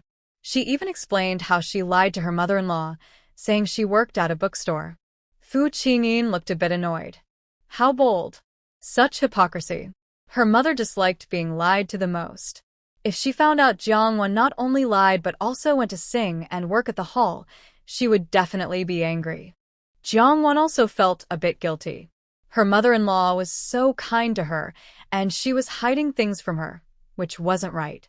But even if it wasn't right, she wouldn't change. She chose her own path, even if it was hard to walk. That was the real her. Last night, my mother-in-law asked the driver to pick me up, wait for me to come home, and even gave me a big phone. That's why Jiangwan decided to be honest with Fu Qingyin today. He is her mother-in-law's son, and is aware of things. Sharing her feelings with him felt like she was easing some of her pressure. Although she was hiding things from her mother-in-law, she wasn't hiding from her husband. Fu Qingyin. Was she feeling guilty? Did she think she was wrong? There's nothing wrong with relying on the Fu family. Continuing to study is fine. Even working quietly at a bookstore would be okay. She didn't want to think about how angry her mother would be if she found out, or how furious her father-in-law would be. And about the singing hall, a place full of all kinds of people, she was just a girl working there at night. What if something happened? Fu Qingyin once had a guard who transferred to the police, and he was killed during a fight at a dance hall. Jiangwan didn't know if Fu Qingyin was angry or upset. She only felt a bit lighter inside. Have you heard me sing yet? I'll sing for you now. This time, Jiangwan didn't sing a Cantonese song. She sang Size of the World, a blend of opera and pop, combining traditional charm with modern rhythm. Fu Qingyin had never heard this kind of music before. Is it considered opera? Or is it pop music? After she finished singing, Jiangwan looked much colder. This classic Size of the World, a famous song from Zhang Lanyin's previous life, was one of her signature tunes. The lyricist and composer are both Zhang Lanyin. Jiangwan hates Zhang Lanyin, but deep down, she has to admit Zhang Lanyin's talent. The person who drugged her because her voice was beautiful, ruining her voice, is despicable. Why does heaven treat her so well? I want to win. She can beat me, so why can't I beat her? A fierce fire burns in Jiangwan's eyes, her ambition clear and unhidden. Her gaze is sharp and intimidating to others. Jiangwan is following her plan. As long as no one finds out she works in a singing and dancing hall, everything else is easy. The big problem now is Zhang Lanyin. Chinamo came from the countryside for his mother and learned about the marriage arrangement. Without hesitation, he went to the Jiang family. Before going to the Jiang family, Qin's mother didn't just walk straight in. She first inquired around the Jiang house. She confirmed one thing: whether Zhang Lanyin, raised by the Jiang family since she was young, is truly the Jiang family's daughter. She is indeed more valued by the Jiang family than Jiangwan. That's enough. Qin's mother was very happy with the marriage. Being valued by the Jiang family, having a close relationship with them, being a vocational school graduate, and having a stable job, she was slightly better than her son. Qin's mother had already unofficially considered Zhang Lanyin as her daughter-in-law. But she also knew that the Jiang family wouldn't even let Zhang Lanyin marry into the prestigious Fu family, so how could they agree to her son? Qin's mother's expression darkened, showing a determined look. She was set on making her daughter-in-law. To avoid the Jiang family denying it or citing her son's previous refusal, before visiting the Jiang family, Qin's mother went to talk to the neighbors around the Jiang house. The neighbors all knew Zhang Lanyin's future mother-in-law. Some who were friendly with Zhang's mother sensed something was wrong and quietly informed her. Zhang's mother rushed back from school, furious and eager to scold Jiangwan. It was all her fault. If not for her, what right does such a person have to associate with the Jiang family? Zhang's mother, with a stern face, invited Qin's mother into her home. Qin's mother wore new clothes to the city, as she rarely wore them, and her clothes showed creases. Zhang's mother immediately saw through her and realized her family wasn't well off. After all, even if the countryside had good conditions, how good could they really be? Comrade, I think there's a misunderstanding. My daughter and your son. Zhang's mother explained and told her that the marriage had already been cancelled. Qin's mother asked with a half-smile, "Did your family not inform the elders about the marriage? And you cancelled it without telling the elders? In your eyes, is your daughter only worth 2,000 yuan?" Mother Zhang angrily said, "It's your son who didn't tell you, not that our family didn't want him to clarify things with you. Now, the most important person you should ask is your son. It was your son who agreed to cancel the marriage with my daughter. That marriage no longer exists." Mother Qin looked angry and hurt. If it no longer exists, then it no longer exists. My son originally had a good marriage planned. You say it can be changed or broken just like that. Your family is rich and powerful, but you shouldn't bully others like this. My son gave up a stable job for your biological daughter, Jiangwan. He moved to the city with her, suffered hardships, and became a street vendor. Now he has lost his job. His fiancée is gone. And he was in a car accident and is in the hospital. My son is too honest, so he's been bullied by you all. But I am different. As a widow, I raised 3 children on my own. I am not someone you can easily bully. Mother Zhang's face turned red from being scolded. Her heart felt uncomfortable, and she was so angry her chest almost burst. It's all Jiangwan's fault. If Jiangwan hadn't gotten involved with the Qin family, why would she be suffering under this woman's threats now? Mother Jiang firmly declared, the marriage has been cancelled. My daughter will never marry your son again. Mother Qin gritted her teeth and said, if you don't give me a satisfactory answer, I will go to your school to demand justice. I will go to your husband's textile factory to get an explanation. And your eldest son works at the newspaper, right? Your younger son is in high school? Mother Jiang was furious. Stop going too far. Mother Qin's eyes suddenly turned red. Too far? If I don't come, our whole family will be bullied to death by your Jiang family. Mother Jiang was extremely angry. When have we ever bullied you? Don't talk nonsense. Mother Qin said sadly and angrily, I was supposed to have a future daughter-in-law, and now she's gone. Isn't that bullying? My son took care of her for over 10 years. Do you know how deep their feelings are? After more crying and threats, Mother Zhang's face looked bad, and she gritted her teeth in compromise. I will find your son a job as compensation. Mother Qin was dissatisfied. My son already has a job. If it weren't for coming to the city for your biological daughter. Mother Jiang interrupted her angrily. Enough. What exactly do you want? Mother Qin wiped her tears. 3. Mother Jiang's expression darkened. Go ahead and make trouble. One more disturbance, and I will call the police to arrest you.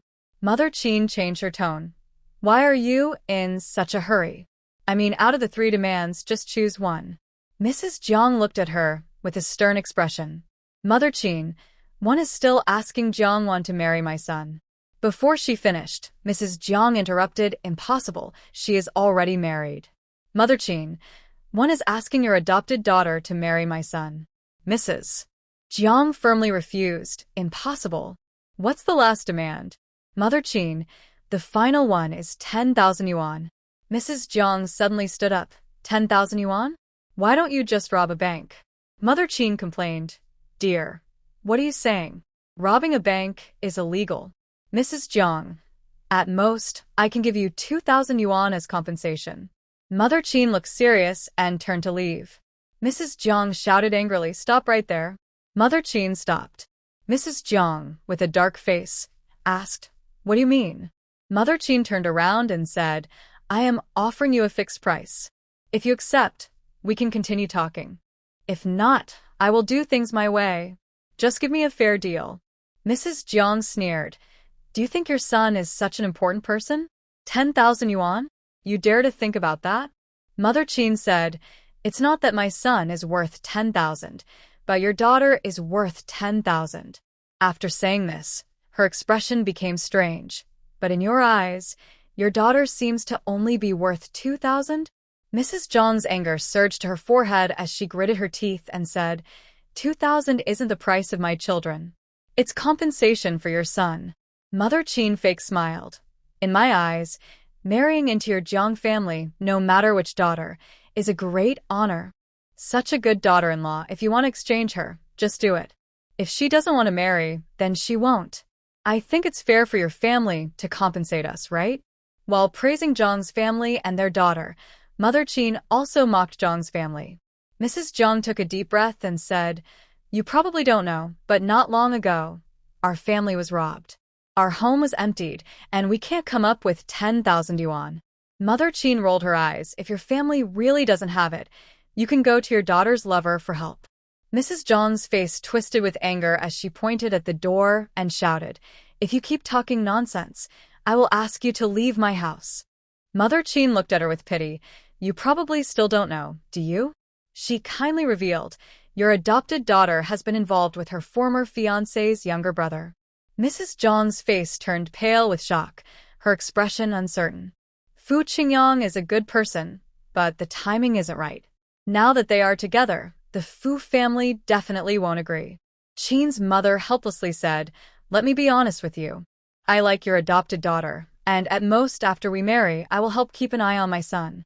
But my son didn't like your adopted daughter, and we can't just let our family suffer for nothing." Mrs. Jiang looked at her with a look that was both mocking and contemptuous.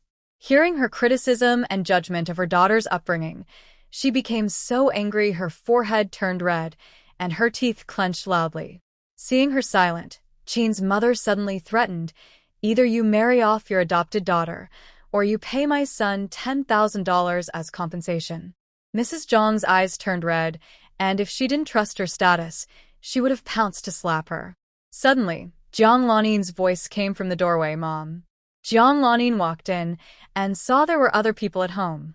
"Mom, are there guests at home?" Jiang Lanin asked curiously. Qin's mother, seeing Jiang Lanin for the first time, showed a look of disdain in her eyes. She was thin and lacked flesh, with a look that suggested she was weak and unworthy. "Is this Miss Lanin?" She was critical and dismissive inside, but her face still looked friendly. Jiang Lanin, with sharp eyes, had already seen from her clothes and appearance that her family was not well off. She didn't have a good attitude towards her and just gave a perfunctory smile without greeting. Mrs. Jiang suppressed her anger and said, "I have something to do. You go back to your room first." Jiang Lanin was confused. What was there that she couldn't know? She returned to her room, but didn't close the door, instead listening carefully outside. Listening in, her face suddenly changed. It turned out the rural woman outside was Qin Mo's mother. Jiang Lanin's face darkened as she hurried out and warned her sternly, "Ma, you're extorting. You're breaking the law. If I report you, you'll go to jail." Reporting? Breaking the law? Going to jail? Qin's mother felt guilty, her eyes flickering, somewhat frightened. "Your family made my son's fiancé disappear. I want you to compensate us, isn't that right?" Qin's mother said fiercely. Jiang Lanin threatened coldly, "Just because you're engaged doesn't mean you'll get married. And even if you are married, there's divorce. Why should our family compensate you? If you don't leave, I will report you for extortion." Qin's mother's arrogance in front of Mrs. Jiang was instantly deflated by Jiang Lanin. "Don't scare me. I don't believe there's no place for reason in this world." Jiang Lanin said coldly, "What era is this? The national policy encourages young men and women to love freely, to marry freely. It's not like a marriage contract can make me marry into your family. This is futile. It's arranged marriage." Qin's mother was pushed back by Jiang Lanin's strong presence. She felt uncertain but decided to leave anyway. Isn't it just that her son lost a fiancé for nothing? And lost a job as well? Qin's mother secretly hated it. Usually, she took advantage of others, but now it was her turn to be taken advantage of. Qin's mother took a few steps forward and pressed her forehead against Jiang Lanin's. Jiang Lanin was startled and quickly stepped back. "What are you doing? Are you trying to hit me?" Qin's mother sat on the ground suddenly, crying loudly and singing. "Oh heavens! The Jiang family is so unkind to me, an orphan, and a widow with no one to support me. Not only did they force my daughter-in-law to marry someone else, but now they want to send people from the police to arrest me. Oh sky and earth! The Jiang family is just like Huang Shuren from the past. They're driving me to death." Jiang's mother's face changed dramatically.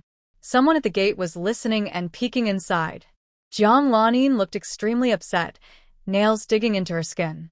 "Get up. Don't think I'm afraid of you just because of this." Qin's mother cried loudly, her voice hoarse. "Oh heavens! This woman is poison mixed with chili. So vicious." Jiang Lanin was full of gloom.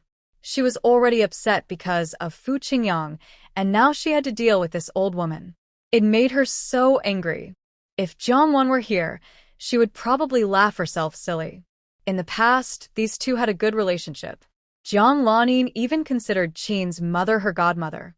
Mother-in-law and daughter-in-law relationships are always the hardest family matters. Plus, Jiang Lanin was stirring trouble on the side, making Jiang Wan's days in Qin's family even more difficult. Now, under Jiang Wan's indirect schemes, they were starting to fight like dogs. It seemed they had no real mother-daughter bond in this life. Qin's mother sat on the ground, singing, cursing loudly and terribly.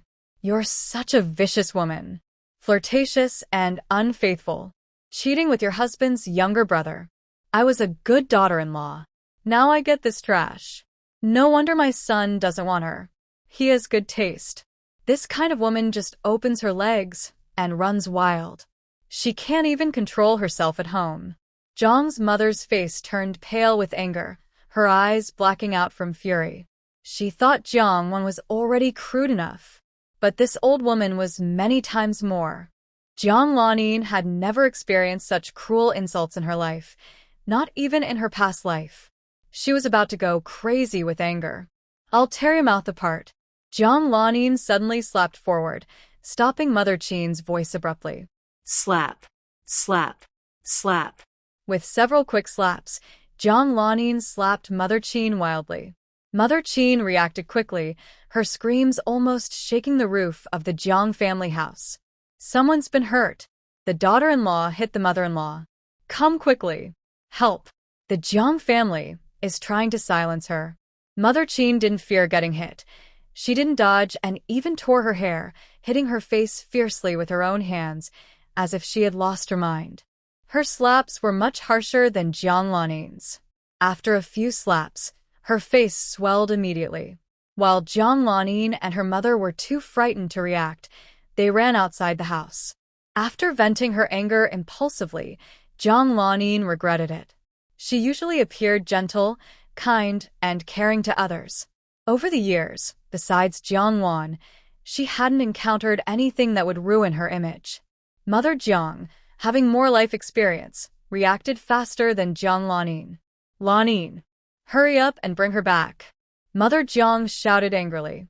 Thinking about Mother Qin's recent behavior, Jiang Lanin's heart turned cold, and she hurriedly ran out. But it was already too late. Mother Qin, a woman in this era, had managed to raise 3 children on her own in the countryside, 2 middle school students and 1 high school student. That was extremely difficult. If she had been weaker or more naive, their family of 3 women wouldn't have been able to survive.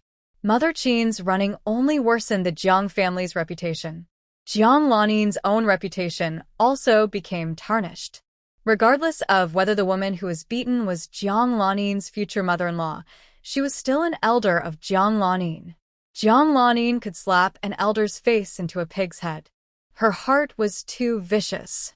When Mother Qin returned home, seeing her 2 sons' reactions, Qin Mawe exploded. Qin Mashi shouted angrily, "Mom, did the Jiang family hit you?" He clenched his fists tightly, his eyes full of anger. The Jiang family had just married off his fiancée to someone else, and now they had hurt his mother. He wouldn't let them go. Mother Qin quickly grabbed her son, who was about to go confront the Jiang family, and said, "Listen to me first." Qin Mashi looked grim. "Then tell me, who hit you? Was it their whole family?" Mother Qin felt comforted that her son cared for her. It was Jiang Lanin, the adopted daughter of the Jiang family. Qin Mashi was shocked. "Jiang Lanin?" Mother Qin's face darkened. Yes, it was her. She originally thought that even if her son and Jiang Lanin didn't have feelings for each other, they could still develop some affection after marriage. Is she after a golden egg? Or a hen that lays golden eggs? Mother Qin clearly knew which was more important.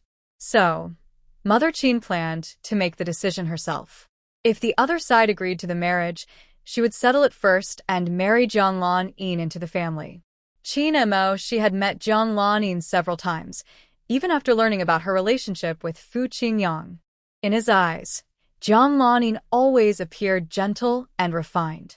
"Mom, are you sure? Did you get the wrong person?" Mother Qin grimaced in pain. "I'm neither deaf nor blind. How could I mistake someone? Should she believe Jiang Lanin or her own mother? Was there really a choice?" Qin Mo, she's face darkened with worry. "I'll go confront her."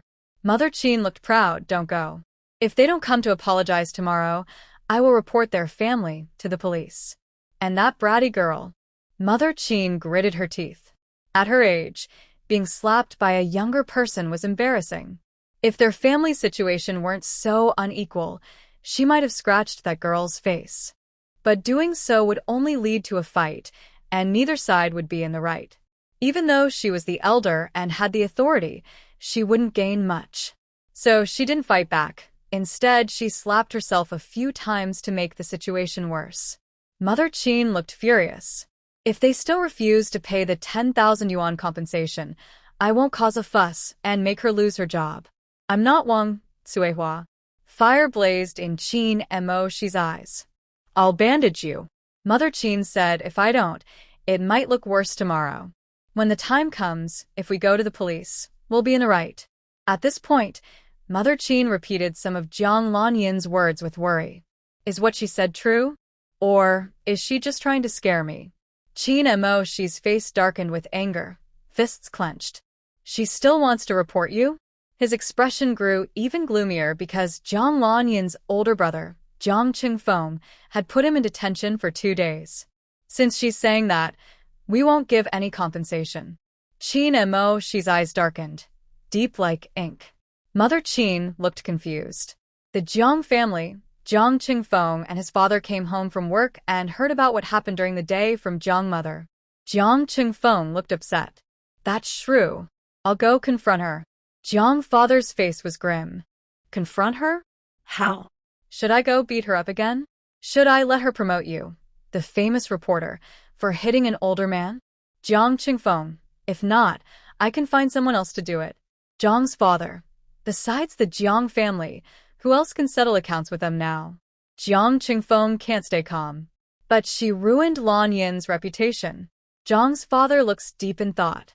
Lan Yin, what's going on between you and Fu Qingyang? Lan Yin remembers that the Fu family already knows. She can hide it for a while, but not forever. So she agrees.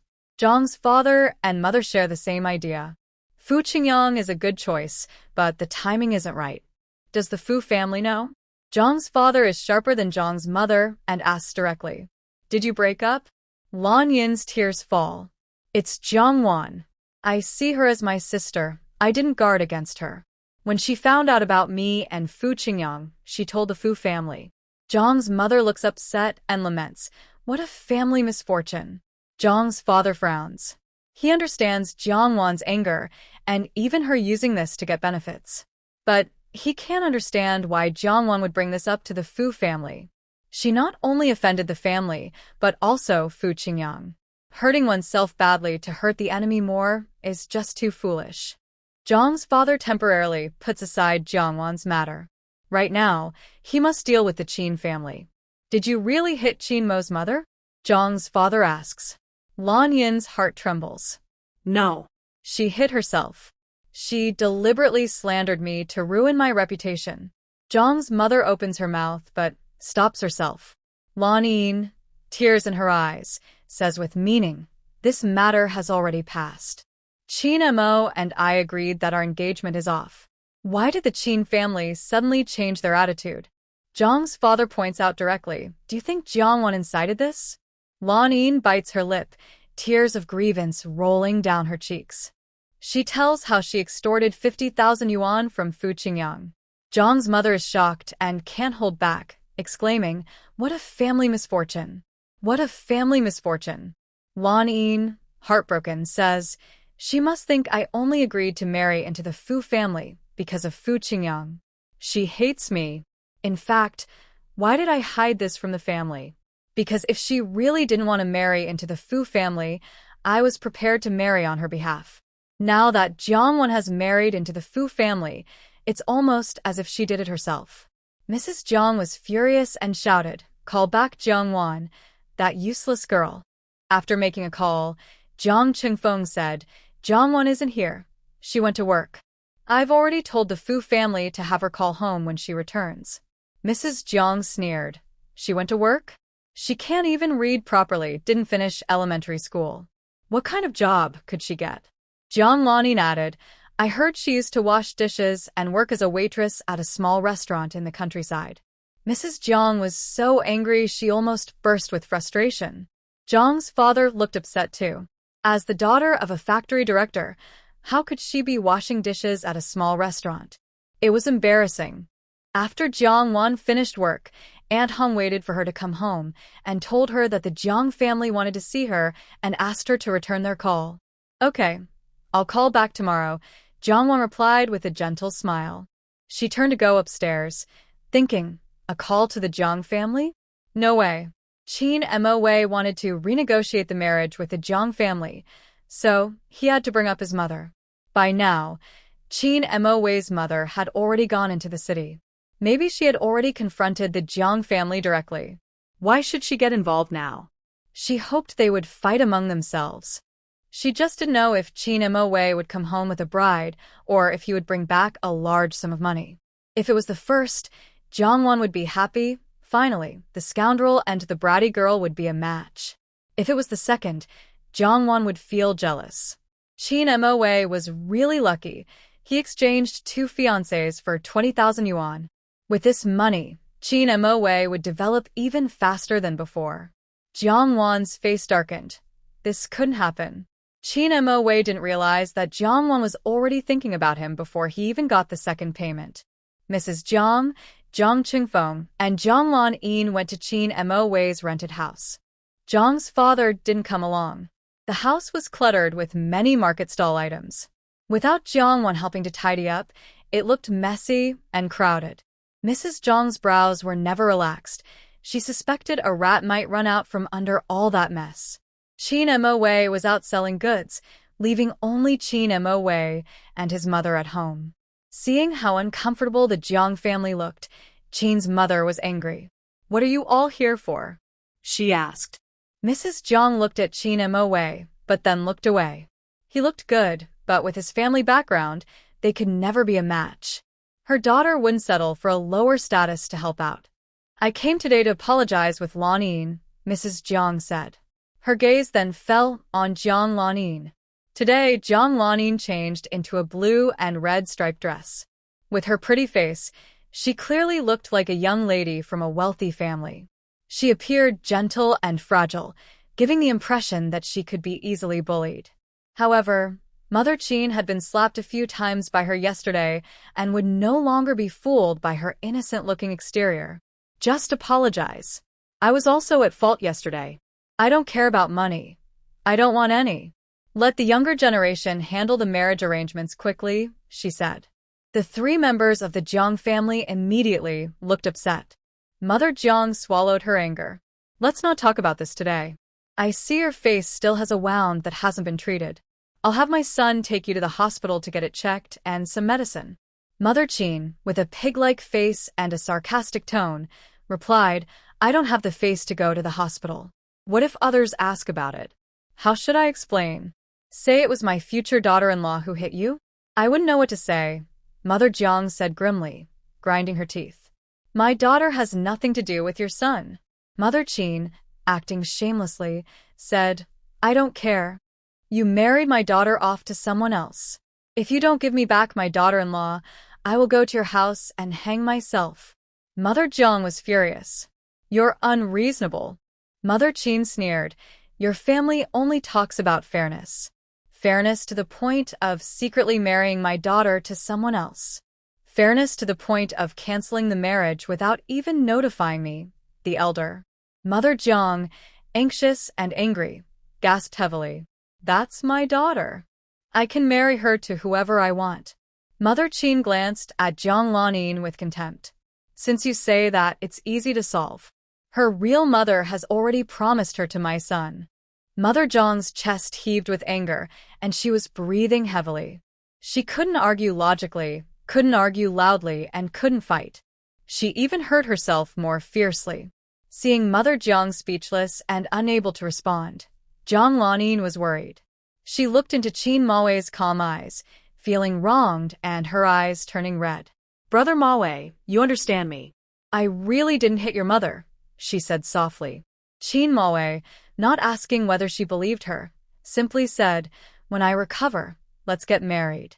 Jong Lanin suddenly widened her eyes. "Brother Mao." "But didn't you say you canceled our marriage?" Chin Mao looked at her steadily. "Canceling a marriage is a big matter. It's not something we can decide alone. If my mother doesn't agree, my words don't count." Jong Lanin was about to cry. "But you like Jongwon and you don't like me." Chin Mo's eyes were deep and serious. "We can develop feelings after we get married." Jiang Lanin pretended to be weak and pitiful, but Qin Mo was unaffected, making her heart tremble with anger. She thought this shouldn't be happening like this. But I and Fu Qingyang. Qin Mo's dark eyes seemed to see through everything. Are you still not broken up with him? Jiang Lanin's heart froze. She unconsciously held her breath, and after a long pause, she let out a deep sigh. I don't mind your past with him. In the future, we should look after each other, Qin Mo said warmly, but his tone was cold. Jiang Lanin had been close to Qin Mo for several months and had learned a bit about him. It was clear that Qin Mo truly wanted to marry her. Mo, I believe marriage is noble and beautiful, but we have no emotional foundation. That's not what I expect from marriage. I'm sorry, I can't marry you, Jiang Lanin said softly, with a mix of sadness and stubbornness, which made people feel pity. Qin Mo asked, are you and Fu Qingyin in love? If she and Fu Qingyin loved each other, why did she quickly get involved with Fu Qingyang? Jiang Lanin's face turned pale. Fu Qingyang and I couldn't help ourselves. Qin Mo interrupted, you broke up. Jiang Lanin clenched her teeth. Even though the Fu family doesn't agree with us being together, my feelings for him won't change. Qin Mo repeated, you broke up. Jiang Lanin shouted, it. Jiang Qingfeng pulled Jiang Lanin behind him and mocked, Qin Mo, don't be shameless. You say you want to marry my sister. What are you using to marry her? Do you have a stable job? Do you own a house in the city? You have nothing, and yet you dream of marrying my sister? Wake up from your daydreams. Jiang Qingfeng threw the 10,000 yuan they managed to gather yesterday onto Qin Mo's bed. Qin Mo's eyes were icy cold. He didn't even look at the money on the bed. I don't want your money. Qin's mother sarcastically said, better to focus on the marriage than be accused of extortion. Jiang Lanin bit her lip in frustration. Jiang Qingfeng stepped forward and leaned close to Qin Mo, lowering his voice. Qin Mo, you're smart. Take what you want, and then get lost. Otherwise, I have 100 ways to make you stay in Jin City. Qin Mo's pupils shrank, and his gaze at Jiang Qingfeng was sharp like a knife. Jiang Qingfeng, unless you directly kill our entire Qin family of 4. Otherwise, if something happens to my family, I will hold your Jiang family responsible. Having money and power is good, but don't forget, the barefoot are not afraid of the shoe wearer. You have 100 ways to make me leave Jin City, and I have 100 ways to destroy your Jiang family. Why don't we try one method at a time? In his past life, Qin Mo succeeded not just by selling his wife for fame. He was capable of being ruthless to himself, and even more so to others. Just this one word, ruthless, was already better than most people. Jiang Qingfeng grabbed Qin Mo's collar, but before he could speak, Qin Mo rushed over and punched the ground fiercely. The Jiang mother and daughter immediately screamed in shock. Qingfeng, big brother. Jiang Qingfeng's lip was cut and bleeding, and he angrily got up to teach Qin Mo a lesson. But after hitting him, Qin Mo rushed to the kitchen, grabbed a kitchen knife, and charged out again. His eyes were fierce and threatening towards the 3 Jiang family members. In the countryside, without strong laborers at home, to avoid being bullied, you have to be tougher. If you can't beat others, you must be fiercer than them, so you can scare them and prevent being bullied easily. Jiang Qingfeng hesitated, then pulled back his foot. This scene looked so familiar. It was like seeing Jiangwan again. I don't know if rural folks are all this reckless, or if Jiangwan learned it from Qin's family.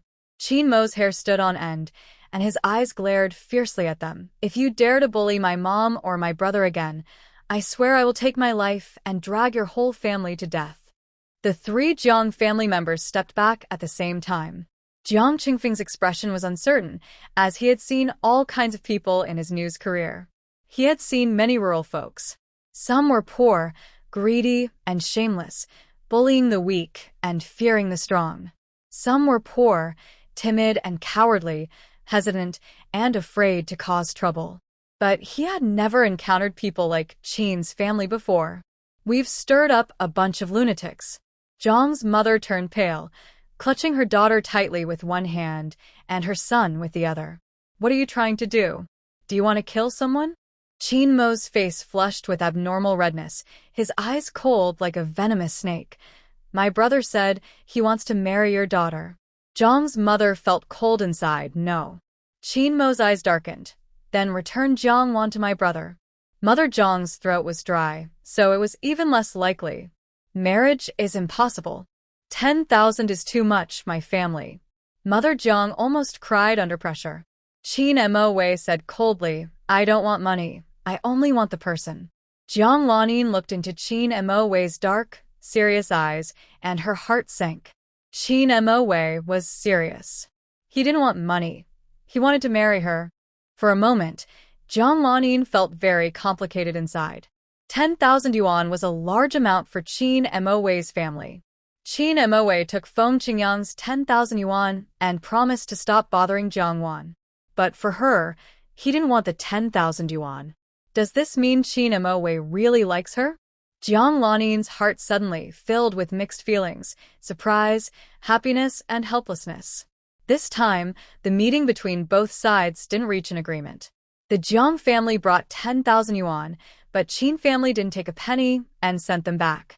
Back at the Jiang house, Jiang's father didn't go to the factory today. He wanted to call Jiang Wan home. But when he called, Jiang Wan had already gone to work again. This time, Jiang's father found out that Jiang Wan wasn't washing dishes at a restaurant, but was working as a librarian at a bookstore. Although it's just an ordinary job with no promising future, it sounds somewhat more decent than washing dishes. Still, he didn't call Jiang Wan back, and his face looked very unhappy. It seemed he couldn't delay the DNA test any longer. He should have done it earlier, but he didn't have time to go to the hospital, so he asked Mother Jiang to take Jiang Wan. But until now, Mother Jiang hadn't taken Jiang Wan to the hospital for the DNA test. Mother Jiang and her 2 children returned exhausted and worried. Jiang's father had a bad feeling. He thought their efforts this time probably didn't go well. What's going on? Jiang's father asked with displeasure. Mother Jiang sensed her husband's dissatisfaction and was also upset. Chin's family changed their request. They don't want money, only the person. After hearing the full story, Jiang's father's face grew darker. Tomorrow, you take Jiang Wan to Feng's house for the DNA test. Mother Jiang was reluctant right now. The most important thing is Lan Yin's matter. Jiang Wan's will come later. Jiang's father said firmly, the most important thing now is to get Jiang Wan's DNA tested. Mother Jiang argued, no matter how important, it won't be done, and the results out on the same day. Jiang's father paused, thinking it would be better to do both at once. Take Lan Yin with you, and have Lan Yin apologize to her.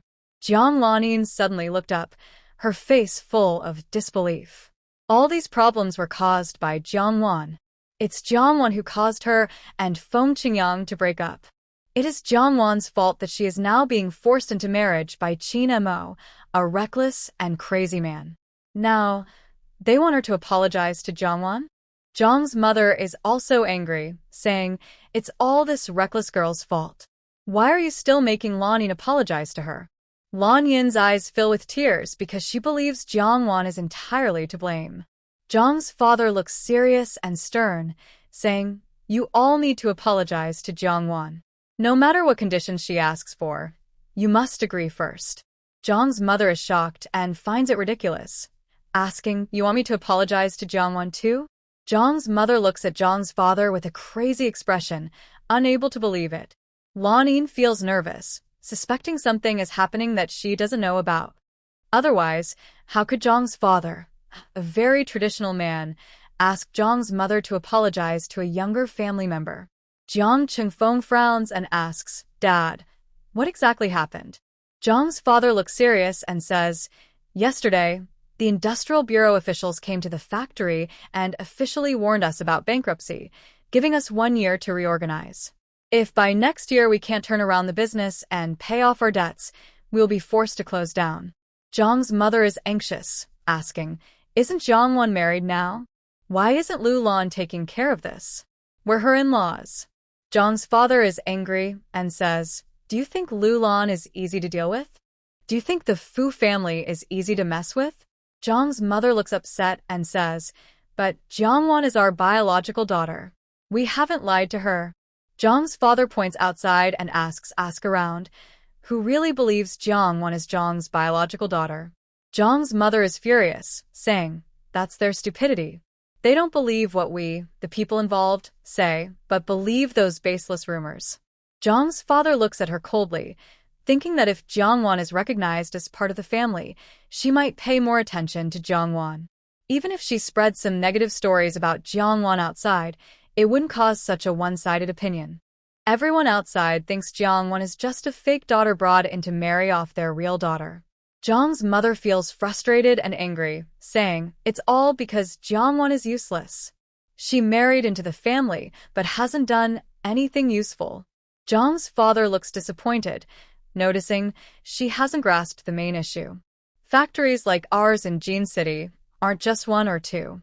Why is our factory the only one warned about bankruptcy? Jong's mother finally reacts and gasps, is it Lulon? Does Lulon think they used a fake daughter to fill in, so she used the bankruptcy warning to teach Jong's family a lesson? Jong's mother starts to panic, asking, Lulon is not suspended now, is she? Mr. Jong, do you think because she's a director and just did something to boost her son's luck, she can really get away with everything? Moreover, her son is a soldier who is injured on the battlefield. Both morally and legally, neither the organization nor the public would remove Lulon from her position just because of this. She will be suspended for reflection, but soon she will return to her job. What surprised Mr. Jung even more was that Lulon, now suspended, was not at her post. The textile factory received a bankruptcy warning, but it seemed unrelated to Lulon, his daughter-in-law. He couldn't even blame her. After all, he had no evidence to prove Lulan's personal revenge. Mrs. Jung finally understood what Mr. Jung meant. He wanted Jongwon to help the Jung family at the Fu family. Even if that was the case, it was very hard for Mrs. Jung to accept lowering herself to Jongwon. Even if we do a DNA test and Jongwon finds out she is the biological daughter, she can't make Lulon withdraw the bankruptcy warning against her factory. Mr. Jung, is this for her to see? This is the Jung family's explanation to Lulon. Mrs. Jung still looked reluctant and unhappy. The bankruptcy notice has already been issued. Does giving an explanation now even matter? Mr. Jung clenched his teeth to hold back his anger, his face turning pale. Are you saying we should do nothing? Wait for a year until the factory goes bankrupt? Mrs. Jung said nothing and stayed silent. Mr. Jung then ordered directly, tomorrow morning you go to Fu's house. She comes home late from work, but she will be at home in the morning. The next morning, Mrs. Jung and Jonglon-in went to Fu's house. They went to see Jongwon before she left for work. The mother and daughter hadn't slept well the night before, and their faces looked tired. Seeing this, Jongwon was amused, noticing their worried expressions and tired looks. What's the strange wind today that blew you two here? Mrs. Jong's face darkened instinctively. She almost said something to scold her, but held it back. We came to see how you're doing at Fu's house. Mrs. Jong wanted to appear more caring and gentle. But seeing Jongwon's increasingly delicate and beautiful face, she felt a natural annoyance. Jongwon sat across from them, smiling happily and contentedly, saying, I'm doing very well in all aspects. How is Ching-in? Is her health better? Mrs. Jong asked, sounding displeased and deliberately poking at her. Jongwon had married to boost her luck. If it didn't work, how could Lulon treat her well? Jongwon replied with a half-smile, thanks for your concern. His health has been the same. As long as it doesn't worsen, that's good.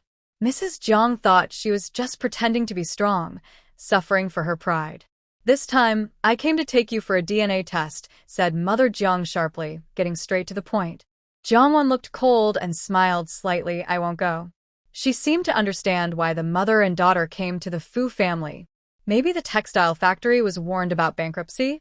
Haha. Mother Jong was surprised. Why not go? Now everyone outside thinks you're not really our daughter. Jongwon said casually, I don't care. Jonglon-in asked, you're your parents' real daughter. How can you not care? Jongwon shrugged indifferently. I really don't care. It doesn't affect me anyway. Jonglon-in looked upset. You're so selfish. You only… Haha. Mother Jong was surprised. Why not go? Now everyone outside thinks you're not really our daughter. Jiangwan said casually, I don't care. Jiang Lanin asked, you're your parents' real daughter. How can you not care? Jiangwan shrugged indifferently. I really don't. Jiang Lanin was even more annoyed. Why should she enjoy peace? She brought Jiangwan to the city, not for her to come and enjoy life. I know you misunderstood your parents. Today, Mom specifically took you for a DNA paternity test. Once the results are out, you'll know if you are truly their daughter. Jiang Lanin could no longer treat this matter vaguely. Only by letting Jiangwan know she is truly Jiang family's daughter would she listen to her parents again and treat the Jiang family as her own. More importantly, Jiang Lanin needed Jiangwan to speak for her at the Qin family to persuade Qin Mo to give up his marriage with her. She believed that if Jiangwan, her former fiancé, stepped in, Qin Mo might change his mind. Ignoring their plans, Jiangwan refused to go for the paternity test with just 2 words. No. The current situation was exactly what she had hoped for.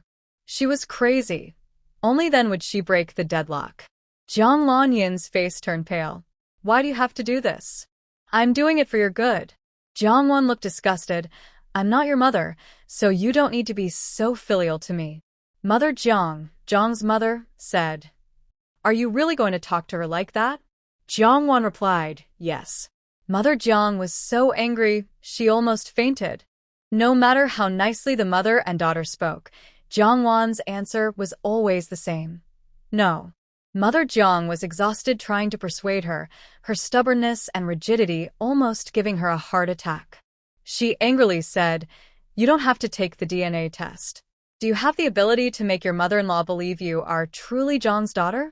Your father's factory going bankrupt would bring you no benefit at all. By then, you would lose your only advantage. She suspected Jiangwan was unwilling to take a paternity test, probably thinking she was not really Jiang family's daughter. Before the test, Jiangwan still had a cover of shame. Once tested, if she wasn't the Jiang family's daughter, her situation with the Fu family would be even more awkward and pitiful. Jiangwan nonchalantly said, thanks for your concern, I understand.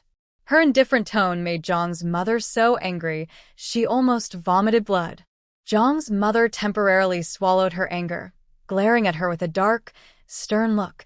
Did you cause Qin family's sudden change of mind about marrying Lanin? When Jiangwan first married in, she insisted on marrying Jiang Lanin to Qin Mo. If Qin family's attitude now had nothing to do with Jiangwan, Jiang's mother wouldn't believe it at all. Jiangwan looked innocent. Which Qin family? Jiang's mother gritted her teeth. It's your former fiancé's family. Jiangwan suddenly understood. Are you talking about Jiang Lanyin's fiancé? Jiang's mother shouted angrily. He is your fiancé. Seeing her shameless double standard, Jiangwan calmly said, I can only describe you in one way. People don't know where you've gone. As a high school teacher, Jiang's mother naturally understood Jiangwan's words. Are you insulting me? How dare you insult me? Jiang's mother's face turned pale, trembling all over, as if she was having a seizure. She is Jiangwan's biological mother. How dare Jiangwan call her shameless? Jiangwan shrugged. If I can't insult people, I have nothing more to say to you. Jiang Lanin spoke coldly. Jiangwan, you are my mother's biological daughter. If you speak to her like that now, you will regret it sooner or later. Jiangwan chuckled softly, her eyes showing calm after enlightenment. Everyone who is truly enlightened has once been hopeless. Fortunately, only once. Jiang's mother held back her urge to turn and leave, suppressing her anger, and said, forget about what happened before. Go clarify things with Qin Mo, and don't make things difficult for Lanin anymore. Jiangwan looked at them, truly shameless, thousands of miles away. Give me 10,000 yuan, and I will help you go there, but I can't guarantee the outcome. After all, I am not Qin Mo's fiancé now. I am Fu Qingyin's wife. Jiang's mother's face darkened further. Jiangwan even knew about 10,000 yuan, confirming that the Qin family was the one stirring trouble, probably at Jiangwan's instigation. This rebellious girl, a troublemaker. Jiang's mother's eyes filled with fierce anger and threatening. Are you going or not? Jiangwan responded quickly, unaffected by her threats. Not going. The mother's throat was filled with a fishy smell, and her head was buzzing with anger. She was really upset with her. "If you don't go, you're not my daughter." Jiangwan responded even faster than before. "Fine. I'm not your daughter." Her harsh tone made Zhang's mother feel dizzy with anger. Jiang Lan-yin was also worried and regretted many times. How could she spread such rumors outside? Everyone outside thought Jiangwan was a fake daughter, just a stand-in bride. Jiangwan also believed she was a fake daughter and didn't see Zhang's mother as her real mom. The Jiang family tried to control Jiangwan through blood ties, but they couldn't do it. The mother and daughter of the Jiang family left disappointed again. Zhang's father looked very upset. Earlier, Jiangwan thought she was Zhang's real daughter, but the family didn't treat her well. Now that she didn't see herself as Zhang's real daughter, the family couldn't do anything about her. "Go ask Fu Qingyang to pay this money," Zhang's father said. Jiang Lan-yin's eyes turned red. "But I already broke up with him." Zhang's father looked grim and stared at her with a cold, dark gaze. "I don't care who you ask for help. If you can't come up with the money, just get married." Jiang Lan-yin's anger boiled over, and her gums bled from biting so hard. 10,000 yuan. Where could she, a young girl, get that much money? Zhang's mother couldn't bear to speak. Where can she get 10,000 yuan? Zhang's father asked her. "Will you help her pay?" Zhang's mother hesitated and then said, "That's not to say I can give 10,000. The family had already spent everything. She couldn't come up with that much money." Zhang's father saw clearly that if Fu Qingyang hadn't paid the first 10,000, the Qin family might not have dared to ask for so much. "Now, you should hope they only want money, not people," Zhang's father said, giving Jiang Lan-yin a deep look. At first, the Qin family only wanted money, but now things might be different. Jiang Lan-yin lowered her head, feeling angry and frustrated. She would never do Donggo to ask Fu Qingyang for help, nor would she ask him for money. Once she spoke up, she would always be inferior in front of Fu Qingyang.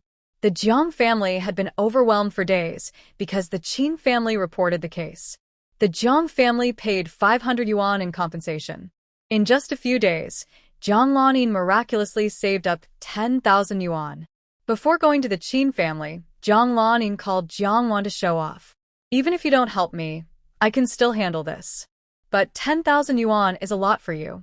For me, as long as I want, I can come up with 10,000, 20,000. Jiangwan. What do you have to compare with me? What do you think you can fight me?" Jiangwan heard these things early in the morning and felt very unlucky. "If you keep talking, I will go persuade Qin Moa to marry you. Then he will have someone and money too." Before she finished speaking, the other person hung up the phone. Jiangwan snorted and also ended the call. Now, it depends whether Qin Moa wants a partner, money, or both. After hanging up, Jiang Lan-yin's anger rose, and a cold light flickered in her eyes. She took the money and decided to go alone to the Qin family. Taking the Jiang family members along would limit her freedom. She felt she still had some face in front of Qin Moa.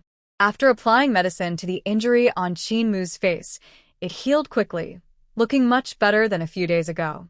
Only Qin Mu and Qin Moa were in the house. Qin Musi was not home, which made Jiang Lan-yin feel a bit relieved. Qin Musi's actions that day left a shadow in Jiang Lan-yin's mind. She placed the money she brought in her bag on the table. A stack of 10,000 yuan bills, all new blue 100 yuan notes, totaling 10 stacks. "This money is my compensation for brother Moa. 10,000 yuan is a considerable amount. In the countryside, a 10,000 yuan household is still quite impressive." Qin Mu saw the money and was amazed. She had never seen so much money with her own eyes.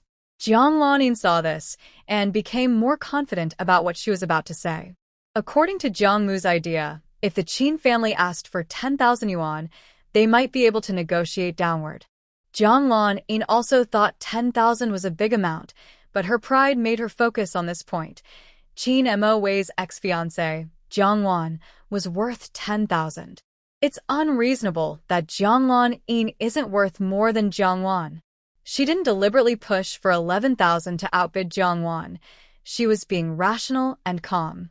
Qin Mu's eyes struggled to look away from the money. Money is just money. People are people.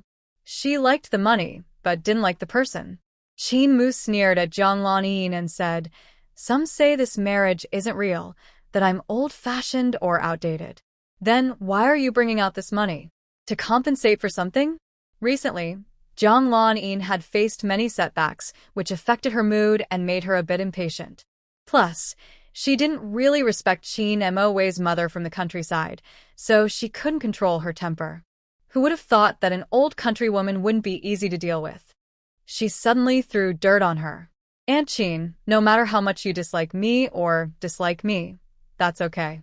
But you don't need to dislike the money."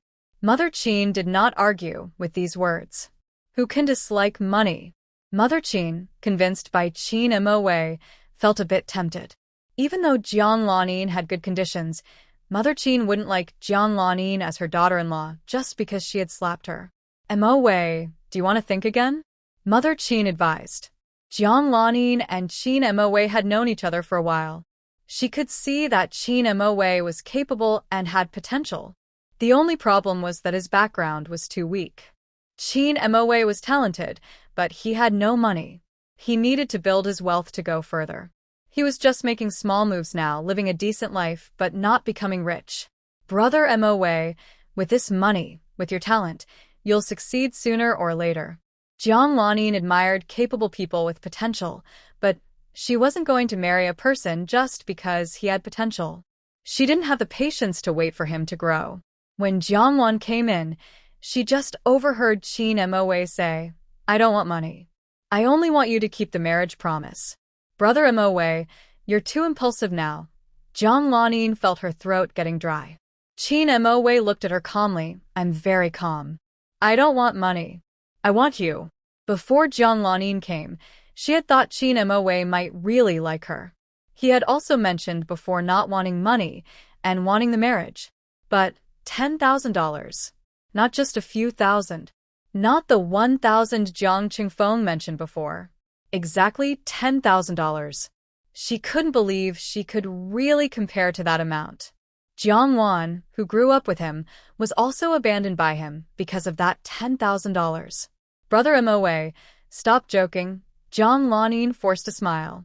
She still didn't believe he was serious. Maybe she didn't want to believe it. Seeing her face change, Qin Mo's eyes flashed with mockery. "I am very calm now. I'm not joking, and I'm serious. I don't want that $10,000 as compensation. I want you to keep the marriage promise." Let Jiang Lanyin taste what it's like to be forced into marriage. Jiang Lanyin couldn't even fake a smile anymore. "Brother Mo, I only see you as an older brother. I have no romantic feelings for you." Qin Mo said, "Feelings can develop after marriage." Jiang Lanyin felt like a fire was burning fiercely in her chest. Was he serious? This time, Jiang Lanyin didn't think her charm was a good thing. She didn't want to marry someone just because he had potential. Only a high-quality person deserved her. "Brother Mo, forced love isn't sweet. Let's just be good siblings or good friends, isn't that okay?" Before Qin Mo could answer, Jiang Wan walked in from outside the door. A forced fruit may not be sweet, but as long as it quenches thirst, that's enough. This was something Jiang Lanyin had said in her past life, and now it suited her well. Seeing Jiang Lanyin thought of what Jiang Wan had said on the phone, and her restless anger suddenly surged. Jiang Wan. "Is it you causing trouble?" Jiang Wan looked innocent, holding a net bag of apples. "What trouble?"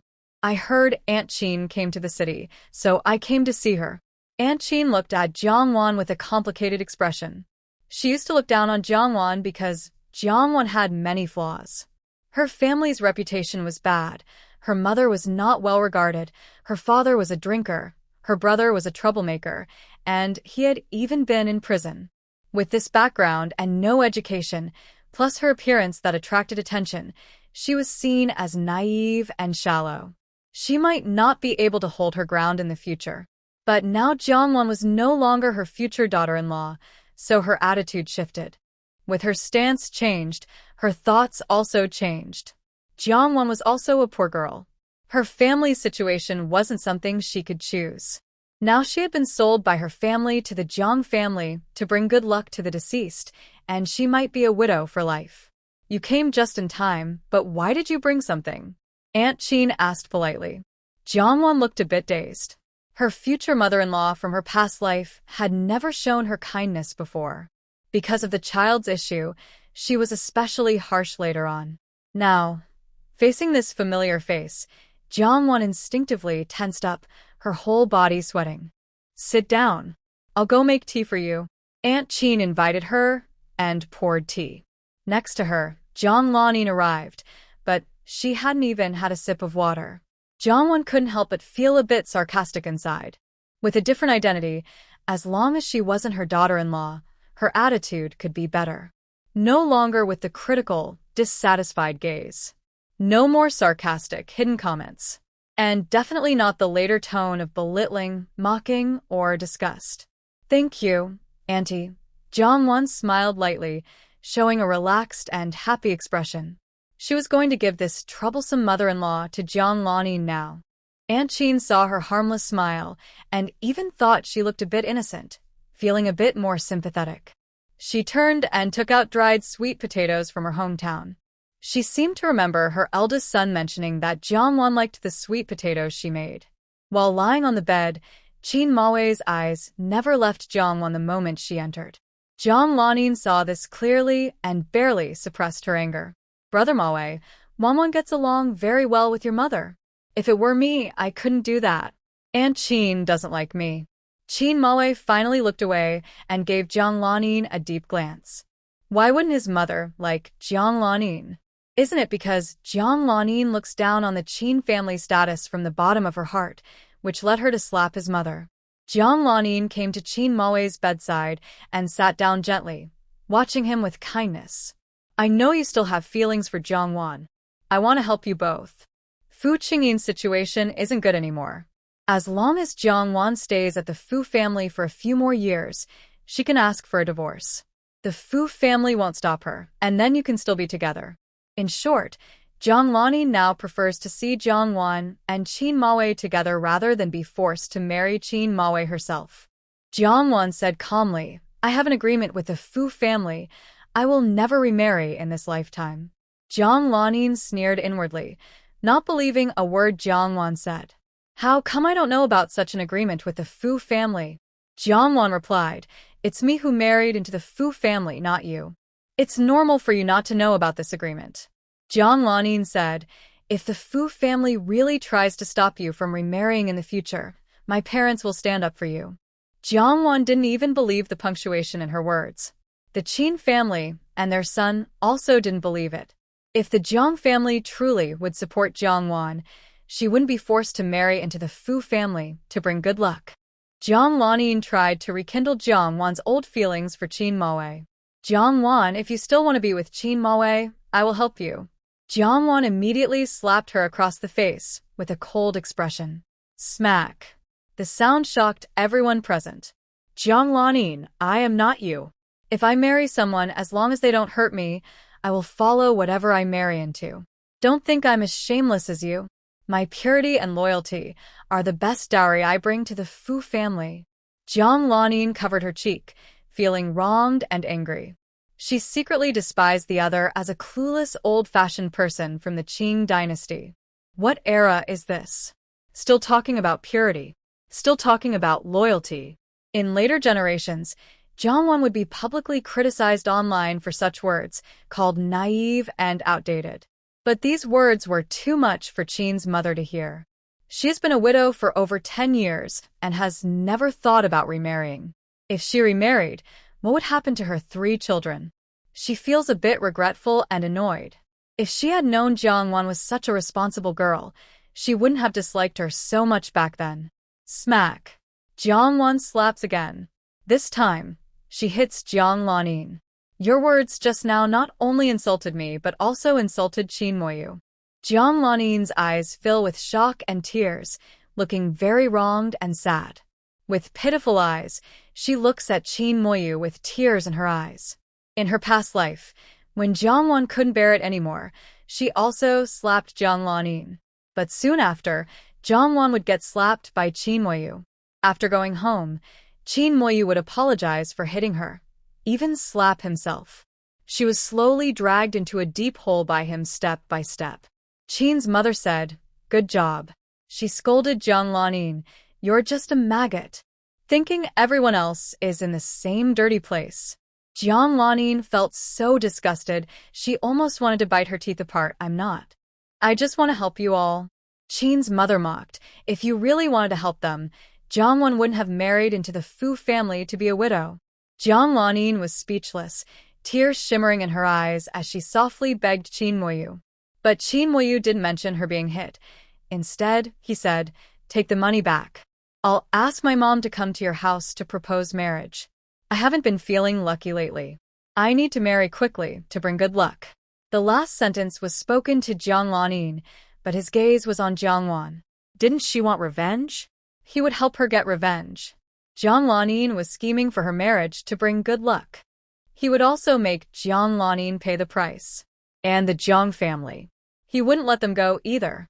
Jiangwan is no longer the emotional person she was when she first reborn, controlled by anger. Now, when facing Chin Moyu again, she can control her emotions well.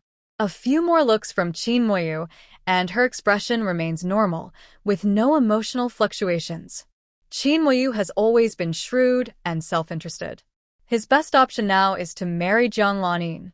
Then her connections, background, and money could all be used for him. Jiang Lanin's anger flared up in her chest. "Moyu brother, do you have to listen to her provocation? Does she understand your ambitions? Does she understand your thoughts? Does she know what you want?" Jiang Lanin said whatever came to her mind. "Didn't you say she doesn't understand anything?"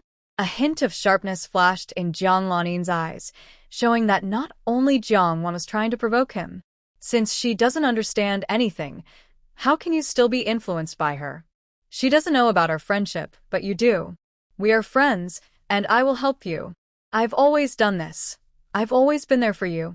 These were the things they discussed when they interacted before. If it were the old Jiangwan, she might have argued with Qin Mo for being unreasonable again. Qin Mo's heart tightened instinctively, and he quickly looked at Jiangwan. Jiangwan smiled softly, her eyes shining like falling stars, with no sign of anger. Qin Mo's heart suddenly clenched. A heartbeat like at the wedding day filled him with nervousness. Why doesn't she care? Why isn't she angry? Qin's mother looked at Jiang Lanin and then at her son, feeling something was wrong. Could it be that before Jiangwan was married off to bring good luck, her son and Jiang Lanin were already close? Jiangwan remained calm, her emotions steady. "I don't understand his ambitions, I don't understand his thoughts. I don't know what he's thinking. I can't keep up with his progress. I've been chasing after him all the time. After a long time, we both become exhausted. Adult relationships only involve choosing, not teaching or changing." Jiangwan spoke sincerely, her eyes very honest. Having someone like you who understands him is his blessing. Jiang Lanyan's silence was deafening. She really didn't expect Jiangwan to say such words. It was as if Jiangwan genuinely wanted to entrust Qin Mo to her. But how could that be? She found out that Jiangwan is just a love-struck girl. Qin's mother looked complicated and touched, feeling a bit regretful. Why didn't she notice Jiangwan's good qualities before? Qin Mo's growing unease deepened, and his dark eyes looked at Jiangwan intently. He didn't need her to chase after him. He would bring her along. He never thought of leaving her behind. Jiangwan's dark eyes fixed on Jiang Lanin, with a meaningful smile on her lips. "Just agree." Jiang Lanin trembled as if she were a weak insect caught in a spider's web, while Jiangwan was a black widow with a big mouth, ready to bite. "Marriages without love are unhappy. I won't." Jiangwan tilted her head and looked at her with a teasing gaze that Jiang Lanin understood. She believed that marriages without love were unhappy. Does that mean marrying Fu Qingyin would be happy? Jiangwan said, "Love is not the only thing in this world. There are also morals, responsibilities, loyalty, and promises. What do you think?" Under Jiangwan's assertive attitude, Jiang Lanin's eyes filled with mist, and she felt even more frustrated and like she was about to burst with anger. If she disagreed, wouldn't she be seen as a person without morals, irresponsible, disloyal, and untrustworthy, just as Jiangwan said. I can't make this decision alone, Jiang Lanin said with difficulty. Mother Qin sneered. Now you realize you can't decide things on your own? They had hidden it from her, married off her former daughter-in-law, and even cancelled the engagement. Jiang Lanin's face turned red like blood. She looked weak, pitiful, and helpless, which made people feel sorry for her. But there was no one around to pity her, and she really couldn't stay there anymore. However, she didn't take the money and leave. She just ran away in a hurry. Mother Qin watched Jiang Lanin leave without taking the money, feeling secretly pleased. That money would probably be her dowry when Jiang Lanin married in. Mother Qin went to hide the money. Qin Moyao kept watching Jiangwan. Are you okay? He asked. Jiangwan flicked her long black hair that was falling on her face. Do I look like I'm not okay? Maybe because Qin Moyao used to be a teacher, he didn't like Jiangwan's messy hair, thinking it looked unkempt and sloppy. Seeing her hair, Qin Moyao understood her little intention and smiled a little. He wasn't annoyed that she didn't tie her hair up. He thought she looked beautiful, like a fairy with her hair loose. He didn't want her to attract more attention or have those playful friends around her. You're very beautiful, he said. Jiangwan looked calm. Her mother was already very beautiful. Did she need to say it? Mother Qin finished hiding the money and came out to continue entertaining Jiangwan, even more enthusiastic than when Jiangwan first brought in the apples. I brought some homemade sausages from my hometown. You like them, right? I'll steam them and put them on your rice at noon. Jiangwan's lips curled slightly, her smile so faint it was almost invisible. In her past life, she had looked for her mother's taste in Mother Qin's cooking. She had truly thought that if she married Qin Moyao, she would be able to be filial to her. Thank you, Auntie, Jiangwan said quietly, her expression unchanged. Qin Moyao said, Mom, I want to drink chicken soup. Mother Qin immediately said she would go to the market to buy a live chicken. Her son needed to strengthen his health now. Besides, their family was no longer short of money. Qin Moyao wanted to talk to Jiangwan alone, to tell her that he would help her take revenge on the Jiang family. Even if he marries Jiang Lanin, he won't share a room with her. Once she can leave the Fu family, he plans to divorce Jiang Lanin and marry her. However, Jiangwan doesn't want to reminisce with him. She covers her stomach, looking a bit uncomfortable. What's wrong? Qin Moyu quickly asks. Jiangwan looks at the items on the table that Qin's mother took out. Besides dried sweet potatoes, the rest are miscellaneous foods she doesn't recognize and probably left there some time ago.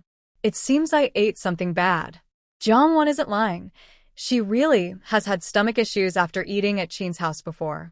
Back then, she was too shy to say so. Qin Moyu's rented place doesn't have a private toilet, so they use a spittoon at home and empty it into a nearby public toilet about 200 meters away in the morning. Then you should go outside. Jiangwan interrupts him. If there's time, do I need your help? Qin Moyu's face flushes. It's Jiangwan who has a stomach problem, yet he's more embarrassed than her. Then just use the spittoon, he whispers. Jiangwan hesitates but says, then you go out. Qin Moyu. Actually, in the 2 rooms, he could stay without leaving, right? Can he go to the next room to check if she's using the bathroom? But he doesn't want to argue now. Whatever she says, he just wants to listen. Qin Moyu covers his stomach carefully, gets off the bed, and goes to the living room. Go outside. Jiangwan keeps pushing him away. Qin Moyu blushes and says, that I won't go in. Jiangwan remains expressionless. I'm shy. Qin Moyu awkwardly turns around and leaves the living room, stepping outside into the small yard. Once Qin Moyu leaves, Jiangwan releases her hold on her stomach and heads straight to Qin's mother's room. She takes an old outfit and hat from her space and quickly puts them on. Based on her understanding of Qin Moyu from her previous life, Jiangwan finds her first 100,000 yuan among a pile of old things hidden under the bed. Without hesitation, Jiangwan takes the money. She tidies up briefly and crawls out from under the bed. Then she heads straight to Qin's mother's room. The room is a bit crowded, similar to the living room outside, filled with goods that Qin's brothers are planning to sell. Based on when Qin's mother adjusted the money, Jiangwon guesses she only temporarily stored it in one spot. She checks under Qin's mother's pillow and bedding, but finds nothing. She bends down and looks under the bed. It's packed with snakeskin bags filled with goods. If Qin's mother stored everything together with these items, she might not find it easily for a while. So, where will Qin's mother put the second sum of 100,000 yuan? Jiangwon looked around. In this small, crowded space, the best place to hide the money without attracting attention was. Jiangwon stepped onto the table and found a shoebox on top of the cabinet. She took down the shoebox without wasting time and opened it directly. She raised an eyebrow, surprised. Wrapped in a red plastic bag was the 100,000 yuan, right here. At the moment she touched it, Jiangwon silently thought, "Got it."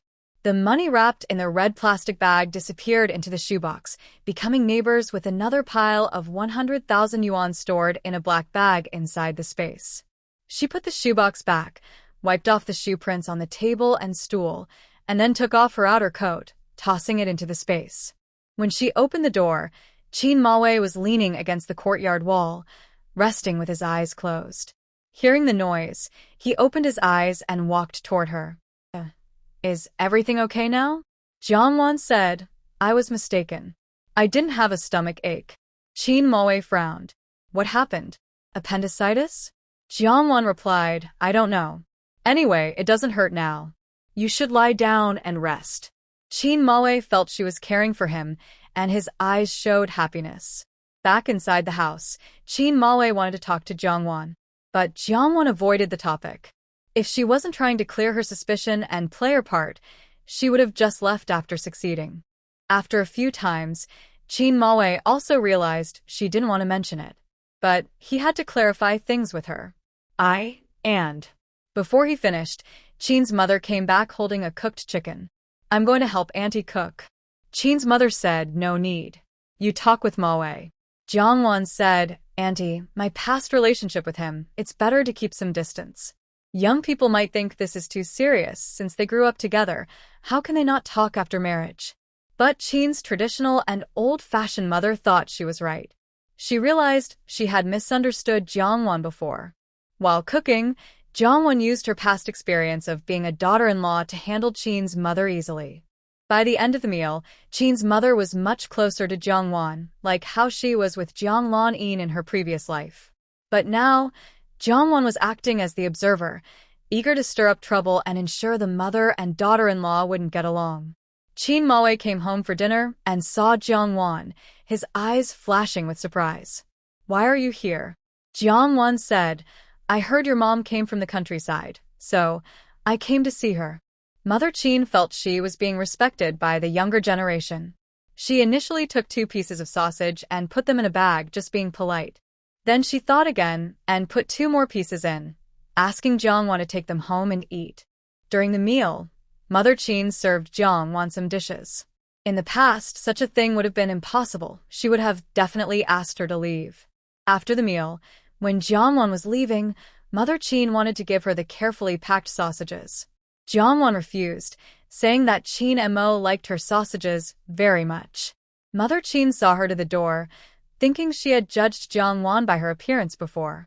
Jiangwon turned around, her back facing Mother Qin, her expression cold but with a faint smile. "Mom, I'm going to set up my stall." Qin Mo hurriedly rushed out from the door. Mother Qin said, "You just finished eating and now you're running off? Aren't you worried about stomachaches?" Qin Mo caught up with Jiangwon. Jiangwon looked at him, without speaking.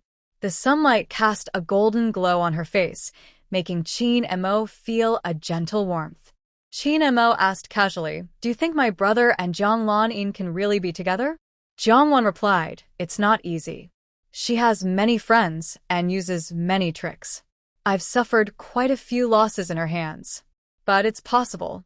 The textile factory is warning about bankruptcy, and the Jiang family doesn't dare offend the Fu family too much. The bankruptcy warning has a 1-year grace period. If within a year, the factory achieves certain results, they can avoid closing down. What counts as those results depends whether they need to turn losses into profits or just pay off some debts." Qin Mo was surprised. He had also heard quite a bit. Your mother-in-law isn't already suspended from her position? Jongwon smiled but said nothing. Chin Mo reacted and cursed softly. The punishment was just for outsiders to see. After the storm passes, they would invite her back. Chin Mo looked complicated and said, "Are you really willing for my brother to marry Jongwon? Jongwon thought to herself she would love that. She wished she could arrange their marriage. Yes. Chin Mo hesitated. You've been together for so many years. Jongwon repeated a line from Jongwon-in in her past life. I see your brother as my older brother. Chin Mo didn't believe it. You see him as your brother, but you get jealous and nervous around the girls around him? Jongwon replied coldly because he was my fiancé at the time. Chin Mo still found it hard to understand. He's not your fiancé now, so you don't care about him anymore? Jongwon's eyes and expression grew cold. He's no longer my fiancé, so why should I care? Chin Mashi felt it was unlikely. She clearly wanted to help her older brother. The bus arrived, and Jongwon turned back and asked, I'm getting on now. How long will you follow? Chin Mashi was heading in a different direction from Jongwon. That's none of your business. Chin Mashi instinctively replied as she used to. Jongwon frowned. Do as you like. The bus stopped. Jongwon got on the bus, which still had empty seats, and she sat by the window. Chin Mashi looked up and could see Jongwon sitting by the window, feeling a bit sad but unsure why. The bus left. Chin Mashi went to set up her stall. Chin's mother took Chin Mashi to the hospital for a checkup. Even Jongwon-in was busy. She kept 10,000 yuan in the Chin family, not because she forgot in a rush, but to be prepared just in case. She didn't want Chin Mashi to marry her if she truly insisted on taking the money. If money can solve a problem, then it's not a real problem. If money can't solve it, then she would use other means. Jongwon-in was very angry about how she was treated at Chin's house that morning and annoyed by Chin Mashi's ungratefulness. So, she wasn't going to be polite to them anymore. Jongwon-in had a friend who owned a nightclub. He had many security staff and knew many people from different trades. She borrowed her 10,000 yuan from him. Now she asked him to help her steal the money back. The Chin family didn't want the 10,000 yuan, which was fine. But what if her money was stolen from the Chin family? What if Chin family couldn't pay back that money? 10,000 yuan, if she wanted, was enough to make Chin Mashi spend her life in prison. And Jongwon-in also hadn't forgotten about the 10,000 yuan Chin Mashi tried to extort from Fu Qingyang. Now he has 20,000 yuan, all from extortion. As long as I can get the money back, I only want 5,000. The rest is yours. After the Zhang family was robbed, Jongwon-in broke up with Fu Qingyang. She wasn't wealthy, so she planned to keep 5,000 yuan for herself. Li Baiyu is about 1.78 meters tall, in his 30s, wearing a beige casual suit with a dark green silk shirt underneath. His handsome face is partly hidden behind gold-rimmed glasses, and his charming eyes sparkle. Don't worry, by this time tomorrow, you'll see the money. Jongwon-in was happy inside, thinking Brother Baiyu really treats me well. Li Baiyu smiled, exhaling thick smoke from his lips, and his long fingers lowered the cigar. Dance with me, he said. Jongwon-in smiled and stretched out her delicate hand toward him. Li Baiyu grabbed her hand and pulled her up with a little force. The music became gentle, and the lights grew soft and romantic. The two of them held hands and stepped onto the dance floor. When Chin's mother was bringing Chin Moe home from the hospital, she found that the lock on the gate had been forced open. Chin Moe's face changed suddenly. Chin's mother thought about the money at home. She ignored her injured son and rushed inside. Chin Moe's wound was not fully healed, so he couldn't run, but he hurried into the yard as quickly as he could. The lock on the gate had also been broken. Chin Moe's heart sank sharply. A very bad feeling overwhelmed him. Chin Moe covered his stomach and frowned as he hurried into the house. The room was a mess. Chin's mother was holding an empty shoebox, her face twisted in anger. Because she was overstimulated, she couldn't open her mouth properly and couldn't speak. Chin Moe looked at the empty shoebox in her hand and nervously swallowed. Mom, did you put the $10,000 in this shoebox? Chin's mother trembled when she heard her son's voice and the words $10,000. It was like a switch had been turned on. Those thieving dogs. They stole my money. Not human. Just animals. My money. $10,000. The more Chin's mother thought about it, the angrier she got. She cursed louder and almost fainted from the anger. Chin Mo's face looked just as bad as his mother's. He checked the rest of the house and saw everything had been searched through. The goods that were originally in a plastic bag were spilled on the ground and trampled into chaos.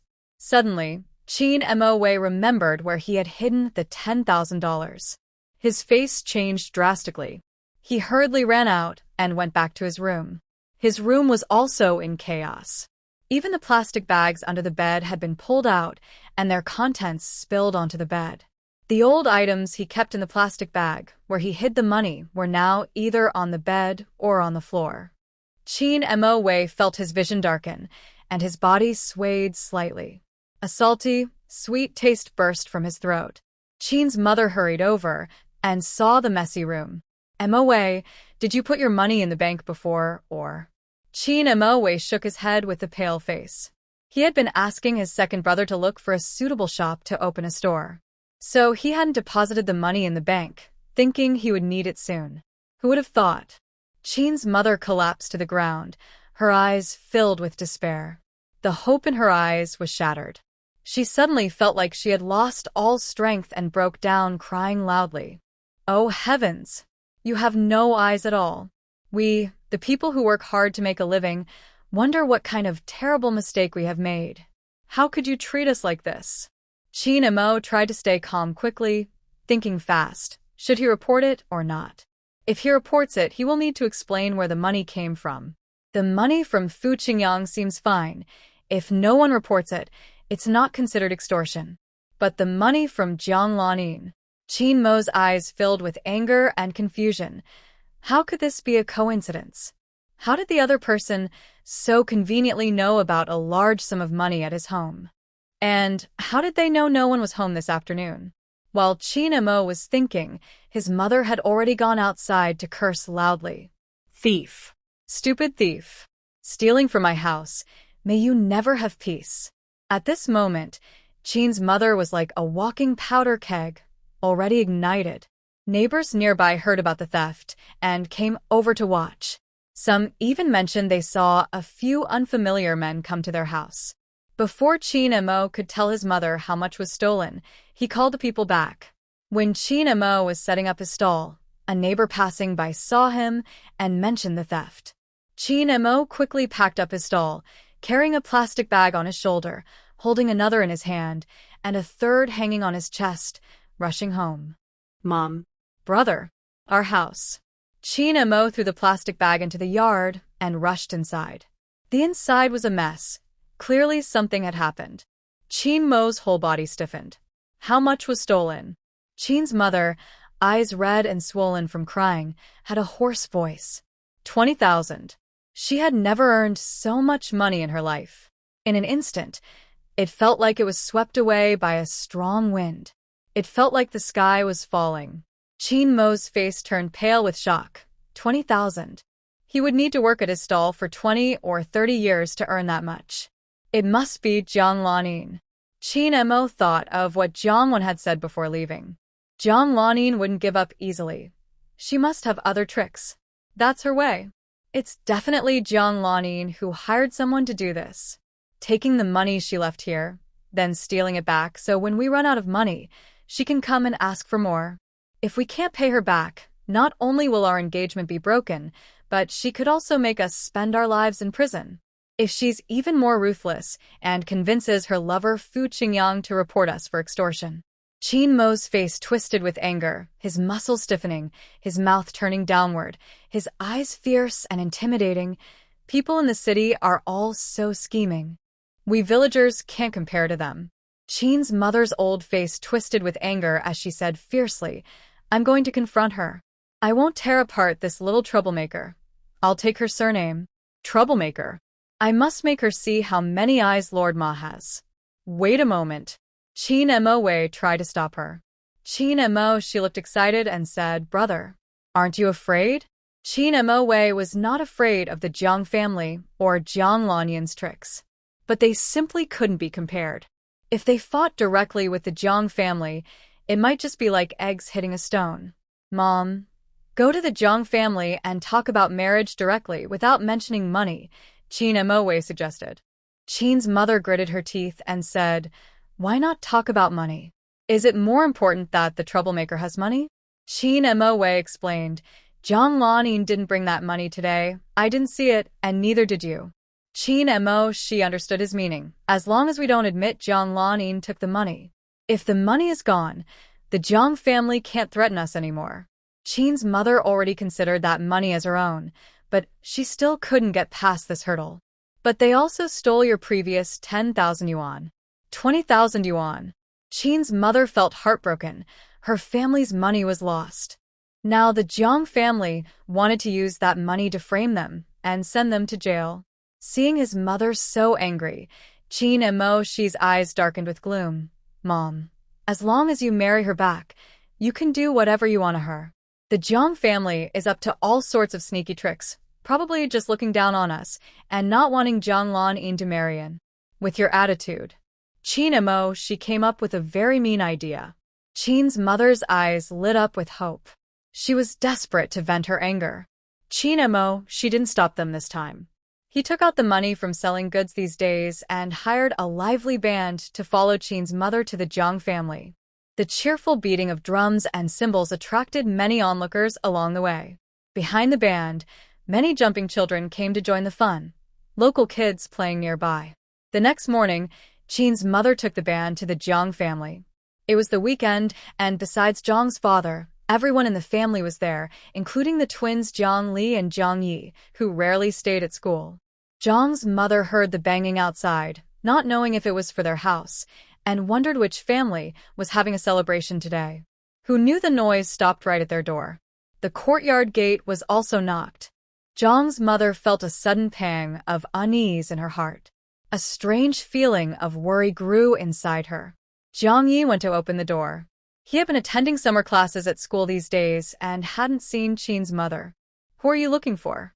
Qin's mother smiled, but because she hated Jiang's family so much, her muscles didn't cooperate well, making her look somewhat fierce. "Are you the younger generation of the Jiang family?" "I am your sister's future mother-in-law. I am here today to propose marriage for my son." Jiang Yi knew about the marriage switch between Jiang Wan and Jiang Lanyan, but he didn't know much about what happened afterward because he was at school. "Didn't they say the marriage was cancelled?" he asked in surprise. How could his sister marry a country bumpkin? "No, that's not true. I came here to propose marriage."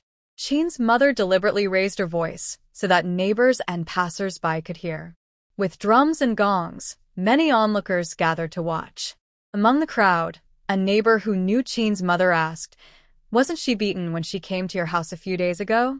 Why does she still want to marry her daughter?" Qin's mother told the truth honestly. "For us villagers, it's a big deal to marry into such a family. It's like burning incense to the ancestors." Qin's mother's dream of sudden wealth was shattered overnight. She didn't sleep well, crying until her eyes were swollen and bloodshot, looking very worn out. She wiped her tears, her voice hoarse. "As long as she didn't kill me, I want to get my daughter-in-law back. Everything is for my son. My son used to have a job. He was a teacher. He even gave up a stable job just to marry the daughter-in-law brought back by the Jiang family." At first, most people were just watching and listening, but as they heard more, they started to feel a bit sad. In principle, love should be free and parents shouldn't arrange marriages. But the Jiang family married off their daughter-in-law who had been promised for 5 years. Moreover, being a teacher still carries a certain social respect. It's a decent and good job. The Jiang family shouldn't just lose their daughter-in-law and also suffer a defeat. When Jiang's mother let Qin's mother in, it was already too late. Many people knew what was going on between the Jiang and Qin families. Jiang's mother looked at the crowd outside, so many people with strange looks and gossiping eyes. She, who always cared about her reputation, almost fainted.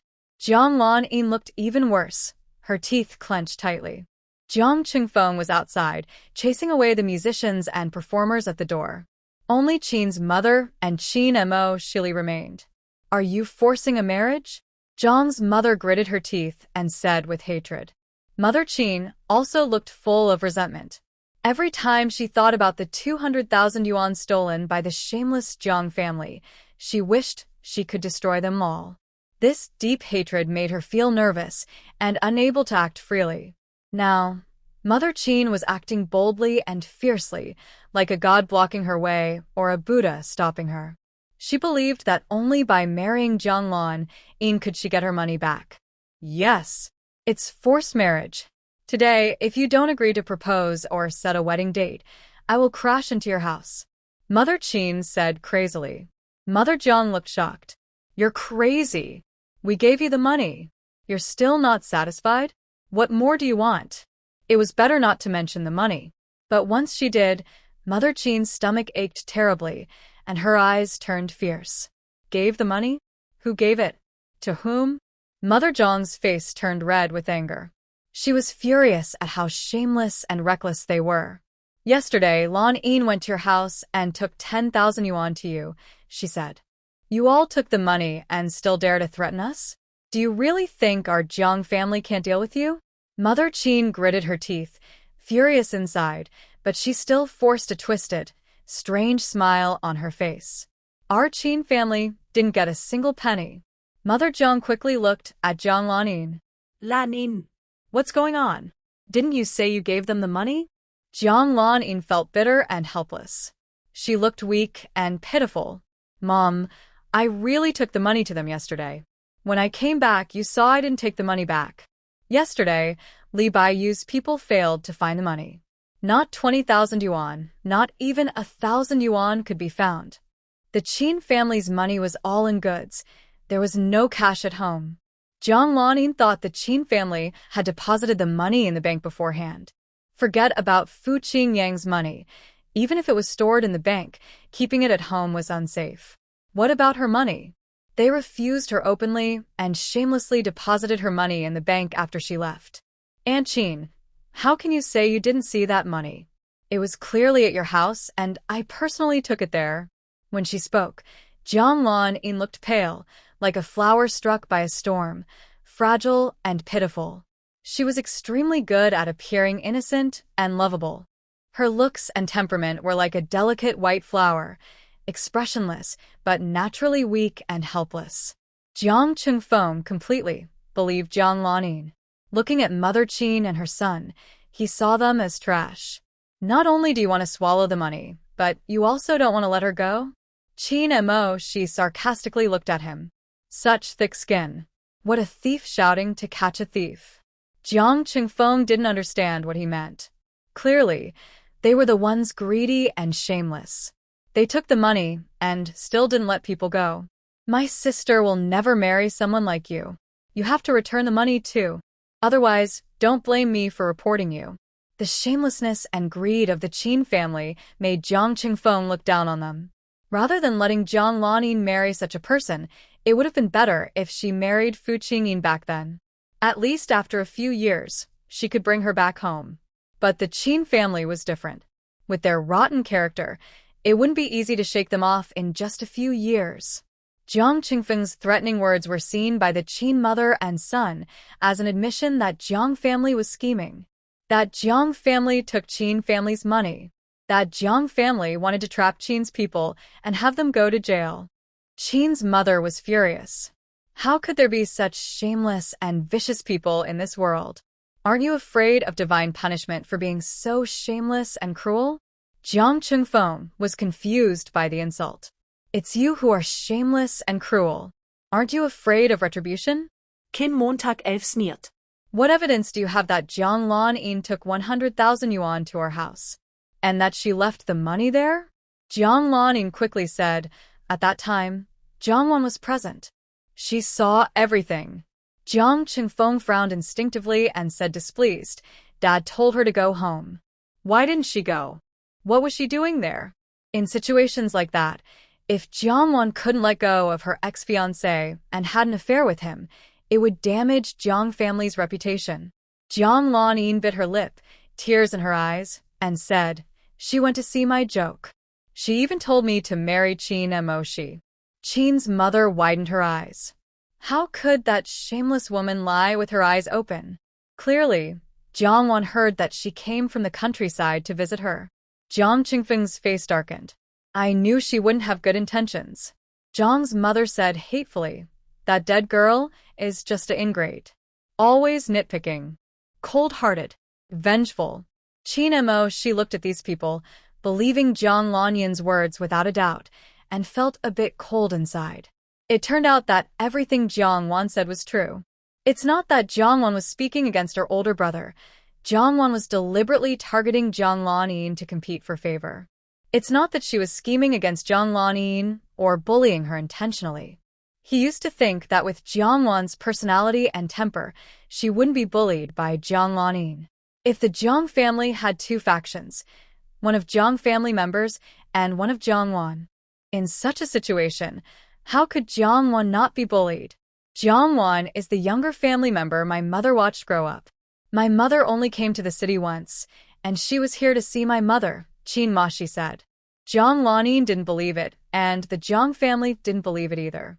Jiang's mother called the Fu family to find Jiang Wan, wanting her to come and clarify. Just like before, Jiang Wan went to work and wasn't at home. Jiang's mother was so angry she almost wanted to personally go and catch Jiang Wan. Since she couldn't find Jiang Wan to testify, Qin's mother and son kept pressuring Jiang Lanyin to agree to the marriage, refusing to admit anything about the 100,000 yuan, planning to keep the money for themselves. Jiang's mother had enough and told Jiang Yi to report to the police station. Officer Wang from the police station wasn't new to the Jiang family. This was the third time he came. Once for a theft at the Jiang house, once when Qin's mother was beaten. This time was about the 100,000 yuan. Both sides had their say. One said they paid the Qin family 100,000 yuan to cancel the marriage. The other said they never saw the money, and even if they did, they wouldn't take it because they didn't want to cancel the marriage. Qin's mother had felt guilty and scared when she saw the police before, but now, thinking about the 200,000 yuan stolen by the Jiang family, she felt fearless. She dared to talk to the police or even fight them. "Comrade police, they looked down on our rural family and broke their promise to marry. Poor my former daughter-in-law was married off to a dead man by their arranged marriage." Jiang's mother, angry at Qin's mother for ruining her reputation, turned pale. "She is my daughter. She agreed to marry him. We didn't force her." Qin's mother spat directly at her. "You're talking nonsense. You're so shameless to say such things." Jiang's mother was splattered with spit and froze in shock. How could she? How could she be so shameless? Once she recovered, she started retching from the disgust. As an obedient and filial daughter, Jiang Lanyin could only endure the nausea and help wipe her clean. Jiang's mother was bullied, and Jiang Qingfeng, her son, wouldn't just stand by and watch.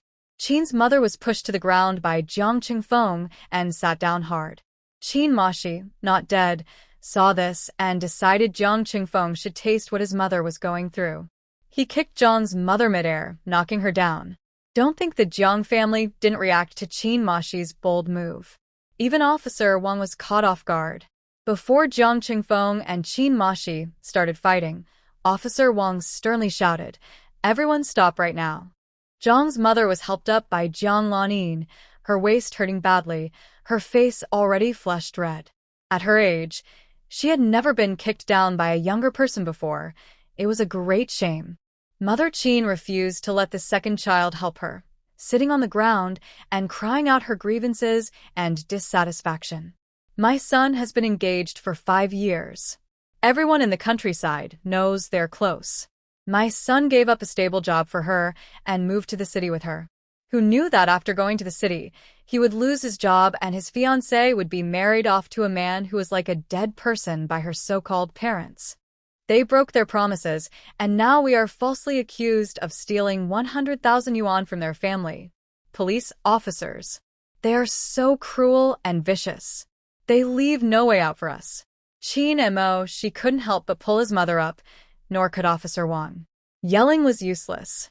Last time, Qin's mother still had some respect for Officer Wang, but now, with the 200,000 yuan issue, she felt fearless.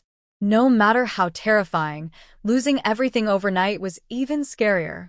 Officer Wang was angry but sympathized with Qin's family and believed their words. But the case still needed evidence. Jiang Wan, as the fifth person present at the scene, was naturally called over. As the instigator, Jiang Wan saw everyone there and knew something had happened. Officer Wang explained the purpose of calling her over. Jiang Lan-yin was worried Jiang Wan might dislike her and lie, claiming she didn't see the 100,000 yuan she brought to Qin's house. So, Jiang Lan-yin took the initiative to speak first, trying to trick her. Jiang Wan, did you steal the 100,000 yuan I brought to Qin's that day? Jiang Lan-yin deliberately used the word steal to provoke Jiang Wan. No matter how Jiang Wan denied, as long as she said she didn't see it, it would prove Jiang Wan saw the money, but didn't take it. Qin and Mo Shi's face changed. He was sure Jiang Wan wouldn't help Jiang's family, but he couldn't guarantee Jiang Wan wouldn't be tricked into revealing the truth by Jiang Lan-yin. Unexpectedly, Jiang Wan, hearing this, not only refused to be tricked but also strode forward and slapped Jiang Lan-yin across the face. Slap. The crisp sound made Jiang Lan-yin's eyes water immediately. Mother Jiang quickly pulled Jiang Lan-yin behind her to protect her, her eyes burning with anger. Lan-yin is straightforward and speaks directly. But she didn't do it. Why are you feeling guilty? Why did you hit her? Jiang Wan sarcastically said, I know she's straightforward, but she shouldn't just use her mouth to pull, right? If she really can't control herself, maybe put a pair of shorts on her head as a hat. Jiang Lan-yin's face turned red with shame, and she wished she could go over and slap Jiang Wan. Officer Wang cleared his throat. Comrade, violence can't solve problems. Jiang Wan said, but it can solve her. Look, isn't she talking less now? Much more obedient? Officer Wang asked, did you go to your ex-fiancé's house yesterday? Jiang Wan replied, yes. Officer Wang asked, why did you go to your ex-fiancé's house? Jiang Wan said, I heard Auntie went to the city, so I went to see her. Officer Wang asked, did you see Comrade Jiang Lan-yin at the Qin family's house? Jiang Wan confirmed, yes. Officer Wang asked, did Jiang Lan-yin take 10,000 yuan to your ex-fiancé's house? Jiang Wan said, no. Jiang Lan-yin's anger surged inside her like a wave. You're lying. You clearly saw it. Jiang Wan replied, I'm not lying. Mrs. Qin said, I testify. She's not lying.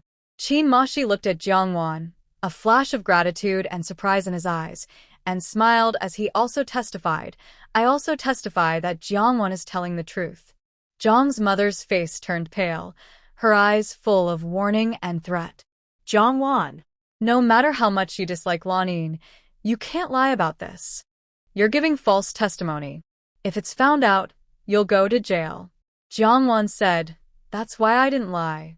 Jiang Lan-yin trembled with anger. She was clearly lying with her eyes wide open. Jiang Qingfeng directly grabbed Jiang Wan's wrist to pull her aside and warn her. Jiang Wan shook off his hand and complained to Officer Wang. Comrade, look. He dares to bribe me to lie right in front of you. Jiang Qingfeng was so angry, he almost fainted. He raised his hands to prove he was empty-handed and hadn't taken anything to bribe her. I'm not bribing you to lie. I'm warning you to tell the truth. Jiang Wan seized the opportunity and said, Comrade, he's threatening me to lie. Jiang Qingfeng was almost furious. I didn't. I'm just asking you to tell the truth. Jiang Wan asked confusedly, but I am already telling the truth now. Jiang Qingfeng was so angry, he almost fell backward. You know whether you're telling the truth or not. Jiang Wan nodded. Yes, I know better than you whether I am telling the truth. Mrs. Qin said, Jiang Wan is the child I raised. She's honest and has never lied since she was little. Qin Mashi. I can also prove that she has never lied since she was a child. Mother Jiang tremblingly points at Jiang Wan and the Qin family trio. You are all in this together. Officer Wang. Although Jiang Wan is my biological daughter, she was switched at birth when she was young and only found her back from the countryside 6 months ago. Otherwise, she wouldn't have such a marriage arrangement. She has always resented the family for forcing her to marry into the Fu family. Mother Qin interrupts her, sneering, "It's not marriage, it's a good luck charm." She doesn't want her daughter. She then changes her tone. She doesn't want her adopted daughter to bring good luck, so she found a biological daughter from the countryside to replace her. Mother Qin works hard to incite Jiang Wan against Jiang's family, not wanting Jiang Wan to help her family. Mother Jiang angrily scolds. The marriage arrangement between the Jiang and Fu families was originally hers. She is my biological daughter. Mother Qin questions her. Then why do you oppose the marriage between my son and your daughter? Mother Jiang's face flushes red. She opens her mouth to speak but says nothing, looking like a big fool. Jiang Wan boldly declares, "Although I am the Jiang family's biological daughter, I can't let this big matter of 100,000 yuan be falsely blamed on the Qin family. They are honest people, they can't afford to lose that much." Officer Wang looks at Jiang's family with a condemning gaze. "Do you have any proof that you really took this money to the Qin family? Where did this money come from?" Wang Gong'an remembers that when the Jiang family was robbed, everything was stolen from their home. Mother Jiang viciously glares at Jiang Wan and then explains to Wang Gong'an that money was borrowed by Lan Yin from her friend. Mother Qin's face darkens, unable to help but say, which friend would lend her such a large sum of 100,000? Could it be her lover again? The one surnamed Fu? Qin Mashi gently kicks his mother with his foot, signaling her not to reveal too much. Mother Qin is caught off guard. In her eyes, Jiang Lan Yin is still her future daughter-in-law. She must care whether Jiang Lan Yin is still involved with other men. The contrast is shocking. She never realized before how different things are. In the past, Jiang Wan, though she didn't like her, never did anything to upset her. She always only had her eyes on her family's eldest. Your girl has a bad temper, a bad personality, and she loves to lie. I can tolerate that. But in terms of men, you must make it clear to me. I can't let my son become a father by mistake. Before getting married, you must go to the hospital for a checkup. Before Qin's mother finished speaking, Jiang Lanyin was humiliated and blushed all over. She covered her face, cried, and ran back to her room. Jiang Qingfeng hurried to follow her. Jiang's mother was so angry that her vision darkened. "Jiang Wan, are you satisfied? Lan Yin was insulted like that. Are you happy?" Qin's mother was upset. "What do you mean insulted?" Huh? "What did I say that insulted her? Isn't it true she was involved with her former fiancé's cousin during the engagement? Normal friends wouldn't lend a young girl 10,000 yuan, would they? And I just wanted her to check if she was a before marriage. What's wrong with that? Is that an insult? If she doesn't want to do shady things, she shouldn't do things that are not proper." Qin's mother deliberately raised her voice, trying to make Jiang Lanyin, who was hiding in her room, hear clearly. And she did hear it. From inside the room, even more aggrieved, sad, and loud crying could be heard. The sounds that once gave Jiang Wan nightmares now sounded so sweet and pleasant.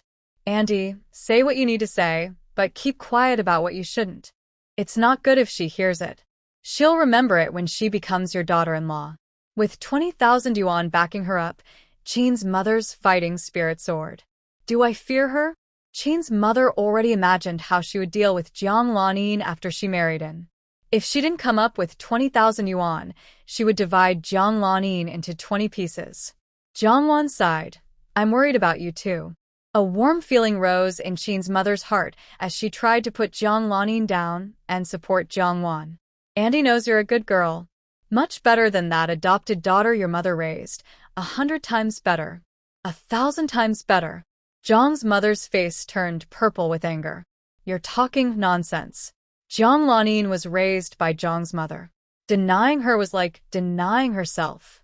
Qin's mother's eyes flashed sharply. If Jiang Lanyin weren't her biological daughter, she would turn her name upside down. Wang and Gang, annoyed by their arguing, found a chance to speak. "Who lent money to Jiang Lanyin?" Jiang's mother said, "Li Baiyu." After Jiang Wan, Li Baiyu was also called in.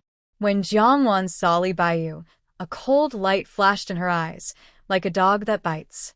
Li Baiyu had heard of Jiang Wan from Jiang Lanyin before. Since it was their first meeting, He looked at her calmly. In Jiang Laning's words, she was a rural woman.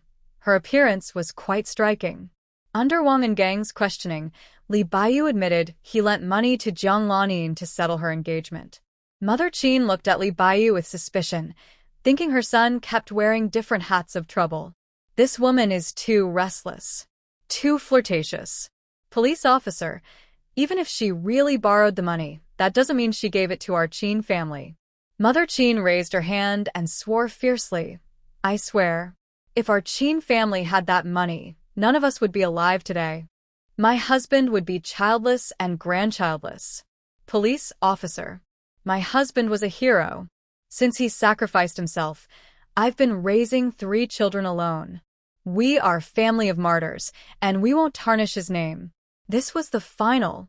Mother Qin used her last weapon, calling on her late husband's memory.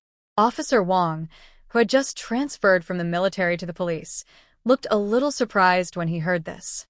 Li Baiyu frowned slightly. He wanted to step aside and talk privately with this young officer. But Wang refused directly. Wang knew who Li Baiyu was. Li Baiyu's reputation was not good. He was a key person of interest in the bureau.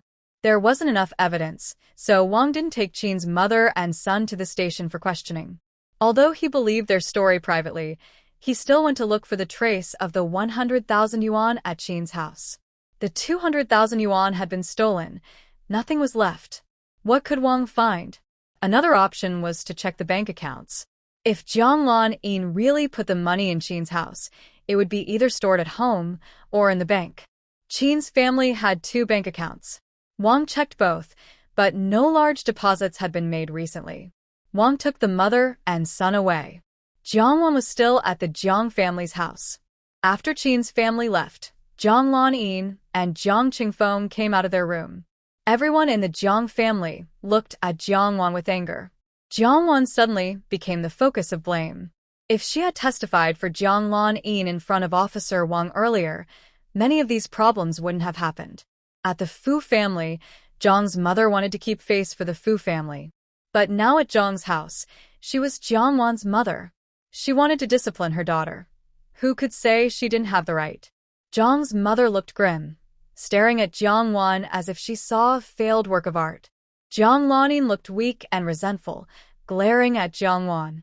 I know you hate me for marrying into the Fu family, and you wish I had married into the countryside to suffer. Jiang Wan remained calm and didn't deny it. So what? Do you want to commit suicide to atone for your sins? Jiang Laning's face turned red as she clenched her fists, trying to suppress her anger. Our home was robbed before. Do you not know what the situation is now? Jiang Wan raised an eyebrow. Oh, and what does that have to do with me? Jiang Laning took a deep breath, run, and finally couldn't hold back anymore. 10,000 yuan is no small amount. It was borrowed from the Jiang family, and by you. How can you lie so blatantly? Jiang Laning's skill in stirring trouble was excellent. She blamed the debt of 10,000 yuan on the Jiang family. Except for Jiang Wan, the married daughter, this debt was closely related to everyone in the family. The others in the Jiang family glared angrily at Jiang Wan. Because of Jiang Wan, the family was burdened with this debt. If this 10,000 yuan could help Jiang Laning solve her marriage issues, it might be somewhat useful. But today, Qin's mother and son shamelessly showed their true colors. They clearly wanted money and people. Jiang Wan's actions were not only a betrayal of the Jiang family, but also aiding and abetting the villains. Jiang Wan refused to be fooled by Jiang Laning. Even in front of the Jiang family, she wouldn't admit to seeing the money Jiang Laning brought. You know very well what you borrowed the money for. I didn't see that money in the Qin family, she said. Could it be that you see the family has no resources left and want to keep this money as your dowry? Jiang Laning's face turned pale with anger, her lips trembling. You're talking nonsense. You're insulting me. Jiang Qingfeng angrily said, Jiang Wan, you don't need to stir trouble. We know better than you who Laning is. She is different from you. She wouldn't do anything harmful to the Jiang family just for her own benefit. Jiang Yi looked at Jiang Wan with disgust. The once simple sister now had a bad heart, completely wicked. Jiang Li said, My sister is not the kind of person you describe. The reactions of the Jiang family members were something Jiang Wan had seen many times in her previous life. At first, she thought Jiang Lanin was smarter and more resourceful than her. They had just been fooled. Later, she understood that some things, right or wrong, black or white, depended on people and their stance. Their stance was, Jiang Lanin was always right. Even if she was wrong, there was a reason, and she could be forgiven. If you didn't forgive her, it was your fault. Your lack of kindness, tolerance, and generosity. Jiang Wan smiled faintly, with a hint of disdain and contempt in her eyes. What am I stirring up? Is telling the truth also considered stirring trouble? In the Jiang family, do I only tell lies to make you happy? Do I even have the right to speak a few honest words? Jiang Qingfeng looked at her with disgust and blame. You used the Fu family to pressure our parents before, making Lan Yin marry you at home. How dare you say you have no ill will toward Lan Yin? How dare you say you didn't lie on purpose? You married poorly, and now want Jiang Lan Yin to be your scapegoat. You're so cruel. Jiang Qingfeng's reasoning was fierce like a tiger, but his IQ was surprisingly low. According to Jiang's family, the Fu family's marriage was her choice. The Qin family's marriage was hers too, and everything had nothing to do with Jiang Lanin. Jiang Wan looked like she had just seen something disgusting. Jiang Qingfeng, did your brain get water? Or did you raise fish, jump frogs, or chase donkeys? Talking sense with the Jiang family was pointless. Just insulting them was easier. Jiang Qingfeng was furious and disgusted by her hateful look, nearly dying of anger. Do you still dare to curse me?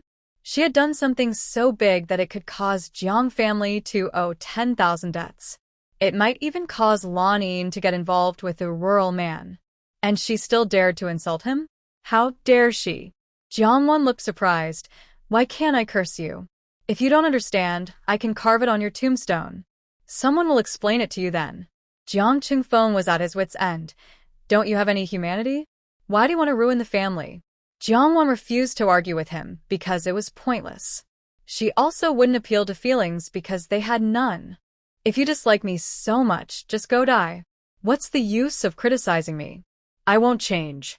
Li Baiyu, who had been almost invisible nearby, couldn't help but smile. This woman was sharp-tongued and interesting. Jiang's mother couldn't hold back anymore. If she didn't teach this stubborn girl a lesson today, she wouldn't be her mother. As a teacher, Jiang's mother was also sharp-tongued when insulting, just as harsh as anyone. Qingfeng, you're educated. Don't argue with someone so rude and uncultured. If you win, you'll lose face. If you lose, you'll lose dignity. Jiang Wan smiled faintly. Her mother's insults didn't hurt her because she had no wounds left. Teacher Jiang, you really know everything but don't know how to be modest. Why am I uncultured? Why does Jiang Lanin have culture? Without me, Jiang Lanin would be just as despised as you see her now. Jiang Lanin lowered her eyes, a hint of fierce anger flashing in her eyes. Even in the countryside, she wouldn't fall to Jiang Wan's level. Jiang's mother looked extremely angry and sneered. Everything is someone else's fault. Only you are blameless. Jiang Wan confidently and loudly said, Yes, I am right. The fault lies with the unworthy animals who were born but not raised. Mother Jiang was furious and laughed bitterly. She wasn't upset about losing her when she was young. Her anger came from being humiliated so openly and shamelessly. How dare you insult me? She dared to call her a beast. Jiang Wan looked confused. Did I insult you? I called you an ungrateful beast. Mother Jiang clenched her teeth, so tightly they almost shattered. Am I ungrateful? I didn't mean to lose you. It was not intentional. Jiang Wan smiled politely but coldly. Teacher Jiang, please don't take it personally.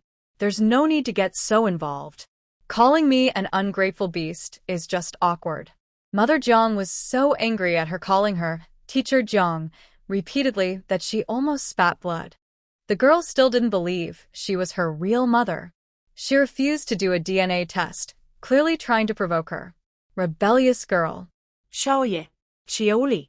Make her kneel down. Mother Jiang knew Jiang Wan wouldn't obey easily, so she sent her 2 teenage sons to help.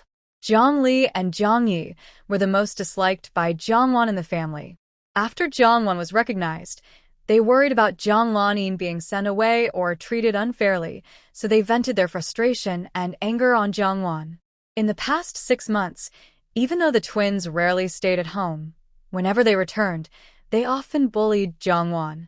Every time, Mother Jiang would downplay the situation, telling Jiang Wan to be the older sister and not to argue with her brothers.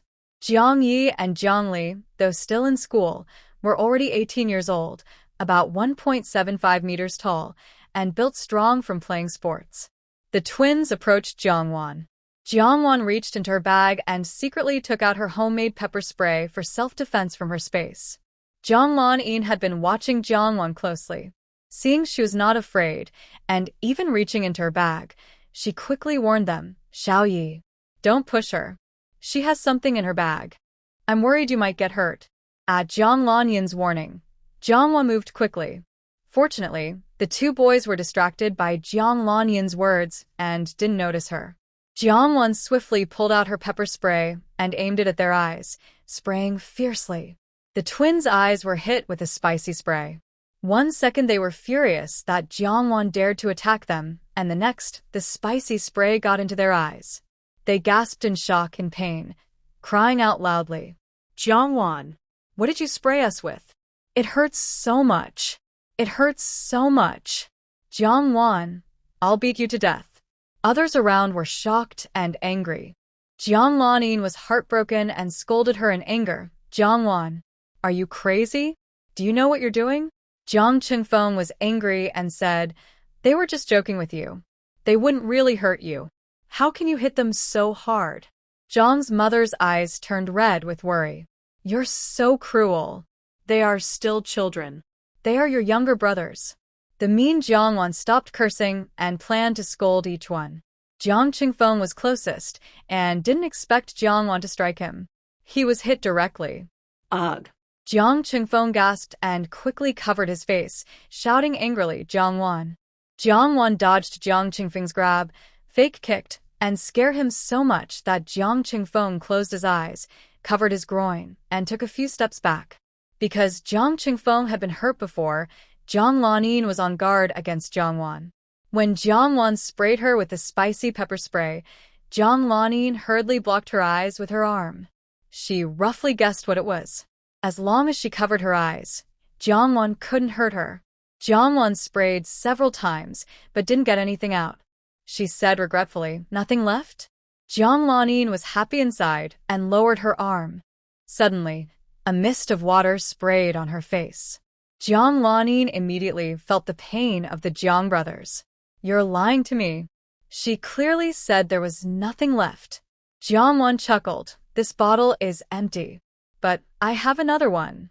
Before she finished speaking, Jiang Wan suddenly turned her head and sprayed wildly behind her. She planned to take advantage of Jiang Wan not paying attention to knock her out with the flower vase her mother was holding. The vase fell with a bang, breaking into pieces and splashing everywhere. Jiang's mother let out a scream of pain. Jiang Wan's eyes caught sight of the cruel old woman sneaking behind her with the vase, trying to attack her. "Stupid girl. It hurts so much. Ah. My eyes are going blind. You beast."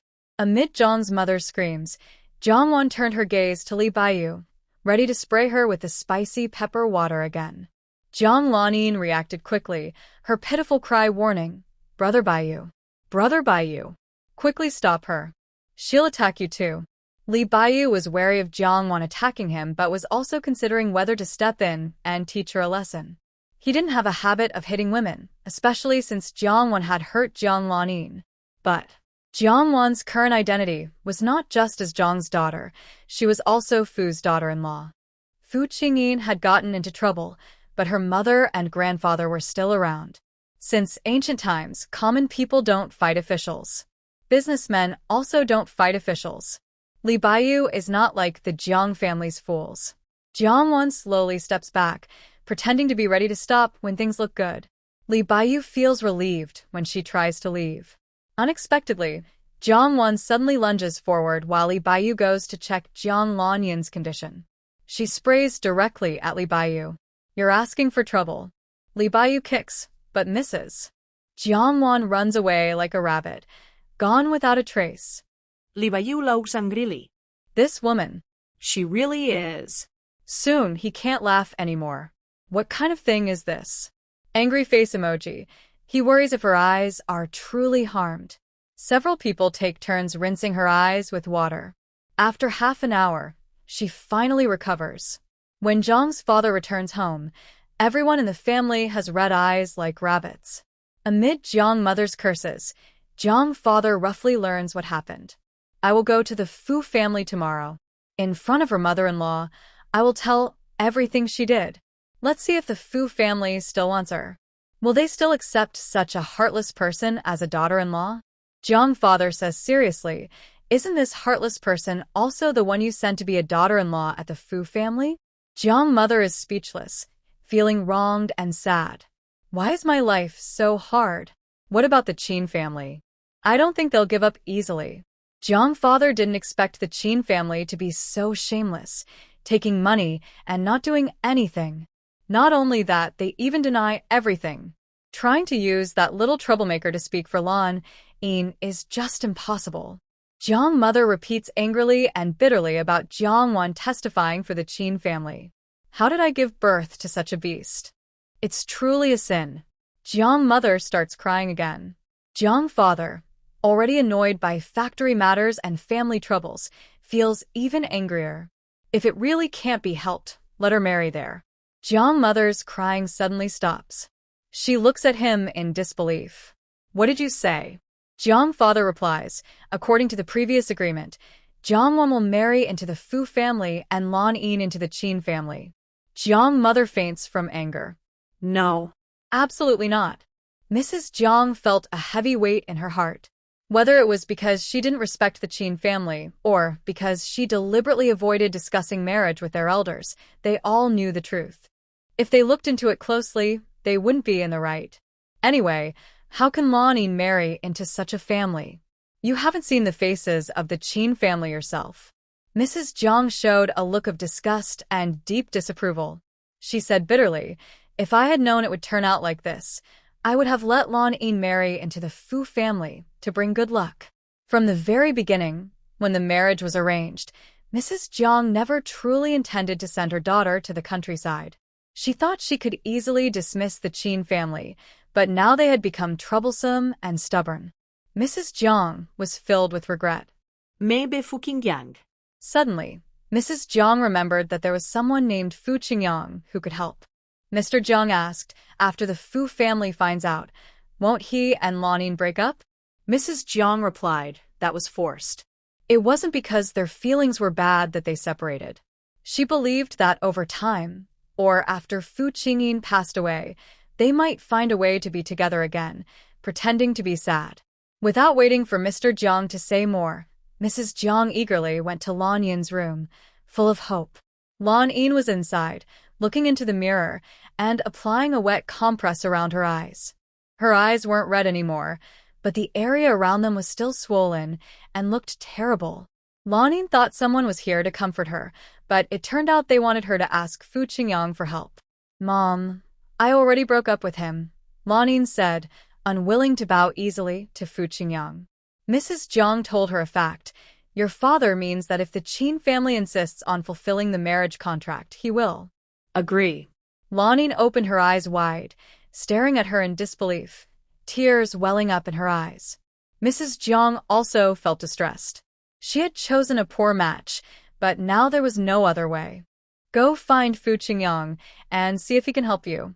At least he's surnamed Fu, and he's Lu Lan's nephew. Lu Lan has no son now, so in the future, she'll have to rely on her nephew to support her. Your father also cares about you. The textile factory isn't doing well. If you offend Lu Lan again, next year your father might really have to stay at home. After Mrs. Jiang left, Lan Yin felt a mix of pain and anger inside. What does being a nephew matter? Is he better than her own son? Lan Yin supported herself on the dressing table, her anger boiling up to her brows. Anyone who tried to plead for her would be less effective than Fu Qingyang. Right now, Lu Lan hated Fu Qingyang the most. Lan Yin was very angry, but she also remained very clear-headed. If she insists on breaking the marriage agreement, her image as a good daughter will be completely ruined. The factory owned by Zhang's father will also be considered her fault. Without the title of factory owner's daughter and a good reputation, what resources does she have left? How can she cross social classes to find a way out? Before Jiang Lanin can come up with a plan, early the next morning, before Zhang's father goes to work at the factory, the Qin family and their band arrived again. Zhang's father, carrying his briefcase, was blocked at the gate with a grim face.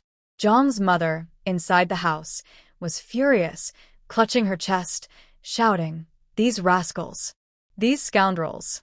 Zhang's father, with a dark expression, took his briefcase and went back inside, sitting heavily and saying in a deep voice, called Jiang Lanin over. Last night, Jiang Lanin couldn't sleep and woke up late this morning. But she didn't need Zhang's mother to wake her. The noisy drums and bells outside had already woken her up. Zhang's father looked at her seriously and asked, "How do you plan to handle the Qin family's matter?" In just one night, Jiang Lanin had no idea how to come up with a good solution. "I want to find some friends and talk to the Qin family again. Since the Qin family refused to accept their offer, they will face the consequences." Zhang's father clearly saw her plan and said, "They already registered at the police station. If something goes wrong at this critical moment, do you think they won't suspect it was you behind it?" Jiang Lanin bit her lip, thinking that as long as she couldn't find evidence, what could they do? Just like now, there's no proof that the Qin family took her 100,000 yuan, and they can't do anything to the Qin family either. Just a few rural people from the Qin family, without any background, Zhang's father wouldn't be scared. But this matter is indirectly connected to the Fu family.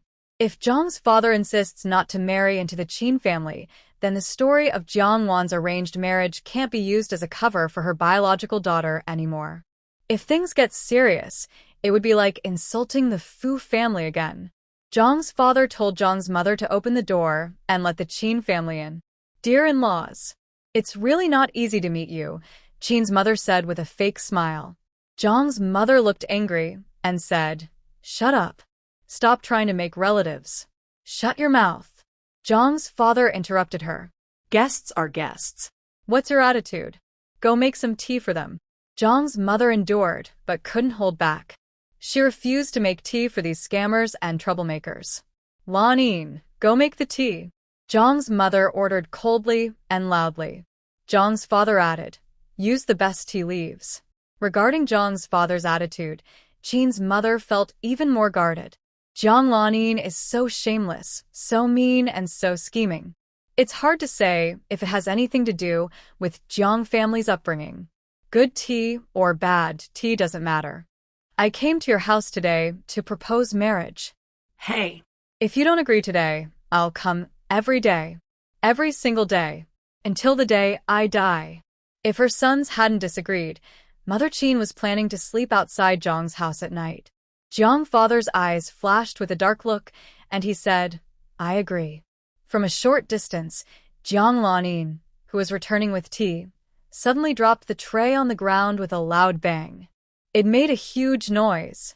The hot tea spilled on the ground, scalding her feet and calves. Jiang Lanin gasped and turned pale with pain. What made her angrier was that her father had actually agreed to Qin family's proposal. Mother Jiang was shocked but quickly went to check on her daughter. "How could you be so careless? Are you hurt?" Tears rolled down Jiang Lanin's face, and she looked at her mother with a desperate, pleading gaze. Mother Jiang felt a pang of sadness, tightened her hand, and first sent her back to her room. "Go back and take care of yourself. I'll clean up here." Seeing her daughter hurt her foot from the burn, Mother Qin only thought 2 words, "Serves her right." "Father-in-law, did you just agree to our marriage proposal?" Mother Qin asked again. Mother Jiang cleared her throat a few times, trying to interrupt their conversation.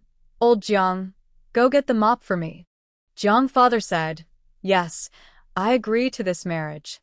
Before he finished speaking, Mother Jiang suddenly started coughing loudly and quickly. Jiang father pretended not to hear. Mother Qin paid no attention and asked, "Father-in-law, are you serious? Jiang's father nodded. Yes, I am serious. The Qin family looked at each other in surprise. Yesterday, Jiang family was even talking about filing a report, and the police had come to check their place for a long time. Today, they suddenly agreed? Mother Qin, who was prepared for a long-term fight, felt uncertain whether the other side was planning to trick them again.